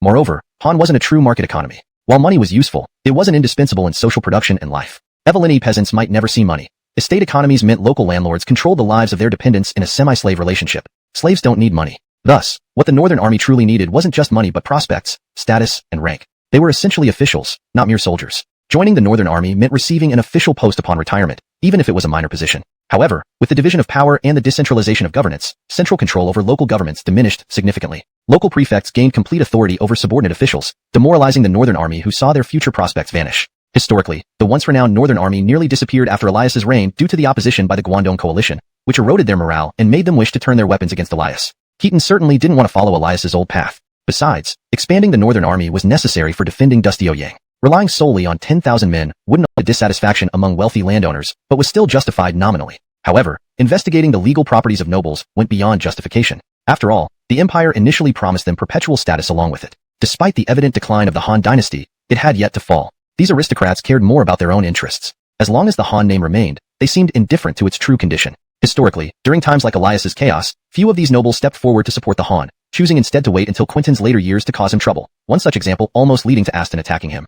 Even for reputation's sake, Keaton couldn't personally take on this odious task. So, after careful thought and failing to find other solutions, he decided to rely on the eunuchs. Elida fully supported this idea. Since Zach's death, she had dreamt of expanding the eunuchs' power, but efforts led by Keaton, Evelyn, and Hirsch had continuously reduced that power. Now that Keaton proposed increasing eunuch authority, there was no reason for her to refuse. Expanding farmland for military use ultimately benefited both Keaton and the imperial family, not just addressing the shortage of northern troops. That evening, an unexpected visitor arrived at Keaton's residence, Ianto. Puzzled, Ianto quickly thanked him. "Thank you, General, for giving our family hope. Sit, drink tea. Among today's ministers, perhaps only I can offer you this hospitality. Evelini still call for your demise. Times are tough, but we shouldn't blame a single eunuch for everything. We bore the brunt for Zach. Regardless of his motives, you can't be entirely bad. Even in greed, you never rivaled Haostong Ji. Speaking of which, you promoted me once. No personal grievances here. So what does the Empress need? She appointed me director of Shaofu. Ah, I see. Half of Hunan belongs to the Emperor, rented out yearly. You will offend two parties, the displaced migrants and the influential descendants. Both cannot be angered. No, it's more than that. For eunuchs, positions and powers mean nothing. We rely on our masters. This time, Elida is determined. My fields in Ingchuan will also be donated for military use. Choose any field you want. I'll secure it for you. But I have one request. What is it? I am destined for a grim end. Can you promise my son, Colm, entry into your army to protect my family's future? Finishing, Ianto bowed deeply. Your son is adopted? Of course. Translated by ChatGPT, modified for clarity and coherence. Keaton, smiling, looked at the young prince in his arms and said, "So, what are descendants? They are those who are cherished from a young age, nurtured bit by bit. This is family affection. Blood ties, in fact, mean little. You're doing this for your son's future and stability, aren't you? If you hadn't meddled, you could have enjoyed your twilight years. Now, no one can save you once you take on such a hot potato." The general speaks truly, Ianto said. I've committed many misdeeds in my life. If my adopted son Colm can join the general's command, I will die with no regrets even if I am torn apart by 5 horses. Please grant me this humble request, General. Very well, I'll grant it to you. Isn't your son Colm also the Empress Dowager's brother-in-law? I plan to expand the 5 camps of the Northern Army into 10 armies. Let him be one of these commanders. With power in his hands, he won't be preyed upon easily in the future. Hearing this, Ianto was overjoyed, repeatedly kneeling and bowing. Of course, Keaton's decision wasn't just for Ianto but more to satisfy Elida. After all, she represented imperial authority, and Colm was her brother-in-law, thus an outer kin. I plan to expand the Northern Army's 5 camps into 10, divided into inner 5 camps and outer 5 camps. The inner 5 camps will be stationed in Ganchang, Xiancheng, Haostong County, Gucheng, and Gosher, outside Dustioyang. Each camp will expand to 10,000 men, with promotions and salaries as usual. Each soldier will receive 300 acres of land and will not pay taxes except for military duties. As for recruitment, we can recruit displaced migrants who lost their land nearby. Hunan has plenty of good soldiers. Ianto nodded seriously. That means 50,000 men, each with at least 300 acres. That totals 15 million acres of farmland. Using imperial fields. State affairs are tough. Let the Empress Dowager and Emperor endure some hardship. They should understand. Additionally, please ensure weapons, armor, and horses for the inner 5 camps. Well, this really seemed too casual. State finances already barely covered the royal household's expenses. Cutting this revenue would force the Empress and Emperor to depend on you for food. Gathering weapons, armor, and horses would bankrupt Hunan's wealthy families. No wonder the general was so generous, giving Colm command of one of the 10 camps. Besides the inner 5 camps, I plan to establish outer 5 camps in Daxtunching, Sini County and Nanyang, Daxtunching and Ingchuan, Xianying and Hongnong, Heong and Hudong, and Ingyang and Hunan. Each camp will have 10,000 men and 300 acres per person. For recruitment, local efforts will suffice. For instance, Becker and Dustijung will recruit Taishan soldiers, which was predetermined. Dare I ask who will command these 10 camps, so I can report back to the Empress? In the inner 5 camps, Biff, your son Colm, and Herman as proposed by Hirsch. These are favors for you. The remaining 2 will be commanded by my junior Iolo and Amayahane, former Northern Camp Commander. Ianto's eyes lit up. 3 of the 5 would be controlled by the He family. Keaton indeed gave face to the royal family. Thus, resistance to reforms would be lessened, with Ianto handling the unpleasant tasks. Keaton wisely didn't keep all benefits for himself. Biff, Colm, and Herman had no military experience or credibility, making it uncertain if they could command effectively. With this list, he could report back to the Empress. In the outer 5 camps, Becker and Dustijung recruits Taishan soldiers, Isaiah, former governor of Shuafang, and Sini recruits Shuafang soldiers. These are my direct subordinates. Danilo recruits Danyang soldiers in Ingyang and commands there. Declan recruits Xiongnu soldiers in Haeong and commands there. Finally, I'll offer Ingchuan's Daxtunching to Clement, depending on his willingness. After thinking, Ianto nodded. Reasonable. Only 2 camps were directly under Keaton's control. Declan, once his subordinate, counted as half. Danilo represented Jiangnan forces, while Clement might align with Cole. This division balanced Luoyang's political factions, satisfying the royal family and public opinion. General, with the Northern Army divided, isn't Dustioyang a bit weak? Yes, hence I plan to appoint my personal guard, Gus, as the chief of the Golden Barons, expanding them to 5,000 men. What do you think, sir? I agree, perfectly. Translation provided adheres strictly to English, maintaining tone, structure, and coherence with previous content. Character names use pinyin accurately. Chapter 207. The world united against him. Keaton's arrangement of military power was not only extremely cunning but also utterly repugnant. It made Evelyn feel absolutely revolted. Wasn't this equivalent to throwing the Northern Army out? The forces truly stationed inside the city were now reduced to merely Gus's unit? It was important to note that Keaton's control over the Northern Army had never been absolute. Except for the Changshui and Xiabeng camps, his leadership was always somewhat vague, only nominal, exercised through football, the Football Association, and the inherent responsibilities of his role as guard general. His control far from reached the point where he could do whatever he pleased. However, Gus and the Aditawa guards were entirely loyal to him, and now, with further expansions, he truly wielded immense power. On the surface, he left 3 units under royal command, but in reality, Biff, Herman, and Colm weren't royal men. They belonged to the He family, a clear case of external kin controlling the army. Christie naturally agreed since her family already held no real sway over current politics, becoming more like mere decorations. Even if Gus controlled Dustioyang with 5,000 troops, it wouldn't dare harm them, and they would gain 3 units for free. But no one asked my opinion. I don't agree. Evelyn tragically discovered that whether he opposed or supported Keaton didn't matter. He couldn't oppose effectively anyway. However, opposition did little good. The person leading the investigation into land ownership was Ianto. The old man hadn't left the Northern Palace for over a year, and many had forgotten about him. Now, just his name reeked of infamy, drawing endless criticism. The Yuan family rose to prominence through the party prohibition crisis, especially Anchor, who, despite being away from the capital, necessitated that Evelyn not compromise with eunuchs. He must oppose their actions. But Keaton and the 3 siblings of the He family had already reached an agreement. Opposition meant nothing without military support. The majority of the Northern Army soldiers supported this plan. So-called land distribution equated to granting them fertile land in Hunan, originally imperial fields. Each soldier received 300 mu, becoming landlords instantly, and promotions came with it. Evelyn opposition, though fierce, proved futile and earned him hatred from the lower ranks of the Northern Army. Ianto's mental fortitude was remarkable. Knowing his reputation, he cared less. Supported by the Guard General and the Northern Army, he acted ruthlessly. He gathered his former henchmen, promising them positions in his son's army after the task. We bear the curse, but our descendants will enjoy wealth and honor. Small eunuchs in the palace grew increasingly zealous, immediately arresting wealthy households in the capital. Beating them mercilessly first, they demanded land holdings the next day, offering to swap lands in Guangzhou, regardless of legality. Defiant captives were beaten to death, and the cycle continued until families surrendered their lands and assets. The situation became chaotic, and the region erupted in anger, civilians cursing Ianto bitterly. Keaton didn't expect Ianto's ferocity but admitted his efficiency. No wonder Zack favored him. Criticism against Ianto escalated into a trend. Calls to eliminate eunuchs resumed, pressuring Evelyndersul into action, demanding the execution of Ianto. Jean, Christie, both claimed illness, leaving court affairs to Evelyndersul and Ianto to feud. What could Jean do? Mediate ineffectively, while watching events spiral out of control. Ianto to Ingchuan, declaring himself its governor, raising banners to enter Dustio Yang and eliminate the eunuchs. The situation escalated beyond control, prompting Keaton to rescue officials like Zoran from prison. Despite being beaten badly, Zoran maintained his dignity, stating, "Guard General, releasing such dogs is perilous. Are you not afraid they may turn on you someday?" Zoran's words resonated with a deep, melancholic sigh. Keaton sat opposite Zoran, kneeling beside him with a bitter smile. "You're now the Imperial Secretary and have quite a reputation in the army. I really don't believe Ianto would dare cause trouble for you without reason. So why did you get involved?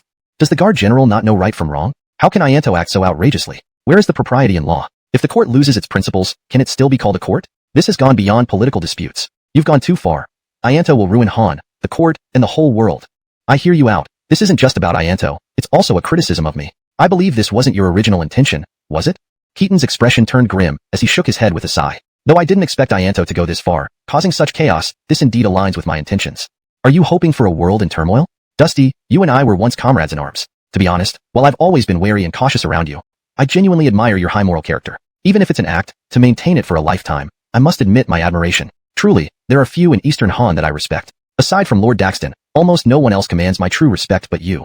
"Heh, thank you then. I thought the Guard General rose from humble beginnings, yet had the ability to stabilize the realm. Now, it seems you are nothing but a brutal and greedy villain." Keaton, undisturbed, chuckled. "At least, I used Ianto. After this incident, his days won't be long, especially since he caused Lord Daxton's death. Not killing him would disappoint the people. This old Daxton, what a way to die. By dying, he preserved his integrity and left me feeling guilty. Was he really angered to death? Or did he take poison before cursing me?" Zoran gave him a stern look and ignored his comment. Keaton finally sobered up, speaking seriously. "The power to stabilize the realm, I lack that. Problems accumulate over time like ice forming on a pond, not in a single day. Even if I held the Emperor's position, it wouldn't fix 400 years of issues plaguing the Han Dynasty. Han is bound to fall. I believe you can see that. The rest is simply a scramble for supremacy, deciding who will ultimately hold the world, and more importantly, what kind of world we will build. Do you intend to establish a realm where propriety and law are destroyed? The old laws don't fit modern needs. Shouldn't they be replaced? You only see Ianto executing people, but can you overlook how many lives he saved? In just over a month, he killed 189 people, but reclaimed nearly 20 million acres of land. Did you know even imperial fields employ the poor? In the early Han, exploiting the poor was a severe crime, yet it's become commonplace. The rich enjoy luxurious feasts, while the poor freeze to death. Rich families own vast lands, while the poor can barely find a foothold. By executing these 189 people and redistributing the land under military farming programs, at least tens of thousands of impoverished people have found a livelihood. By your logic, should all wealthy families be condemned to death? What have they done wrong? That's a complicated question. Perhaps many of them do not deserve to die, but their deaths improve the living conditions of countless others. There's no other way when treating severe diseases. Strong medicine is required. The last few years have seen continuous unrest since the Yellow Turban Uprising. Millions have died. Were those millions supposed to die while 189 people should not? Dusty, we fought against the Yellow Turbans together. We witnessed countless peasants throwing themselves into rivers. Can you say those Yellow Turbans deserve to die? Zoran was speechless, for rebellion rose naturally in Guangdong. More and more lords joined the cause. The entire world united against him. Chapter 208. Evelynder's discussed in the bath. With Clement and Anchor leading the way, the feudal lords east of the pass soon began to unite. While it didn't quite reach the scale of the 18 allied lords, it was certainly close. Of course, the idea that 18 lords would collectively rebel against the state is inaccurate. It should be said that all the governors east of the pass were petitioning the Empress Dowager and the General-in-Chief to purge the eunuchs, but few actually raised troops. Even Quentin, thought to be a staunch supporter of the Yuan family and governor of Yenzhou, did not respond. Instead, he respectfully sent Becker, who had already recruited over 3,000 soldiers from Mount Tai, back to the capital, providing him with ample provisions. Purging the eunuchs. This slogan has been shouted for decades. Ianto, too, has been under attack for over 10 years, and everyone has become accustomed to it. But truly moving troops to launch an offensive on Dustio Yang? That hasn't happened yet. Formally speaking, national affairs are still in the hands of Hirsch and the Empress Dowager. Moreover, the court only relaxed restrictions on local governors a year ago, and most of them haven't even consolidated their power yet. In the late Eastern Han Dynasty, very few governors held significant power. The local aristocracy's influence was immense, sometimes being underhanded works to one's advantage. Though everyone knew this was directed at Keaton, the brunt of the blame fell on Ianto, which gave Keaton some breathing room. Compared to Elias in history, Keaton's situation was far better. No matter how high the flag was raised, Hirsch and the Empress Dowager would inevitably step in front of Keaton first, placing him in an unassailable position. Almost immediately after receiving news, Ianto knelt before Keaton's residence, begging for death. Evelynster Jace, why are you so eager to die? The task is complete. If the general kills me now, it might quell the wrath of the eastern governors. Whoever takes over my duties afterward won't face much trouble. Keaton sneered disdainfully. You call these Easterners rats. Why should I care whether they're angry or not? Isn't this just tearing off the mask? Let me tell you, I'm hoping to rip this mask off sooner rather than later. General, you're not going to kill me? I will definitely kill you eventually. What you've done is beyond pardon. But if I kill you now, Anchor and Clement will think I'm afraid of them. Backing down. Continue your work. Finish it well. Once I've crushed the spirit of these Eastern rats, then I'll kill you. And I promise, I'll only kill you, one man, and spare your family and former subordinates. Ianto was touched by this. He bowed repeatedly, smiling bitterly. Today, I see the true hero in the general. Understood. I'll get back to work. Wait, let's go together. I'm heading to the Yong'an Palace to talk to the Empress Dowager. At this hour? Ianto glanced out the window, noting the approaching darkness. Yes, I miss the child. As you wish. Thinking it through, this was clearly not meant to be discreet. And it wasn't. When Keaton arrived at the Yong'an Palace, Christie was bathing. Protocol dictated a formal announcement, but Keaton, impatient, pushed past the tiger guard and barged in. The guards were bewildered, unsure whether to stop him or not, and trailed behind him as he stormed to the inner chambers. Keaton shouted, "What are you doing? Want to watch the Empress Dowager bathe?" His words left the guards flustered. You included also in your sentence. Who exactly wants to watch the Empress Dowager bathe? Though most of the people serving the Empress Dowager knew or suspected the relationship between Keaton and her, the others had heard rumors. Seeing Keaton act so brazenly left them stunned. Christie, having heard the commotion, blushed furiously. Afraid of making more trouble, she ordered, "Let him in. I have not been bathing. In fact, I invited the general to discuss important matters. Everyone, withdraw." The tiger guards and servants exchanged glances and quickly disappeared. Pushing open the door, Keaton found the Empress Dowager being bathed by several maids. They hurriedly left, closing the door. Christie rebuked. "What has happened that makes you so urgent? Don't you fear this spreading beyond the Yong'an Palace?" Kicking off his clothes, Keaton responded nonchalantly. "If it spreads, let it spread. We're already branded as enemies of the realm. Adding another charge of debauchery won't change much. Besides, we haven't been so close in a while. You seem fuller. Don't joke. With such pressing matters, you still think of this? Pressing matters? I don't feel it, but I know you're thinking about it, hence I came to you." Saying this, Keaton waded into the pool and gently embraced her. Feeling the forbidden excitement, he started discussing business amidst the steam. "Where's the child? Didn't you say to keep him at grandma's? I mean the elder one. The elder one is the emperor. Should you call him child? Just loving by association. After all, he's also your son. Your son is my son, right?" Christie shot him a look. "Speaking of business, why don't you marry me?" What did you say?" "I said, why don't you marry me? I am the Empress Dowager. How can an Empress Dowager marry someone?" Keaton thought of Empress Dowager Xiao of the Liao Dynasty, who married Han Deer and had the emperor call him father, entrusting him with all military and political powers. This was the pinnacle of life and his role model. If Christie married him and the little emperor called him father, he might reconsider usurping the Han throne, given they'd be one family. This move would send a message that Dusty Ouyang remained united. Keaton could leverage the Han Dynasty's legacy more effectively. However, Christie wasn't like Empress Dowager Xiao Yinyan, daring and brilliant. Such a bold move terrified her. She agreed only to be slightly more intimate, but insisted on adhering to propriety. She refused outright to marry, accusing Keaton of seeking not her body but the Han Empire's 400-year reign as dowry. Even without marriage, the blatant affair was shocking enough. After all, throughout the Han Dynasty, powerful ministers were mostly relatives or eunuchs. Boldly betting the Empress Dowager made Keaton unique. Christie knew the political implications were greater than personal affection. Plus, Evelyn Ursel had been killed by Ianto, further consolidating Keaton's power. To counter the looming threat from the Eastern Lords, concentrating power in Keaton's hands became necessary.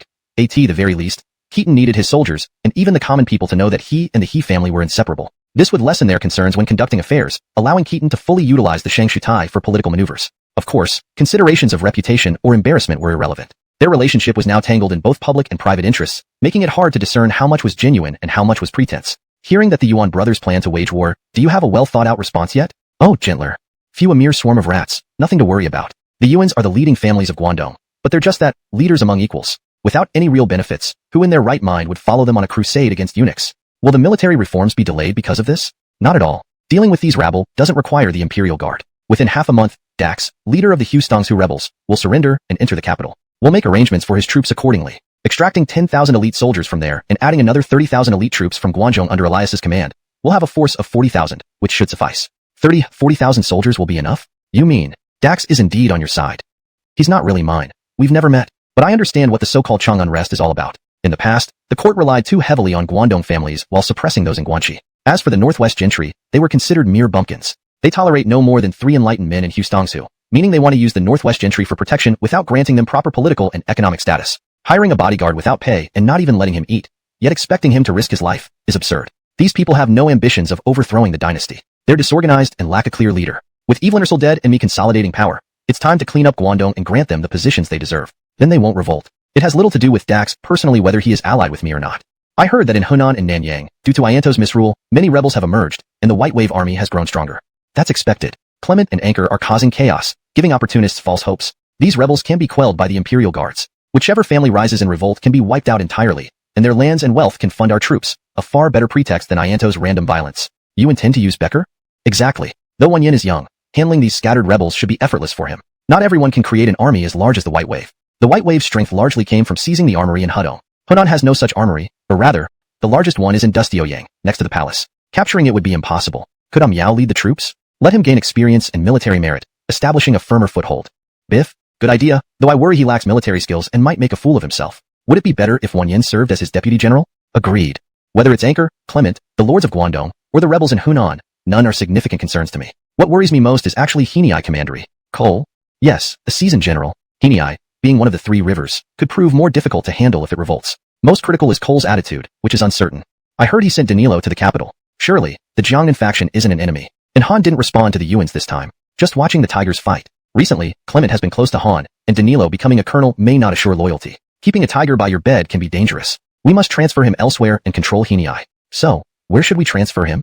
To Daxtanzu. If we give him the position of governor of Daxtanzu, he should be satisfied. Daxtanzu needs a governor already? Especially someone like Cole with long-standing prestige. After this, Daxtanzu may not remain within Han's control. Step by step, we'll divide it now and regain it later. Guangdong isn't unified, and the 400-year-old Han Dynasty still holds some authority. I plan to promote Casey clan members. Appoint Stewart, governor of Yuzhou, as Grand Evelynarchal to oversee military affairs in Qing, Yu, Ji, Su, and Yin provinces. Give Amir, Prince of Chen, the rank of chancellor and appoint him as governor of Yuzhou.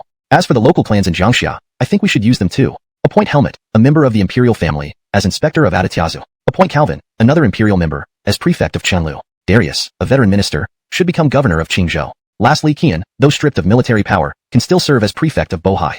This strategic reshuffling of power aimed to consolidate control over key regions while maintaining a semblance of the Han Dynasty's authority and legacy. Chapter 209. The Eastern River General's Heart on Fire. Speaking of the intentions of the Eastern vassal lords to unite and march towards the capital to punish the eunuchs, Keaton was not particularly anxious about it. He continued to command the reorganized 10-campus central troops to cultivate land as required, recruit soldiers where necessary, and meticulously inspect the imperial estates without any compromise. He only halted the war in the Yong and Haostong regions, keeping their main forces engaged in land cultivation and investigation of farmland, and continued to dismantle the strongholds of the powerful families. Only two 10,000-strong armies from each of the Yong and Haostong provinces, already finished with cultivating, were ordered back to the capital. Politically, his actions were far more significant. On one hand, he heavily favored so-called scholars from Jiangxia, assigning several Casey royal family members to key positions. However, this was an overt strategy to use these people to create disturbances in the eastern region controlled by various heroes. On the other hand, officials within the central government were extensively replaced under Keaton's manipulation using Ianto's name, effectively kicking out 8 or 9 out of 10 eastern faction officials from the court to serve as prefects or inspectors in the east. For example, Quentin's father, Giroux, who many in the court advised should remain in Dustioyang to control Quentin later on, was instead appointed governor of Shuzhou by Keaton's insistence. This move forced Giroux into office despite reservations. After all, how could someone like Quentin be controlled merely by using his father as leverage? Meanwhile, Han still held the position of inspector of Shuzhou. Though his administration of Shuzhou wasn't impeccable and was generally disapproved by Keaton, he was relatively stable among the 13 governors. Why should an abruptly transferred Giroux automatically take over as the governor? Would Han willingly cede power? Yet, given Giroux's status as a former Grand Commandant, his experience and connections cannot be ignored. Unless this old gentleman decided to back off halfway through the journey and stay in Yin province to join his son, leaving behind a vast territory like Shuzhou, Han would have no choice but to deal with the newly arrived governor. Thinking about it, Keaton found it quite amusing and wondered if historical corrections might occur, perhaps leading Giroux to die in Shuzhou as per history, thereby causing enmity between Quentin and Han. Han was after all an ally of Cole, a pillar of the southern faction, while Quentin sided with Anchor. A conflict between them would indeed be interesting. Then there was the original minister Carl, now kicked out as the evil magistrate of Pingyuan, becoming neighbors with Qian and Bohai. Given that Pingyuan and Bohai bordered each other, and both were densely populated areas of Qingzhou and Ji province, respectively, they possessed significant influence. Adding Darius, a prominent scholar from Jiangxia and new inspector of Qingzhou, made for a formidable trio bound to complicate things for Anchor. Anchor's authority relied heavily on his reputation. Since the entire world respected him, he had to reciprocate that respect, adhering to rules and the decorum expected of gentry and scholars. With the relocation of numerous prestigious scholars from the capital to the east, Anchor would undoubtedly face a series of challenges. Even if they eventually joined Anchor, Keaton had long given up on controlling the entire eastern region. With just a few edicts, he stirred confusion in the eastern territories, greatly hindering Anchor, Chen and Xiongnu, integrated with modern autonomous city elements, with ultimate authority resting in the hands of the central court. Though rebellions began in Guangzhou, inspired by the White Wave bandits, they remained insignificant due to limited mobilization of local troops. In fact, Keaton almost hoped these powerful families would revolt, simplifying the task of eliminating them rather than painstakingly investigating farmland. Meanwhile, tensions escalated in the Hudong theater as John and Aston grew increasingly anxious with continuous reports from the rear. Their expressions turned grim day by day, bordering on agitation. One reason was the growing power and arrogance of the White Wave bandits following the alliance of the Eastern vassal lords. They openly declared war against the eunuchs, labeling Aston and John as castrated ministers. Why not just say the Evilanishal is also a eunuch? A group nominally descended from yellow turban remnants, proclaiming to eliminate eunuchs was laughable. However, the main source of anxiety was the rumor that the Evilanishal would personally lead elite Hustongsu forces to quell the rebellion. This rumor, detailed and convincing, surprisingly boosted morale in the army instead of dampening spirits. Soldiers, being simple-minded, reasoned that with the pacification of Yong and Haostong, tens of thousands of troops were freed up. With the Eastern lords uniting against eunuchs, the Evilanishal must have enormous pressure and would logically prioritize eliminating the nearby Hudong threat before the Eastern forces arrived. Despite the White Wave army's strength, no one believed rebels could withstand tens of thousands of elite Western troops under Keaton's command. John and Aston were furious. Despite attempts to suppress the rumor, they admitted Keaton might send another general as reinforcements. Ordinary commanders might celebrate such news, but not John and Aston. Aston, in particular, a disgraced general, was unfit for his role as governor of Hudong. With most of Hudong occupied by rebels, wouldn't it reflect poorly on the Evilanishal's judgment? Please note, I've maintained the paragraph structure and line breaks as per your instruction while translating the text into English. John had actually been appointed as the governor of Bingzhou, tasked with quelling the Xiongnu rebels. The Xiongnu chieftain Kangxiu had hoped to reclaim his position as the great Guan Yu with the help of the Han court. Yet now, they were blockaded in Hudong by mere rebels.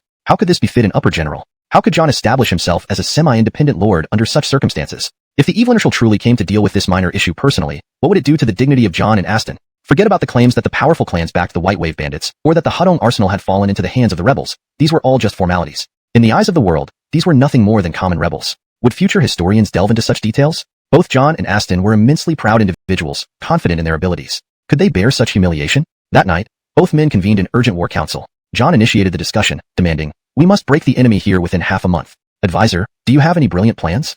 Aston added fuel to the fire. "I fear I don't even have that much patience. Brother Ming comes from the White Wave region. Do you know the situation there? Can you give us a way to swiftly defeat the enemy?"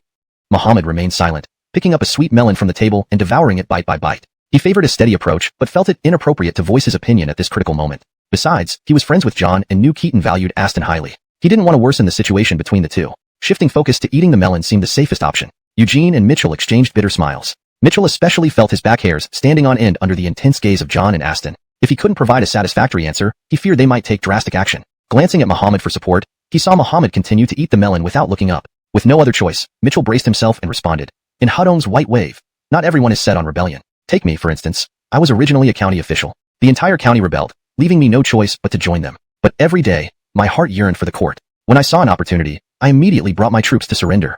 Aston scoffed coldly from his seat, while John frowned, his face revealing a hint of murderous intent as he asked, "Do you have a plan to swiftly defeat the rebels?" Mitchell broke out in cold sweat. Eugene interjected to ease the tension.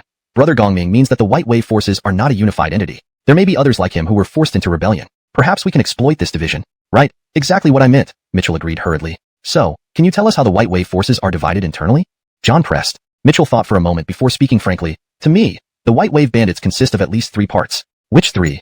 "Firstly, there are the remnants of the Yellow Turbans led by figures like Guatai, admiring the reign of the late Emperor, Sai. Due to the court's incompetence and extravagance over construction funds, countless people lost their livelihoods and were lured into rebellion. These displaced civilians make up the largest part of the White Wave, occupying many counties and towns. However, they lack strict coordination and command, essentially a disorganized mob. The loss of the Hudong arsenal wasn't due to them, but because the region has always been known for its martial culture, making them tougher than ordinary rebels. Secondly, there are the powerful families and large landowners in Hudong and Bingzhou regions. They often gather thousands of retainers and can easily form alliances. While they act independently, they aim to carve out their territories free from imperial control. Evelini of these arsenals fell into their hands. With a few capable leaders, they can form formidable armies. Most of the resistance against our advance comes from these forces. These powerful clans cannot be dealt with lightly. Otherwise, if they regain strength, they may rebel again. Even after pacifying Hudong today, they might rise again tomorrow. I wonder who among the local gentry holds sway over these powerful clans. Could it be the Pei family of Hudong? Mitchell smiled awkwardly, feigning ignorance. "I'm just a county official, so I don't really know the details." This response was clearly insincere. Typically, a county official should be well informed about local matters, but neither John nor Aston pressed him further. "Very well. What is the third group you mentioned?" "The third group comprises former soldiers of the Hudong army who rebelled. For example, Fan Xian from the Fan clan of Hudong and Darlene Gu, descendants of Darlene Qing. Both were county officials who seized control of Ani County after the outbreak of disorder. Although they joined the rebellion, many did so unwillingly, possibly to protect their families and villages. Evelini noble youths from Hudong also fled to Ani when the turmoil began. Now that the Evilanishal has restored order, some notable scholars and old officials may still be loyal to the court but unsure how to act. These people could still be useful. Translation notes asterisk. Evelyn maintained the original tone and style of the text, kept character names in their pinyin form, ensured the storyline and logic remain coherent with previous content, preserved the paragraph structure and line breaks from the original text, provided a natural, fluent English translation free of grammatical errors. Hashtag chapter 210. The unexpected arrival in Ani. In essence, Mitchell's long-winded speech boiled down to one main point: amnesty and recruitment of the soldiers and officials who had originally rebelled in Hudong. This was also Mitchell's own political stance. In fact, with the end of the war in Yong and Haostong provinces, word spread that the Grand General himself might personally lead the elite forces from Guanxi to cleanse Hudong. While Eric and Aston were anxiously fretting, mainly because they couldn't put aside their pride and honor, Mitchell, as well as the White Wave Army itself, and possibly the masterminds behind the scenes, the Hudong Pei clan, likely felt like they were sitting on pins and needles, as if thorns were piercing their backs. Especially for these former officials, others could flee, but their names and family histories were all recorded in the Shangshu office. They were all locals of this county. Where could they run? Everyone knew something was amiss. Guan, he was someone Amias Zhongxin trusted. Admiring Amias Zhongxin's rule, Hudong's political structure was barely maintained, with the officials and soldiers having some legitimacy. But in this timeline, due to Keaton's intervention, Amias Zhongxin had become his subordinate, leaving Adriel somewhere unknown. Aston, as governor, had never met these officials. Suddenly, the White Wave forces grew strong, capturing Hudong's arsenal, while the regular troops only numbered 1,000.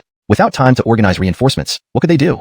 Unless a few exceptional individuals emerged, like Jae Sun defending Suiyang in the Eastern Han Dynasty, they could either stand firm against the rebels or helplessly join them, unable to pin the blame on Governor Aston. After becoming part of the rebellion, they naturally became leaders of Pungjin, with enough time to gather troops. But without a clear leader, what could they achieve? Fundamentally, Mitchell was not under Edlin but, as a local official, naturally interacted frequently with Hudong's first family, the Pei clan. He clearly sensed Edlin's influence over the White Wave, especially the most combat-effective parts, which led him to surrender readily. These officials, though technically rebels, essentially formed their own faction. Their rebellion was confused and half-hearted, and they were deeply fearful because their ancestral records were all documented by the court. Unlike the Pei clan, who remained hidden, they were pushed to the forefront. Instinctively, they could not be the vanguard of the rebellion but sought to maintain order south of Shuha River, attracting many local clans unwilling to rebel. Thus, they became a unique force within the White Wave. What they hoped for most was amnesty. If the court pardoned their crimes and allowed them to retain their positions, they might surrender during Keaton's potential campaign. But if not pardoned, these officials, whose complete records were known to the court, might resist to the death. Therefore, Mitchell suggested they strive for pardon. How?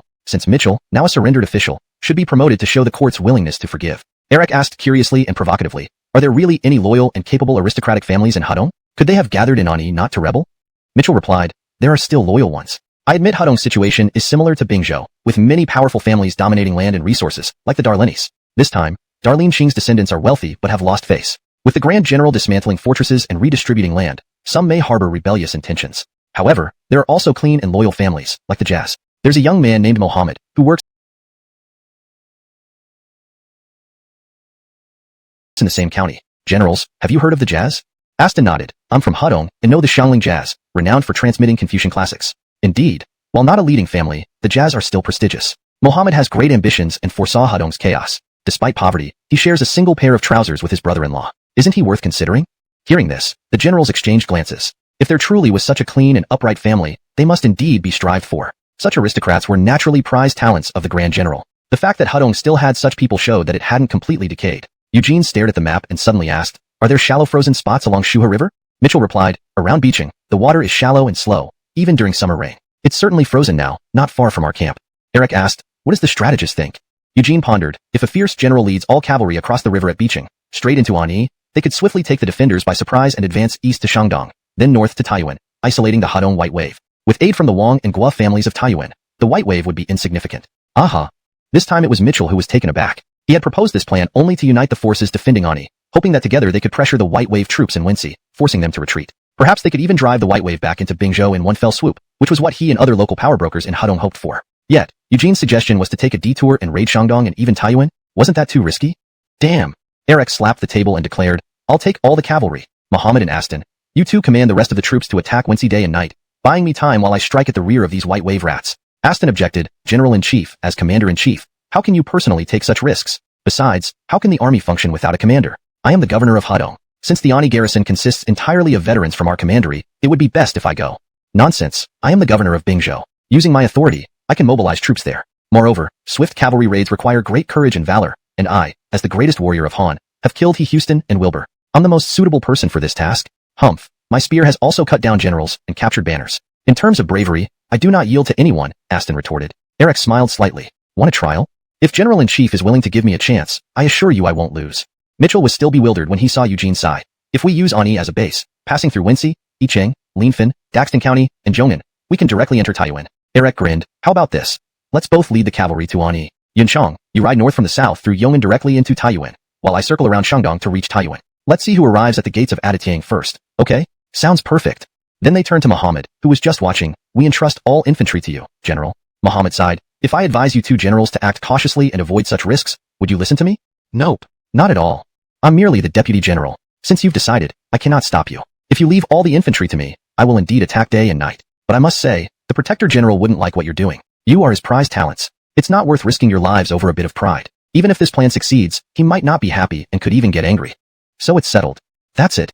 Ignoring Muhammad, they began preparing immediately. Muhammad stood speechless. By midday, Eric and Aston had divided their forces. Aston led 6,000 elite troops, mostly local cavalry from Hudong who had been with him since he became governor. Eric commanded primarily Northern Army units, mixed with some roving knights recruited from Hunan, totaling over 5,000 cavalry. Together, they numbered more than 10,000. Expecting such ferocity from such an esteemed person, he felt a sudden admiration. Honestly, in the political climate of Eastern Han, commanders dealing with bandits and tribal uprisings often preferred to sit safely in Chang'an. Who had ever seen a 2,000-do commandery governor act like a shock trooper? Reacting quickly, Mitchell shouted as he spurred his horse forward. Brothers, surrender quickly. I'm Mitchell, Flawless Sue. He is our lord. As he reached the gate and called out, he heard hooves thundering behind him. It was Eric, personally leading his troops into battle, his tall banner proclaiming, Grand General of Han, Eric. He gave Mitchell no chance to call out further and swept into the city with him. Die, all who stand in my way. Chapter 211. Prioritizing the essential. Thunderous force struck within half a day, swiftly transferring control of Ani County, the administrative center of Hudong. Strangely enough, most of the Ani White Wave forces were utterly unaware of what had happened. Somehow, the Han army had suddenly stormed into the city and inexplicably seized the county temple. The attackers, shouting in familiar dialects, caused significant delays in reactions from the various units. When they finally managed to form a semblance of an organized resistance, they were informed that their own Hudong governor Fandarlene had already surrendered, asking them to lay down their arms and accept reorganization. Mitchell, who had once been a local officer like them, wandered through the city persuading his former comrades. The whole process was incredibly smooth, as if these troops hadn't changed sides at all from start to finish. As news of Ani's change in leadership spread, reactions among the scattered White Wave soldiers in the countryside varied widely. Some readily entered the city, expressing their willingness to surrender and accept reorganization. However, many others remained Guanwang on the sidelines. Note: I've made minor adjustments to ensure the translation reads more naturally in English while maintaining the original meaning. The term Guanwang is contextually translated as on the sidelines to better fit the flow of the sentence. Soon, an army appeared outside the walls of Ani. From a distance, it looked well-equipped and disciplined, even with a cavalry unit in the middle. The flag prominently displayed bore the character Li, suggesting the formidable local warlord Gilbert. This is Gilbert, a prominent figure near Ani. General, I have some connection with him. He has generally been law-abiding over the years. It seems he is here more for show, perhaps to use as a negotiating chip. Perhaps we should let me talk to him first. If we can win him over, it could be an advantage for us. Since he is a local warlord, why bother talking? General Darlene aims to return the land to the people. These rebels are just providing us an opportunity to cut them down now rather than having to besiege their strongholds later.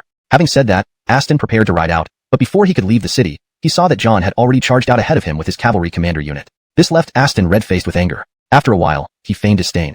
As the commander-in-chief, he knows nothing but showing off bravery, trying to compete with me like a young hot-blooded lad. Where is the demeanor of a senior general? Upon hearing this, Mitchell shot a painful glance at Aston but said nothing. Meanwhile, Qian saw Gilbert's army well-organized and disciplined, with weapons gleaming in the sunlight. John fearlessly led the cavalry surrounding them, keeping a precise distance just beyond bowshot while continuously closing in, intimidating Gilbert's forces without engaging in combat. To everyone's surprise, this Hudong warlord proved exceptional. Under such pressure, Gilbert maintained his composure, ordering his troops not to break formation or shoot arrows until absolutely necessary. He kept a vigilant eye on John, gripping his sword tightly, ready to charge out and engage at any moment. After all, Gilbert was the same man who historically followed Edlin to defeat Enos. Though a commoner by origin, his military expertise rivaled that of many high-ranking officials in the court. Seeing Gilbert's discipline, John did not hesitate further and swiftly attacked the flank of Gilbert's army. Gilbert hastily changed formations, personally leading his banners and elite guards to the flanks. However, John suddenly turned around and galloped towards the opposite flank, catching Gilbert off guard and successfully breaching his rear lines before Gilbert could respond again.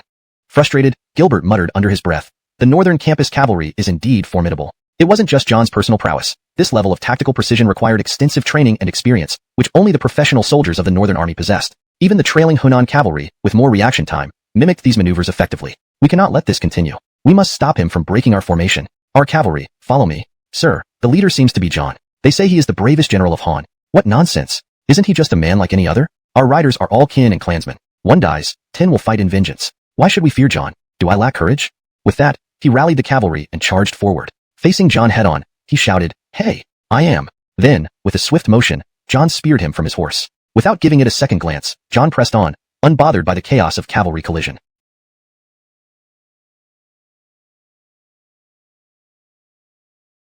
With his superior armor, he broke through the enemy ranks, resolving the battle within less than half an hour. He pondered aloud. This Li clan seemed quite formidable, yet they didn't last long. Where is Gilbert? By midday, the entire area south of Shuhe River fell to the Han army. Smaller local warlords demolished their fortresses to signal submission. When the news of Hadong reached Dusty Ouyang and Keaton, he was far from pleased. John and Aston separately leading light cavalry to capture Taiyuan and Shandong? This is reckless. Hadong isn't even fully secured, yet they aim for Bingzhou. If the major clans decide to rebel, they would be walking straight into a trap. A governor and a senior general still act so rashly. These two seem destined to remain mere warriors. Darcy chuckled. Perhaps it's called confidence through skill. In my view, the aristocrats in Bingzhou and Hadong don't have the guts to openly rebel. Capturing Taiyuan and Shandong would likely meet little resistance. With overwhelming righteousness and might, they won't dare resist. Cutting off the White Wave supplies will leave them rootless. Resolving issues swiftly can prevent trouble, especially if these Bingzhou warlords join forces with Anchor from Ji Province.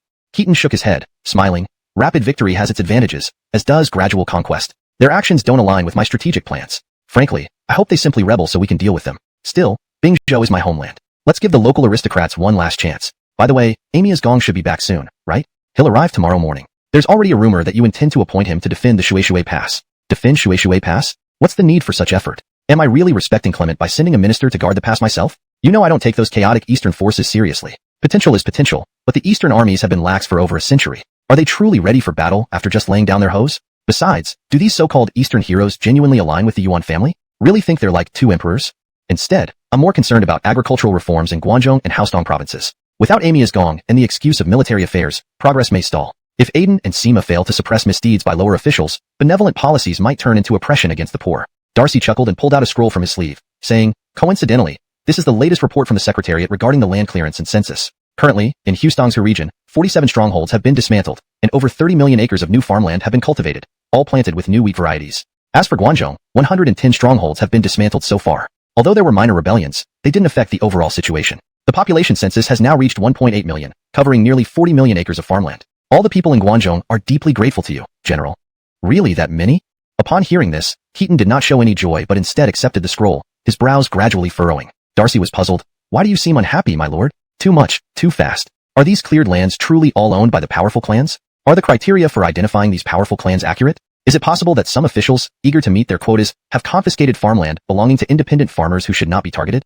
Darcy couldn't help but laugh bitterly. In 400 years of the Han Dynasty, while other regions may vary, how many true independent farmers could still remain in Guangdong? Fear is that your assumptions might be too simplistic, Keaton retorted, causing Darcy to pause, then fall silent. As he took the scroll, he instinctively thought of inflated statistics, something common in autocratic societies. Strong rulers often inadvertently encouraged such practices. Historically, this led to severe consequences. For instance, during the Sui dynasty, Daxton Jian's reign saw an exaggerated inflation of statistics, which ultimately contributed to its downfall. What Keaton intended to achieve now bore a striking resemblance to Daxton Jian's actions. Daxton Jian's most enthusiastic pursuit was the thorough census and investigation of hidden populations, making it the top criterion for officials' promotions. As a result, the entire Sui dynasty continuously focused inward. When Sui conquered southern Chun, the national population was 4 million households. By Day's first year, it reached 8.7 million households. In just 24 years, the population more than doubled, and arable land increased from 194.4 million acres to 558.5 million acres, or 4.35 billion acres, far exceeding modern standards. Even today's China's arable land red line is only 1.8 billion acres, and after rechecking during the Tang dynasty, only 600 million acres were found. Essentially, it was about inflating statistics. Mountains, forests, and deserts were counted as farmland. Families were forcibly divided into multiple households, even forcing couples to divorce. This created inflated performance metrics for officials, showing prosperity on paper, leading to high tax targets. While taxes weren't excessively heavy, the inflated figures meant higher levies. 4 billion acres of taxable land on only 600 million actual acres. Ordinary people suffered under such pressure. Despite Daxton Jian being a diligent and frugal emperor, the national granaries overflowed while famines spread without relief. Misunderstanding the inflated data, Daxton Jian believed his empire was solid, while the populace cursed him. Daxton Guang, believing in these false numbers, proceeded with major projects like the Grand Canal and the Goguryeo expeditions, confident in Sui's robust strength. Any system tied to performance metrics inevitably inflates data. Small bubbles can be beneficial, promoting economic growth, but once large, they lead to misguided decisions based on erroneous data. Keaton knew he had to be cautious, especially since uncovering tens of millions of acres seemed unrealistic. Finally, Keaton sighed. Governing a great country is like cooking a small fish. Other matters aside, errors in land, population, and agricultural data can ruin the nation. One must be exceedingly careful. These numbers are too perfect. So, what do you propose? Darcy asked. I'll go inspect personally. Pardon? You mean go where?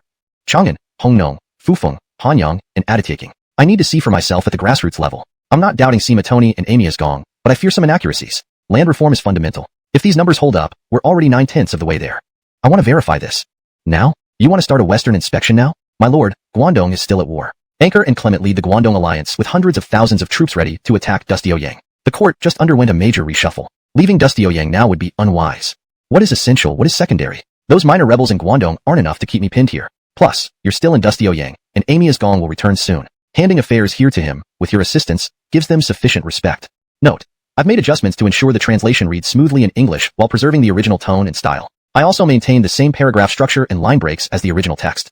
Hashtag chapter 212, 4 nos, 2 straits. Keaton now had a fiery temperament. He even deliberately avoided seeing Augustus's face to prevent future embarrassment, and left just one day before Augustus entered the capital. Consequently, the next day after he left, more than half of the officials in the capital were still unaware of this matter, completely bewildered. Moreover, he took with him 2,000 troops out of the 5,000 city guards commanded by Gus when he left. Naturally, no one was as stunned as Augustus. The Empress Dowager, the Emperor, and the General were present, but who didn't know that Keaton was the true decision-maker? How could he just leave like that? Did he hand over? This move would elevate his influence significantly. The upcoming alliance among the Guangdong warlords required a leader. With the backing of the population base in Yingchuan and Runan, totaling 3 to 4 million, and its proximity to Dusty Ouyang, Clement aimed to emerge as the dominant force militarily. If successful, he could overshadow Anchor's 2 decades of accumulated prestige. Stabilizing his position as leader would enable him to command rewards and punishments, dominate central China, and eventually challenge Anchor for supremacy across the Yellow River. This plan actually benefited Keaton, as it encouraged infighting among the Yuan family, which was exactly what Keaton wanted to see. Recognizing this, Clement played along, hoping to gain an advantage over Anchor rather than helping him. Despite their tacit understanding, Clement felt disrespected. Wouldn't it look better if Keaton showed some fear or respect towards him, given that Clement commanded several tens of thousands of troops? Feeling ignored, Clement decided to act, partly to avoid being laughed at by other heroes. As the recognized governor of Yuzhou, Amir of Qin, who was indeed the strongest in terms of troops, adopted a wait-and-see attitude. Frustrated, Clement mobilized his troops and prepared for the alliance ceremony, sacrificing a white horse. The next day, Ishmael sought an audience with him. Clement quickly ushered him into his study. Dear son-in-law, you've come just as I was preparing my troops. What brings you here? Father-in-law, have you truly decided to march on Dusty Ouyang and eliminate the eunuchs? Ishmael asked. Yes, I have. Do you think you can win? The troops in Dusty Ouyang now consist only of the 10,000 men led by Augustus, Dax, and Roberto. Hadong, Heniai, and Hunan are in rebellion, so reinforcements are impossible. Moreover, they have lost the support of the people. Raising our flag will draw many heroes from both sides of the Yellow River. If we win the first battle, more will join us, forming a powerful alliance. Ishmael bowed respectfully but persisted. Can you really win? Frowning, Clement replied, facing such a formidable enemy, Keaton didn't even remain in the capital. Do you think I'll lose? Dusty Ouyang is protected by natural barriers, and Fan Shui Pass is impregnable. Even though the Northern Army is currently farming, Augustus's troops are veterans from Hustongsu. Your recruits, however, are mostly private militias and new soldiers. With 10,000 men, how could you possibly take Dusty Ouyang? True, but I understand your concerns. Not attacking might invite ridicule, while achieving even a minor victory could establish me as the alliance leader. But once the battle begins, it will be out of our control. If you suffer a significant defeat, Augustus could counterattack, and you may not be able to hold on to Yingchuan. Keaton has already moved Taishuet to Daxdandi, showing his ambition to annex Yingchuan. Hesitating, Clement said, but Amias Zhongying was an old subordinate of our family. Could he switch sides? You jest, father-in-law. Amias Zhongying is the current Grand Commandant and benefactor to Keaton, Erek, Muhammad, and Hurley. He shares ties with the Black Ox Guard and fellow officers from Hustongsu. Joining us would make him seem foolish and unloyal. I believe Amias Zhongying is no fool, which is why Keaton trusts him with Dusty Ouyang. Clement smiled bitterly, realizing it was true. Augustus's position was too special, and referring to him as an old Yuan family subordinate was no longer meaningful. So what should I do? Should I just sit idle here? First, form alliances, recruit more troops, and stockpile food. Let various lords handle besieging cities. There are plenty of people seeking fame among the lords, perhaps including true loyalists. Also, our goal is to eliminate eunuchs, not rebel. Ianto is already a doomed man. Even if we do nothing, Keaton will still execute him. His mission is a suicidal one. Clement nodded, considering his options carefully. Now, the reason he's still alive is twofold. Firstly, the agricultural reforms haven't been fully implemented yet, and secondly, it's also because Keaton doesn't want people to think he fears us by killing Ianto. However, I can assure you that Ianto will not live for more than half a year. Keaton will eventually have him executed. Every extra day this man lives, the greater his political risk grows, not only for Keaton but also for the Grand General, Empress Dowager, and the Emperor, who will be implicated by his treachery. Besides, letting him live means allowing eunuchs like him to meddle in central military power. In half a year, my lord, at most, Keaton will kill Ianto. Once Ianto is dead, no one can say you wasted time here. It wouldn't harm your relationship with Keaton either. Clement nodded in agreement after hearing these words. Furthermore, Keaton's current audacity relies on his special relationship with the Empress Dowager. This relationship is no longer concealed. I've already dispatched people to spread rumors in the capital and the commanderies of Scilly province, suggesting that the Empress Dowager's newborn might not be the late emperor's child, but perhaps surnamed Qin. Perhaps it isn't just a rumor. Clement frowned. But what good does that do? It merely gives the landowners in Guanxi an excuse to rebel. At best, it irritates them. My lord, the emperor is 14 years old this year. Have you considered his marriage? I've heard that Augustus has a very virtuous daughter. How have I never heard of this? As long as we can get the Emperor to hear about it, it would suffice. Augustus holds a unique position. He's not part of Keaton's inner circle. Although the Emperor hasn't officially assumed governance, he is still the Emperor. If the Emperor proposes this marriage personally, how could Augustus refuse? Or dare to refuse? Doesn't he secretly harbor aspirations for the title of Grand General? Moreover, I've heard rumors in the capital that Augustus has kinship ties with the previous Empress Dowager Amias. Do you mean to suggest using this to sow discord between the Emperor, Augustus, and Keaton? Clever. That's indeed a brilliant plan. You're right. The Emperor is still the Emperor. Even a young Emperor remains the Emperor. Moreover, 14 is not so young. It's time for marriage. Have you ever served as a commander in the Hu Bin army? Are there any of your former subordinates still there? Don't worry. I understand how to proceed. Very well, then I shall take my leave. Clement added, prepare provisions for the troops when you return. Slaughter 100 pigs and 100 sheep to supply them. Ishmael was shocked. You're still planning to attack Fengshui Pass? This isn't wise. I know. Plans are plans, but if I don't stage a battle, I won't feel satisfied. At the very least, those disdainful nobles from Guanxi must know we're not all talk. Don't worry. I'll withdraw after making a statement. It won't drag on indefinitely. Ishmael sighed deeply, glanced at Clement, and then left. Frankly, his father-in-law had abilities and was modest, with notable strengths. However, acting on impulse and even overreacting out of petty grievances was far from what a great leader should do. Military and political matters were too significant to engage in a battle without clear outcomes, especially one likely to be lost. This wasn't the demeanor of someone destined for greatness. The distance from Dustioyang to Chang'an wasn't far, and Keaton led cavalry, so he arrived within a day. When Sima Tony, Silly Inspector, and Amaya Han Darlene, Aditya Governor, heard Keaton was coming, they were initially stunned, quickly heading out to greet him. However, the messenger's news barely beat Keaton's arrival. Just as they exited the county offices, Keaton was already wandering down Zhuke Street in Chang'an. Not knowing the arrival of the Darlene General, we failed to welcome you properly. We are guilty, extremely guilty. You're not at fault, please rise. Upon entering the city, I bought 3 pounds of oranges and 4 pounds of rice from a shop. Come, let's try some. The oranges in Chang'an are quite sweet. Laughing, Keaton peeled an orange on the street, giving one each to the 2 officials, surprising them into reaching for the fruit. Oh, do you know the price of oranges in Chang'an? Or 4 nos, 2 straights? No prior notice, no greeting, no reports, no escorts, straight to the grassroots, straight to the scene. I have copies of the reports you submitted to the court. We'll conduct random inspections and cross-check details. If everything checks out, I'll recommend the Empress Dowager grant you both marquee titles. If the issues are minor, you pass. If major, then you two shouldn't blame me for being unsympathetic. Eat your oranges, they're really good. Translation ends here. Hashtag chapter 213. A traitor within is hard to prevent. Titles and noble ranks were definitely no longer within their grasp. They could only hope to retain their positions, or even just their lives, which would be a stroke of good fortune. Especially for Amaya Han Darlene, as a member of the Amaya Han family, he had never been part of Keaton's core faction. He wasn't even particularly close to Hurley. Initially, his appointment was to convey a gesture of goodwill towards Barkern, in an attempt to win over Amaya Han's old subordinates. However, with Roberto now elevated to Grand Commandant and Barkern honored by Keaton in the Evolunertial Temple, even Geordies had secured the position of governor of Adityaking. The court and the Hustongsu rebels had fully reconciled, reducing Amaya Han Darlene's political significance as a clan member. He feared Keaton might find fault with him. After all, the post of Imperial Inspector of Aditya was a significant one, higher than most of Keaton's trusted subordinates. If Keaton wanted him out of the way, it would be understandable. Unexpectedly, Keaton moved swiftly. Without waiting for Amaya Han Darlene to pay his respects the next day or have a thorough discussion, he left again. It seemed like he had merely come to Chang'an for an orange. When inquiries were made, no one knew where General Darlene had gone, not even his guards who were dispersed throughout the region on central inspection missions. They weren't allowed to divulge any information. This caused widespread anxiety across Chang'an, affecting officials both big and small. At noon, news came that Keaton had led Gus and others to conduct surprise inspections of the garrison settlements in Lantian and Amiloling counties, randomly checking the farmland work of 100 soldiers, personally measuring their land.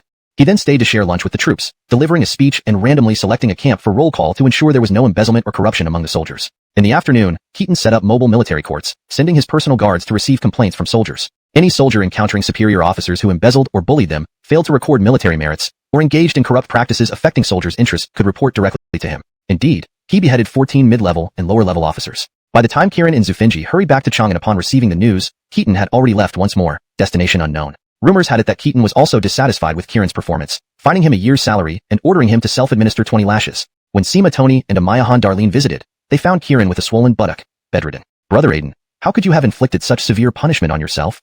General Darlene specifically ordered me to give myself 20 lashes before he left. How dare I falsify it? It has to be severe. Alas, I managed to catch a few minor offenders who were embezzling resources and found discrepancies of 12 acres during land measurement. Errors by junior officers end up hitting you. A left general, in the behind? That's right. I didn't even know those officers. But if Chuizhua attributes the blame to me, what can I do? Who's the agricultural evil magistrate of Lantian County? I got 20 lashes, so at least that guy deserves 200 for my satisfaction. The two visitors felt increasingly bitter. We heard that Brother Aiden and General Darlene are close friends. Even you face this unjust punishment. Our prospects don't look promising, do they? Kirin saw through it clearly. Not necessarily. Because I'm considered an insider, he uses me as an example to warn others. From my understanding, he wouldn't punish either of you. Minor mistakes might result in reprimands. Major ones could cost your jobs. Hearing this, the two men's faces darkened further. In the past, while discussing matters casually in Hustongsu, General Darlene mentioned the foundation of governance lies in accurate financial reporting. An error in reports could mislead the entire imperial decision-making process. Our Han Dynasty's decline began when Alex compromised on audits, setting a bad precedent. He once said if he were Alex, he'd rather risk rebellion and 30 years of chaos to correct these malpractices. Sima Tony sighed heavily, feeling that sooner or later, the blade would cut down on him. Not because he was negligent, but some issues were deeply entrenched, accumulated over centuries. To hold everyone to standards stricter than Yates's was unrealistic. In fact, under the Eastern Han, corruption was rampant, even sanctioned by previous emperors who bought offices. With roots so rotten, it was impossible for him, a mere few months into his term, to completely eradicate corruption as a newly appointed inspector general. It was a Herculean task, even for a deity. In his despair and fear, Sima Tony decided to face it bravely. Upon returning to Chang'an, he packed up and rode off on a donkey, visiting friends and relatives. Later, news spread that Keaton went to Balan and conducted grassroots inspections, dismantling a fortified mansion called Wubao and executing several heads. Upon investigation, the demolished mansion belonged to the Amaya family. Supposedly, the Amaya family was related to Keaton's wife. Therefore, the county magistrate neglected to inspect their properties and concealed population data, inflating civilian lands. Upon discovering this, Keaton demonstrated a grisly spectacle of dismemberment, tearing the magistrate apart in front of the entire county. What relation did Cordelia have with Aditya Teo? Most likely, the Amaya family was too powerful, and the petty county magistrate couldn't stand up to them. Possibly, this Amaya family was an ancestor of historical figures like Amaya Ruhue. For the sake of future generations, Keaton ordered Gus to storm the fortress, using battering rams to break down the gates, freeing slaves, tenants, and renters. All Amaya clan members over 10 years old were executed. Younger ones were castrated and sent to the palace. Such ruthless measures frightened all remaining feudal lords in Guangzhou. This General Darlene was clearly unreasonable. Amaya Han Darlene was summoned to Balan, while Sima Tony remained in Chang'an, nervously socializing and treating guests to dinners. Amaya Han Darlene was genuinely alarmed. His subordinate, a county magistrate, had been publicly torn apart. He would undoubtedly bear the blame for neglect, though he believed the magistrate's offenses weren't significant enough to warrant execution. Upon arriving in Balan, he found Keaton actually squatting in the field, leading peasants in labor. Loyal Ming, you're here? Take off your shoes, get in the field, and see if you can try this rice planting technique. I truly can't do it. Note, the translation maintains the original structure, style, and tone of the chapter while ensuring readability and coherence in English. Hashtag chapter 213, continued. Actually, it's very simple. We use these large trays to cultivate the seedlings like growing flowers, and then transplant them into the paddy fields. This small technological innovation significantly improves the survival rate of the seedlings. You might think it's a minor thing, but if everyone in the world used this method, increasing the survival rate by just 10% would also increase rice production by 10%. If it increased by 30%, many political issues could be resolved. Therefore, encouraging agriculture should be taken seriously. Sir Ming, you come from a farming family in Hatao, and yet have such deep knowledge about agriculture. I truly admire you.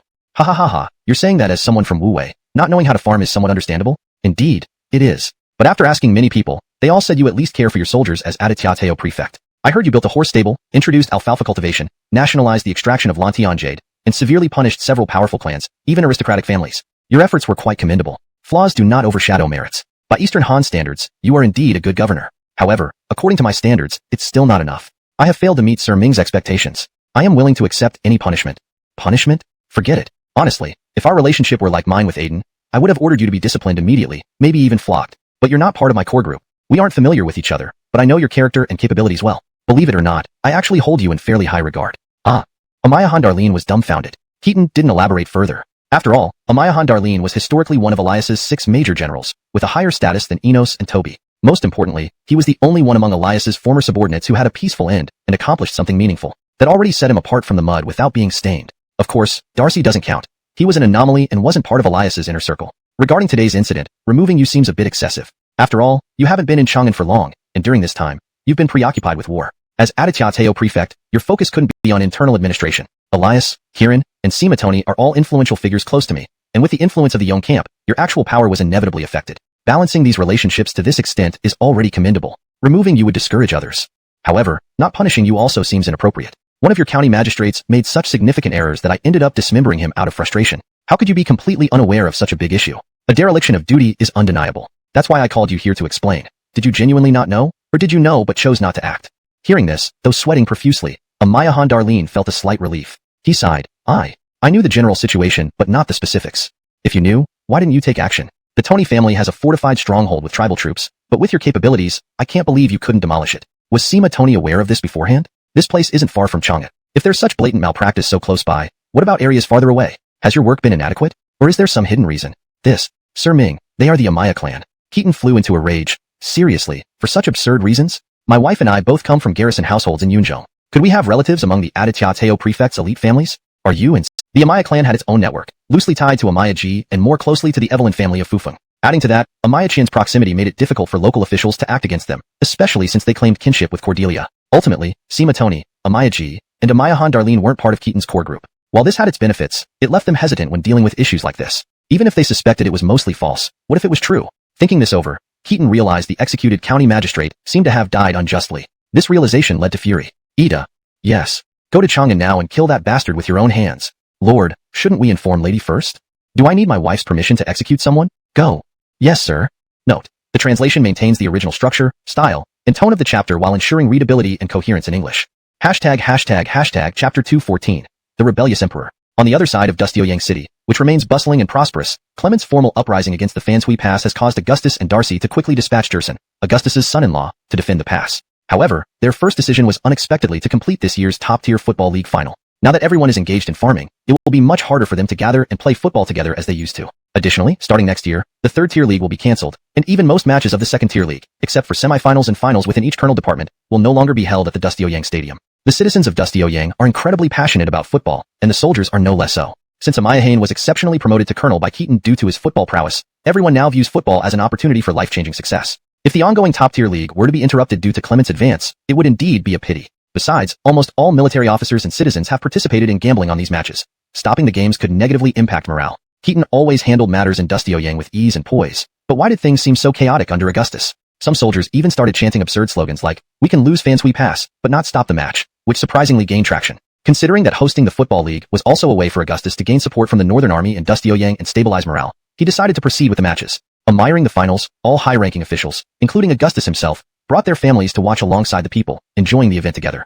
Admiring such lively moments, the palace remained busy. Emperor Rolf, Christie, General-in-Chief Hirsch, and General of Chariots and Cavalry Biff all brought their household guards to sit in VIP boxes, thoroughly enjoying the festive atmosphere, even getting swept up in the enthusiasm inside the stadium. However, Emperor Rolf's mind wasn't on the game. Instead, he kept scanning the audience, then suddenly said, "Mother, I am 14 years old this year." Christie was taken aback, then smiled and replied, "Why do you bring this up suddenly? You're Evelyn Jesty?" Hirsch beside her felt uneasy, turning to look at him with a serious expression. He thought, could this brat be influenced by someone in thinking of taking power? The political situation in Dustioyang was already complex. Keaton and the He family maintained a delicate balance. Now, they had achieved a stable equilibrium among the 10 colonels, especially within the inner 5 guards, where 3 were commanded by members of the He family. This was not the time for new disturbances. "Heir, indeed you're 15 when the new year comes," Christie responded. Rolf continued, "I heard commoners often get married at my age. Mother, shouldn't we consider choosing an empress for me?" "I see."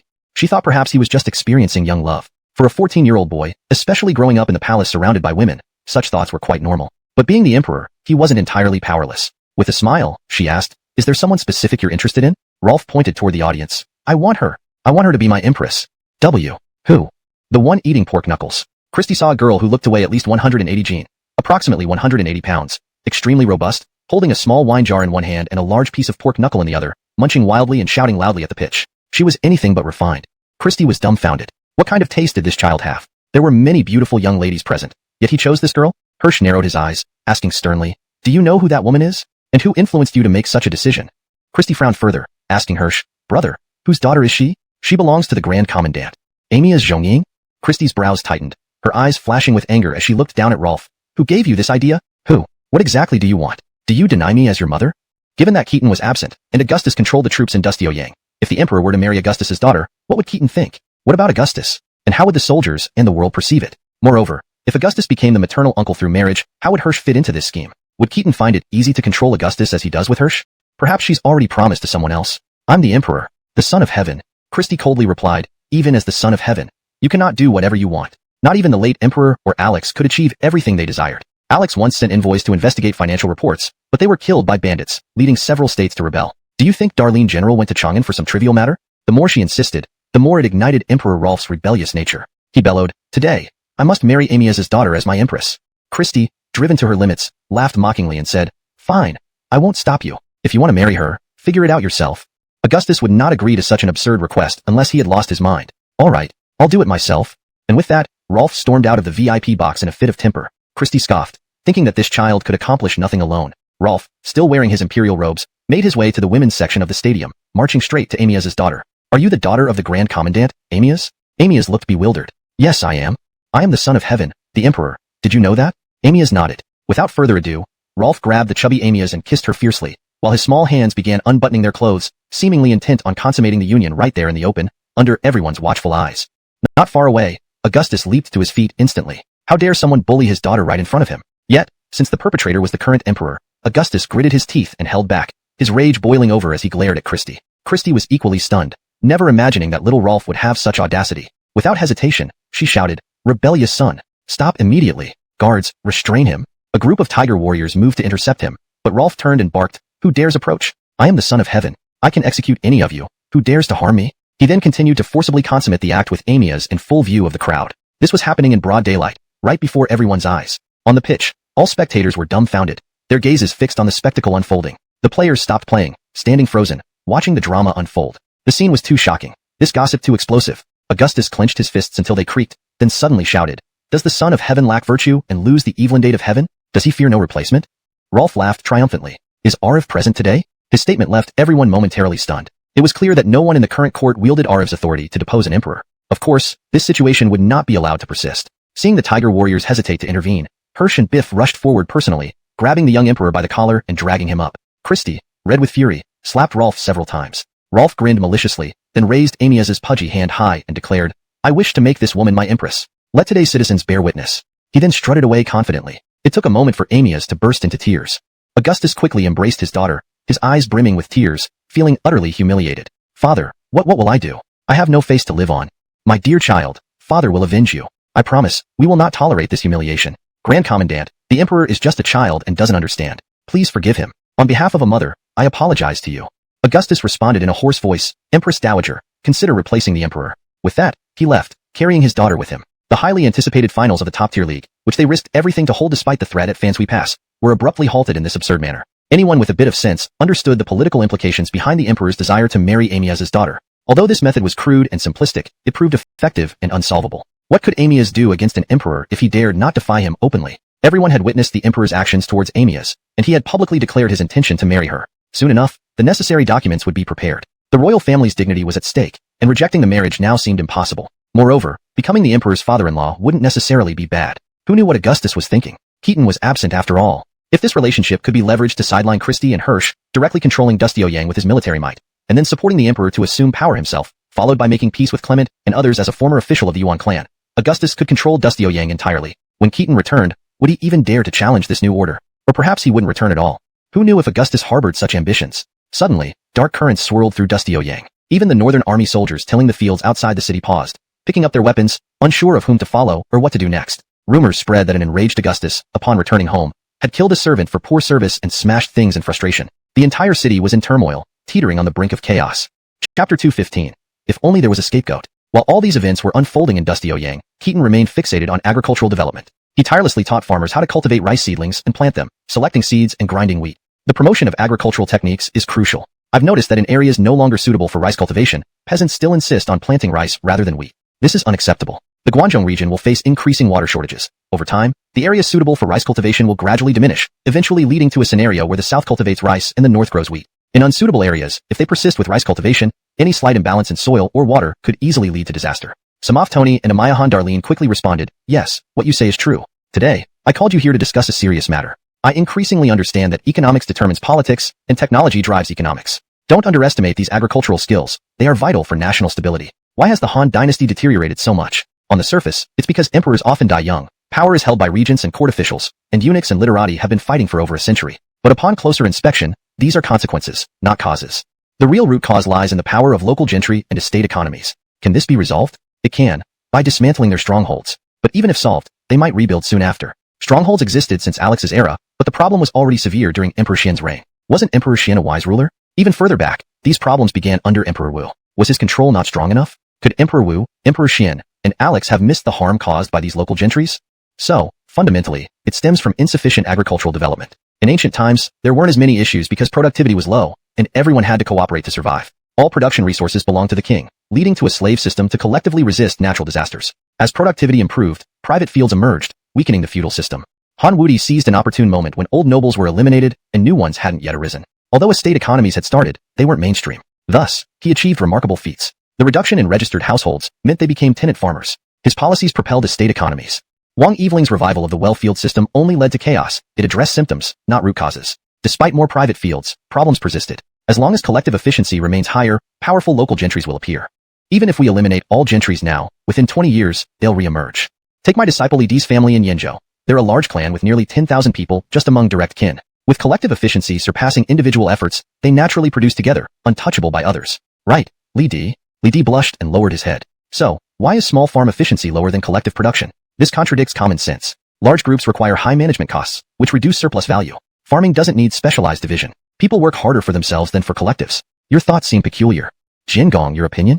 Samaf Tony shook his head, admitting ignorance. Li Di, what do you think? I rarely assign essay topics, but this suits an important assignment. Let me explain. Collective production protects against bullying, reduces taxes, and facilitates water infrastructure. While I don't agree with inevitable resurgence of gentries, clan unity and mutual support cannot be weakened. Keaton nodded approvingly. Bullying occurs due to government inaction. If local bullies go unchecked, families unite for protection, sometimes becoming bullies themselves. Without proper law enforcement, suppressing gentries becomes meaningless. Regarding labor services, it highlights governmental inefficiency, disrupting farming schedules. Families with fewer males might lose land due to conscription. With these issues, chaos ensues. I found an interesting trend while reviewing historical data. Admiring Emperor Wen's reign, each household had one husband, one wife, 2 children, averaging 4 to 5 members. By Emperor Heng's time, average household size increased to 7 or 8, as families avoided splitting. As for water management, lack of large-scale projects hinders progress. Uncoordinated efforts by various clans lead to frequent water and drought disasters. So, what exactly does conscription serve? This situation is intriguing. Zhou-Ming, Jingong, can we truly find no solution after identifying the root causes? Both bowed, acknowledging Keaton's insight. First, let's establish mobile rural courts, periodically visiting villages, detaining bullies. Of course, this requires detailed planning for effective supervision, Keaton continued thoughtfully. Secondly, concerning the issue of labor services, my idea is to confiscate the power of local governors to conscript labor. If there are any large-scale projects that need to be constructed, they should report to the central court for approval before proceeding with unified construction. Of course, this does not apply to emergencies such as floods or droughts. Naturally, we must tailor measures to fit local conditions. Having everything decided by the central government, he wimp out. Just because some people rebelled? As an emperor who established a dynasty, being so soft sets a bad precedent for future generations. What kind of founding emperor was he if he couldn't handle such a small matter? Heads should roll to ensure peace and prosperity.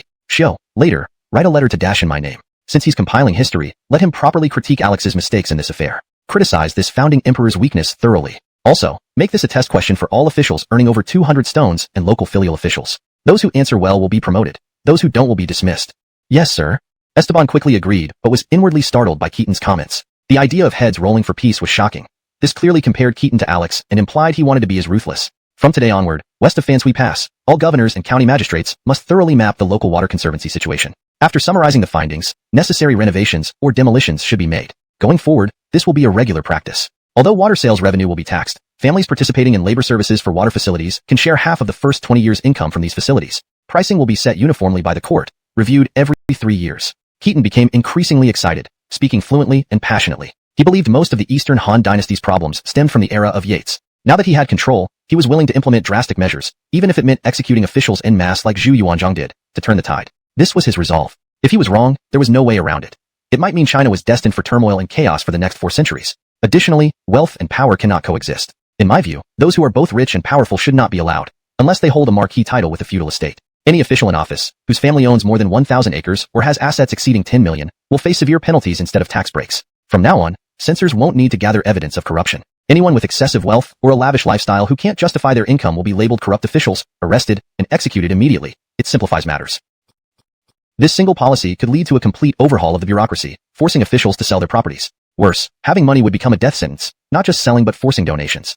Relatives outside direct lineage can be given some leniency. You can transfer your assets to clan members as long as they're not in the same household. I am not unreasonable. Let's start with our own. Inform Kiran to separate his family's wealth clearly. The Amianhuang family can be immensely wealthy, but Kiran and Guy Addison must remain poor. If he's unhappy, let him resign.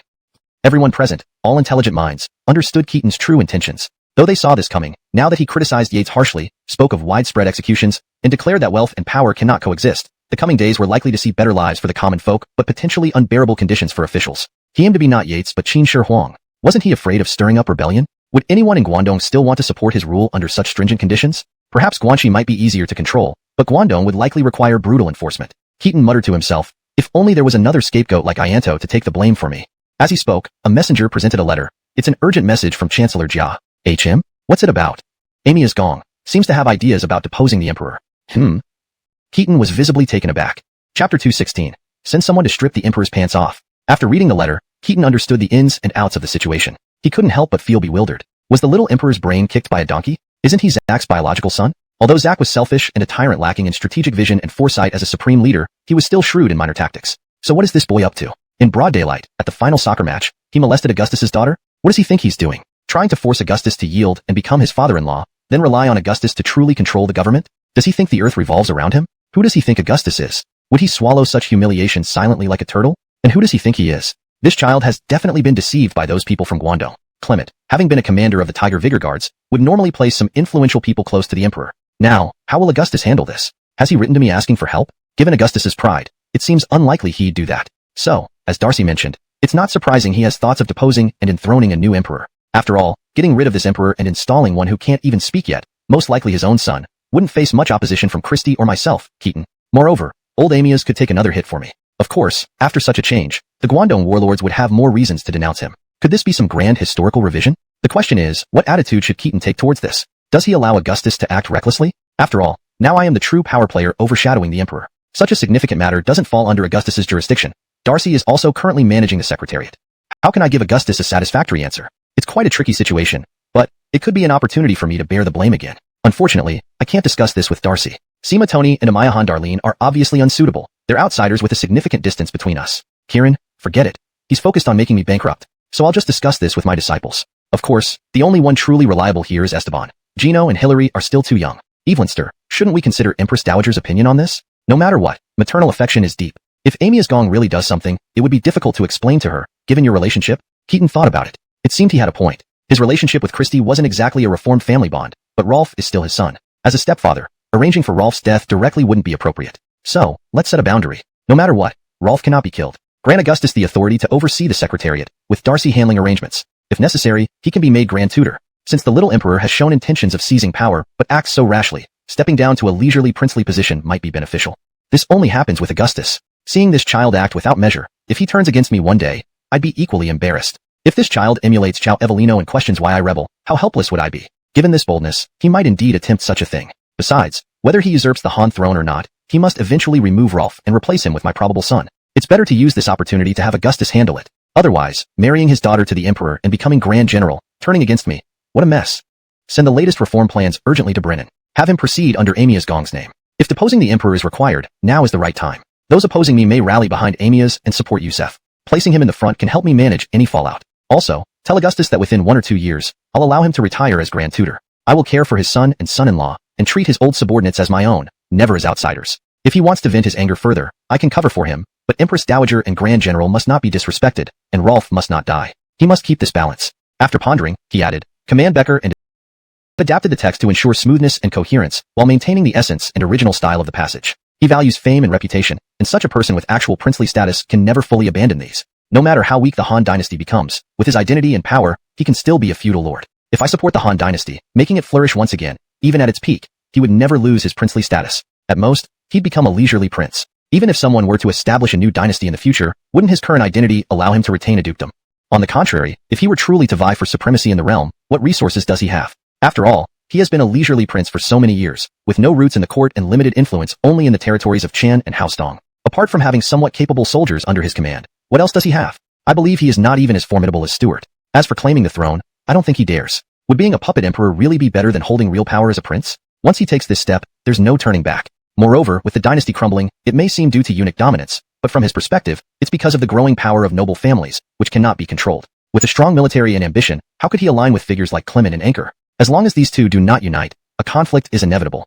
I predict that he has long desired to fight Clement to unify Yuzhou, but hesitates due to the Fuyuan family's power and his own regard for his reputation. If Clement tries to claim leadership in Guangdong under the pretext of punishing eunuchs, the first target will be Prince Chen. But if Clement fails, Qinhuang Amir can take advantage of the chaos without damaging his prestige. Therefore, I believe that since Clement has gathered troops recklessly, it might be an opportunity for us. Perhaps one day, Prince Qin Amir can be of use to you, Evelynster. What you say, indeed makes sense. Human nature and worldly matters. You can analyze them clearly at your young age, which is commendable. I hope you use your skills wisely in the future. Of course, Keaton decided to seek Darcy's opinion on this matter. Hillary was still just a young fox, while Ja Brennan was a 1,000-year-old fox spirit. So, the message sent back included 2 key points: the defense of Fansui Pass and ensuring Rolf's safety. Two things to note: Darcy's control and the political stance of Prince Chinamir. Meanwhile, Augustus was instructed to take charge of administrative reforms. When the message reached Darcy and then Augustus, the latter finally had free reign. Although Keaton's decision to recall Becker and Isaiah irritated him, implying mistrust, it also showed that Keaton did not consider him part of the inner circle, thus preserving an out for himself. That night, Augustus led his troops into the northern palace. The imperial guards were mostly loyal to him, especially since he came from the same background. Only a few members of the Tiger Vigor guards dared to challenge him, to which Augustus responded by presenting his saber. Choose your path. Either transfer to Yong'an Palace to guard Christie, or we can settle this through force. Let's see if your supposed best army lives up to its name. The Tiger Vigor guards were promptly transferred to Yong'an Palace. The best army of 600 could hardly stand against Augustus's tens of thousands of elite soldiers from Guangzhou. Augustus's entry into the palace went unexpectedly smoothly. None of the little emperor's close associates dared to speak up or hinder Augustus, nor did anyone inform Christie or General-in-Chief Hirsch. Despite Rolf's relatively stronger position compared to historical accounts, with Hirsch, Biff, and influential eunuchs still alive and supported by Keaton's allocation of power, it made no difference. Hirsch and Biff were asleep at home, unaware of the situation, and Christie only realized too late. She got dressed intending to act but eventually undressed and returned to bed, unable to sleep. Ironically, while the little emperor's antics embarrassed Augustus, it was his own intimates who found themselves cornered. He wasn't known for his temperamental restraint, and Keaton's tacit approval of deposing the emperor made it a win-win situation for all. Had Keaton disapproved, Augustus might not have simply swallowed his anger. He was confident that given his special relationship with Keaton, he could get away with anything and still preserve his life. Unfortunately, killing someone was not an option, as Keaton likely respected Elida's opinion. Though death could be spared, humiliation couldn't. Merely removing this little brat from the throne did not quell Augustus's fury, especially since the throne would eventually be relinquished anyway. Without hesitation, Augustus ordered Rolf's pants to be removed, his limbs restrained, then produced a six-petal armor-piercing golden mace with a sinister grin. Don't move, I'm aiming. Grand Minister, spare my life, please. It was never my intention to offend you. I wanted to make you my father-in-law, become part of your family, all with good intentions, to appoint you as Grand General. Spare me your nonsense about becoming a Grand General. I'm already a senior tutor, one of the 3 excellencies with a salary of 10,000 pickles of grain. Why should I settle for being your general? Now, lie still and don't move.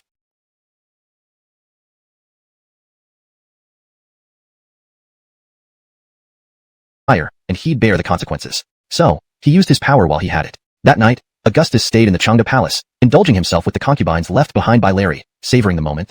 He didn't dare touch Christie, but had no qualms about other imperial consorts. Bullying these women served as payback for bullying his daughter. In this moment, Augustus felt he had reached the pinnacle of his life. However, the next day in court, chaos erupted. Christie glared daggers at Augustus. Though she understood the need to replace the rebellious, inexperienced young emperor, breaking him so violently was unnecessary. Augustus showed no remorse. Noble ministers, Empress Dowager, the young emperor disregards human ethics and virtues. His behavior is worse than that of King Chang'e. Therefore, I propose deposing him and establishing Prince Huang as the new emperor. Who agrees? Who disagrees?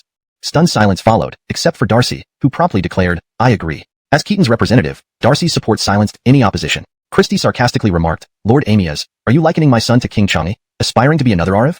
Yes, precisely, Augustus confirmed. Just as Ariv's actions led to prosperity, this new emperor, despite his youth, possesses wisdom and virtue, suitable to lead the nation into glory. Christie doubted a 2-year-old child's capacity for greatness, but realized further opposition would only alienate her from Keaton. Sighing, she conceded. The emperor's faults are mine, and I have failed in teaching him. So be it. Let it be as senior tutor wishes. I hope you and the ministers will faithfully support us and preserve the Han Dynasty forever. She continued glaring at Augustus furiously. Empress Dowager, I have a list of appointments I wish to recommend. Please grant your approval. What? Christie took the list and nearly fainted with anger. Amias Min as rear general, Amias Yu as left middle commander, Jerson as right middle commander, Vance and Fan Zhou as commanders of the Feathered Forest Guard, Enos and Daxton Ding as commanders of the Tiger Standard Bearer. These were all Augustus's men. Before the war was even won, he was already doling out promotions? Who did he think he was? Even when Keaton was at his peak, he hadn't inserted his cronies into positions like this. Yet, after taking a deep breath, Christie asked, what does Brennan think? Has he seen the Grand Tutor's letter? Your Evelyn Jesty, I have seen it. The Secretariat believes that with a major battle imminent, granting some promotions to the soldiers is not inappropriate. Was he securing positions before winning the war? Even Keaton hadn't dared such blatant nepotism when he was powerful. Taking a deep breath, she asked, Mr. Brennan, what do you think? Have you reviewed the senior tutor's recommendations? He has seen it. The Chancellery agrees that promoting officials amid impending battle can be appropriate. Thus, Augustus's bold moves proceeded unopposed. Upon hearing this, Christie immediately understood. This old man was planning to retire. Otherwise, Darcy would never allow Augustus to recklessly consolidate power like this, especially by promoting his brother, nephew, and son-in-law without any reservations. Of course, these positions were relatively high-ranking but essentially ceremonial. Positions like right middle commander were merely preparatory posts for generals with no real authority. In short, it was a way to elevate their ranks temporarily, appease Augustus's heart, and then, after the war, everyone would receive military honors, allowing Augustus to retire gracefully. These ceremonial positions would serve as a foundation for further promotions or lateral moves, making it all a natural progression. These arrangements were undoubtedly part of Augustus's retirement conditions, and Keaton had already agreed. This infuriated Christie, as Augustus's retirement meant he would return home honorably. As the Empress Dowager, she would have no chance to seek revenge on him afterward.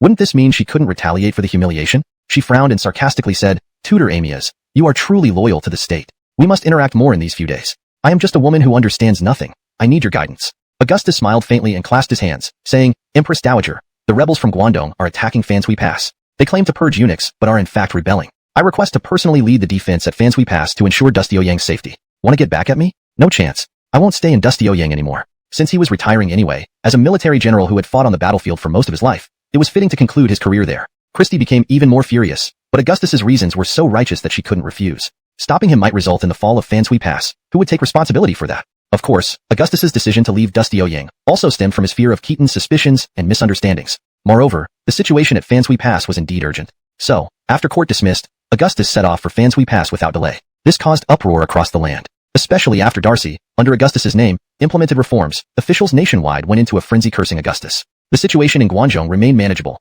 Let's start with him. As he spoke, a troop from Yingchuan approached in formation, carrying siege equipment. One person shouted from the front, "Cowards of Guangzhou. Do you only know how to hide behind walls? Who dares to fight me one-on-one?" Augustus laughed. "Who is this? He sounds arrogant. That's Xavian from Cao County. He served as a guard for Cao Bill when he was governor of Hustongsu and fought with Darlene General Heron. Evelini of our Hustongsu troops know him. He excels at single combat and often provokes us, perhaps sent by Clement. I haven't responded to him." "Xavian, that's him. I've heard of him too. Isn't he from Quentin's hometown? Why is he with Clement?" "Who knows? Interesting. Is there a brave soldier willing to fight him? Taking his head would be a grand prize." Immediately, a young officer stepped forward. "I will bring this villain's head to Tutor Amias." "You are?" Vance beside him laughed. "Tutor, this is my nephew Yush. He's skilled with spears and quite powerful." "So it's my nephew. Are you confident?" "Absolutely." "Good, go ahead. Meanwhile, prepare the troops inside the pass. Have the cavalry ready. Since I'm here, I should show them what we can do. After my nephew wins, follow me out to battle." Just as he finished speaking, a small troop from Yingchuan approached in tight formation, leading siege weapons. A figure stepped forward and shouted, "Cowards of Guangzhou. Do you only know how to hide behind walls? Who dares to fight me one-on-one?" Augustus laughed. "Who's this? Quite arrogant. This is Xavian from Cao County. He served as a guard for Cao Bill when he was governor of Hustongsu and fought with Darlene General Heron. Evelini of our Hustongsu troops know him. He excels at single combat and often provokes us, perhaps sent by Clement. I haven't responded to him." "Xavian, that's him. I've heard of him too. Isn't he from Quentin's hometown? Why is he with Clement?" "Who knows? Interesting. Is there a brave soldier willing to fight him? Taking his head would be a grand prize." Immediately, a young officer stepped forward. "I will bring this villain's head to Tutor Amias." "You are?" Vance beside him laughed. "Tutor, this is my nephew Yush. He's skilled with spears and quite powerful." "So it's my nephew. Are you confident?" "Absolutely." "Good, go ahead. Meanwhile, prepare the troops inside the pass. Have the cavalry ready. Since I'm here, I should show them what we can do. After my nephew wins, follow me out to battle." Chapter 218. Writing two Sun characters in one stroke. Outside the Fanshui Pass, Yush's spear moved like a dragon, wielded with such agility that it resembled a living serpent. Xavian, on the other hand, defended left and right clumsily yet effectively, forming an impenetrable defense that thwarted Yush's attacks for a long time. The soldiers from both armies cheered enthusiastically, urging their champions on. Suddenly, Xavian shouted loudly and broke through Yush's thrust, startling him into changing his move, thinking Xavian was about to unleash some ultimate technique. As the two horses crossed paths, Xavian turned around, circled his horse, and rode away, shouting, "Ah, that scoundrel attacked me with a hidden arrow." Yush was bewildered. Hidden arrow attack? No way. When did I ever do that? Xavian then raced back to his own formation, shouting, "Take me back to camp. I'm injured." What the hell? Is he faking this battle?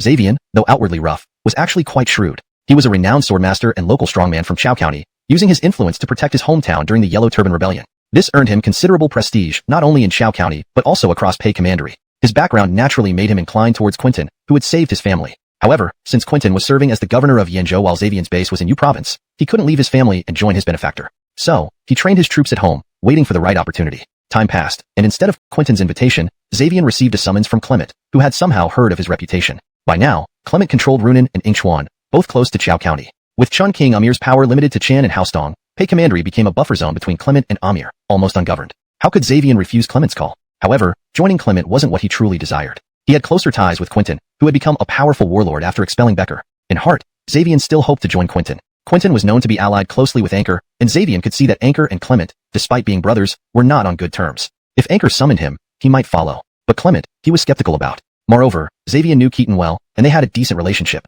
Even if Clement failed, he could always join Keaton, who represented the imperial court and would likely offer him a position out of past friendship. Xavian's situation was similar to Geno's. He lacked recognition but possessed strength. A nominal title without real power from Keaton would still serve him greatly.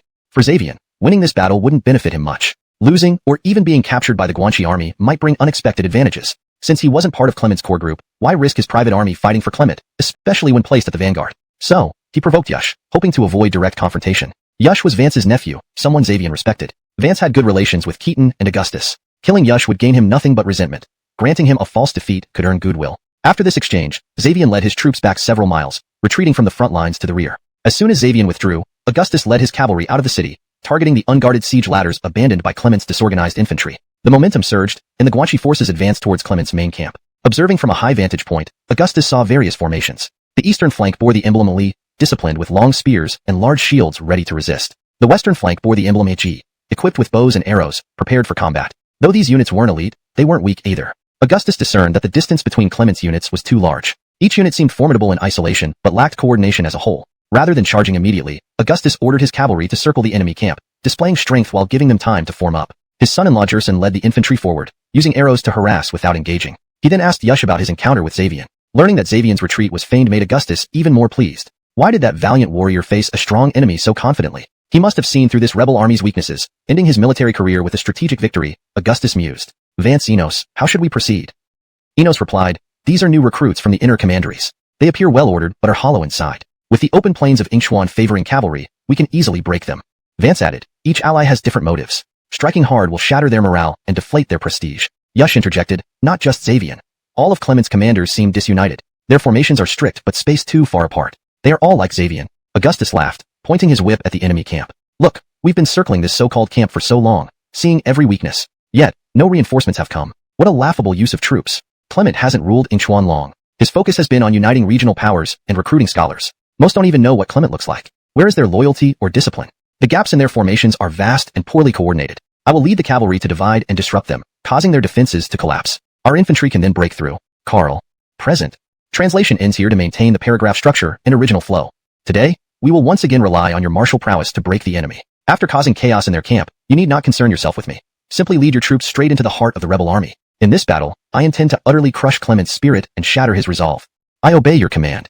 Entire army, attack. This battle must end in complete victory, restoring peace to our Han Empire. At the same moment, watching Augustus's forces swagger around their encampment, almost circling it entirely to assess their defenses, many of Clement's generals frowned deeply. Ishmael stepped forward again, saying, my lord, the enemy's cavalry is formidable, while our troops move too slowly. We must gather a cavalry unit to challenge them. Only by containing the enemy's advance and then enveloping them with our infantry can we have any hope of winning this battle. Otherwise, the enemy's morale will rise while ours wanes. Once they launch a full assault, we will be hard-pressed to defend. You're right, but who should we send to intercept the enemy?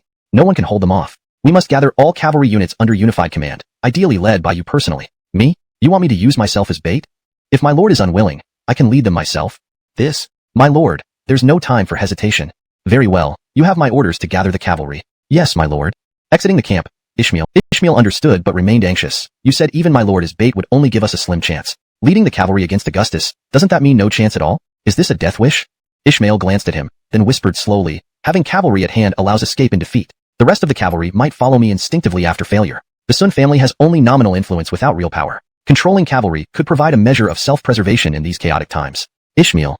Now I understand why Keaton insisted on touring Chang'an despite abandoning Dusty Ouyang's situation. Some truths can't be grasped merely through reading. His steady, methodical approach, not swayed by events. This wisdom applies here. Despite my lord controlling two populous commanderies, only today do I truly grasp the meaning of striking a rock with an egg. Do you lose faith in my lord, Ishmael? It's not so simple. True valor comes from knowing shame. My lord, you, and I were born with much and stood high. This battle is likely lost, yet before today, I thought we had a fair chance. No one is naturally skilled in war. If my lord can learn from defeat, with his reputation in mind, rallying support would not be difficult. But if, alas, even as my father-in-law, I'll have to forsake him. Forsake him? What about our family wealth and people in Ingshuan? Abandon them too? Who else could we join except Amir? Ishmael pondered. Have you considered joining General Darlene? It may not be bad. The world is in turmoil. Influence and reputation mean less now. If Guanxi wins, Anchor might not benefit either. The future may favor neither Guanxi nor Guangdong. Ingshuan is too close to Dusty Ouyang. Clinging to old loyalties could bring disaster. Why not embrace change? Ishmael fell silent. I know General Darlene forcing you to divorce angers you, but circumstances demand flexibility. He represents true authority. Ishmael sighed. I understand. The Sun family is its own entity. I am who I am. The future remains uncertain. It may be time to place multiple bets. If you wish to serve the court, I won't stop you. Translation continues maintaining the original structure and tone. Chapter 219.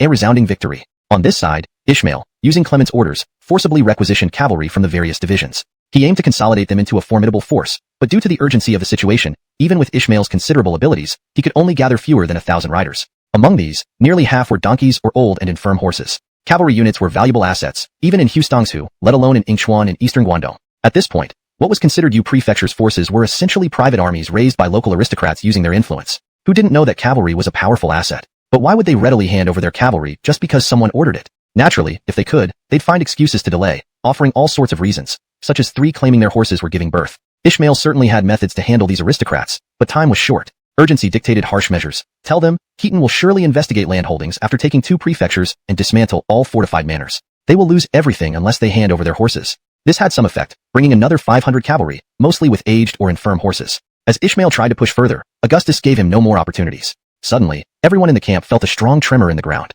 Battle cries and drums echoed through the sky, signaling the Han army's cavalry charging into the camp amidst clouds of dust. Ishmael dared not hesitate. He quickly mounted his horse and led this newly formed cavalry unit to a slightly elevated area on the west side of the camp to observe the enemy's movements. But before he could go far, he saw waves of cavalry charging toward them, splitting into several groups that inserted themselves between different divisions.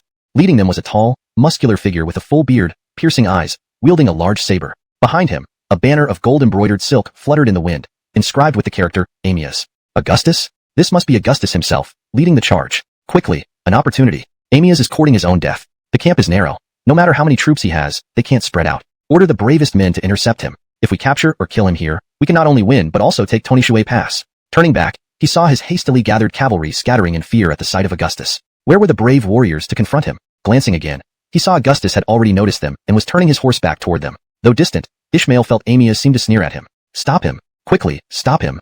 But how could they possibly stop him? The camp's defenses were too lax. Augustus had circled the camp unopposed, studying its weaknesses. With almost no resistance, nearly 10,000 cavalrymen stormed the camp gates, immediately spreading out to exploit the weakest points. Faced with such speed and precision, the Fanyang forces were swiftly cut apart. Who could Ishmael command now? Though Augustus rarely led charges in recent years, he had been renowned for his martial prowess in his youth, skilled in archery and a respected guest among the Chong and Di tribes. Could any minor commander stand against him? A junior officer, perhaps swayed by Ishmael's words, charged at Augustus but was effortlessly slain. Terrified, Ishmael turned his horse and fled without looking back, running blindly until far from the camp. Turning to look behind, he found Augustus had stopped chasing him. Only a handful of riders still followed him. Worse, Ishmael saw Han infantry under Jerson steadily advancing, methodically consuming their encampment. It was like playing Go, calmly capturing their pieces one by one, and there was nothing he could do but watch helplessly. He gripped his whip tightly. He was wrong. Wrong. Augustus truly lived up to his reputation as a seasoned general. Even Keaton once served under him. His military tactics flowed like water, appearing effortless while dismantling any hope of retaliation from the Yuan army. He thought the Guanxi army might be elite, but at least they would have a fight, some chance of victory. Instead, it felt like Augustus was playing chess with a child, effortlessly overwhelming them without serious effort. Resistance, battle, even a slim chance of winning? What a joke. All the military theories he studied, all the strategies he knew, none seemed relevant in this moment. His mind was blank, overwhelmed by the stark difference in skill levels. Meanwhile, Clement felt similarly helpless. His lavish tent stood at the center of the camp, visible to Augustus from his vantage point. The defenses around it were surprisingly sparse. Seeing such an opportunity, Augustus personally led a cavalry charge to sever communication lines, throwing the Yuan army into disarray. Behind him, Karl's elite forces finally revealed their true strength, charging directly at Clement. Karl, Augustus's trusted subordinate, commanded veteran Chong and D cavalry who had followed him for over a decade. Even Keaton's elite Shinui soldiers were no match. How could anyone withstand this sudden attack? Clement shouted, "Stop him! Stop him!" In moments, Karl's forces were mere steps away. The defenders fell easily, pierced by spears and arrows. Panic spread among the soldiers. Some fled, others charged uselessly to their deaths. Even Clement's elite central guards crumbled before Karl. In the brief interval, Karl closed within 50 paces. Hashtag chapter 219. A resounding victory, continued. Caught between life and death, this Fuhuai man known as the fearsome ghost of the road, who had fancied himself capable of martial prowess, claiming brotherhood with heroes from all walks of life and considered a chivalrous warrior among peers, finally felt an unprecedented fear. He then hastily turned around and fled. As for the outcome of the battle, he could no longer care less. At noon, the glaring sun was bright and intense. Over the vast battlefield stretching more than 10 miles, Han troops clashed fiercely with rebel forces. Shouts, hoofbeats, and the clash of arms resounded in an unending cacophony, complex and chaotic. After entering the camp, Augustus's cavalry split into smaller groups, cutting off the Yuan army into isolated pockets. At this point, even Augustus found it impossible to issue commands. His messengers didn't know where to find anyone. The Yuan army was even worse off, fighting instinctively and individually. Though he did not know the exact situation, Augustus couldn't help but laugh while slaying enemies on horseback. He couldn't even find a reason why they might lose. Augustus's Guanxi soldiers, in his view, were not all elite, but at least they had undergone genuine military training, making them seasoned veterans. Even without command, they knew what to do by instinct, forming makeshift military formations to their advantage. On the other hand, Clement's new recruits were mere peasants just off the fields. Hearing that Clement's main camp had been breached, and being rather old and fatigued, Augustus decided to head there for a rest. Later, reports from various units began arriving. Report Grand Tutor, the rebels' western camp has been broken. Oli, merely a private slave under Augustus. With Augustus nearing retirement, Karl, despite his rough manner, couldn't help thinking about his future. Without any roots, where would he go in court after Augustus retired? Serve Keaton? He'd like that, but Keaton already had the Shinui soldiers, making it hard for him to fit in. So, he must pursue the path of a regular court official. He trusted Augustus would take care of him, but his troops were mostly Chang soldiers, and his status was low. No matter how talented he was, it would be challenging to rise above middle ranks, let alone reach the position of 2,000 Dan. The battle outcome mattered little to him. His war merit wouldn't be counted separately as Augustus's part. Instead of focusing on the battle, he chose to chase Clement, hoping to enhance his personal reputation. In essence, he wanted to follow Erek's path. Erek, also born lowly, had become a regional lord due to his martial prowess, now holding a rank second only to the commander-in-chief. He wasn't unfamiliar with Erek. Initially, both Erek and Keaton were beneath him in rank. In terms of martial skills, he believed he wasn't inferior. Without hesitation, he detached from the main force and pursued Clement toward Runan. If he failed, he planned to lead his cavalry to destroy the Yuan ancestral village in Pingyu. Unbeknownst to Karl, not far from where he had turned, Sir still has the Evelyn date of heaven. The Evelyn date of heaven? I know you're comforting me, but it's unnecessary. I won't lose my fighting spirit after just one defeat. The resources of Guangdong surpass those of Guanxi by more than 100-fold. A temporary setback means nothing. In ancient times, Emperor Gaozu fought and lost many battles against Xiangyu, but eventually claimed the empire. There are things I didn't understand before, but now I do. Li Huainanzi says, a frontier old man loses his horse. How do you know it is not a blessing? Although today's defeat is tragic, it allows me to truly understand the principles of war, which might turn out to be a good thing. Someone of my background will always have opportunities as long as I'm not killed on the spot. With these words, Clement immediately led the fleeing remnants back to Daxtandi, while praying inwardly that his estranged brother Anchor could put up a real fight in Xuanzhou to divert the court's attention. Otherwise, if Augustus used his victory to attack Yingchuan, with its flat and almost defenseless terrain, he would be hard-pressed to hold out. On the way, Clement continued gathering scattered soldiers, and his forces grew rapidly. By the time they reached Daxtandi, he had nearly gathered 10,000 troops. Fortunately, Augustus's army did not send additional cavalry to pursue them, allowing everyone to breathe a collective sigh of relief. Upon their return to Daxtandi, they saw Ishmael had already arrived and ordered the mobilization of convicts and able-bodied men from the county to reorganize the army, showing that a certain level of recovery had been achieved. This greatly delighted Clement and Ishmael, who exchanged tearful glances, momentarily speechless. Do you think, sir, why today's defeat happened so swiftly? What else could it be? Simply because our army was hastily formed, and the various units aren't familiar with each other, even operating under separate systems. While it's called one army, it's actually a collection of small armies. Therefore, it was easily crushed by Augustus in one battle. You're right, sir. That is our fatal flaw. Historically, this was indeed Clement's weakness, and to a broader extent, the flaw of most warlords during the Three Kingdoms period. Except for Quinton and Hollis, all others faced similar issues, especially Clement. He lacked actual control over his commanders. Historically, his influence over subordinates was negligible, with generals even drinking with enemy leaders like John during wars. Objectively speaking, Clement and Anchor were powerful enough to potentially match Three Chaos if they unified their internal forces. Similarly, Jared Wu also faced such issues, and only due to the internal struggles within the Chao Darlene regime did the so-called tripartite division come into being. Recognizing the problem doesn't mean solving it. They developed too quickly, following the established upper-class route in Eastern Han's social context. Without the courage to rebuild from scratch, they could only follow the societal inertia, unable to transcend its limitations. To compete with Keaton and Augustus, establishing military law is crucial, rewarding achievements and punishing faults. Xavian should be held responsible for the greatest failure here. He not only lost but withdrew his entire unit. His execution is necessary to enforce discipline.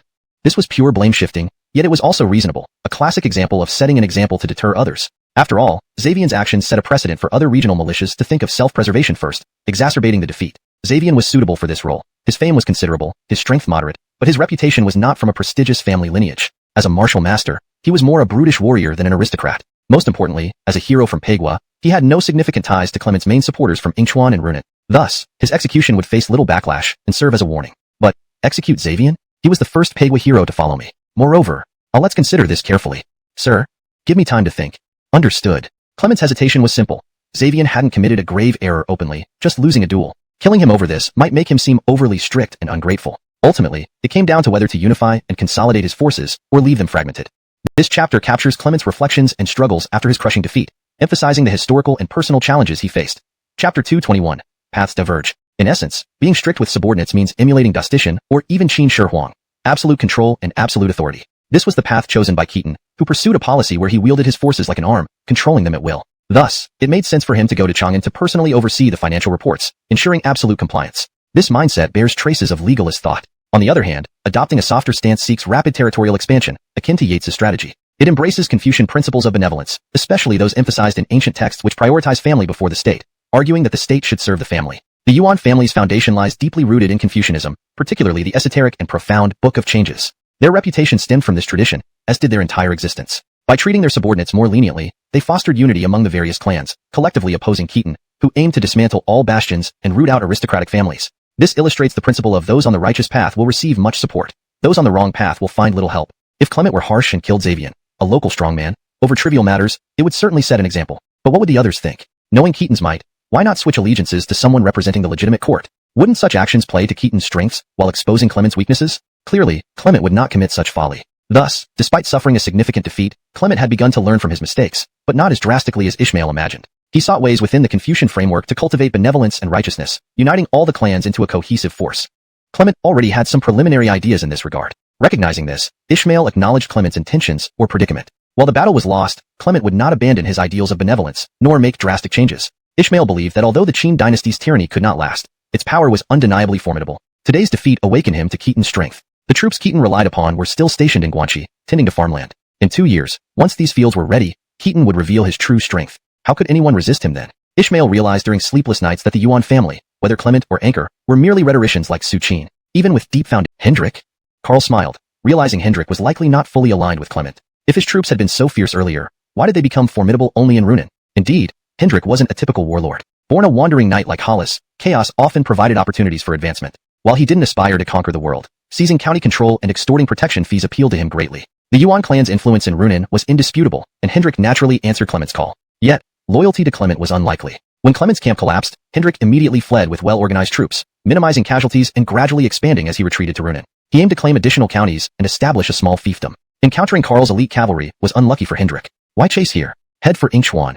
Carl, too, felt frustrated. His troops were precious, and losing any would be painful. Pursuing Clement was justified, but engaging regional warlords risked valuable lives. With few options, Carl paused and proposed, "Since you acted under duress, would you surrender to the court? I will recommend your appointment to Grand Tutor Elias. That would indeed be my desire." This chapter highlights the internal debates and strategic considerations Clement faced post-defeat, showcasing the divergence in ideology between felt much emotion as he saw that Hurley seemed more weathered than when they last parted ways. He sighed, "We haven't seen each other in years, Shuji. You've worked hard. Warm your hands first. Shall I make you some tea?" Hurley laughed and, since they were already in the carriage, wasn't so formal anymore. He nodded. "Indeed, it has been several years. You've gained weight since we parted. Back then, I never imagined you'd achieve such heights in just a few years. Just fortunate coincidences. How is everyone back home?" "All is well. The elderly are cared for, the young are educated, the men all excel, and women from Shinpin Valley marry into prominent families. It's growing fast, almost becoming Shinpin City. You've worked hard these past years. I rely on you for everything back home. I don't find it exhausting. Everyone knows I'm under your protection. Who would dare not give me a little respect in this part of Hustongsu? By the way, I now have a son. My wife gave birth to a healthy baby boy last month." "You had a baby boy? I must see what gift to bring him. If you don't mind, I could be his godfather?" "Haha, thank you very much." Thus, the two brothers started chatting leisurely. After a long time, Khitan finally spoke. "You've worked hard these past years. No matter whom I may neglect, I would never neglect you. What position do you want? Stay in Hustongsu or come to the capital to assist me? Help? From what you imply, you prefer me coming to the capital. This is surprising. I thought you'd let me govern Hustongsu as inspector, giving me an honorary post to oversee things here. Why does something in the capital require my assistance?" Hurley was genuinely surprised because he hadn't expected any doubt. Hustongsu had only just stabilized, and its affairs were far more complex than the Sealy region. With his years of experience and established foundations, governing Hustongsu suited him best. Without him, Khitan might struggle to find a replacement. For someone unfamiliar with the capital and lacking connections, what use could he be to Khitan? Seeing this, Khitan couldn't help but laugh bitterly and sigh repeatedly. "You're sharp. To be honest, I've been torn. Both the capital and Hustongsu need you. It sounds absurd, but since it's just between us, if you come to the capital, I need you to counterbalance my wife." Oh, upon hearing this, Hurley understood. To Khitan, Hurley was a brother, especially since Qin lacked a strong family clan. Evilnaging Shinpin Valley made Jace practically an extended family member, increasingly resembling the Minister of Clan Affairs. Without a powerful family or a formidable clan, even lacking close relatives, Khitan found this advantageous yet problematic. Taking historical lessons, it was clear Walker was walking the path of Emperor Gaozu Casey Bang, making Cordelia akin to Empress Lu Guillermo. The threat posed by the Dusty family wouldn't be far off, and the only issue in this era involved the Amaya surname. Both Qin and Lu lacked clan support, relying on Shinpin Valley, which, while trustworthy, wasn't true kinship without strict hierarchy. Moreover, most residents were simple farmers, lacking notable talent. The children starting to read and learn might become useful eventually, but Khitan couldn't depend on them within 10 to 8 years. Despite being a virtuous and accomplished woman, Cordelia excelled in handling social graces, being fair and self-disciplined, even diligently studying Confucianism and other philosophies. Yet, given Khitan's elevated status as a ruler, being empress was equally challenging. In the Han Dynasty, where external clans wielded great power and women held relatively high status, being a competent founding mother was exceptionally demanding. Even if Cordelia scored 90 points, she needed nearly perfect performance to qualify as an exemplary empress. Historically, the only comparable example was Zhu Yuanzhang's Empress Evelyn. Even Long Sun was only average by comparison. No matter how ruthless and heartless Casey Bang might seem, he and Empress Lu shared genuine relationship. Cordelia felt grateful to Hurley, so matters shouldn't deteriorate into an open rift. This was why Keaton adopted Hurley's newborn son as his godson upon their first meeting, signaling to everyone that Hurley was part of the family, closer than any blood brother. However, this might not be the best thing for Hurley. For a moment, he fell into deep hesitation. 1. Leaving Hu Stongsu, his base, for Dusty Ouyang, which was too unfamiliar. 2. The power held by this position might not compare to being the inspector of Hu Stongsu. 3. Playing the bad cop meant isolation. While Hurley had the credentials and connections, did he really need this kind of isolation? 4. Taking this job might offend Cordelia. How many of the early Han officials who offended Empress Zoran had favorable endings? Hurley also harbored ambitions. He had been Grand Tutor historically, a significant figure in the late Han and Three Kingdoms era. Giving him a position akin to the Minister of Clan Affairs wasn't exactly fitting, especially since the Minister of Clan Affairs was the least powerful among the 9 ministers. He would be at a loss if he gave up being the inspector of Hu Stongsu for a domestic role in Dusty Ouyang, regardless of what nominal title Keaton might grant him. It was natural for Hurley to hesitate. Keaton said, "The decision should be based on your wishes. If you prefer staying in Hu Stongsu, you can continue there. If you wish to come with me to Dusty Ouyang, you're welcome to join me." Hurley thought and replied, "It's not about my greed for power. Being closer to you in Dusty Ouyang would benefit me and my son growing up with yours. However, Hu Stongsu's situation is complex. If I go to Dusty Ouyang, who could replace me? Shuji, do you have any recommendations? Darcy would be most suitable, but are you willing to let him go? I cannot spare him. Brennan has the talent of a chancellor. You can see I intend him to be chancellor of the Secretariat. Besides, I lack capable people now and still need him as my strategist. Honestly, I wanted you to recommend several scholars as strategists. Han Sun and Edward might fit, but can you trust them? Indeed, trusting them is impossible. They just surrendered, and immediately giving them the role of inspector of Hu Stongsu. Does this look like pacification or suppression? Although some suppression has been necessary, we should have our dignity. Then, there's no suitable candidate here. Brinley might be appropriate, but you mentioned no mixing wealth and power. Clearly, Ontai Company will separate entirely. If I leave, Hu Stongsu Ontai can't manage without him. Would you allow him to be inspector of Hu Stongsu and still oversee Ontai? That's indeed unsuitable. Do you favor any officials in the capital? No specific person comes to mind, but won't Lord Amias retire after your return? Yes, that was tacitly understood. Will Lord Amias return to Longxi to retire or stay in the capital? That depends on his preference, but returning home might suit him better. If he returns to Longxi, he'll remain influential. Have you considered promoting someone from his old subordinates for Hu Stongsu? You should properly settle his followers, showing a balanced political stance. Keaton smiled. You do cherish old ties. Who doesn't cherish the past? We're different from you. We don't think so deeply. Lord Amias has shown us kindness. You're right, he's been kind. Let's see how his battle goes. Just then, a servant reported, "My lord, military dispatches from the front. Lord Amias has defeated Clement." Translation ends here. Please ensure this translation aligns with your needs. If you have further sections or adjustments, let me know. Chapter 222. An unexpected force. Has Clement already been decisively defeated? The battle reports do look good, but the one left to attack Yingchuan is still Jerson? Sighing with a wry smile, Keaton shook his head. In fact, at this point, if Augustus had committed his entire army, he would have had the capability to take over all of Yingchuan, or even the entire Yu province. However, it was apparent that due to the limited troops, Augustus wasn't entirely bold in his moves. After all, Anchor had already assembled his forces in Swanzhou, and this indeed required precautions. If the main force got bogged down in the Yu province battlefield and led to the loss of control in Swanzhou, it would be counterproductive. Curious, Hurley asked. It seems you don't quite approve of Jerson? Keaton nodded openly. Lord Amias lost his son early on and treated Jerson like his own son since then. But let's be honest. Back then Lord Amias wasn't some significant official. A man willing to marry into his family. Can he truly be considered capable? Besides, we've known him before. He was once our superior. I'll think of a way to hint to him later to retire and treat him as an old leader. If he understands, let him retire with Lord Amias. He rubbed his temples, clearly troubled. Of course, the main reason for Keaton's headache was that he knew history well. Jerson had turned a promising situation into an utter mess. Honestly, if there were a list ranking incompetent lords during the late Han and Three Kingdoms period, Jerson would undoubtedly be number 1. Historically, this guy first led the main Western Haostong forces to attack by bow but was instead beaten by them. This forced Augustus to burn Dusty Ouyang and relocate the capital to Chang'an. After Augustus's death, he had the best chance to consolidate the Western Haostong forces but chose to secretly assassinate Amias Yu, Augustus's nephew, aiming to absorb his troops. What a huge grudge between the son-in-law and the nephew. Even after such an act, he lacked basic leadership skills. On the day of the rebellion, Jerson's immediate response was to flee with his belongings. It said he was killed while escaping over a wall, with his guards plundering his possessions. A clear sign of disloyalty from his closest followers. Enos, Toby, Vance, and Darcy. All these 4 were directly under Jerson's command. Before his death, they were relatively unknown, but afterward, they became renowned generals. To say these 4 couldn't handle by Bow's bandits is hard to believe, indicating that poor leadership led to collective incompetence. Given Jerson was now in charge of the Yu province operations, Keaton felt immense pressure. However, considering Augustus's respect, he couldn't just replace him, especially when Jerson hadn't shown any incompetency yet. Acting rashly might cause Augustus to misinterpret things and appear inhumane. This operation is led by Jerson with infantry, right? From what I see, the fighting has gone decently, though in reality, the victory belongs to Lord Amyas's personal cavalry. Yet, he credited his son-in-law in the reports. Hurley, curious, asked, did Lord Amyas go to fight Anchor? I wonder what's happening on Anchor's side. You don't seem too concerned about him. Anchor? Honestly, I don't know much. Right now, it isn't time to confront him to a Casey clan member or simply declare himself false emperor. Anchor's goal isn't really to fight me, nor is he likely capable of it. How many troops are from G Province? Anchor's base is G Province. Nominal control of Yuzhou lies with Quinton, but he only controls Taishan and Dusty Shandong counties in the far east, while Xuanzhou is in the west. The others, like Bao Xian and Glen, are merely seeking glory, posing no real threat. This was similar to the original historical alliance of 18 warlords against Augustus, driven more by political agendas. Most weren't there to fight, engaging daily feasts, a political act in itself. Only Quinton genuinely marched west to attack Augustus, getting soundly defeated while others watched. Historically, Quinton held the title of Vigorous Evolutionary General, an awkward position, officially high-ranking yet subordinate to Anchor. Away from central power, this role offered little influence, more of Anchor's top general rather than a separate lord. Anchor, wanting to lead but reluctant to commit his own troops, allowed Quinton to take the fall. As a young man, Quinton might have acted rashly, but in this timeline, Quinton was a true regional lord, arguably the fifth largest after the two Yue and two Lis. Holding the impressive title of governor of Yuzhou, nearly on par with Anchor, Quinton would hardly act recklessly. Keaton mused, that must be why Lord, what kind of battle is this?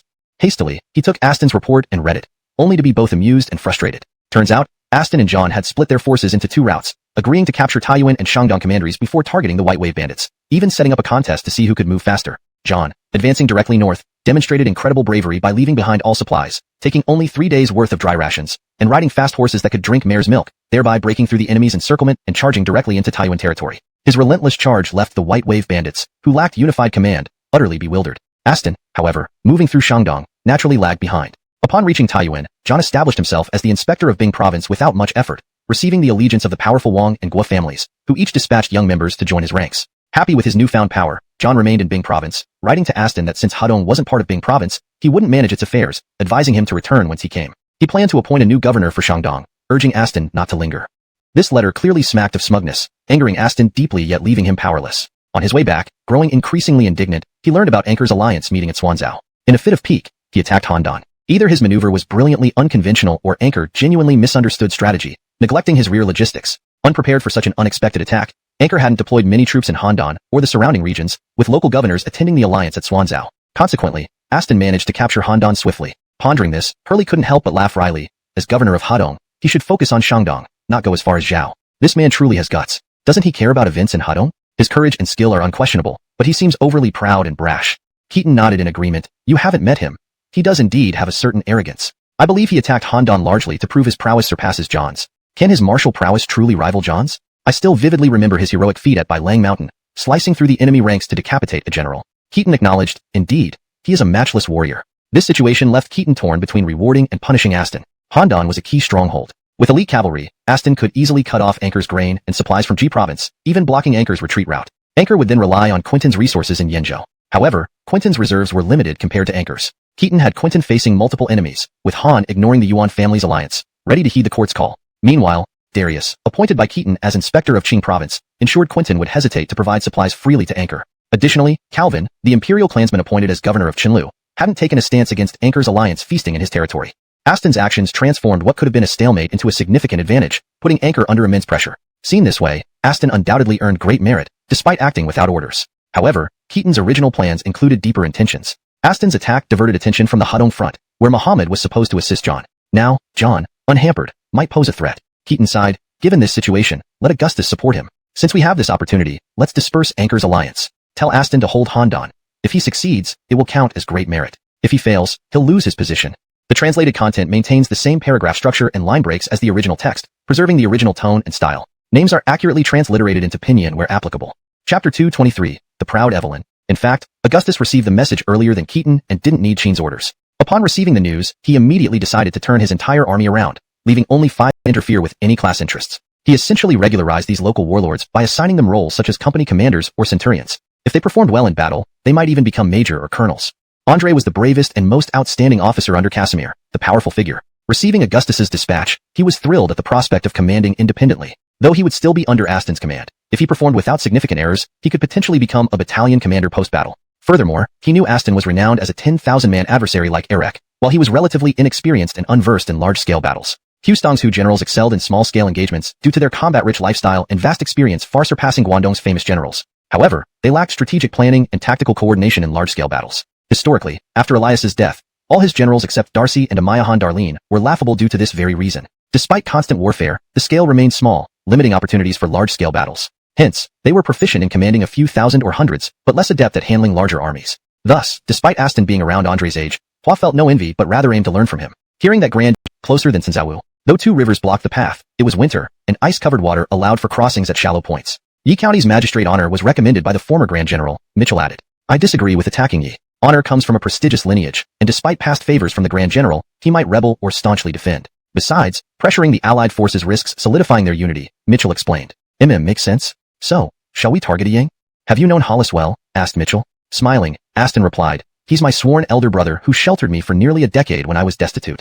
If so, why doesn't Lord Porter receive a letter from you to lead another army from the south of Zhuo County? If the two of you attack from the north and south together, sweeping through all of Hebei, would Anchor still be able to remain comfortable as the alliance leader in Swanzhou? As an uncle to the emperor, he is responsible for overseeing military affairs inside and outside the 6 provinces. Ji province falls under his supervision. Shouldn't he be involved in this campaign? Moreover, Chance is now the governor of Bohai, although newly appointed and not yet established. Yet, he previously served as inspector of Ji province. In the current situation, if given the chance, would he really be willing to remain subordinate to Anchor? After all, he's from Hu Stongsu. Upon hearing this, Aston nodded. Both suggestions made sense, but Mitchell's advice was clearly more strategic. Essentially, Keaton had already abandoned Guangdong to focus on Guanxi. The ideal scenario was for the Guangdong warlords to turn against each other. Why else did Keaton appoint so many non-core officials as prefectural governors and inspectors? Getting Stewart involved was indeed a good move. Of course, Mohammed was young, and it was commendable that he suggested a surprise attack on Yi City. However, Mohammed frowned and responded, My lord, this seems too risky. Shouldn't we first consult General Darlene before proceeding? We attacked Handan without any imperial decree,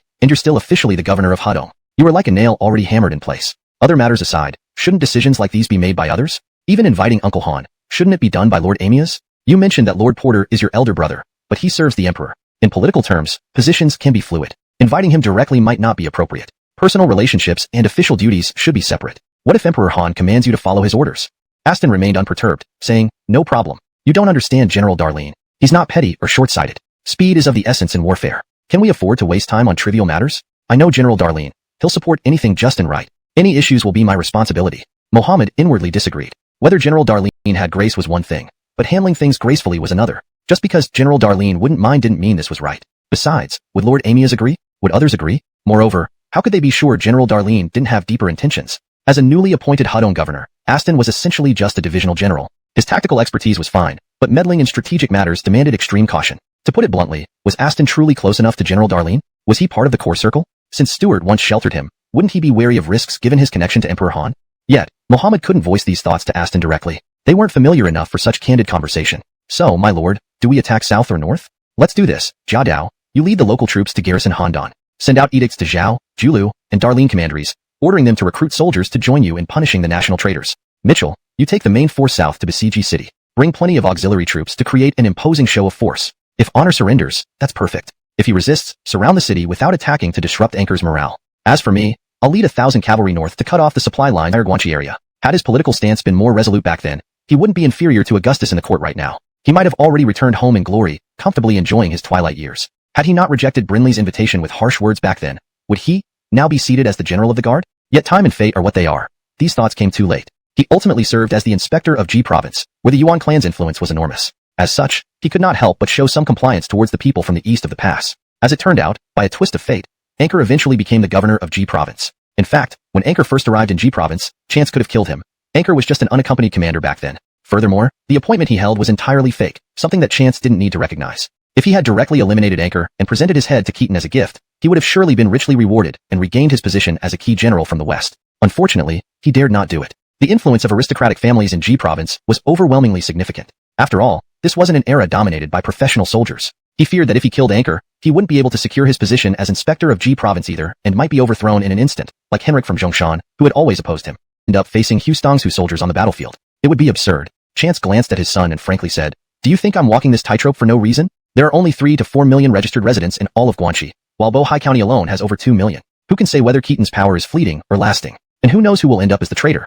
Humor me, father. You're worried that if the Yuan clan or other Easterners gain control of the empire, our family won't retain its status as a prominent Guanxi family. However, the current situation doesn't allow us to hedge our bets. Supporting Anchor now means losing any standing we might have if the General of the Guard gains supremacy. With his abilities, he can at least hold the Fan Water Pass and divide the world in half. Indeed, there seems to be no path forward. Just then, Julu's former governor, Hart, interjected. Having been sidelined by Anchor due to his Guan Yu background, he empathized deeply with Chance and now served as a secretary. Godwin asked, surprised, Uncle Gua, do you have any suggestions? Not necessarily. The dichotomy between Qin and Yuan isn't the only option. There is another force in this world, Hart replied. You mean, Casey? Exactly. The General of the Guard's open strategy involves promoting seemed clear.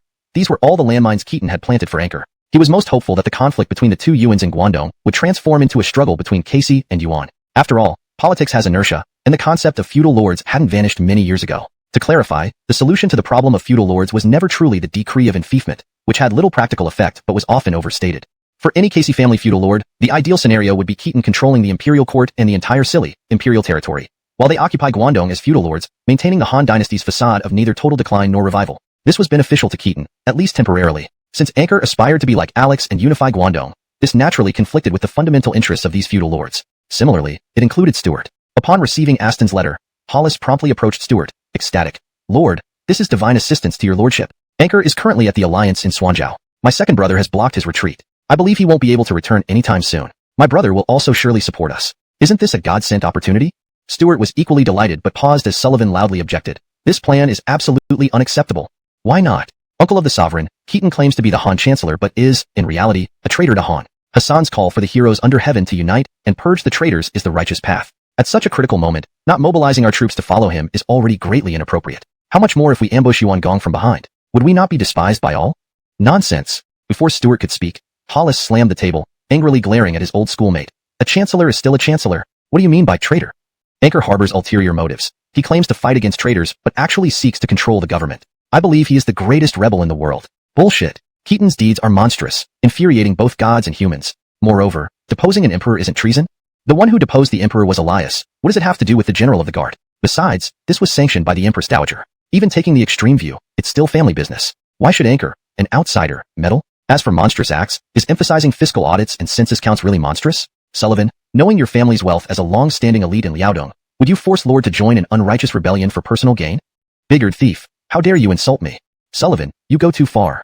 As they spoke, both drew their knives in front of Stuart, ready to duel over their disagreement. Stuart banged on the table. Enough. We're deliberating here. Speak properly. Wugaway, calm down. Porter makes a point. Besides, the current emperor still bears the Casey surname, right? As a relative of the Han Dynasty, why would I side with rebels?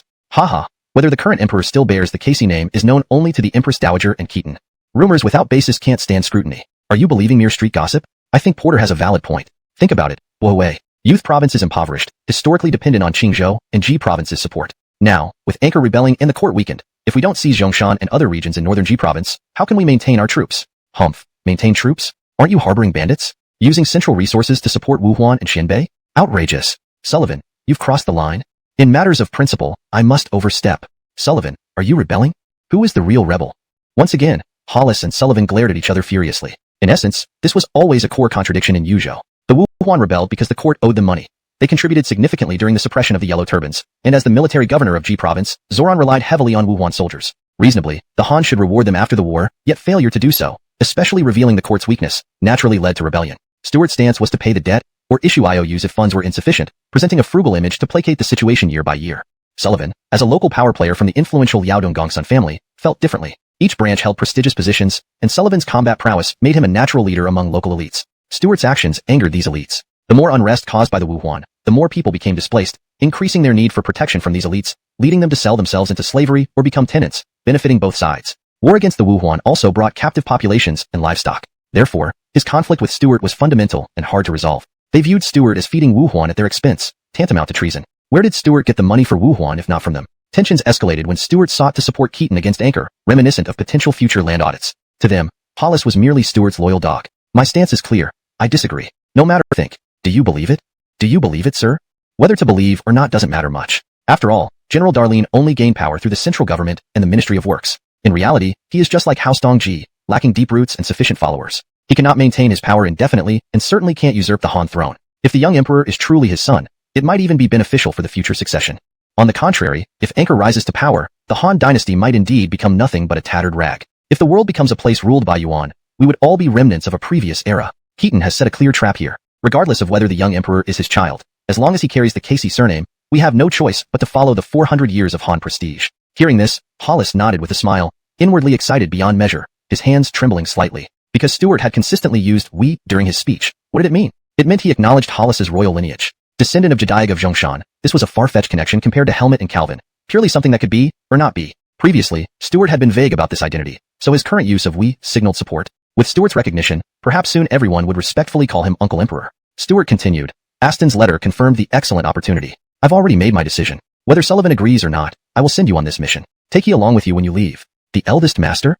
In terms of kinship, you are also his uncle. Take him with you to teach him military strategy and practical affairs. It's a good chance for him to learn and broaden his horizons. If I'm no longer here when you return, ensure he inherits Yuzhou and kill Sullivan for me. Sir, is this really necessary? Sullivan wouldn't dare that much, would he? I've known him for a short time, but I understand his daring nature. You were classmates once, can't you see through him? Hollis fell silent, then suggested, we can let Xin Yu Fu lead the troops from Yuyang and Shanggu to protect you. No, all the troops from Shanggu and Yuyang will go with you. We must be decisive. To achieve great things, we can't be hesitant, lest we invite ridicule from heroes across the land. Just to be safe. Why? Shanggu and Yuyang were the foundations of Stuart's power. These regions received many refugees from Ji and Qing provinces, whom Stuart united and put to work cultivating wastelands, from which he recruited soldiers. This was Stuart's true leverage against figures like Sullivan. In fact, several Casey surnamed lords in the Three Kingdoms period relied on refugees to stabilize their rule. Stuart sheltered refugees from Ji province and Shanggu. Helmut sheltered refugees from again. Quentin glanced at it, continuing to feed the fish without taking it. Qingong, does that fat fish remind you of Anchor? Smiling but not responding, Qingong instead said, Lord, Anchor seems to be short on troops. Elias sent a valiant man named Andre, based in Wuchao Evelyners, who has been plundering our grain supplies. Shall we dispatch troops to confront him? Quentin laughed and threw the bowl of fish food into the pond, causing the fish to go into a frenzy. He chuckled. See how these fish, already full, still fight desperately for food? Isn't that amusing? Slightly taken aback, Qingong remained silent, unsure of what to say. Is father still unwilling to take up his post in Su province? Bitterly smiling, Qingong replied, Keaton's scheme is clever. If the former Grand Tutor takes up the post, he might be wary of Han. Well, father is getting old and lacks ambition. If he doesn't want to, I can't force him too much. Outsiders would think I'm unfilial. Such a good place, wasted on that simpleton from Danyang. Quentin understood Keaton's strategy. He wanted Quentin to clash with Han. But what of it? A battle it shall be. Did he fear anyone? My father, after all, had once been Grand Commandant. If he were to enter Su province with 3,000 troops, who would dare not submit political correctness? Why do you think Denny left Dustioyang in such urgent times? It's said that it's because he values the annual census, wanting to inspect it personally, Qingong replied hesitantly. That's true, but on the other hand, it's also likely to ease the pressure on us Guangdong lords. He's telling the world that his focus is now on Guanxi, so there's little chance of him sending troops out of Fenshui past to sweep away heroes across the land for several years. And with Elias merely leaving Amias Chong behind, with at most 40 to 50,000 troops, our so-called coalition has been unable to deal with him. Given the current trend, Anchor might follow Clement's defeat. Tell me, what does Iwan rely on to command the coalition? Qingong pondered. But he is still a model for the empire and the leader of the gentry. The Alliance Lord of Guangdong. Ha, they call him Alliance Lord, only when they respect him. Without respect, anyone can bury him. Breaking through the pass is hopeless. Sending grain to Iwan now would only be like throwing meat buns to dogs, never to return. As governor of Yenzhou, why should I expect him to keep occupying my Chenlu County? Do you mean to ignore Yuan Cheiji? Aren't you afraid? Afraid of being ridiculed by the world, losing popular support, and having the local gentry turn against me? Qingong fell silent, acknowledging it implicitly. Fearful indeed. I am afraid. Therefore, Gongtai, let's spread rumors that Calvin intends to respond to Denny's call and prepare to attack Iwan. Then preservation. I need a completely loyal private army that I can command like my own limb. Otherwise, I can't feel secure. Qingong remained silent for a while before speaking hoarsely. Chance and Carl might indeed ally. Wouldn't that be better? Evelyn of Chance's old subordinates are from Hustongsu, known for their combat prowess. But I, after all, was once governor of Hustongsu. Yes, your excellency understands. Inwardly, however, Qingong couldn't help but think that his lord's ambitions far exceeded those of a regional warlord. Chapter 226. Hollis, Quentin, Keaton. Fighting has broken out? Keaton, stationed far away in Hustongsu, received the so-called frontline reports with considerable shock. After reading for a while, he couldn't help but crack a smile. What's happening? Stuart dispatched Hollis to lead troops, Chance and Calvin formed an alliance, and Quentin made a move against Calvin. I reckon Anchor must be thoroughly confused right now. Really? This is great news indeed. So Aston's move was brilliant, rejuvenating the entire strategic situation in Guangdong. Indeed. Though I expected fighting in Guangdong, it started earlier than I anticipated. Tell Governor Amias that he can proceed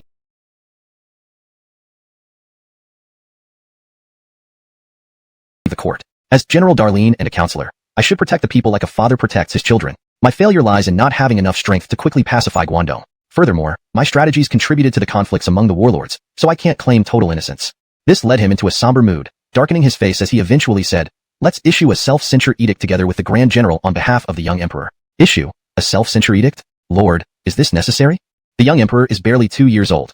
Issuing such an edict would be inappropriate and could be seen as disrespectful to royal authority, potentially leading to backlash. It's fine. Not for any political gain, but to ease my conscience and make a promise to myself. With limited power, I cannot quell the rebellion swiftly, but when unity returns, I'll ensure peace for at least 200 years to balance the current chaos. Understood. Keaton studied the battle report carefully, closed his eyes in contemplation, and laughed. Cao Cao is truly Cao Cao. No one else would dare venture into Qingzhou amidst its turmoil. He targets chance first, proving that even a dead camel is still bigger than a horse. Hurley asked with a smile, do you still believe in Bill? He might be our biggest opponent if we expand eastward, not Anchor. Just because he holds Taishan and Dustizhou? Do you think Anchor controls many more commanderies? Bill is clever. He aims to assimilate the remnants of the yellow turbans in Qingzhou to build an army loyal only to him. Very bold.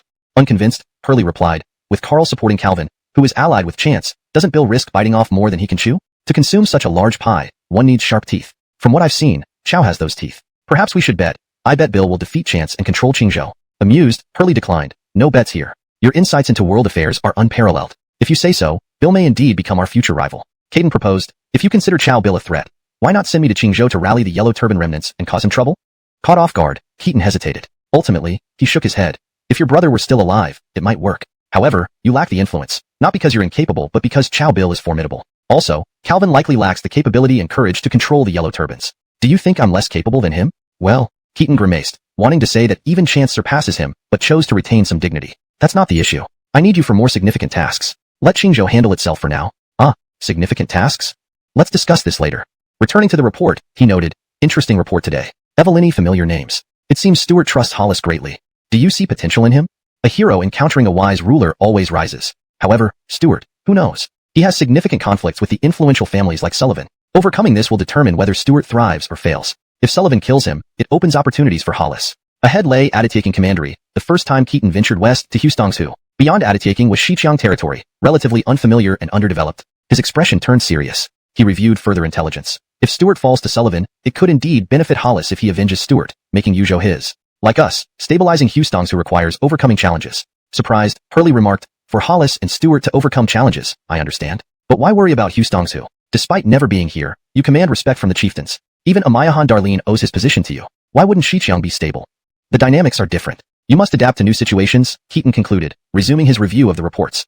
Keaton also chuckled, it's the same everywhere. Personal prestige, virtue, power, and strategy are all small matters.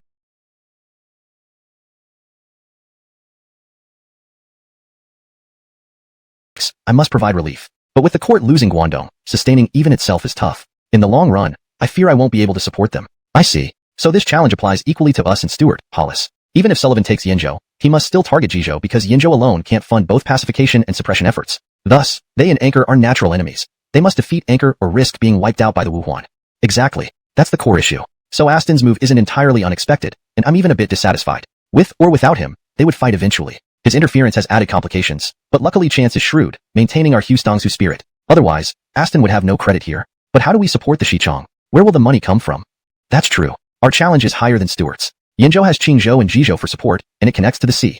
Bingzhou has Taiyuan for its Xiongnu, but East Haostong is already struggling, leaving nothing to support West Haostong. This is why the Eastern and Western Chong have been in unrest for a century. Now, it's even worse. Simply relying on support isn't sustainable. Without it, problems will arise again. Another rebellion means more fighting, and fighting costs money. Aren't there solutions? Different regions of China during the late Eastern Han Dynasty. He acknowledges the instability of his rule in Hustongsu and the fragility of regional economies. By emphasizing the importance of the Silk Road for economic stability, he outlines a strategic approach to address these issues. He also underscores the necessity of separating political affairs from business ventures, showing foresight and pragmatism in his governance.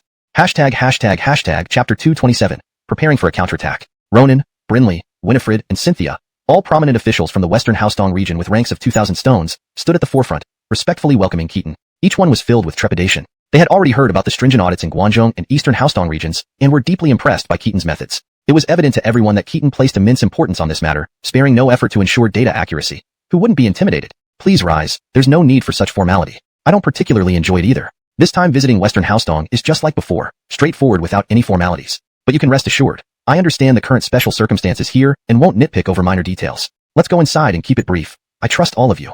Yet, the meeting stretched on until midnight, contradicting his earlier words about brevity. The content of the meeting, however, was significant. 1.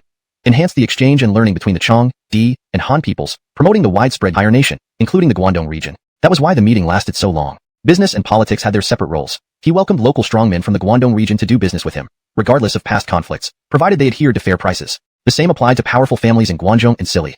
As long as they followed rules and paid taxes, the court would support rather than hinder their commercial activities. Development of commerce and industry would be part of performance evaluations for governors and county magistrates. In summary, the court's census and population checks targeted only land and hidden populations, not to crush rich and powerful figures outright. Keaton did not intend to implement state monopolies like Dustitian, but instead allowed the nobles to lease state-owned resources upon payment. He opposed Wubao, fortified manors, rather than wealth itself. His goal was to dismantle these manors and promote the rise of commercial cities, thus fostering a market-driven economy, increasing monetary circulation. This message was meant to extend goodwill to the nobles in the Guangdong region, who misunderstood Keaton's intentions, fearing extermination. However, Keaton intended to tell these nobles, if you dismantle your wubeos, dissolve servant systems, and abandon tenant farming, you can still earn through other means, potentially more profitably.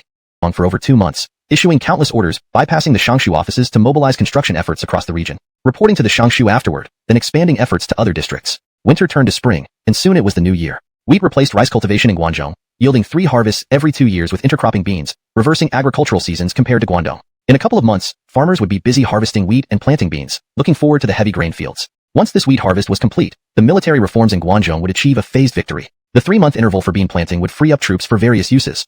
Especially, in the Guangdong region, rice was still more prevalent than wheat. When it was their farming off-season, it was peak farming season here. And this thought naturally stirred all the generals in the army to rub their hands in anticipation.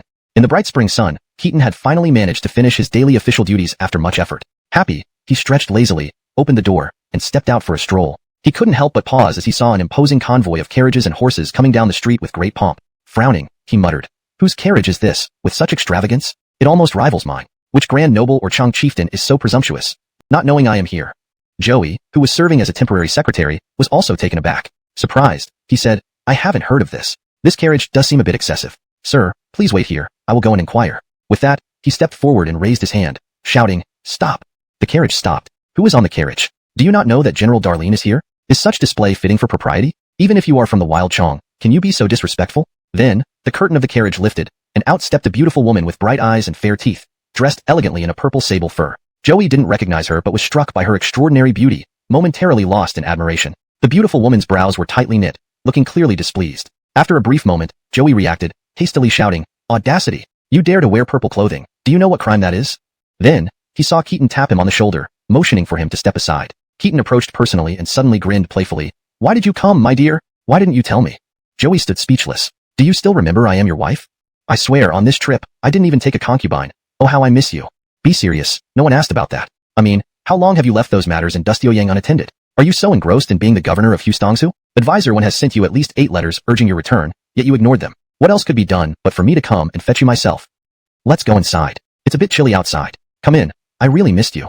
Keaton led Cordelia into the house, closed the door, and ordered that no one should disturb them, then drew the curtains shut. After all, a brief separation felt like a honeymoon, and Keaton indeed felt somewhat guilty, eager to please his wife. Only after they finished did he see Cordelia's face still clouded with displeasure. He cautiously said, "Well, my love, about my cousin's incident, it was my fault. I acted impulsively. Gus didn't realize I was still furious. He didn't stop me." "Ah, don't be upset." Cordelia sighed deeply. "Enough. I am not an unreasonable woman. He is already dead. What can I do? Would I make a fuss if that could bring my brother back? I regret not managing our family strictly enough, leading to this tragedy. He did indeed bring his fate upon himself. Heh, just as I thought. My wife is truly wise and virtuous, a model of grace and decorum.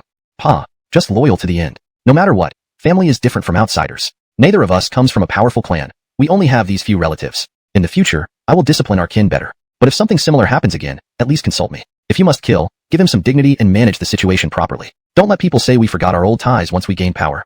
Yes, right, you're right. Keaton knew she was right, but who argues with their wife over this? Besides, in a family dynasty, such values are normal. The rule of law applies equally to princes and commoners only in theory. I didn't come here to blame you. The reality is that the generals in the capital are anxiously waiting for you to return and take charge. Even Lord Amias is impatient, and has written to me asking when you will return. So urgent? Isn't the frontline warfare going smoothly? Is it just about whether it's smooth or not? Can't you see the underlying issues? In another month, the garrison troops will harvest wheat. Then mobilizing 10,000 troops would be effortless. This is precisely the time for a major counterattack. If you don't return, will you temporarily entrust command to Lord Amias? Even if you dared, he wouldn't accept it, nor would the Empress Dowager allow it. How can you not be present during such a critical moment? Oh, so that's it. Mobilizing the troops. I was thinking of organizing canal digging during the farming off-season. Loyalty? They are soldiers. Keeping trained troops idle is a military taboo. With strong enemies abroad, having them dig canals will sap their fighting spirit. I understand you value canals, but you can levy conscript labor. At that's frustrations of these past days, he had managed to hold out in Chenlu, maintaining his title as allied lord with gritted teeth. At the very least, he was stronger than his incompetent younger brother Clement. Of course, just a little stronger. The deteriorating situation continued to irritate him daily. Recently, due to poor sleep, he had developed constipation, hemorrhoids, loss of appetite, and mouth sores, even noticing bad breath. Admiring an intimate moment with his concubine recently, she unconsciously pulled back while kissing him, a sign of her discomfort. He blamed all these troubles on those arrogant rascals from Guan Yu. He had heard that just a few days ago, Keaton returned to Dusty Ouyang. Even though nothing significant had happened yet, just this news alone had dampened the morale of his troops while bolstering the Han forces. Most of Augustus's former generals and commanders from Guan Yu were eager to impress Keaton. In short, if all of you could truly support me, with our combined strength from the various heroes of Guangdong, how could we fear such a mere Keaton? How did it come to this that we are short on supplies? Even if the grain supply line from Ji province is cut, could the grain from Jin and Shanyang also be interrupted? We promised to work together to expel eunuchs and eliminate treachery, but after months of inaction, we're sitting here doing nothing. Some of you even brought your troops back during such critical times. Ah, isn't this pitiful?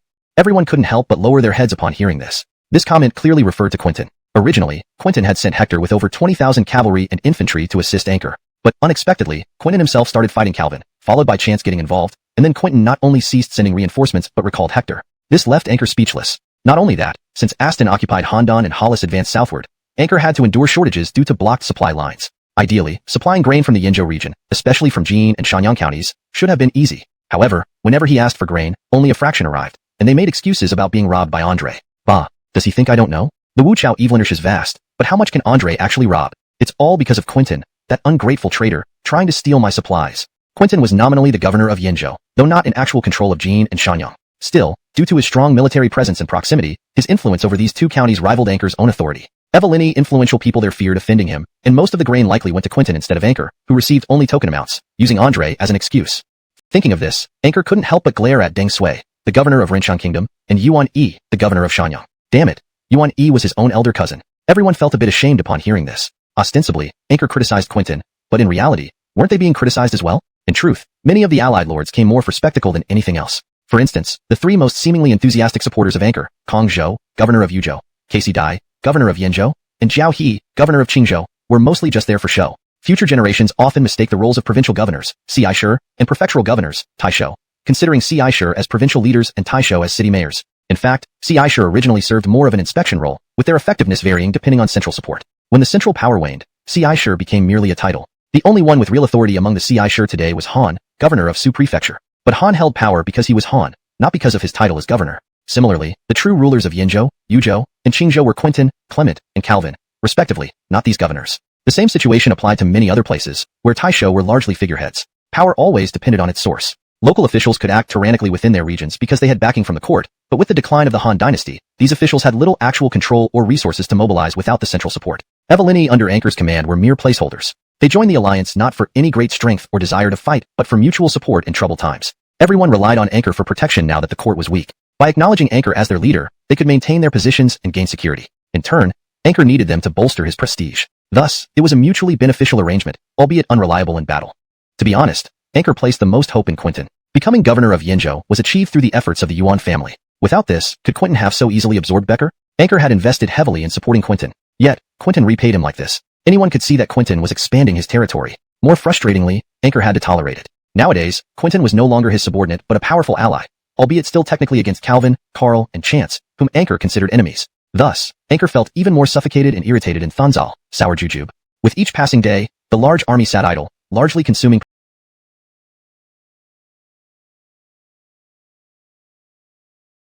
It wasn't too much to ask them to call him Elder Brother Jace, as a token of respect. Additionally, Glenn was particularly skilled at handling relationships. As Anchor found himself increasingly marginalized after Aston and Hollis took action, Glenn began to appear as the one truly accomplishing something while Anchor merely joined the crowd, much to Anchor's displeasure and growing sense of crisis. Historically, Anchor had even considered killing Glenn, and in this timeline, there was no Quinton to mediate between them. Anchor lacked the confidence to confront Glenn directly. Each time Glenn spoke, Anchor had to listen with a forced smile. Though he wasn't a petty person by nature, the return of Keaton added to his frustration. Anchor was far from foolish. On the contrary, he was acutely aware that the alliance was nearing its end. Keaton's return mid-action was imminent. Forming this alliance was primarily to gain political capital. He knew it wouldn't last forever, especially since attacking Dusty Ouyang wasn't within the realm of possibility from Sour Jujube. At least the alliance had held for 3 to 4 months, and the world would remember Anchor's loyalty and righteousness. Now, he needed to plan his graceful exit. Aston, Hollis, and Stewart had been arrogantly unchecked for so long. If Anchor could set a trap for Glenn before dissolving the alliance, it would be ideal, considering Glenn was at the forefront. Brother Menghua, gentlemen, the moment of truth has arrived.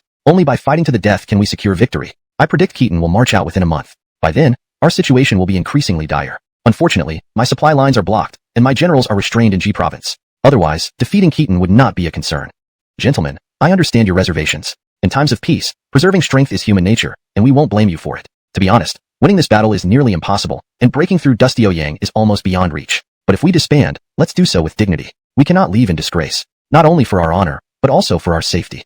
Gentlemen, you all know Keaton's capabilities. Our only option is to make a concerted effort. If we delay any further, we'll become a laughingstock. With Andre and Aston around, even fleeing might prove difficult. Upon hearing this, everyone became more determined. Glenn stood up first and declared, Lord Allied, please command us. We will not shirk our duties. Today, we advance or die. Glenn was indeed anxious. Others' territories were elsewhere, but he was the actual governor of Qinlu. If Keaton attacked, he couldn't simply flee without consequences. However, with the reputation and troops he had gathered over these months, he could still seek refuge with Quinton, who wouldn't likely mistreat him. Nonetheless, holding on to his territory was preferable. Anchor now is key now, not mercy. Rest assured, Lord Allied. Killing Andre will be like plucking a feather from a bird. Thus, preparations were made for what seemed like the final stand of the Allied forces. Chapter 229.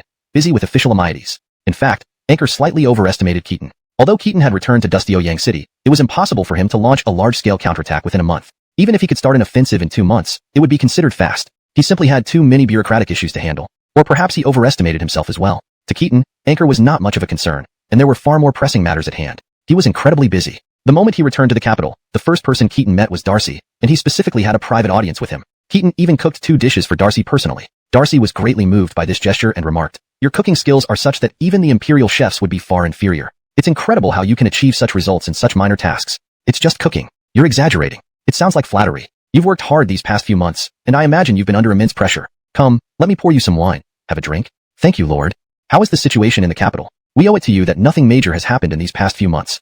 Indeed, no major incidents have occurred, but minor troubles have been constant. Troublesome matters abound. If I am to be honest, my efforts can only be described as average. Brennan is being modest. With the significant actions the court has taken in recent years, keeping major issues under control while dealing with minor ones is already quite an achievement. I will promote you to Evil Innerquis, and please do not decline.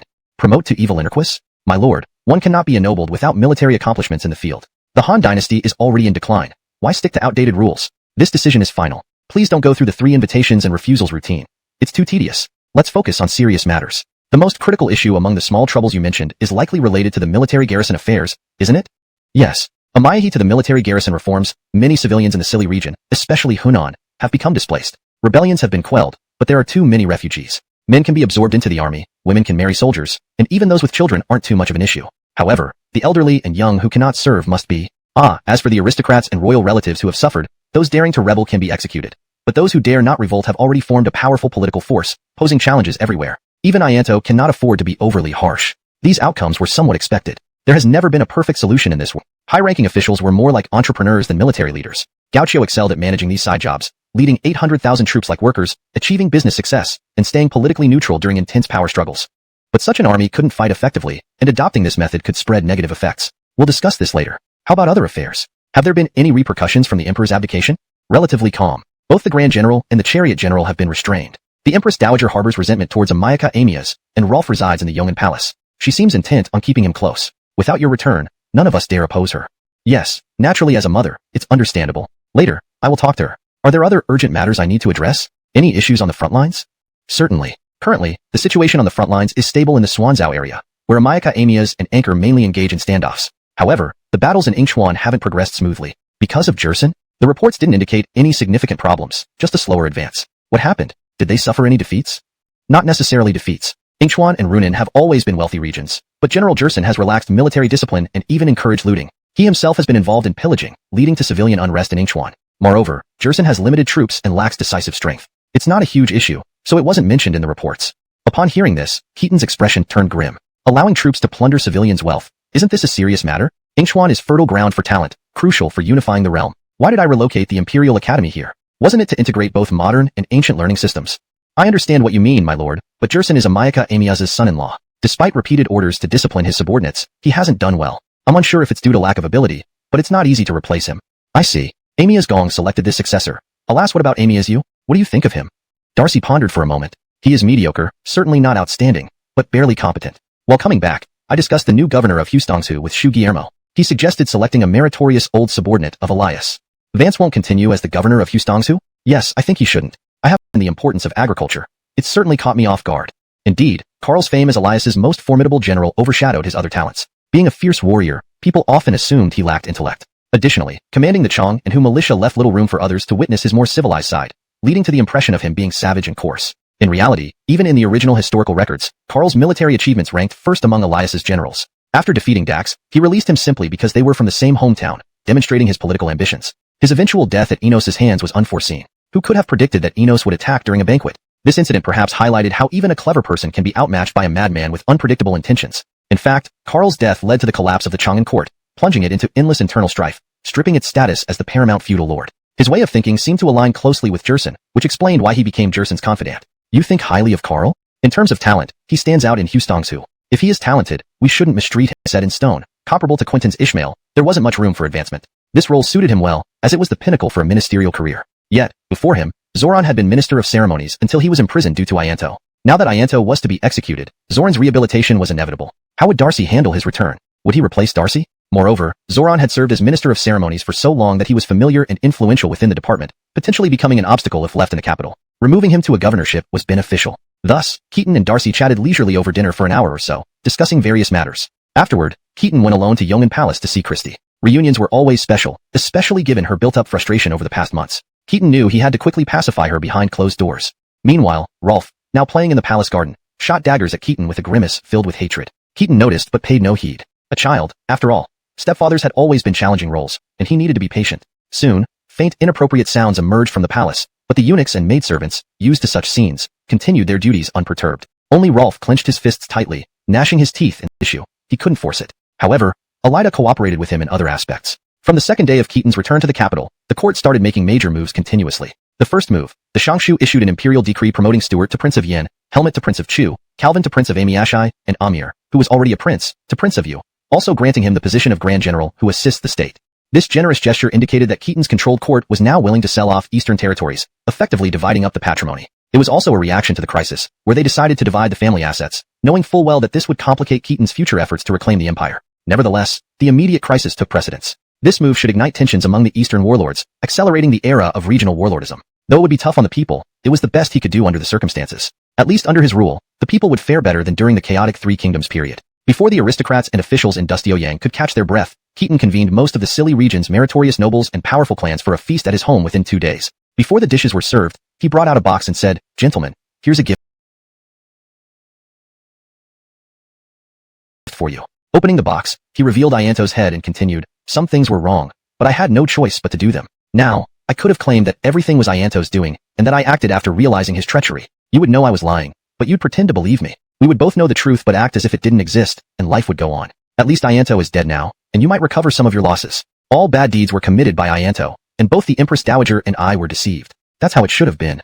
Everyone was speechless, taken aback by his candor. He wasn't following the usual script. I planned to say that and even memorize the lines, but then I thought, if I do this, won't I become like Larry? This is his favorite tactic. Anyway, since the deed is done, let me speak frankly. The decline of the Han Dynasty, I've discussed it many times. So, I not only ordered Dash to evaluate Guan Yu's mistakes, but also focused heavily on fiscal oversight. Any of you should have shared the fortunes and misfortunes of the court, but instead, you undermined its foundations. Letting Ianto wreak havoc was a mistake, but there are no perfect solutions. With the empire in turmoil and Guangdong dominated by powerful families, without my presence, these families would evolve into menacing clans called the Gentry. I aim to cleanse the nation of Eastern Han's century-old ailments, but such changes don't happen overnight. Without sufficient troops, I must rely on military farming, which requires I'm hesitant to give them out freely. You're really putting us in a tough spot. This exclamation reflects the frustration and difficulty being imposed on them, conveying the sentiment that they are being placed in an extremely challenging situation. The edited version maintains the original meaning while ensuring it reads naturally in English. You're all familiar with the new policies I proposed while in Hustongsu, right? I'm not aiming for some utopian ideal of universal harmony. I will maintain strict control over land and population, but that doesn't mean I won't allow you to prosper. You can still engage in business. Over the past 2 months, we've been developing the Silk Road in Hustongsu, and we've achieved some success. I plan to share these benefits with all of you. This edit ensures the translation is natural, fluent, and accurately conveys the meaning of the original text while maintaining consistency in terminology and style. I suggest that you take the lead in establishing a joint merchant firm. You should also recruit manpower to dig canals, connecting the waterways between Dustioyang and Chang'an. The court will provide all assistance except financial support, and the local populace along the route will be required to contribute labor. This revised translation ensures clarity, fluency, and accuracy while maintaining the original meaning and style. This means not only will you not be compensated, but you also have to continue bearing more costs. However, to make it fit better in the context and sound more natural in English, it could be translated as, it seems like not only will we not be compensated, but we'll also have to invest more. If the canal is successfully constructed, for the segment between Dustyuyang and Chang'an, the docking fees and taxes on goods passing through will be split such that the court takes 60%, while the remaining 40% of the profits will go to you. Additionally, you will have the opportunity to participate in this business, enjoying the benefits equivalent to a third-tier distributor of our enterprise. This arrangement will ensure a steady flow of wealth, guaranteeing greater profits than what you would gain from landholdings. With these words, Keaton looked at them with eager anticipation. Note, the term Only Hall was translated as our enterprise to better fit the context and maintain natural language flow. Finishing his speech, Keaton looked at them with high expectations. Translation: if titles or honors were to be bestowed, they've been overused after 4 centuries of Han rule. I need to sow Huishi, recover some. And if they were issued recklessly, it would cause problems for future generations, so I'm reluctant to do so. Edited. If titles or honors were to be bestowed, they have been overused after 4 centuries of Han rule. I need to sow Huishi, recover some, and issuing them recklessly would cause problems for future generations. Therefore, I am reluctant to do so. Further improved. If titles or honors were to be granted, they have been overused during the 4 centuries of Han rule. I need to sow Huishi, recover some, and issuing them carelessly would create issues for future generations. Thus, I am hesitant to do so. Are you trying to make us live or not? As for the new policies I proposed in Xiliang, you all know about them, right? I'm not pursuing a utopia. I'll manage land and population strictly, but I won't forbid you from making wealth. You can still engage in business. In the past 2 months, we established the Silk Road in Xiliang, which has shown some success, and I plan to share these benefits with all of you. I suggest you take the lead in forming a merchant company, recruiting manpower to excavate canals, and connect the waterways between Dustyuyang and Chang'an. The court will provide support except for financial assistance, and the local populace will contribute labor. This means you won't let us recover our losses, but will continue to burden us. If the canal project succeeds, the docking fees and taxes on goods passing through this section of the river between Dustyuyang and Chang'an will be split, with the court taking 60% and the remaining 40% going to you for 30 years. You can also participate in this business and enjoy third-tier distributor privileges, ensuring steady income, far more profitable than occupying land. Saying this, Keaton looked at them expectantly. Unfortunately, it seemed that none of them were particularly pleased or excited. It was evident from their lackluster expressions that they weren't really interested. Of course, this wasn't unexpected. For one, they might not fully grasp the enormous profit potential from these bridge fees. The Silk Road had been severed for a long time, and during the Western Han Dynasty, it never involved market economics or free trade. Secondly, whether or not this plan could succeed was uncertain. Establishing the Silk Road couldn't be accomplished with just lip service. It required substantial effort and time. Most importantly, the current era was far from peaceful. With most people preoccupied with immediate concerns, few had the inclination to think about such long-term projects. Not even events 3 years down the line could be predicted with certainty. Who knew if the Han Dynasty would still exist in 3 years? What good would the so-called canal revenue be then? It felt like nothing but an illusion. Moreover, they didn't trust the credibility of the court, or even Keaton personally. If he reneged on his promises, all efforts would be wasted. In feudal times, an emperor's word often carried no weight, especially when it involved sacrifices on his part. It was rare for such promises to hold. Keaton felt quite depressed. He originally intended to take advantage of the farming off-season to have the military settlers work on the canal project, then use the benefits from the canal later to supplement military needs. However, the current situation forced him to consider leading everyone into battle during this valuable downtime. Prolonged training without combat could weaken the army's combat effectiveness, especially since the troops were newly formed. With external threats looming beyond the frontier, leading everyone to dig canals seemed unreasonable. But he really wanted to start the canal project as soon as possible. The sooner it began, the sooner commerce would flourish. Business confidence was crucial. Acting swiftly versus delaying made a huge difference. His powers of persuasion still needed work. Gentlemen, you seem uninterested? How about this? I plan to abolish the office of Shaofu, Ministry of Imperial Household, and sell all its workshops to you. Each workshop will be allocated with only 30% government shares, relinquishing operational control. We will merely dispatch officials for financial auditing and supervision. The more extensive your involvement in the canal construction, the higher your shareholding priority. Furthermore, all slaves under Shaofu will be registered as commoners. Those who don't wish to continue working for the royal family may resign. When you manage the Shaofu workshops in the future, you cannot enslave freemen but must employ impoverished civilians through contracts. This is my bottom line. If you disagree, I won't have any other options. Shaofu abolished? Exactly. Alcohol, vinegar, or woodworking was technically illegal for commoners, although this went largely unenforced. The salt and iron monopoly was essentially a state-run economy meant to monopolize production, but after becoming nominal, it struggled against the powerful estates. Evolini of these factories were losing money due to low efficiency and rampant corruption. The inefficiency of state-owned enterprises even surpassed the estate economies, demonstrating the well-known Han Dynasty adage that excessive regulation stifled development. Keaton had long planned to reform these state-run factories through privatization. Initially, he intended to wait until the government stabilized, at least selling them at a better price. Selling off inherited property pained him, after all, but he desperately wanted to build the canal now. Also, Ianto's ruthless methods did indeed make the nobles and aristocrats somewhat deserving of compensation for appeasement. So, it was decided. The message was clear. As long as they diligently built the canal, these large factories would be theirs. Although not currently profitable, once privatized, they would surely turn lucrative. Additionally, the first mover advantage was immense. After acquiring the workshops, they could still leverage the remaining salt and iron monopoly orders to suppress illegal private operations and recruit refugees displaced by land reforms, transforming farmers into workers, a viable livelihood. Lacked the sufficient cavalry to chase after them. Not engaging in battle and adopting scorched earth tactics wasn't working either. Andre would simply attack local fortresses held by powerful families, capture them, then fortify himself inside. If you attacked him, he would evaluate your numbers before deciding whether to fight or flee. If you ignored him, he would continue to plunder supply lines. It was like a fly buzzing around, annoying but not lethal. Therefore, the only way to kill Andre seemed to be using a small, elite force as bait to lure him into a trap, ambushing him when he engaged. Defending key local fortresses was also crucial. Andre was well aware of Glenn's strategy but didn't care. Where did Glenn even get such elite forces? He had tried this tactic 4 times already. Each time Andre easily ate the bait and escaped before the ambushers could surround him. 4 commanders and 4 battalions had died in vain. Who would dare to be the 5th? Glenn was growing increasingly anxious. He had promised Anchor that he would not return until Andre was dead. If not, Anchor might indeed use this as an excuse for military discipline, possibly even execution. Anchor had wanted him dead for a long time now. Moreover, Keaton was on his way. With Andre blocking the way, he couldn't even flee east, let alone go north. Do we have no brave warriors in the vast Chenlu County? With tens of thousands of troops underling his own power base, much like Cao Cao. Then there were those like Kelvin, from extremely wealthy families, gathering outlaws to travel around aimlessly just for pleasure. Spending money to feel good, they flaunted their extravagance, often tying silk sails to boats, purely for show. People avoided these flamboyant spenders. And finally, there were outlaws like Hollis, operating on both sides of the law, respected everywhere, involved in major business deals like horse trading, akin to becoming a godfather figure. Ripley belonged to a lower category of outlaws, more of a fixer, helping settle disputes for profit, living hand to mouth. Unlike the wealthy or influential figures like Dusty Sue, Hollis, or Kelvin, Ripley was essentially a lackey used by influential figures, feared yet unrefined. But if given enough troops and allied with Glenn, the legitimate governor of Chenlu, he could rise to prominence. A wanted criminal like Ripley wasn't dangerous in itself, but if he became a government official and gained Glenn's trust, it would create problems for the local gentry. The threat posed by Andre was temporary.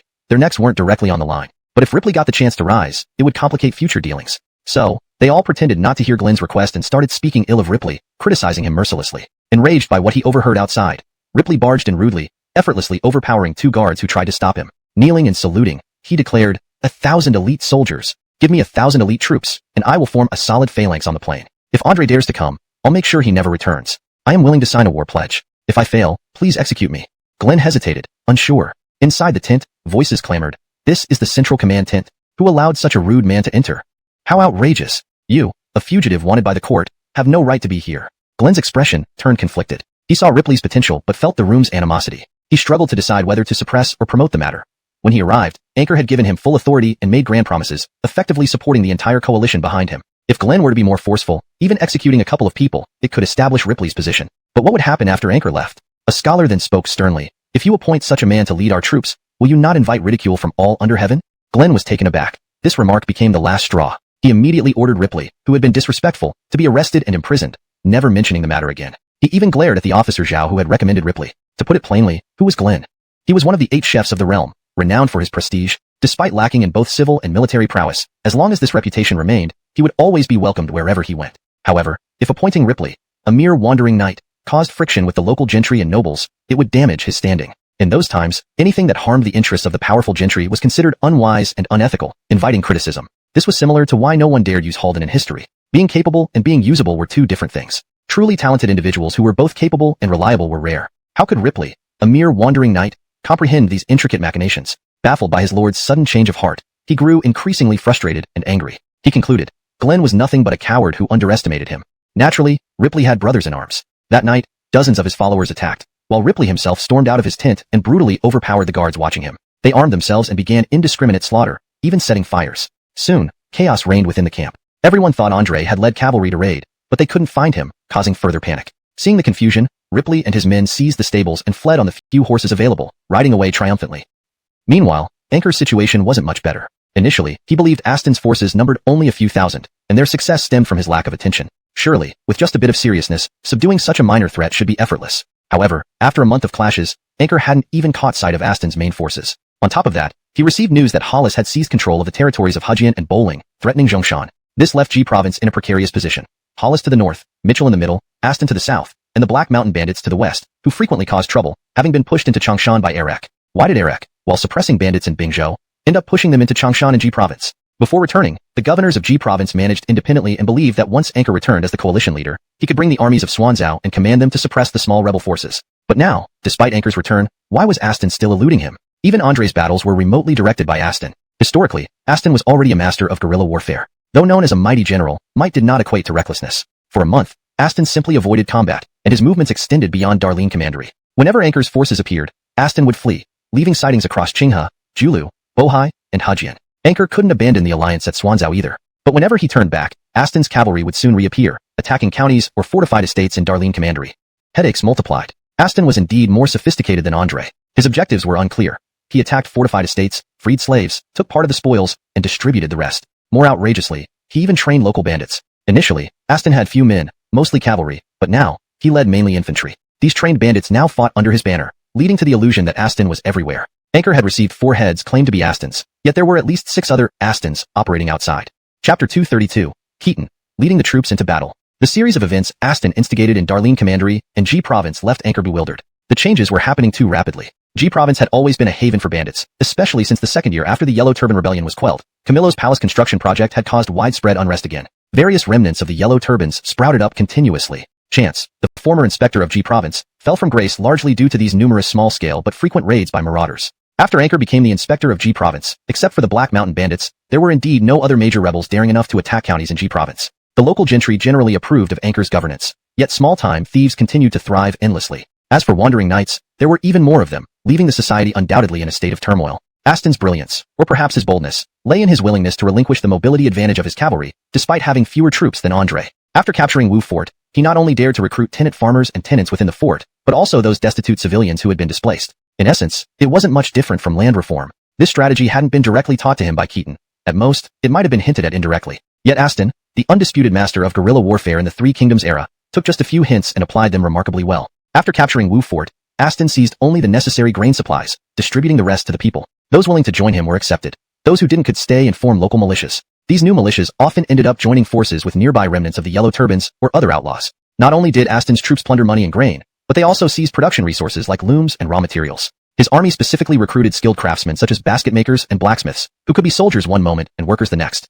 He allocated various mineral resources to the people of G Province, organizing large-scale production in different areas and setting up factories. This made them akin to Amway distributors. Thus, while fighting, he produced goods, traded daily necessities between bases, and eventually sold them to Hollis, who then sold them to the Wuhuan. They, in turn, purchased goods from the Wuhuan and transported them back. Aston even issued a simplified currency system. When this news reached Keaton, he was thoroughly flabbergasted. Wasn't this essentially a long evelinage? When had he ever discussed this with Aston? In effect, Aston was establishing a new government outside the existing G Province administration. By doing so, his army and the people he saved formed a loose hierarchical relationship, fostering numerous small warlords who controlled a village or two with hundreds of troops each. Moreover, he started appointing local administrators to each village. This move cut off the foundation for manorial economies because whenever he destroyed a manor fort, he either confiscated or supplied production materials, disrupting all internal production projects. Even essential items had to be bought through the Amway-like system. Ultimately, Aston's force operated less like an army and more like a business network, trading and connecting various villages, making them interdependent. Isn't this exactly the long evelinage tactic? Isn't this how our army operates?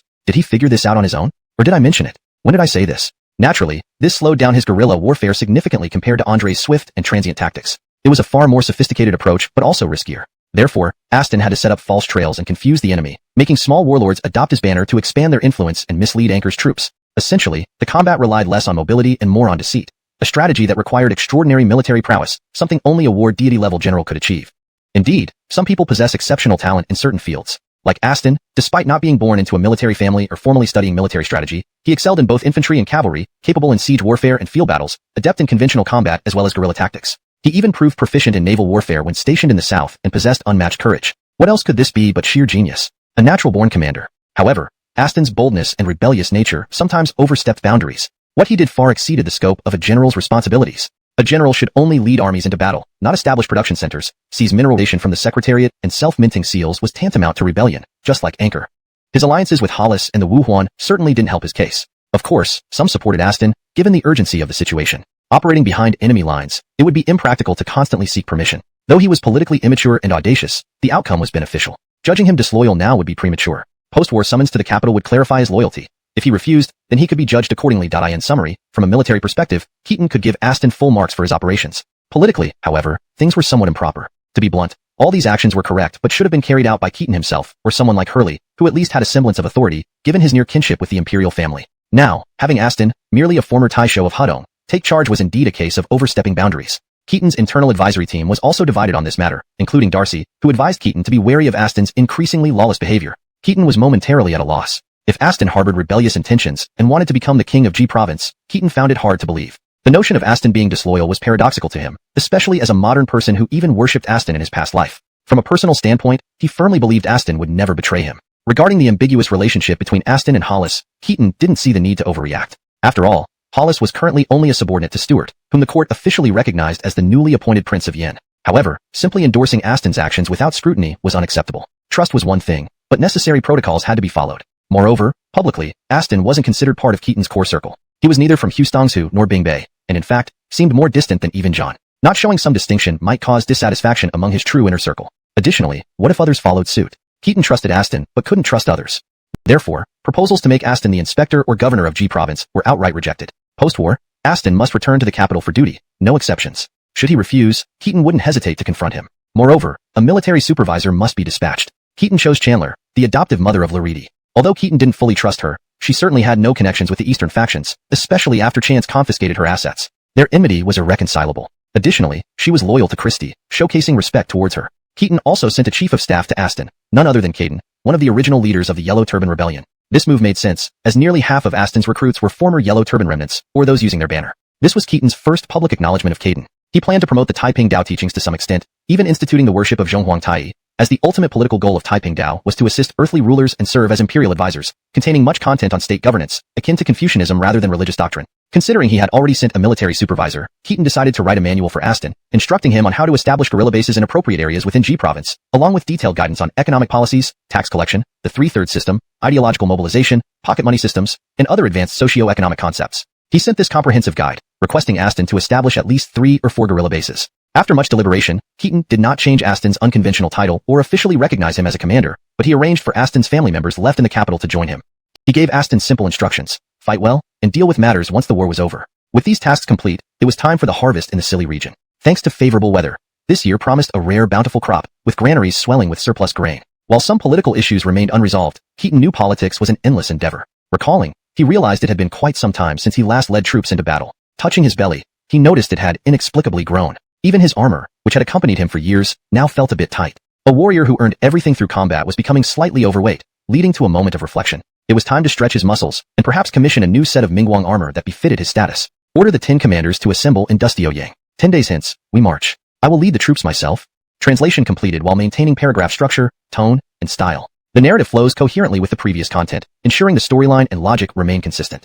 Chapter 233, The Battle at Suanzeaso. In Jizhou, around Jiza, Anchor was in his tent, reviewing battle reports from various locations. His headache worsened as he realized Aston seemed to be a wily fox. His subordinates were spreading chaos everywhere, easily exploiting local advantages. Any force not personally led by Anchor could barely contend with them, but when Anchor mobilized a large army, they would simply retreat, pursuing them with as many illustrious generals as Yuzhou, Hustongsu, and Bingzhou. Nash, calling himself the best general of Hebei, must have some skill. Moreover, his family background was respectable, earning him significant favor from Anchor. He had military merits from previous campaigns against the Wuhuan and the Yellow Turbans. Anchor immediately ordered wine brought forward, saying, "Nash, drink this wine to boost your morale before setting off. Evelyn, you win glory. To kill such a minor villain, do I need to drink wine? Lord, save this for my return." "Excellent. Nash, you are indeed a valiant general of Hebei. I await your triumphant return." "Lord, I will return shortly."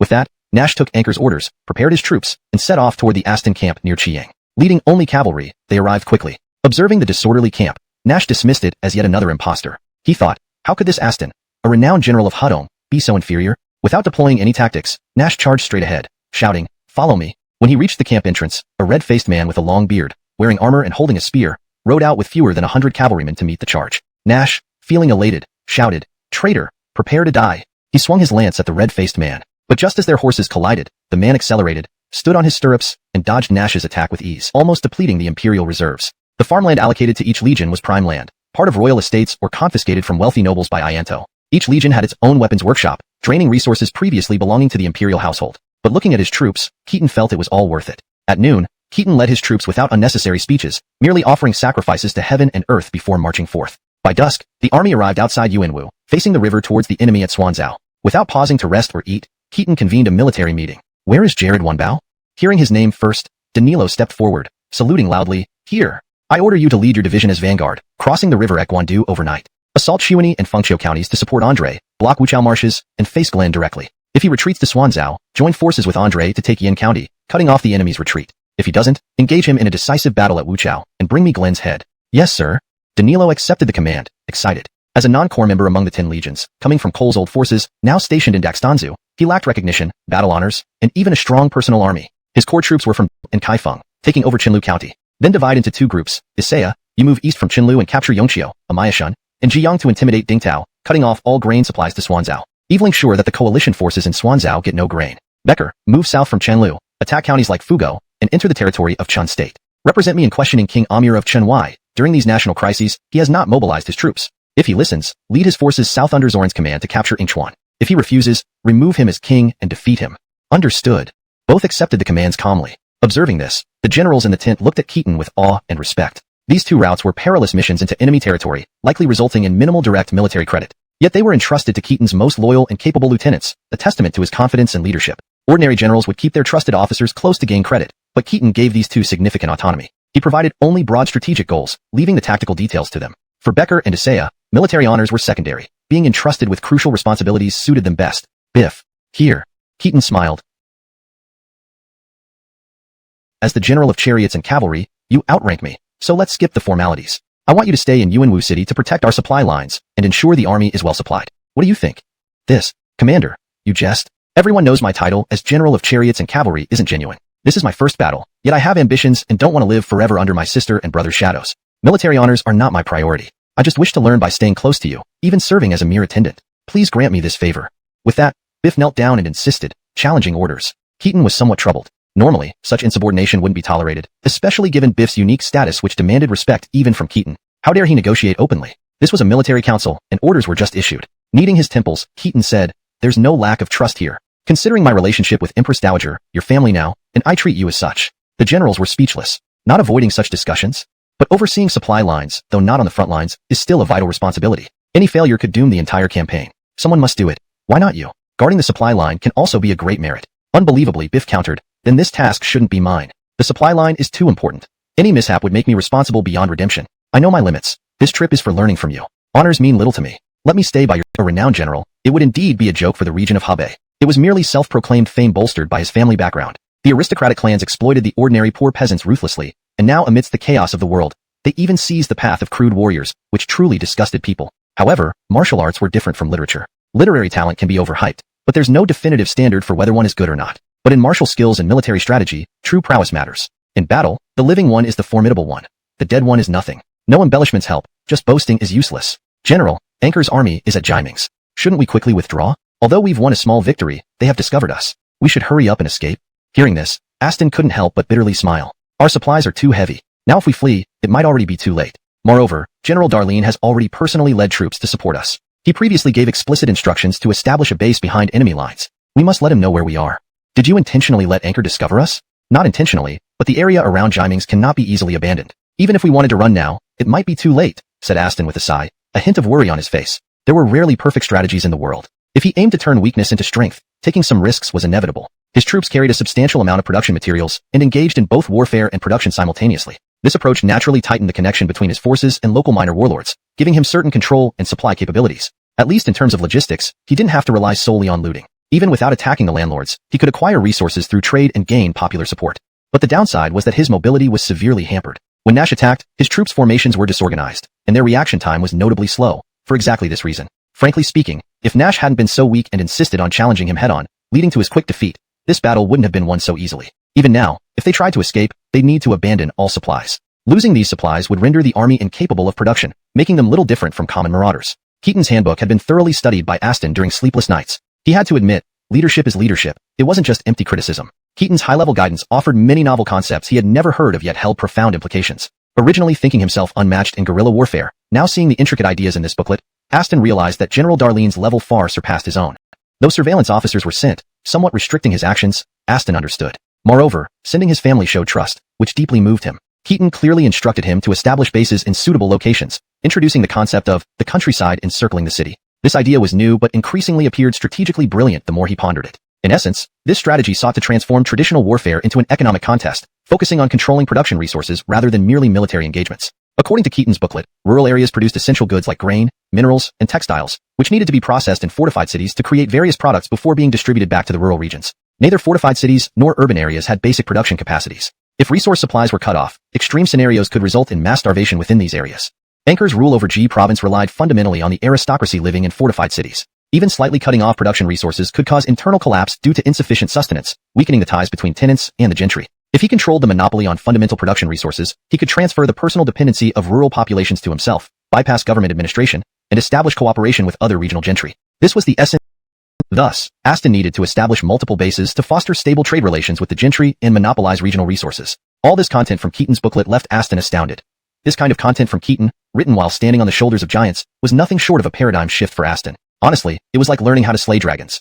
In the original timeline, an army had used these strategies to effortlessly break through enemy encirclements 4 times and grew stronger with each repulsion. If not for a few idiots mysteriously seizing command of the base areas and blindly directing operations, there would have been no failure in the 5th counter-encirclement campaign, nor the long Evelynarch. There was no doubt that this strategy was extremely difficult, requiring not only military achievements but also political and economic acumen. Only top-tier talents capable of excelling in all aspects could employ such a strategy. This posed unprecedentedly high demands on Aston, while also granting him unparalleled trust. Even with his pride, facing such a grand and complex strategy left Aston profoundly moved and overwhelmed by the immense pressure on his shoulders. But Aston remained Aston.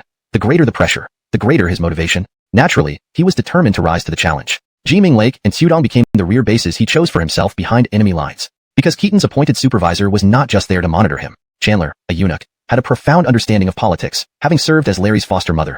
Being a native of G province, Chandler had deep roots in the region. Regardless of his character, his capabilities were undeniable, enabling Aston to establish secret ties with the local gentry almost effortlessly.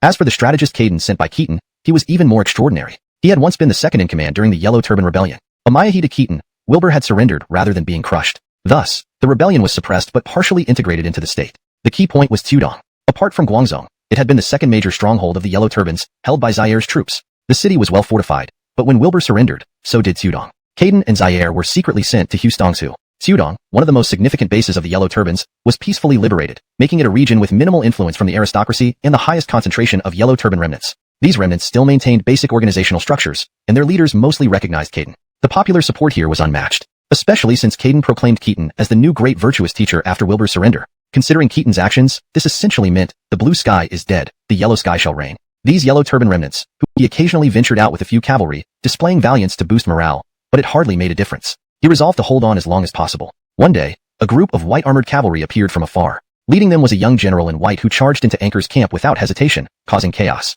Aston exclaimed, delighted. Reinforcements must have arrived. Brothers, follow me to rout the foe. Merging forces, Aston asked the young general, puzzled. Which unit are you from? Where do you come from? I am Baron of Changshan, greeting you, General. I bring aid from Lord Porter. Translation notes asterisk. Evelyn maintained the narrative flow and paragraph structure, kept the tone and style consistent with the previous sections, ensured coherence with earlier plot elements, accurately transcribed names using pinyin. Chapter 235, Ripley.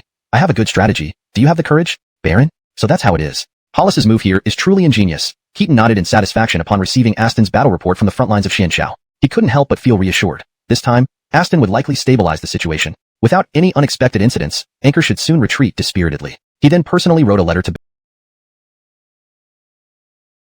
Baron, appointing him as an auxiliary military officer under Aston. Keaton thought to himself that if such talent could be put to use for him, it would be wonderful. It was somewhat unexpected, but entirely reasonable. After all, Hollis had been campaigning in Changshan and having connections with Baron seemed quite natural. Whether this was destined by fate, the will of heaven, or the dictates of circumstance, Vernon ultimately ended up with Hollis. In fact, Keaton had previously sent someone to contact Baron, intending to recruit him if he were just an ordinary wandering knight or minor warlord, since Keaton represented the legitimate imperial court. However, he later realized it wasn't that simple and had no choice but to abandon the effort. Because Baron was from Changshan Zhending County. And at this moment, the most famous person from Changshan Zhending County was not Baron but the notorious leader of the Black Mountain Bandits, Hanley. Hanley was originally named Xander. As early as during the first year of the Zhongping era when the Yellow Turban Rebellion erupted, he was already a Yellow Turban rebel, commanding 10,000 troops who completely controlled Zhending County. After the rebellion was quelled, due to issues related to repair funds, his forces grew even larger, becoming the biggest remnant faction of the Yellow Turbans. When the former leader of the Black Mountain Bandits, Jace Nujiao, died, he passed on the entire army to Xander, who then changed his surname to Jace, thus becoming the current Hanley. The title Black Mountain Bandits easily led one to assume they were merely bandits occupying a small mountainous area. In reality, Hanley commanded over 10,000 troops, including at least 10,000 elite cavalry. They held significant territory in both Ji province and Bing province, making him a major warlord and powerful bandit leader whose strength rivaled that of most provincial governors. Historically, these Black Mountain Bandits even broke into Yi City, nearly capturing the families of all civil and military officials under anchor. Jinding County was the stronghold of Hanli, much like Shimpin Valley was to Khitan. Therefore, it was logical that Baron, being from Jinding, would have some connection with Hanli. This also explained why, historically, Baron, an individual from Ji Province, joined the northern warlord Sullivan, bringing along his fellow townspeople. Considering Anchor governed Ji Province far more leniently than Sullivan and was superior in terms of virtue and reputation, the claim that Baron admired Sullivan was baseless. Sullivan's group was primarily rooted in the large clans of U Province, leaving little room for people from Ji Province. However, Hanli and Sullivan were allies, so if Baron were dispatched by Hanli to liaise with Sullivan, it would make sense. Hollis, as a versatile warrior leader, excelled in handling relations. Thus, Baron serving as a liaison between Hanli and Sullivan made perfect sense. It was also likely that Hanli's 10,000 elite cavalry received assistance from Sullivan.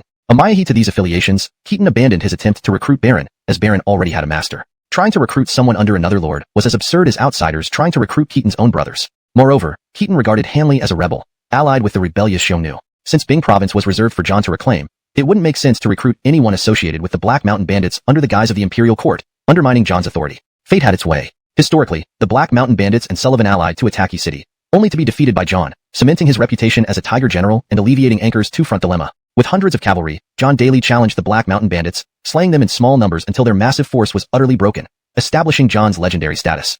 This victory revealed John's loyalty to Anchor, at least initially, before Anchor attempted to assassinate him. John narrowly escaped and subsequently fought against Quinton for control of Yenzhou. This defeat by John left Hanli demoralized, leading him to eventually surrender to Quinton after the Battle of Guan Yu. Baron, due to his ties with Hanli and Sullivan, ended up with Hollis, becoming the unbeatable war god of Shuhan, focusing on battling Cao Darlene. In this city, simply exhausting resources.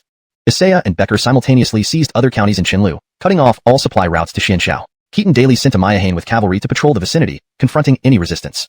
This strategy would force the Sanzao allied forces to engage in open field battles on the plains.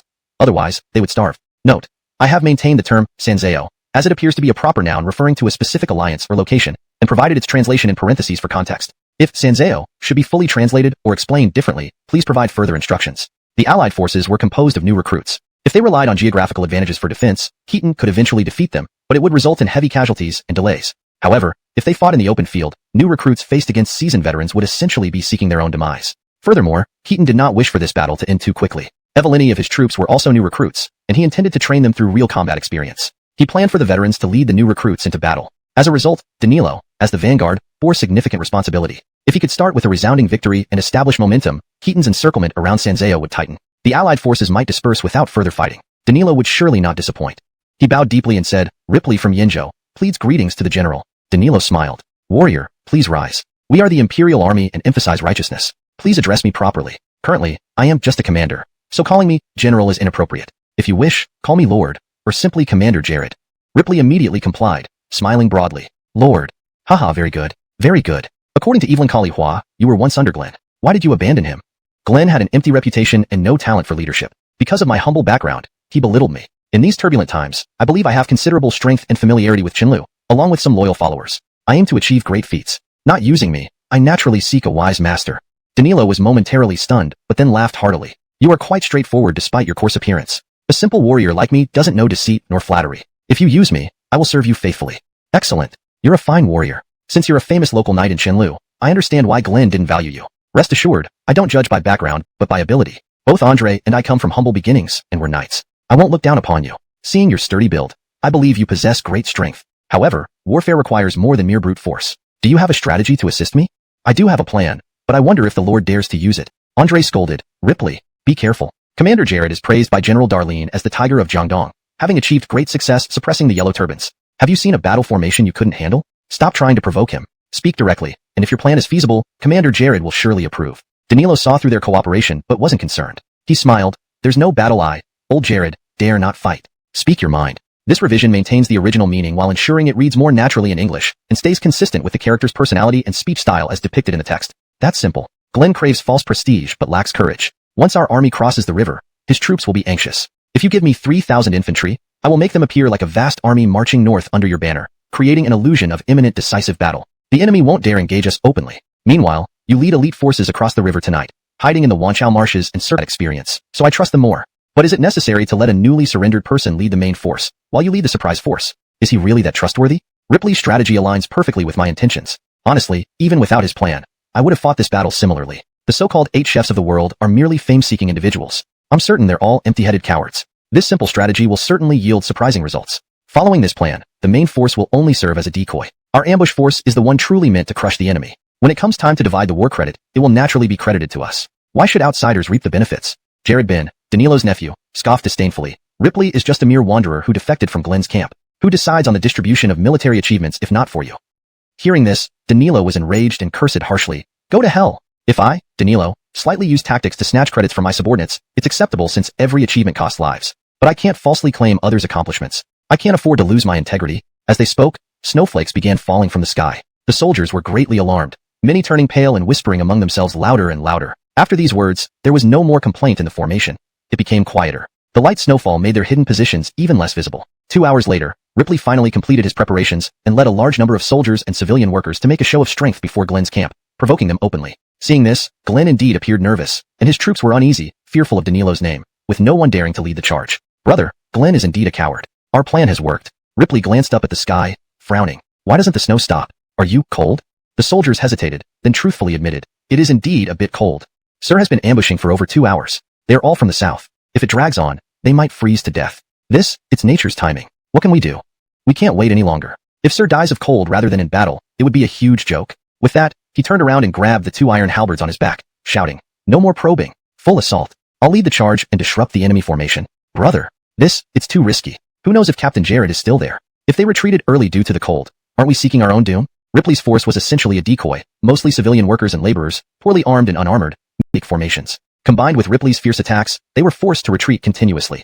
Ripley knew he only had one surge of strength. Any delay in his forces would not have the chance to reorganize. So, he displayed a frenzied determination, marching forward without a single step back. The soldiers, seeing this, were greatly encouraged. Though they were not elite troops, they all gritted their teeth and followed, fighting with all their might. Their fierce expressions made them even more terrifying. Glenn's army could no longer hold steady. Despite trying to stabilize their formation, they were forced to retreat step by step. Behind the lines, the disorder began to spread within moments, with soldiers fleeing even before identifying their opponents. Glenn was compelled to deploy execution squads to prevent desertion. Seeing this, Danilo couldn't help but admire. Truly a valiant general of the Hu Bin. He lives up to my expectations. It looks like it's time. Brothers, charge. With that, he stood up, shook off the frost and snow from his body, and charged fiercely toward Glenn's troops. Though his men were few, they were all seasoned veterans. Glenn's attention was focused on the front, and no one noticed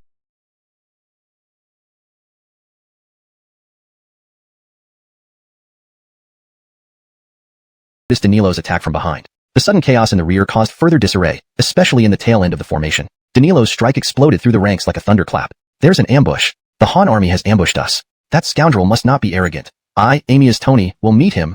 Danilo glanced at the orderly unit amidst the chaos and admired their discipline. However, now wasn't the time for sympathy. He ran towards the disciplined unit. The one who kills you is Jared Wantai, the fierce tiger of Jiangdong. With a swift slash, he decapitated the leader, causing the remaining soldiers to scatter in terror. No one dared to stand against him. Even in his dying moments, the enemy thought, he's Jared Wantai? Then who is that person in the north? Victory was secured. On one side, there was an ambush and encirclement. On the other, a surprise assault from both sides. Within just half an hour, Glenn's vast army crumbled into chaos and fled in all directions. The panicked foot soldiers were then pursued by Andre's well-prepared cavalry, leading many to flee into swamps and drown. Those who survived instinctively returned home, scattered and demoralized, making it impossible to regroup them. In a mere half hour, this force of over 20,000 men, once the main contingent of the Allied army, was utterly destroyed. Contrarily, despite initial difficulty, Ripley and Danilo's forces benefited from the quick as a minister. You are the ruler. How can they be compared? Besides, Danilo, commanding an army, personally endured the snow. Is that not reckless? A commander should not act like that.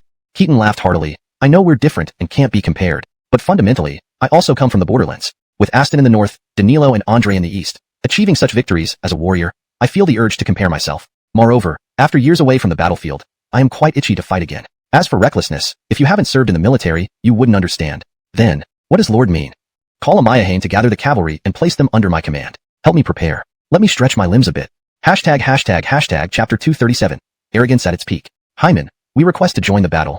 Almost immediately after the order was issued, Biff, Colm, and Herman knelt before Keaton, pleading to accompany him into battle. Keaton couldn't help but laugh wryly. This isn't the decisive battle. It's just a greeting to the other side. Why are you all eager to join in? Besides, I'm accustomed to commanding cavalry. This is merely for exercise and amusement. The final showdown is still far off. Is it necessary for the entire army to mobilize?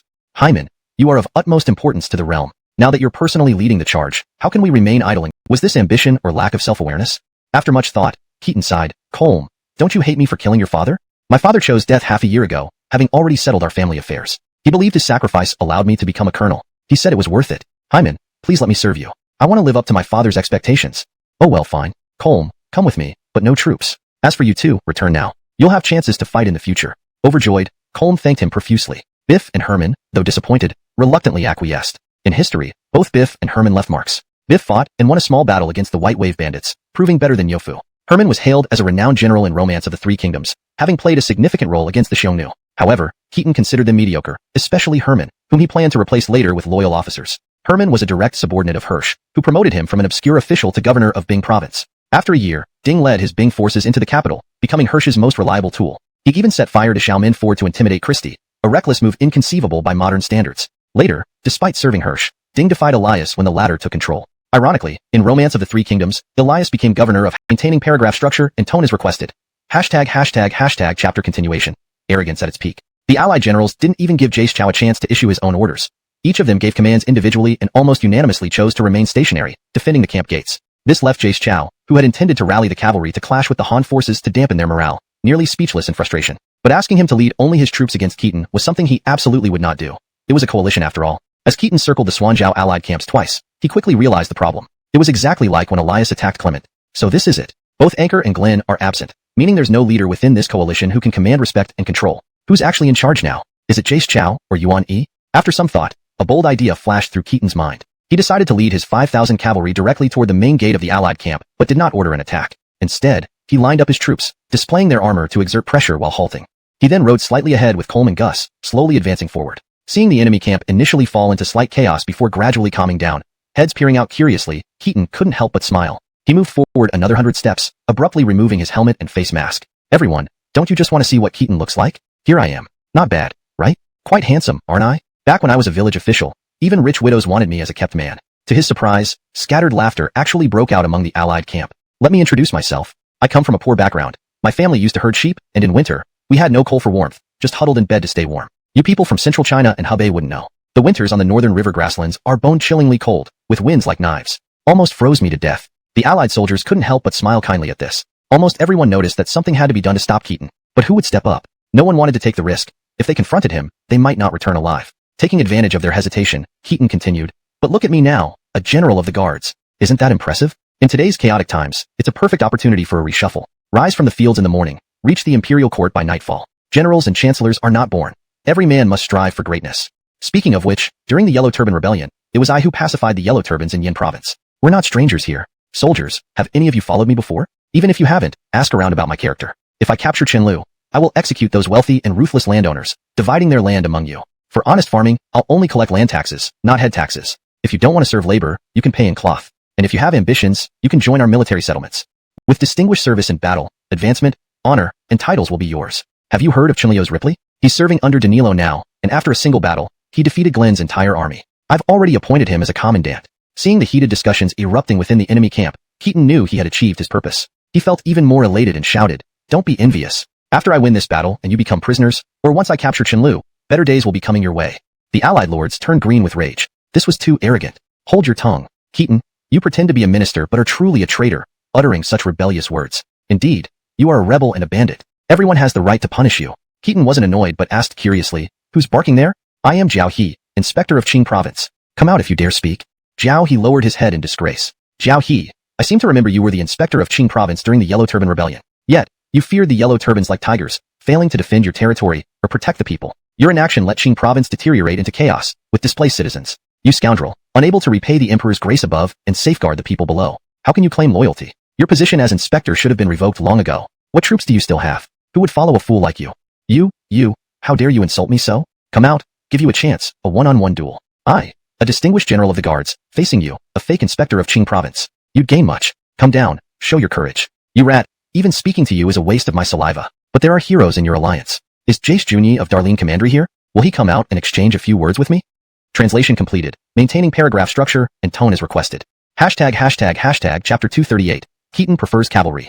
Herb? The allied forces were left bewildered and confused. But Keaton was being incredibly arrogant, especially since that man surnamed Zhao, after being verbally berated, still dared not come out. It was severely affecting their morale. At the moment, no one truly dared or was willing to send their troops to fight Keaton outside the camp. Jace Chao was also taken aback. However, it was then that Herb surprisingly ordered his men to open the camp gate and led just over 100 soldiers out to meet Keaton, who was only 100 paces away. "Herb, ha brother, how have you been?" Keaton and Herb naturally knew each other.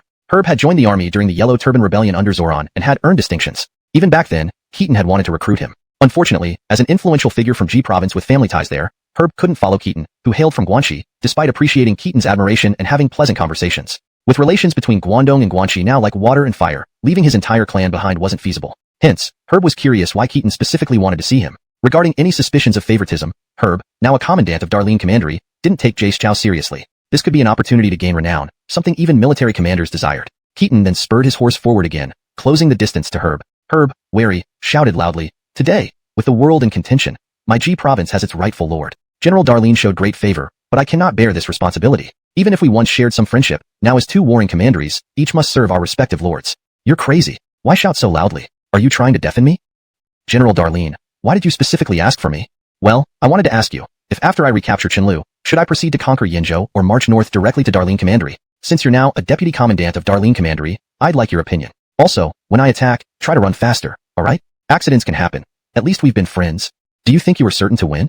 "Yes, don't you think so too?" "I understand your concerns. Once I capture Darlene Commandery and Hajian, if you're willing to cultivate fields obediently, I would consider employing you. You're a talent in my eyes. People of different principles do not cooperate. If that's all you have to say, I'll take my leave. On the battlefield, I will spare no effort." Herb rode away after making his point. Keaton nodded and waited until Herb returned to shout again, "Brother Junyi, I really believe in you. Rest assured, I will conquer you eventually." Then he saw Herb turn back and shoot an arrow. Keaton ducked hurriedly and muttered, "Cheapskate." Not satisfied yet, Keaton saw that the allied forces were intimidated, and Jace Chao was unable to suppress them, becoming increasingly audacious. He continued shouting, "Is Zhu Shou in the camp?"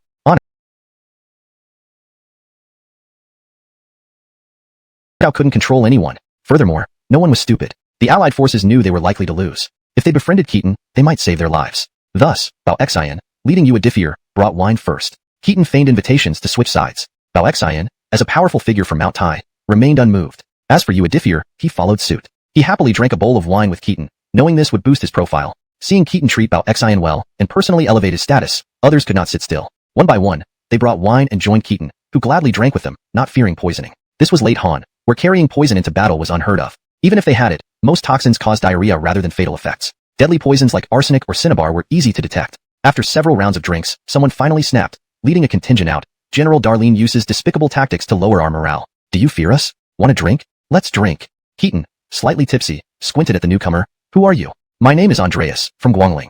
"Oh, it's you." He whispered to Gus, "Kill him." Without hesitation, Gus spurred his horse forward. Andreas, possibly trying to maintain dignity, hadn't reacted quickly enough. Before he could draw his saber, Gus's spear pierced through his armor effortlessly, killing him swiftly. Then with a loud shout, Gus held up the corpse of Andreas on his spear like an odd flagpole and leisurely returned. Seeing this, Andreas's guards instinctively rushed forward to retrieve the body but were met by Colm, who spurred his horse forward, drew his bow, and fired 2 arrows that felled 2 horses, delaying the guards for a moment. In just that brief moment, Keaton's 5,000 cavalry moved in unison, surrounding him from behind, leaving Andreas's guards stunned. For a moment, they looked at each other, unsure what to do, and eventually scattered in confusion. You're not even worth mentioning. Do you, fame-seeking scoundrel, deserve to drink with me?" In reality, it was quite the opposite. How could Keaton not know Andreas's capabilities? Among the renowned scholars of the world, if anyone truly lived up to their reputation, it was probably Andreas. In the original timeline, he had orchestrated the Anti-Elias Alliance. Presumably, this would be no different here. He was perhaps the most formidable figure in the current Sour Jujube camp that Keaton feared. This could also be considered the sole figure of the allied forces, with actual influence likely only second to Anchor and Glenn. However, due to his lack of formal office, being just a minor official, he ranked below Jace Chao, serving as his deputy. He actually dared to come out on his own? Does he really think I'm here for drinks? Since he came out voluntarily and there was no way he would surrender, such a good opportunity meant not killing him was out of the question. After disposing of him, Keaton decided not to maintain the pretense any longer. With a loud laugh, he extended his hand. "Follow me to kill." Then, he made a turn and charged towards the other side of the camp. Seeing this, Jace Chao was so furious he nearly spat blood. "You're defying martial virtue." The 5,000 cavalry did not attack the camp gate but followed Keaton in circles, rushing to weak points, unleashing volleys of arrows to suppress the defenders, then setting fires before moving on to find new weak spots. The allied forces' camp was already chaotic, with many weak points. After Keaton's disruption today, it became even more disorganized. No one dared engage him in open battle, whether officers or soldiers, all harboring doubts in their hearts. Jace Chao alarmingly discovered that as the battle dragged on, he could barely command the allied forces, with his orders gradually failing to reach anyone. These damn allied troops were utterly useless. It was like leading a joke. He wished he had stayed in Guangling, fighting Keaton with only his own command. At least that way, the battles wouldn't be so humiliating. Before long, fires spread throughout the outer perimeter of the Sour Jujube camp. Occasionally, Keaton would also directly charge into these areas when the gaps were too large, engaging in close combat. Most of the allied forces were fresh recruits, already low in morale, continuously poured in from all sides. Cao steeled himself. If this defense failed, Keaton could rush straight into the central command tent, thoroughly disgracing the allied forces. Worse yet, if they collapsed immediately, Keaton could follow up with infantry, turning the situation into a disaster. We should at least hold out for a few days, right? If we fall in one day, wouldn't we all become a laughingstock? Riding on his red rabbit horse, Keaton laughed loudly, continuously shooting arrows, forcing the enemies to drop their armor. Any brave officer who tried to challenge him was swiftly killed by Keaton. After barely breaking through one line of resistance, he faced armored warriors emerging from the camp. Although their equipment was slightly inferior, they moved in an orderly manner, led by shield bearers blocking Han archers. Upon reaching the camp gate, they did not rush but systematically built a shield wall. The rear warriors carried heavy crossbows and short spears, moving swiftly but without chaos. Seeing this, Keaton knew he faced skilled opponents. He asked, "Name yourself." "Defending General, if you have the confidence, why not charge forward and teach me a lesson?" The voice sounded familiar. On inspection, Keaton noted, "Ah, it's Junyi. Who else in this allied force has this skill? Today, I give you face. Withdraw." Andreas could be considered the soul of the allied forces, second in influence only to Anchor and Glenn. However, due to his lack of formal office, he was merely a low-ranking official, thus relegated under Cao as his deputy. He actually dared to come out? Does he really think I'm here for drinks? Since he came out on his own and clearly wasn't going to surrender, Keaton seized this golden opportunity. After slaying him, Keaton stopped pretending, laughed heartily, and waved his hand. "Follow me." Then, turning a corner, he charged toward another side of the camp. Seeing this, Cao was so enraged he felt like spitting blood. What kind of decency is this? The 5,000 cavalry did not attack the camp gates but instead circled around Keaton, attacking weak points whenever they saw them. They launched volleys of arrows, suppressing the defending troops before setting fires, and moving on to find new weak spots. The allied camp was already chaotic, and today's actions by Keaton exacerbated the disorder. Fewer and fewer soldiers dared to engage him in open battle. Generals and troops alike grew more hesitant. Cao was horrified to realize he was losing control over the allied forces. His orders barely reached anyone anymore.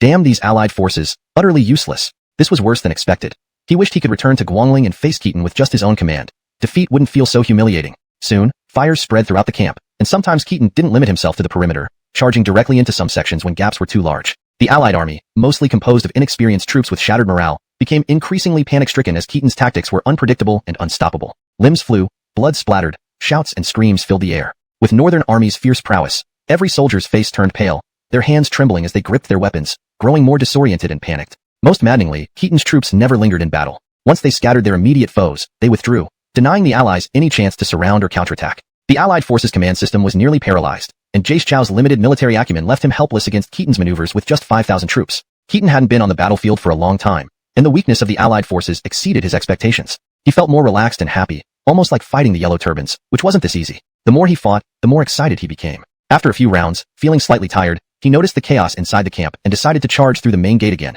dispersing the guards and breaking into the encampment. However, the defenders here were not like those outside. Despite Keaton's powerful assaults and rapid movements, this area was well manned. Cao personally guarded the gate, and reinforcements poured in continuously. Cao was determined. If Keaton broke through here, opted to withdraw temporarily, avoiding unnecessary casualties. The encounter showcased both Keaton's audacity and the internal disarray of the Allied forces, highlighting the growing dominance of Keaton's strategic prowess on the battlefield. Chapter 239. A long-awaited day. Initially, Keaton had not planned for a decisive battle today. While the weakness of the Allied forces indeed surprised him, had he pushed hard and charged directly with the infantry behind him, they might have won in one battle. However, such a direct assault would certainly result in heavy casualties, which seemed unnecessary. The 5,000 cavalry under his command were meant to fight when necessary and retreat when not. The Allied forces lacked cavalry and refused to concentrate them. This fact alone put him in an unbeatable position. Thus, when he saw Herb's troop formations and tactics, Keaton knew that Herb had studied and specialized in counter-cavalry strategies. Truly deserving his place among the 5 renowned generals in history, Keaton decided to give him face and withdrew immediately. The battle today was quite enjoyable for Keaton. For the Allied forces, it was a disaster. The entire camp was in disarray. Nearly 1/3 of the outer defenses were burned down, and almost every division suffered significant losses. Meanwhile, Keaton's troops sustained minimal casualties. Morale, already low, plummeted further, teetering on the brink of collapse. To make matters worse, Andreas, one of the key figures, died inexplicably at Gus's hands. With neither Anchor nor Glenn present, there was no central figure left to hold things together. Only Herb's troops stood out, as the credit for repelling Keaton fell upon him. However, just like the saying goes, the tall tree catches the wind. Not being a famous scholar, people began to wonder why only Herb seemed so impressive while everyone else was thoroughly beaten. Especially since Keaton had specifically named Herb, praising him and offering rank and titles. Suspicion arose about any possible secret dealings between them. By evening, Herb and others whom Keaton had specially mentioned began facing exclusion, both openly and covertly. His troops were placed at the most dangerous positions near the gate, and supplies were intentionally cut or given the worst quality. Herb seethed but could do nothing about it. Similarly, Bao Xian, Chen Rong, and others named by Keaton also faced varying degrees of discrimination. After all, even someone like Andreas, known and influential within the realm, had been killed by Gus. Why should they, unknown to Keaton, be favored? Was there any underhanded communication going on? Already lacking unity, this further fragmented the alliance into scattered pieces. The next day, Keaton did not come personally, but Amayahane led his cavalry through similar maneuvers, similar tactics, no pursuit of high casualties, hit-and-run tactics followed by burning camps, exerting pressure while leaving the allies helpless. After Amayahane's successful raids, news arrived that Glenn's force had been utterly defeated, and that the remnants had defected eastward to Quinton, adding insult to injury for the allies. On the third day, Amayahane returned again, burning more camps and killing over 400. News came that Becker and Isaiah had taken control of Xiling County and were advancing to capture all of Yinzhou province. Only then did Jace Chao and others realize their supply lines were severed. It wasn't until the fifth day that their long-awaited leader Anchor returned from the defeat at Xiufu. Upon hearing he had failed to capture Aston or open the path between Suanzhou and Jizhou, everyone felt devastated. How can we continue this hopeless war? Isn't Keaton too formidable? Leader, we now face strong external enemies and lack internal supplies. What should we do? Anchor was equally distressed, realizing the supposed alliance here was much less effective than expected, practically crumbling before Keaton's forces. He regretted taking the role of leader. Had he not, Aston wouldn't have exploited his weaknesses so easily, and with Jizhou's resources, could he not have fought and won bit by bit? Now he found himself in an untenable position, stuck between a rock and a hard place. Junyi, I've heard you've performed outstandingly lately. Rest assured, I firmly believe in you. Once back, regardless of the outcome, you will be granted the rank of commandant. In this situation, do you have any strategic solutions? Herb did not hesitate. Though he had been feeling suppressed, as Anchor's subordinate, he felt relieved to have leadership again. Lord, the situation is dire. To turn it around, we have 3 options, perhaps implementing all simultaneously for victory. Oh, 3 options? Please elaborate. First, seek reinforcements. Keaton is a national traitor. We must unite against him. If Han of Su Province, Cole of Daxdanzu, Brian of Nanyang, and Chun Yui of Izhou join us, our pressure would ease significantly. Even if distant help is slow, isn't there nearby assistance available? You mean Bill, right? The current crisis lies in our severed supply lines. If Quinton can abandon his Qingzhou campaign and march west, his strength should easily defeat Isaiah and Becker, resolving our logistical issues. Anchor nodded in agreement. True. I will send messages to heroes across the land. Also, I'll dispatch someone to Bill, asking him to prioritize the greater good. What are the other 2 options? Second, consolidate our cavalry under one capable general. Without concentrated use, we cannot counter Keaton's swift Shiliang iron cavalry. Deploy more large shields and crossbows, training each division in counter-cavalry tactics. Otherwise, Keaton's tactics will demoralize us further. Anchor nodded again. Agreed. Everyone, we have no retreat. Put aside personal ambitions and unite against our immediate enemy first. Since I'm back, I will take command. Hand over your cavalry. Anyone who refuses faces severe consequences. Everyone lowered their heads but did not protest. Anchor, as the leader, not only held the title but also wielded the power to enforce military law, a stark difference from Jace Chao. Third, turn the tables on them. I hear their supply lines are at Yuanwu, which is not fortified. The commander, Iolo, has never been in battle, relying solely on his connection to Keaton. We should send a general to attack Yuanwu, burn their supplies, and disrupt their logistics. If we can capture Yuanwu, the tide may turn. Wonderful plan. Who among your troops can undertake this critical task? They exchanged glances, silent. But Herb stood confidently, ready to lead. Very well then. Evelyn son, you will now take command of this cavalry force. Train them well, and once they are ready, I will send you elite troops to capture Yuanwu. Yes, Lord. Herb's expression stiffened. If one were to ask what extraordinary qualities Evelyn's son possessed, it might just be because he was Anchor's nephew. After all, it wasn't about how capable one was, but rather about the circumstances of their birth. At this moment, Herb suddenly felt a bit envious of those under Keaton, who lacked distinguished family backgrounds. Even if Keaton wanted to promote his relatives, there weren't any for him to rely on. Most of the people Keaton heavily favored were not from prestigious families. Sigh. There was nothing left to do but sigh. Anchor noticed Herb's demeanor and decided that once back in camp, he must suppress Herb further. If Herb remained compliant, that would be fine. If not, he must be eliminated. Time flew, and 7 days passed. The harassment by Amayahane's cavalry continued, making the allied forces increasingly unstable. The only interesting development was that Bryant of Nanyang openly declared support for Anchor and prepared to attack Dustyang. This caught everyone off guard for a moment, but Anchor paid little attention to Bryant. Helmet had been waiting for such an opportunity in his dreams. Almost as soon as Bryant gathered his troops, Helmet started assembling soldiers from Nanjun and Jiangxia under the name of Chu King, preparing to confront Bryant. As long as Helmet could hold on for a while, once Keaton dealt with Anchor, he would naturally send reinforcements to aid him. As a newly appointed king, Keaton wouldn't want to snatch territory from Helmet. Thus, even if Helmet could only take half of Nanyang, it would elevate him from a minor warlord to one of the most powerful. What truly concerned him was Quinton. Nowadays, Quinton's strength far exceeded historical records at this period. It wasn't that he feared Quinton, but if Quinton intervened, it would complicate matters significantly, possibly delaying events for many days. Meanwhile, the imperial court's grain reserves were limited after just 1 year of farming. Fortunately, no news came from Quinton even after 7 days. It seemed he was preoccupied with Calvin, who had retreated to Beihai and relied on the ancient Qi Great Wall for defense. The fight over Qingzhou looked more like a contest between Quinton and Chance. It should happen soon. The allied forces shouldn't last much longer before they face me in open battle. Sigh, how can they be so weak? So utterly useless. Far away in Yuanwu, Iolo kept a close eye on the reports. He knew the allies faced daily cavalry raids, 3-sided blockades, and Qinlu had fallen to Becker. With Glenn absent and local lords disunited, maintaining morale was virtually impossible. Had General Darlene not been concerned about excessive casualties, the enemy would have been crushed long ago. But Iolo was unhappy. The allies being so weak meant fewer opportunities for him to prove himself. Heaven above, please give me a chance. Let the allied forces raid our supply lines, and I am willing to reduce my lifespan by 10 years. Sigh.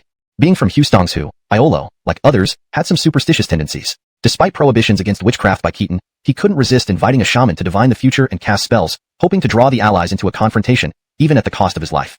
Military achievements aside, he simply wanted to prove he wasn't just another nepotistic appointee. Among the 10 commandants, most others were in one category, Biff, Herman, and Colm were in another, leaving him awkwardly between the two. He even regretted marrying Aliana. Beauty was irrelevant. She didn't help in battle. Unfortunately, the divinations were unsatisfactory. Report, the oracle shows great fortune, and the allied forces will not dare challenge us in the short term.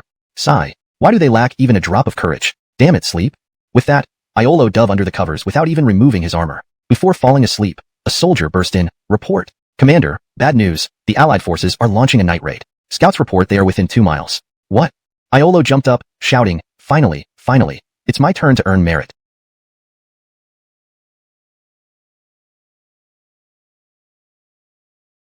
The shaman knelt, jubilant. Congratulations, General. Your wish has come true. You will certainly return victorious.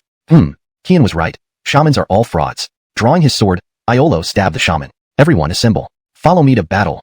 Chapter 240. Second generation versus second generation.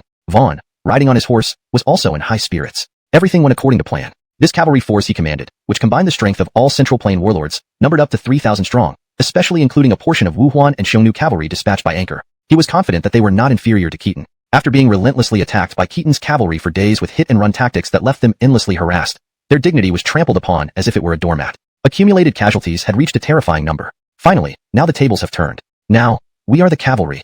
I will return every bit of humiliation inflicted by Keaton over these days using the same method. He heard that this Iolo was merely a second-generation aristocrat who had never set foot on the battlefield but relied on his special relationship with Keaton to gain his position. Moreover, he reportedly married Aliana. Damn bastard. But little did Vaughn realize what essential difference was there between him and Iolo. After all, Iolo was from a family of generals. From afar, Iolo saw Vaughn advancing fiercely but remained completely calm. For this day, he had prepared meticulously, even ordering his soldiers to sleep in armor so they could respond instantly. Daily drills ensured readiness for any eventuality. Hard work pays off, and indeed, Vaughn arrived. Moreover, he didn't seem too clever. Light fires throughout the camp. Follow Plan C.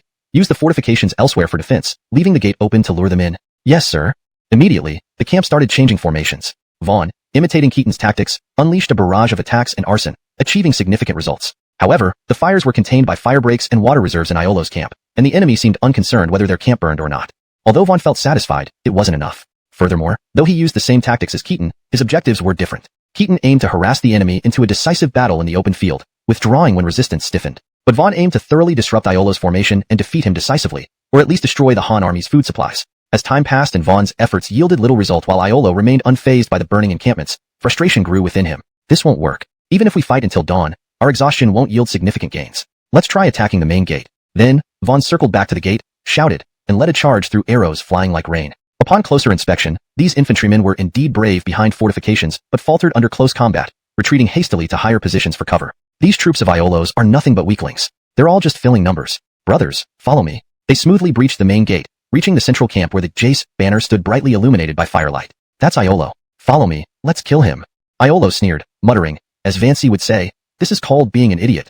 Behind him, Herb, leading the hidden infantry, was dumbfounded. The enemy didn't even show disarray. How did they just barge in so confidently? Are you thinking you're Elias? Elias's attack on Clement was during daylight after confirming enemy weaknesses, plus he utilized the powerful Western Houston cavalry. What kind of cavalry do you command? Retreat. Sound the retreat. This is absurd. Desperately, Herb abandoned his ambush strategy, banging gongs loudly. Unfortunately, Herb wasn't Vaughn's superior, and the latter was too focused to hear, causing despair in Herb. On the Han side, their infantry emerged. General Jace, what do? What else? Attack the main gate and rescue General Gao first. Hopefully, we can save him. Meanwhile, Iolo's camp lacked pitfalls and other such traps. In this level of warfare, they weren't effective. The objective was to confront Vaughn head-on because cavalry could easily escape, making it challenging to subdue them. Though Iolo was confident he could drive Vaughn away, it wouldn't highlight his prowess or bring much merit. Once inside, escaping would be difficult. Blocking the entrance with carts or forming temporary barricades could lead to a desperate final struggle. He aimed to capture all 3,000 cavalry. Vaughn wasn't a fool. Realizing something was amiss, he found the situation increasingly humorous, feeling underestimated by this second-generation aristocrat. Narrow paths favor the courageous. Brothers, let's finish him. Yet, he struggled to make headway. Iolo's frontline shields were deeply anchored like a fortified wall. Each cavalry charge felt like hitting a spear. Meanwhile, Reinforcements poured in, shrinking their maneuvering space. Seeing this, Iolo laughed coldly, already imagining celebratory feasts after victory. Indeed, Iolo had never been to battle, but as Creed's son and a native of Hustongsu, he inherited strategic knowledge. Keaton's reforms elevated the status of non-Han soldiers, integrating Xiongnu and Western Chong into the imperial regions, even more so with Eastern Chong like the Sealing tribe, grateful to Creed. Naturally, Iolo received support from them. These soldiers, despite being new recruits, came, but saw the path lined with countless layers of tightly packed carts, piled high with the food supplies they intended to burn. Charge through. It's just a cart barricade.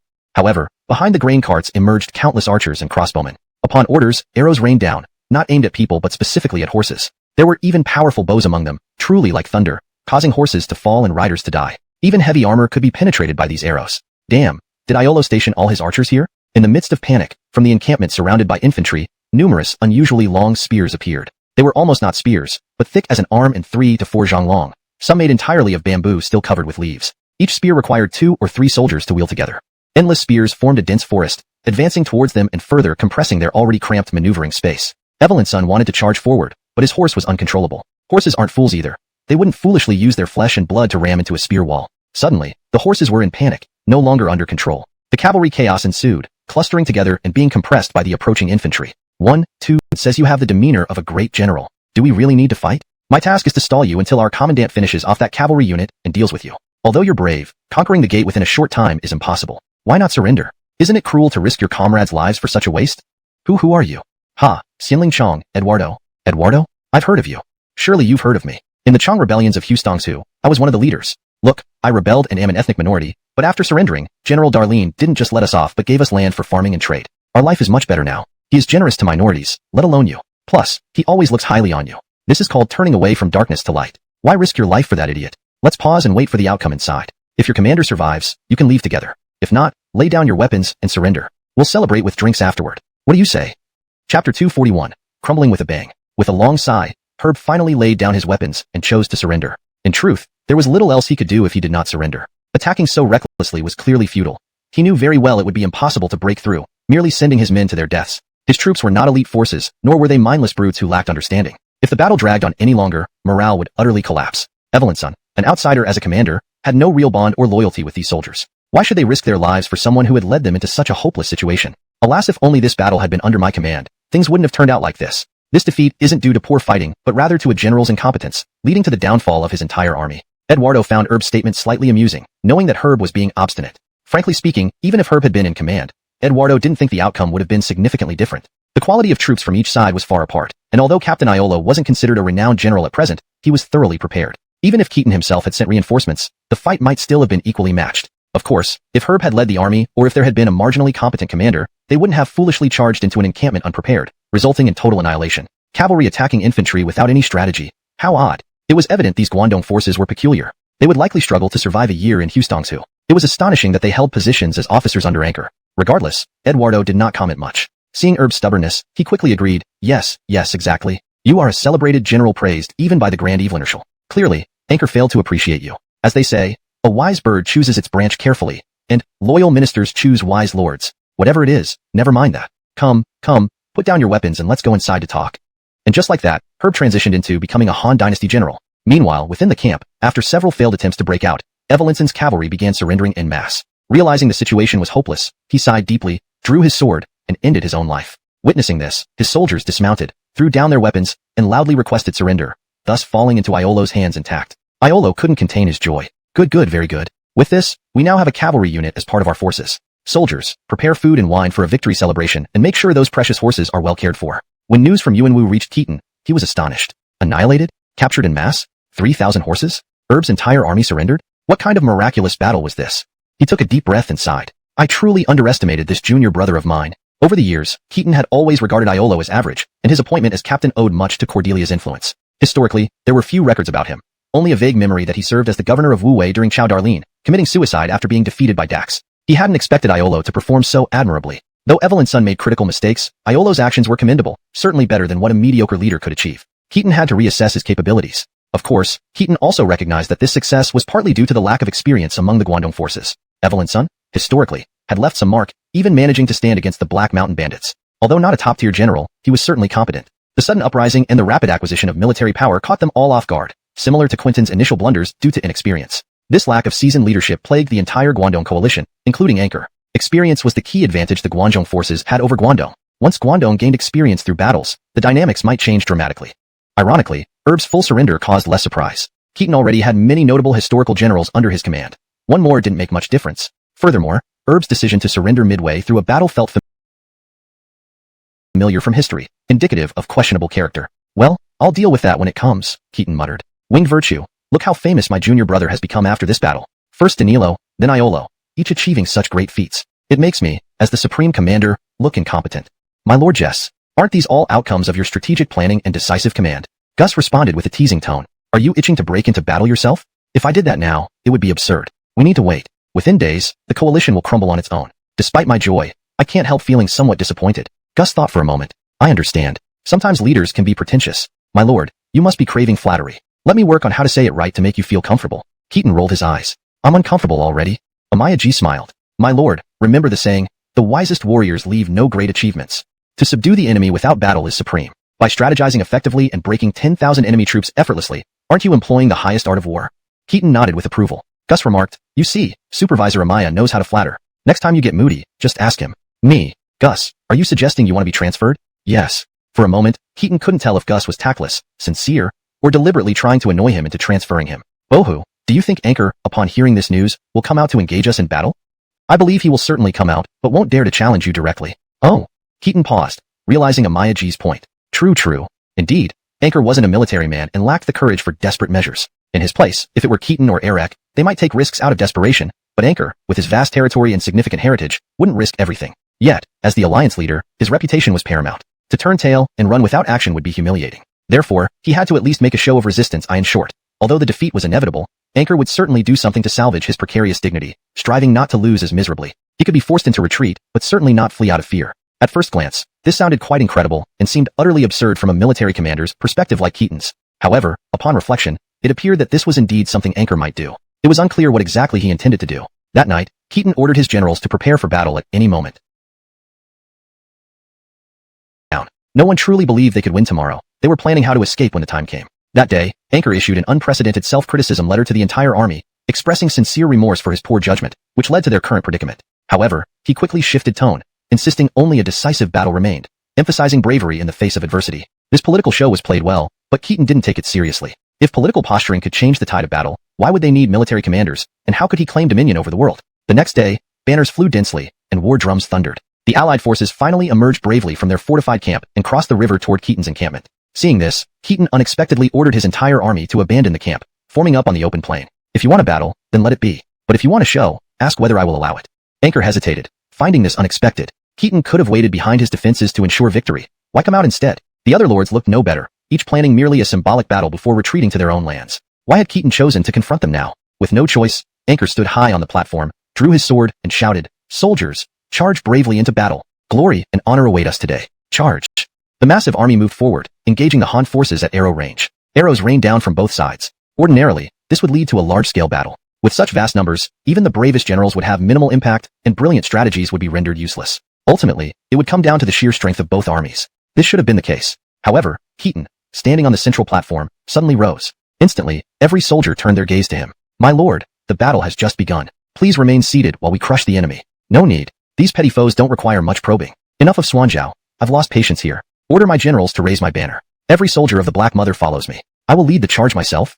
Stunned, the soldiers watched as orders were given. Trumpets blared, drums roared, and the great banners of Qin and the Black Mother moved forward. The Han army rallied, their spirits soaring. In contrast, the alliance's ranks began to waver, their formation loosening. As Keaton's standard approached the front lines, the vast allied army scattered like ants scalded by boiling water. Translation notes. Kept the names consistent with previous translations. Evelyn maintained the original paragraph structure and tone. Ensured natural English flow and coherence with prior context. Chapter 242. Anchor falls, Quentin benefits. In the main encampment, on the high platform, Anchor was utterly stunned. This scenario didn't match his expectations at all. A common black horse, a suit of fine steel armor, a red robe, a dark cape, and an ordinary figure. Merely standing forward with such poise exuded an infinite magnetism. Since his rise to prominence, Keaton had set fire to Mount Danshan, quelled the Western Chang Rebellion, exterminated the Xinbei in central China, and swept away the Yellow Turbans in Yinzhou and Ji Province. His battles were few, but each one was monumental and hard-fought. Although many heroes had emerged amid the chaos, no one could deny that Keaton remained the true top general, a fact no one dared challenge. After Keaton became the Grand General and wielded supreme power, He suppressed the powerful clans, redistributed land, implemented strict audits, reduced forced labor, and treated ethnic minorities kindly. Consequently, he antagonized virtually all the aristocratic families, making himself a public enemy. However, the common people, though uneducated, weren't fools. Everyone saw that Keaton genuinely sought their stability and peace. The soldiers in his military farms were once displaced peasants, tenants, or even slaves. Under Keaton's military farming system, they now standing on the high platform, Anchor couldn't help but envy Keaton's commanding presence. After regaining his composure, realizing the dire situation, he hurriedly scrambled down, gathering his personal guards while fleeing in disarray. He deeply regretted this decision. He shouldn't have fought this battle. If he had simply led the army in a slow retreat, even Keaton, formidable as he was, couldn't swallow 10,000 soldiers whole. But now, his army was scattered. Keaton shouted, "Leave the rest alone. Only target Anchor." The Han soldiers repeated the call, causing allied troops to either flee from Anchor or surrender, pointing towards him. Keaton then handed over the infantry to Biff and led the cavalry directly into the heart of the allied forces to pursue Anchor. Faced with this onslaught, no one formed ranks to block him, instead parting to avoid trampling by the Han cavalry. Within moments, Keaton reached the central platform, asking, "Where is Anchor?" "Westward." Anchor ran west. "The bearded one is Anchor." "Chase him." "The bearded one is Anchor."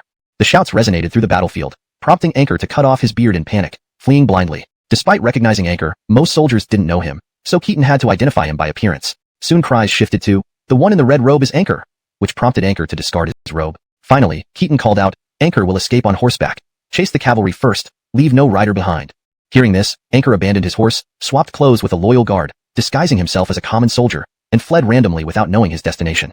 With 10,000 men collapsing, Anchor vanished into the chaos. Keaton lost track of him. By nightfall, the Han army stopped pursuing, and Anchor found himself with only 16 guards remaining, crying bitterly. Upon inquiry, he discovered they had ended up in Haostong State, Sire Amir's territory, far from Ji Province. "Sir, please muster your strength again. Ji Province is wealthy and populous, with more than 1 million armed men. If we return, we can rally against Keaton." "But how do we return?"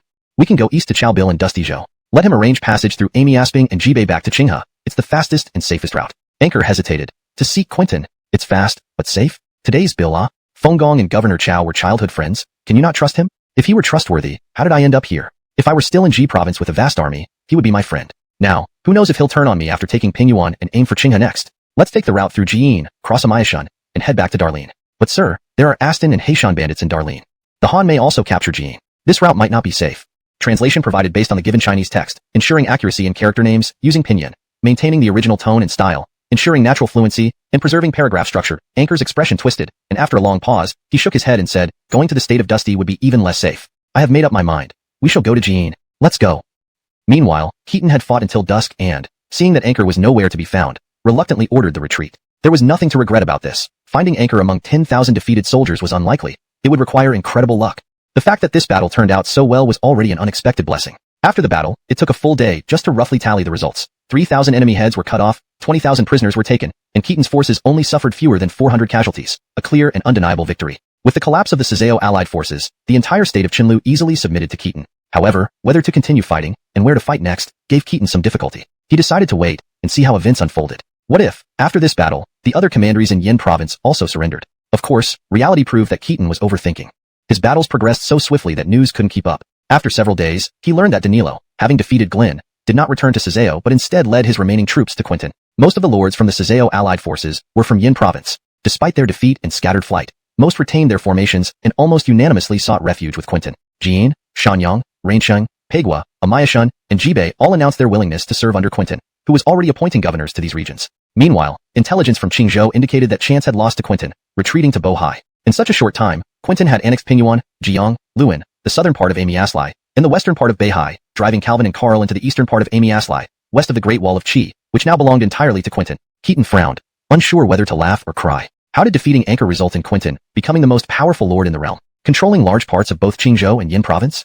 Especially alarming was that Quentin had recruited a large number of Yellow Turban rebels from Qingzhou and was initiating large-scale farming projects around Jiang and Pingyuan. His ambitions were clearly significant. Given time, Quentin would certainly become a formidable adversary. Despite past friendships, battlefield encounters would render those trivial. However, Quentin's rule was unstable. The small lords who aligned with him did so primarily to counter Keaton. If Keaton were to announce that the eastern regions would cease land inspections and offer more nominations for imperial positions, these lords would likely submit within a month. But why had he chosen such a domineering path? This almost destined him to reclaim the empire 1 inch at a time. He wrestled with the decision of whether to pursue further, attack the remaining commanderies of Yin Province, or even challenge Quentin directly. Letting Quentin reap the rewards without a fight left Keaton frustrated. Moreover, while his troops were experienced, Quentin's forces were rapidly gaining experience through smaller skirmishes. Their victories against Chance showed they were no longer amateurs. If given more time, Quentin could eventually become a formidable rival. Yet, pursuing Quentin presented challenges. First, unlike the campaign against Suzhou, attacking farther into Yin province meant logistical difficulties. His military provisions and supplies were limited. Although his agricultural reforms succeeded, they had only been implemented for a year, and planting wheat allowed only a short window for bean cultivation between 2 wheat cycles. Another campaign would disrupt next year's planting. Second, and more importantly, aggressively advancing would make him appear too strong, pressuring the Eastern lords into closer alliance. Without direct action, Quentin's territories would remain fragmented, requiring years to consolidate. But attacking him could lead the various lords to unite, solidifying the provinces under Quentin. Additionally, Keaton had carefully cultivated a balance of power among the Eastern lords, fostering a rivalry between Anchor and Helmet. Any aggressive move might prompt his own appointed lords to turn against him. Considering all, Keaton decided to wait and first consolidate his gains in Qinlu by clearing remaining enemies and redistributing land. He also resettled captured soldiers in Yongqiu for farming. Observing developments. Half a month later, Becca reported that King Qin's army, led by Amir, had joined forces with Zoran and Karl to defeat Clement, capturing Yingchuan and Runan. Clement fled to Jianghuai, Cole's territory. Surprisingly, instead of attacking Clement, Cole lent him refuge in Jianghuai. In Ji Province, despite the coalition's defeat and Anchor's disappearance, Hollis ceased his offensive, while Quentin signed a truce with Chance and withdrew to Jiang. Even Helmet and Bryant, who had been clashing, seemed to be moving toward a ceasefire. Seeing this, Keaton sighed, realizing that now was not the right moment to unify the empire. He ordered the troops to withdraw and return home. Chapter 243. Warlords divide, princes engage in chaos. The Battle of Xuanzhou is destined to be greatly chronicled in history books with significant detail and emphasis. In short, it can be summed up in 4 words: complete victory. Together with the previous defeat of Clement by Elias, the most powerful and hopeful unifiers of Guangdong, the Yuan brothers, have now been thoroughly crushed. The impact on the empire is beyond description. These battles ended so swiftly, especially the Battle of Xuanzhou, where Keaton faced the entire alliance of Guangdong and triumphed with such brilliance and overwhelming force that he won almost effortlessly. Even Anchor himself went missing, his fate unknown. This virtually declared the total failure of all attempts by Guangdong warlords to unite against Keaton. Keaton's Guanxi army proved itself superior to any Guangdong forces. When Keaton ordered his main forces back home after the victory, this event set off a chain reaction leading to chaos across the land. Although the chaos had already begun, previously it was more about dividing loyalties between Qin and Yuan while still under the umbrella of Han authority. Now, true warlordism and feudal warfare began as regional rulers openly divided territories and powers. The principle of order and etiquette collapsed, and matters were decided by whoever had the strongest military. Guangdong turned into a brutal survival contest where the strong devoured the weak. Evelini officials with nominal titles but little real power would quickly be eliminated or seek refuge with stronger lords, while local strongmen rose to redefine the rules. And Yujiradzen seemed to have harbored ill intentions toward Stuart during the Suizhou conference and started amassing troops. Stuart mobilized the Wuhuan and other barbarian forces to resist. But when Suizhou fell too quickly, Gongjiradzen suddenly shifted and attacked Bohai under Stuart's command, seizing most of the region within a month, leaving General Qian cornered and soon likely to be the first major casualty among the warlords. Meanwhile, many warlords realized the importance of internal consolidation and began organizing agriculture and restricting local magnates, transforming themselves into warlords. One word summarized the situation: chaotic. Guangdong was now a realm of anarchy. Keaton fried a whole block of tofu, cut it into small pieces, and prepared the pot with garlic, ginger, and scallions. He then poured a generous amount of garlic juice, sesame paste, Chinese chives, and a touch of shrimp oil, creating a dish that was visually appealing and fragrant. Taking a bite, he relished the aroma. Rarely having the time to cook himself, he wondered if his skills had declined. But his generals would praise the food regardless of taste. Thanks to all of you for your dedication, we have achieved a great victory. A good general must balance strictness and leniency and enforce rewards and punishments clearly. Today, I've invited everyone here to share this tofu and discuss how best to distribute rewards. In Qianlu, we are redistributing land from wealthy families. We will ensure these riches are shared among you. As for rewards beyond wealth, what do you desire? Promotion? Titles? Favor for your descendants? Let me hear your thoughts. After speaking, Keaton scooped boiled mutton from the pot, sliced it, added bean noodles, poured soup, and sprinkled pepper to prepare plates for everyone. The soldiers were puzzled at first. Then, Biff stood up and said, "My lord, today's victory belongs to you. If you do not ascend further, who among us could feel truly satisfied? For the sake of the nation, Han, its people and our country, we respectfully request you to take the position of Grand General." Biff bowed down, followed by others who seemed to realize a prearranged plan and bowed in agreement, leaving Keaton both amused and frustrated. Indeed, Keaton wanted to replace Hirsch and become Grand General, but he hadn't orchestrated Biff's move. He had intended to negotiate with Hirsch upon returning to the capital, but of course, it wasn't strange that Biff spoke up in this manner. In fact, he had the qualifications to make such a suggestion, and might even be more eager than Keaton to see him assume the position of Grand General. As the saying goes, if the name isn't correct, then the words aren't appropriate. Biff still held the title of Chariot and Cavalry General, technically making him Keaton's superior. How ridiculous was that? Even if Keaton wasn't uncomfortable with it, Biff certainly was. Moreover, his previous position as Chariot and Cavalry General had been mostly honorary. Now, as a military commander, he felt the true weight and reality of his position. He truly saw where Keaton's troops' loyalty lay and witnessed his unmatched demeanor during the Battle of Suizhou. What was the point of maintaining a complex duel system at this point?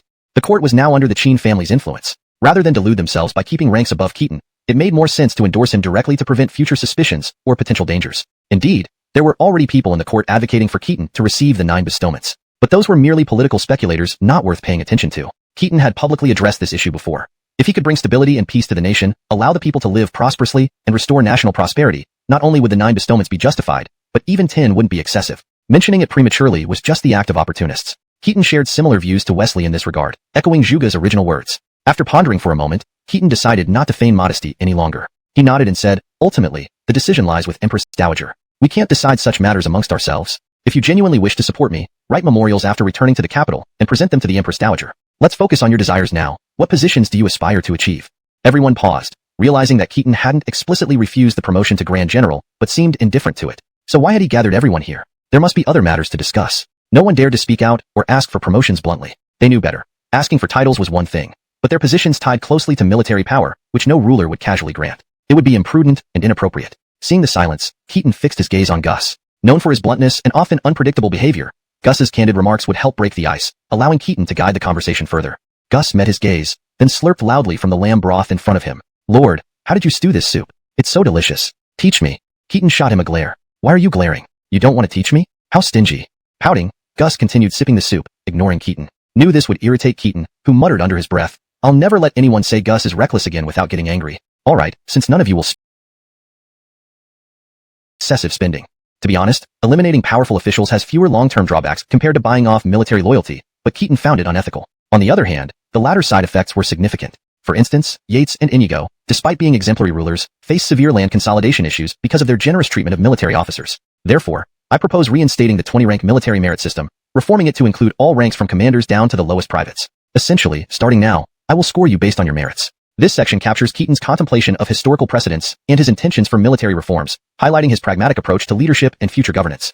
Chapter 244, Military Merit Points, General Cheen. The 20-tier military duke system was actually a very good system. Its main function was to divide people into 20 different ranks based on military merit, and each rank specified the maximum amount of land and the number of slaves one could possess. The ancient dynasties were well aware of the dangers of land consolidation. If this system had been strictly enforced, there would have been no so-called powerful families. According to official regulations, even a marquis could only have up to 50 slaves. Of course, in reality, there were households with thousands, or even tens of thousands of slaves. Thus, ancient society did not